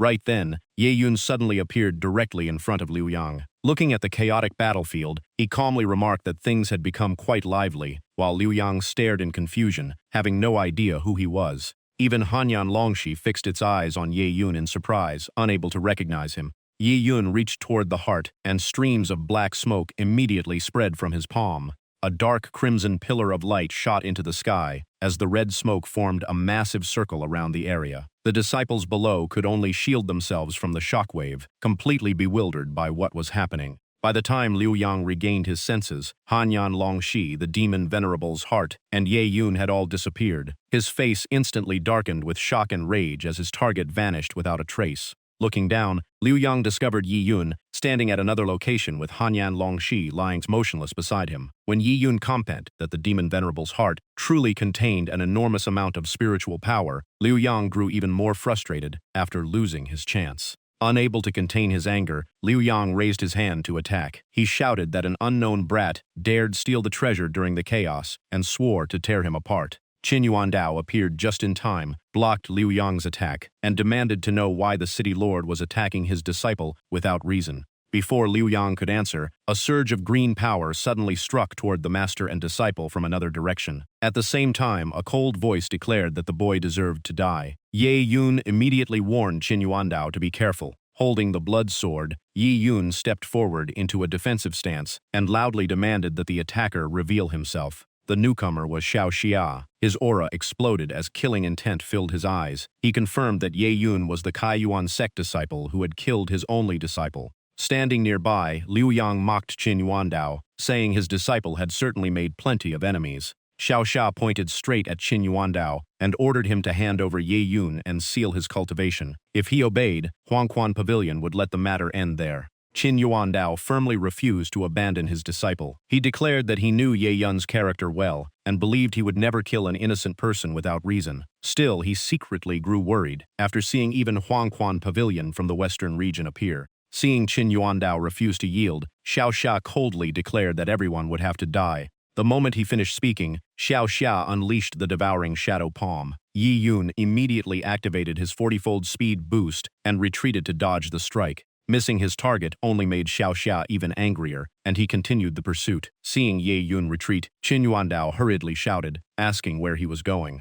As soon as Yi Yun left the battlefield, both Xiao Xia and Liu Yang chased after him, each with a different goal. Liu Yang believed the demon venerable's heart could not have been refined yet, and was surely hidden inside Yi Yun's storage treasure. Both of them shouted for him to stop. When they finally caught up, they found Yi Yun already waiting. Xiao Xia blocked his path with a drawn sword, while Liu Yang demanded that he hand over the demon venerable's heart. Faced with their threats, Yi Yun merely smiled without the slightest hint of fear. He slowly turned around and calmly said he had never been running. He had only changed the battlefield, and this place was the perfect burial ground for the two men before him. Liu Yang burst into mocking laughter. He reminded Yi Yun that both he and the master of Huangquan Pavilion were martial venerables, while Yi Yun was only a martial king. Then, he declared that Yi Yun was about to learn the true gap between their realms. Xiao Xia immediately proposed a deal. Liu Yang could keep the demon venerable's heart, while Yi Yun's life belonged to him. Liu Yang agreed without hesitation. Xiao Xia and Liu Yang charged forward together, convinced Yi Yun had already chosen his own grave. They sneered, determined to show him the true gap in strength. Facing two powerful enemies, Yi Yun instantly activated his 40-fold attack speed and met them head-on. As he dodged one deadly attack after another, he admitted to himself that two martial venerables fighting together were no joke. Xiao Xia kept up the pressure before unleashing a killing move, determined to finish Yi Yun on the spot. Suddenly, a thunderous explosion interrupted the battle. Xiao Xia's attack was blocked as a commanding voice declared that as long as they were present, no one would lay a finger on Yi Yun. Xiao Xia immediately retreated, his face darkening as he shouted to know who dared interfere. Two figures slowly descended from the sky. They were the representatives of Jialong Sect and Wanxiang Pavilion, confirming that they were the ones who had intervened. The moment Liu Yang saw the two experts, he recognized them and could not hide his frustration.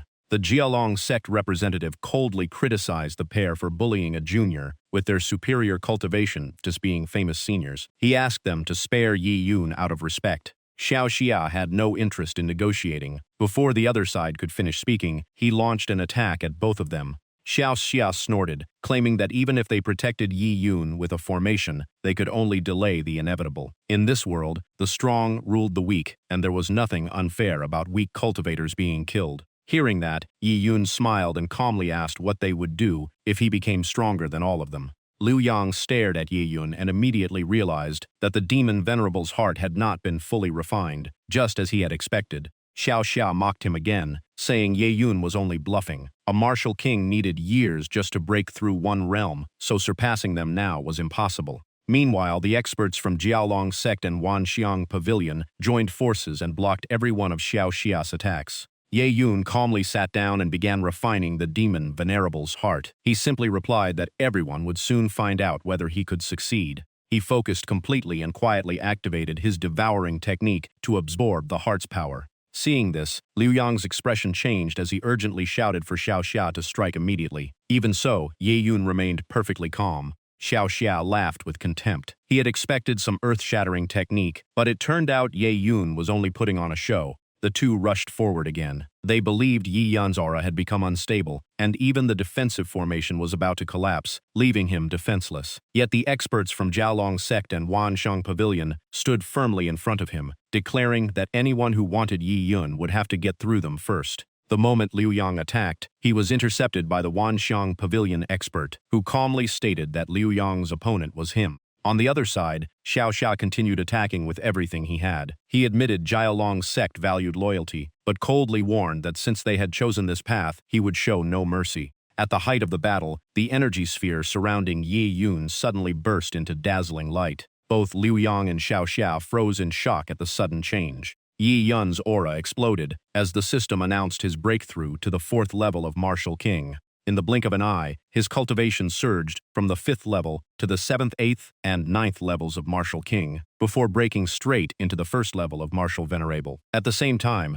the system unlocked his 100-fold attack speed ability. Witnessing the unbelievable breakthrough, Liu Yang was completely stunned. He could not believe Yi Yun's aura had truly reached the Martial Venerable realm. Yi Yun narrowed his eyes and immediately activated his 100-fold attack speed. In an instant, he appeared right in front of Xiao Xia and sneered, asking if he still wanted revenge for his disciple. Before Xiao Xia could react, Yi Yun's attack landed. Yi Yun coldly declared that he would send both of them to hell together. Xiao Xia had no chance to defend himself against the lightning-fast strike. Blood burst from Xiao Xia's mouth. Seeing this, Liu Yang cried out in horror and shouted the pavilion master's name. But in the next instant, Yi Yun was already standing before Liu Yang. As Yi Yun closed in, Liu Yang turned pale and broke into a cold sweat. Yi Yun coldly declared that Liu Yang was next, while Liu Yang could only tremble and beg him to wait. Yi Yun gave Liu Yang no chance to beg for mercy and struck him down without hesitation. Liu Yang's scream echoed briefly before falling silent. After Liu Yang collapsed, Ye Yun calmly looked at the body and said that a higher cultivation realm did not decide everything. He coldly added that the two of them had paid with their lives just to learn that lesson. The experts from Jiaolong sect and Wanxiang Pavilion stared at Ye Yun in shock. Only now did they realize the young man had never needed their protection. Elsewhere, Qin Yuandao and the others were still risking their lives to hold back the berserk demonic beasts. With the situation growing worse, all they could do was buy as much time as possible and keep the beasts away from the nearby villages. Qin Yuandao continued fighting the beast horde, his heart filled with worry. More than anything, he feared for Ye Yun because the situation seemed beyond saving. Just then, another pack of ferocious beasts suddenly appeared behind Qin Jiao. Everyone panicked and shouted for her to be careful. At that exact moment, the sound of a finger snap echoed through the battlefield. The crazed tiger with blood-red eyes instantly regained its senses, and its eyes returned to normal. Everyone stared in confusion, unable to understand why the demonic beasts had suddenly stopped attacking. When they turned around, they saw Ye Yun standing in the middle of the beast horde. Every single beast had lowered its head and knelt before him, leaving everyone speechless. Ye Yun smiled with his arms crossed and explained that after refining the demon Venerable's heart, controlling low-rank demonic beasts was effortless. Ying Ying quickly flew over and anxiously asked if he was all right after worrying about him the whole time. Yi Yun simply smiled and assured her that he was perfectly fine. Qing Zhu also rushed over and immediately sensed that Ye Yun's aura had completely changed. He calmly replied that he had encountered a fortunate opportunity and successfully broken through. Behind them, Qin Yuandao called out to Ye Yun. He told Yi Yun to follow him. Although Yi Yun looked slightly puzzled, he immediately agreed, while everyone else watched the sect master with concern. Inside the main hall of Kaiyuan sect, Qin Yuandao directly asked whether Ye Yun had already reached the martial venerable realm. Ye Yun respectfully bowed and confirmed that he had broken through to the first level of martial venerable. Hearing that, Qin Yuandao let out a quiet sigh and warned him that the taller the tree, the stronger the wind. With his current strength, Yi Yun had become far too conspicuous. On top of that, he had seized the demon venerable's heart in front of countless powerful cultivators. Qin Yuandao explained that carrying such a treasure was no different from inviting disaster. The major forces would never let Yi Yun go so easily. He therefore decided to have Ye Yun cultivate in seclusion behind the sect. Although Kaiyuan sect was not the strongest sect, they would protect him with everything they had. If anyone came looking for trouble, the entire sect would fight to the end. Qin Jiao immediately objected, saying that would be no different from imprisoning Ye Yun. Qing Zhu quickly explained that the sect master only wanted to keep him safe. Yi Yun respectfully cupped his hands and said he did not want the entire sect dragged into danger because of him. However, he firmly declared that since this trouble was caused by him, he would face it alone. After saying that, Yi Yun turned and left at once. Everyone hurriedly called after him, unable to understand what he intended to do. Meanwhile, a large crowd had already gathered outside Kaiyuan sect. A fat man carrying a massive saber on his shoulder turned to his master and asked what they should do next. The man calmly sat atop a spirit beast and replied that they only needed to wait for Qin Yuandao to appear and force him to hand over Ye Yun. He refused to believe Kaiyuan sect would oppose so many forces for the sake of one disciple. At that moment, a figure suddenly appeared behind them. Ye Yun landed directly on top of their spirit beast and coldly remarked that they dared target him with such pitiful strength. The leader immediately recognized Yi Yun and shouted that the demon venerable's heart was in his possession. He ordered everyone to kill Yi Yun and seize the treasure. Before he could finish speaking, a flash of sword light cut through the air. The man froze in place before collapsing to the ground as his disciples watched in horror. Holding his blood-stained sword, Ye Yun loudly declared before every faction that from this day onward, he was voluntarily leaving Kaiyuan sect. From now on, all of his grudges and conflicts would have nothing to do with Kaiyuan sect. After making his declaration, Ye Yun took out his Kaiyuan sect identity token and crushed it before everyone's eyes. Witnessing the scene, every disciple of Kaiyuan sect stood frozen in disbelief. None of them could believe Ye Yun had actually done it. Qin Yuandao immediately rushed forward, angrily calling Ye Yun a rebellious disciple and scolding him for destroying the sect's identity token on his own. Ye Yun quickly dodged, but his expression suddenly changed as if he had sensed something. Without warning, he struck Qin Yuandao in the back with a palm attack. Everyone around them was stunned. Many immediately believed Ye Yun had betrayed his sect, while others suspected he attacked because he refused to hand over the demon Venerable's heart. Ye Yun then soared into the sky and declared that anyone who wanted the demon Venerable's heart was welcome to take it by force. He would face them all. Hearing that, the crowd instantly chased after him, determined to kill Ye Yun and seize the treasure. Lingya burst into tears and tried to follow Ye Yun, but Qingzhu stopped her and reassured her that he would make it through. Watching Ye Yun disappear into the distance, Qingzhu understood he had done it to protect Kaiyuan sect and everyone in it. Meanwhile, Qin Yuandao clutched his chest, blood still staining the corner of his mouth, and muttered that the brat had only used a fraction of his strength yet still managed to injure him. Wang Fen stepped forward and asked if they should secretly send people to protect Ye Yun. Qin Yuandao shook his head, knowing that any public support from Kaiyuan sect would only give the other factions another excuse to target him. He added that he had already entrusted Ye Yun with the sect's greatest treasure. The rest would depend on Ye Yun's luck, wisdom, and determination. Qin Yuandao believed he would carve out his own path. While traveling alone, Ye Yun quietly looked at the priceless treasure in his hand. He recalled Qin Yuandao's final advice. His master had entrusted him with the 9 profound treasure canon, the strongest technique of Kaiyuan sect, and urged him to focus on cultivation so he could protect himself. It was the last thing his master could do for him. Thinking about his master's devotion, Ye Yun felt deeply moved and silently thanked him from the bottom of his heart. After gathering himself, Ye Yun accelerated and quickly disappeared beyond the horizon. Back at Kaiyuan sect, Qin Zhao noticed Qingzhu preparing to leave and hurriedly asked where she was going. Qingzhu calmly replied that she was heading to the back mountain to cultivate in seclusion. Lingya's eyes were red with tears as she blamed herself for being too weak. Even if she caught up with Ye Yun, she would only become a burden and could never help him. She clenched her fists and silently vowed to become stronger. Only then would she never have to experience such helplessness again. With that resolve, Lingya immediately followed Qingzhu, while Qin Zhao also decided to join them in cultivation. Deep down, Qingzhu always believed Ye Yun would safely overcome every obstacle. But if the worst ever happened, she would become strong enough to avenge him. 7 days passed, and the mountains were still filled with people searching for Ye Yun. They combed every corner but found no trace of him. In sharp contrast, Ye Yun calmly sat on a tree branch watching them below. He found their relentless search almost amusing. Although defeating them would be easy, he chose to grow even stronger first before wiping out every threat once and for all. Watching them run around in circles was entertaining enough. While Ye Yun observed in silence, the hunters continued searching in frustration, complaining that he had vanished without leaving behind a single clue. As they changed direction again, Ye Yun remembered that he had originally joined Kaiyuan sect to protect Fang Lingya. Now she no longer needed his protection. He calculated that the Tianluo Empire Genius selection would begin in 6 months. That gave him plenty of time to seek new opportunities and fully master the 9 profound treasure canon. In Hantian Commandery, a horse carriage pulled by 2 fine steeds slowly traveled through the endless snowy mountains.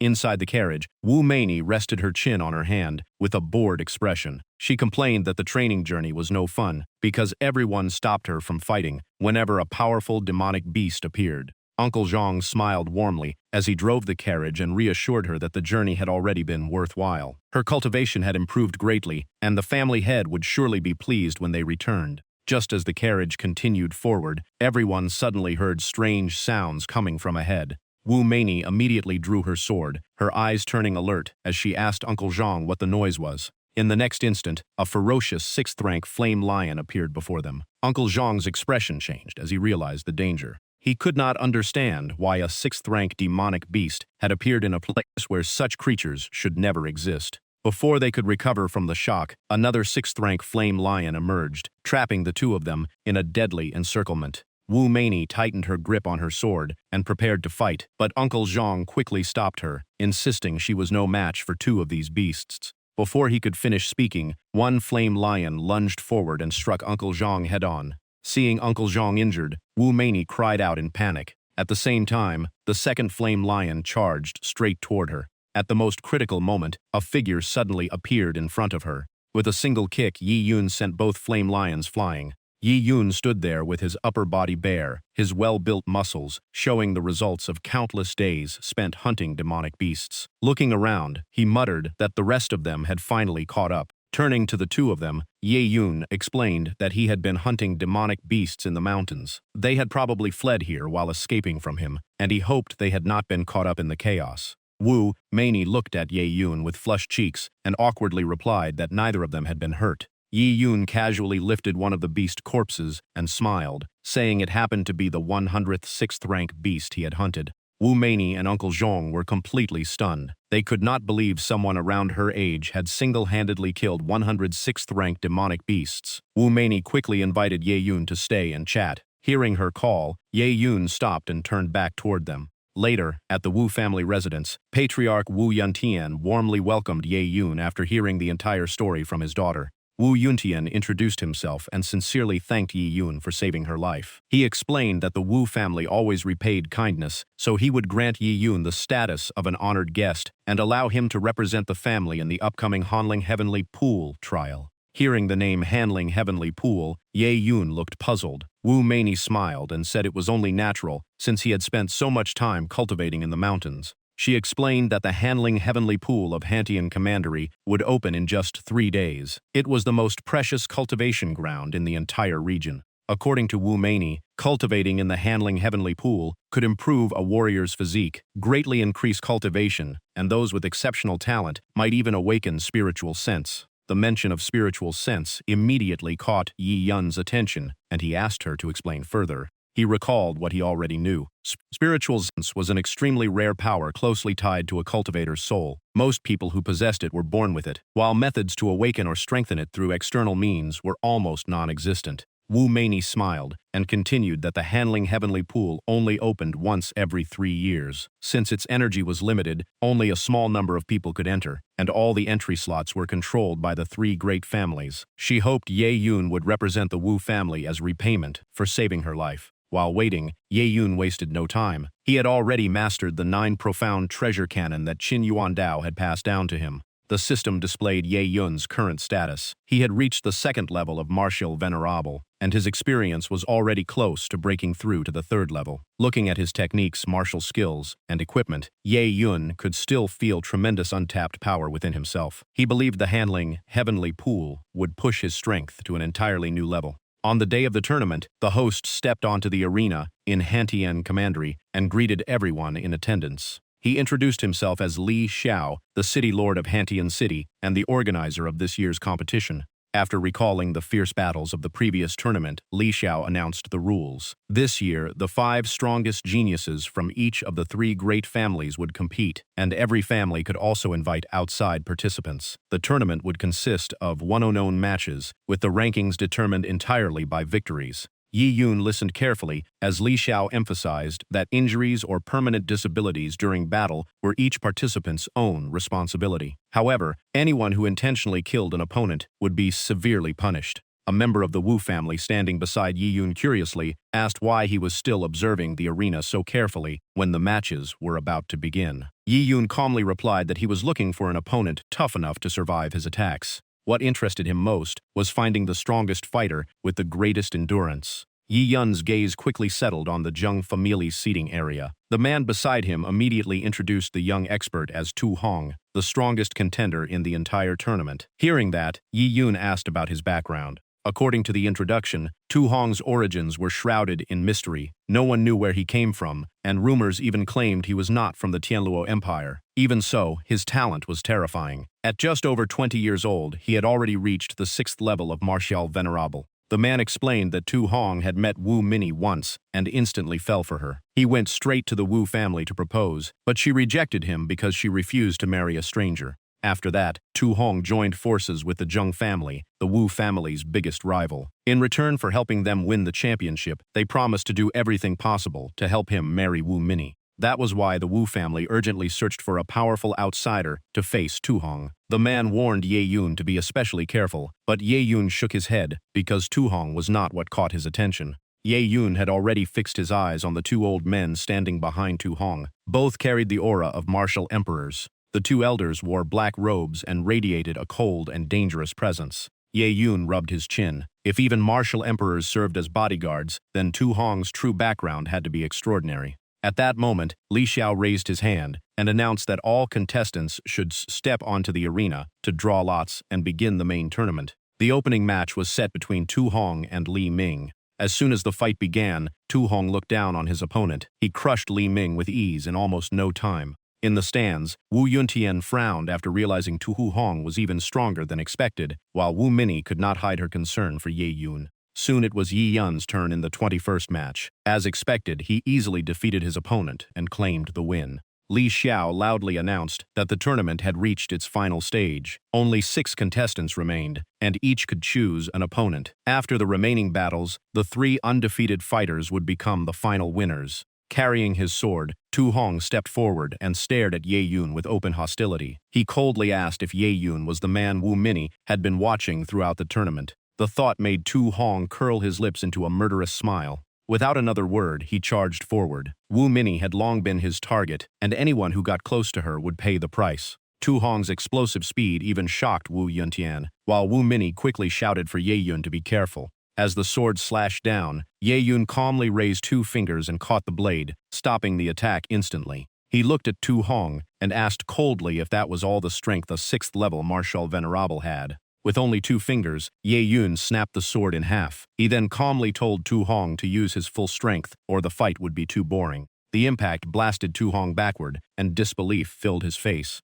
After stumbling for a moment, he barely managed to regain his footing. The 2 followers behind Tu Hong instantly turned pale and shouted in panic for their young master. Wiping the blood from the corner of his mouth, Tu Hong gritted his teeth and realized Yi Yun was not only a body cultivator, but far stronger than he had imagined. It was also the first time anyone had ever injured him. Tu Hong's aura erupted violently. He admitted that he had only planned to teach Ye Yun a lesson, but now he had completely changed his mind. His eyes turned vicious as he declared that he would cut off Yi Yun's head and present it on the day he married Wu Mini. Tu Hong even madly declared that Ye Yun would witness that day with his own eyes before immediately unleashing a secret art called Spirit Slaughter Palm. He laughed loudly as countless ferocious dragon heads formed from spiritual power and rushed toward Yi Yun, ready to devour everything. Seeing the deadly attack, Wu Mini panicked. She realized Tu Hong truly meant to kill Ye Yun and desperately shouted for him to dodge. Instead, Ye Yun smiled with excitement. He instantly activated his 100 times attack speed and charged straight in. Before Tu Hong could understand what happened, his secret art was completely shattered by Ye Yun. He barely twisted aside in panic. The next instant, a sword flashed across Tu Hong's neck. Feeling death closing in, he cried out in terror, "You dare!" Blood sprayed into the air in an instant. Wu Yuntian, the Zheng family, and Wu Mini all froze in shock because no one expected Ye Yun to kill Tu Hong right on the arena.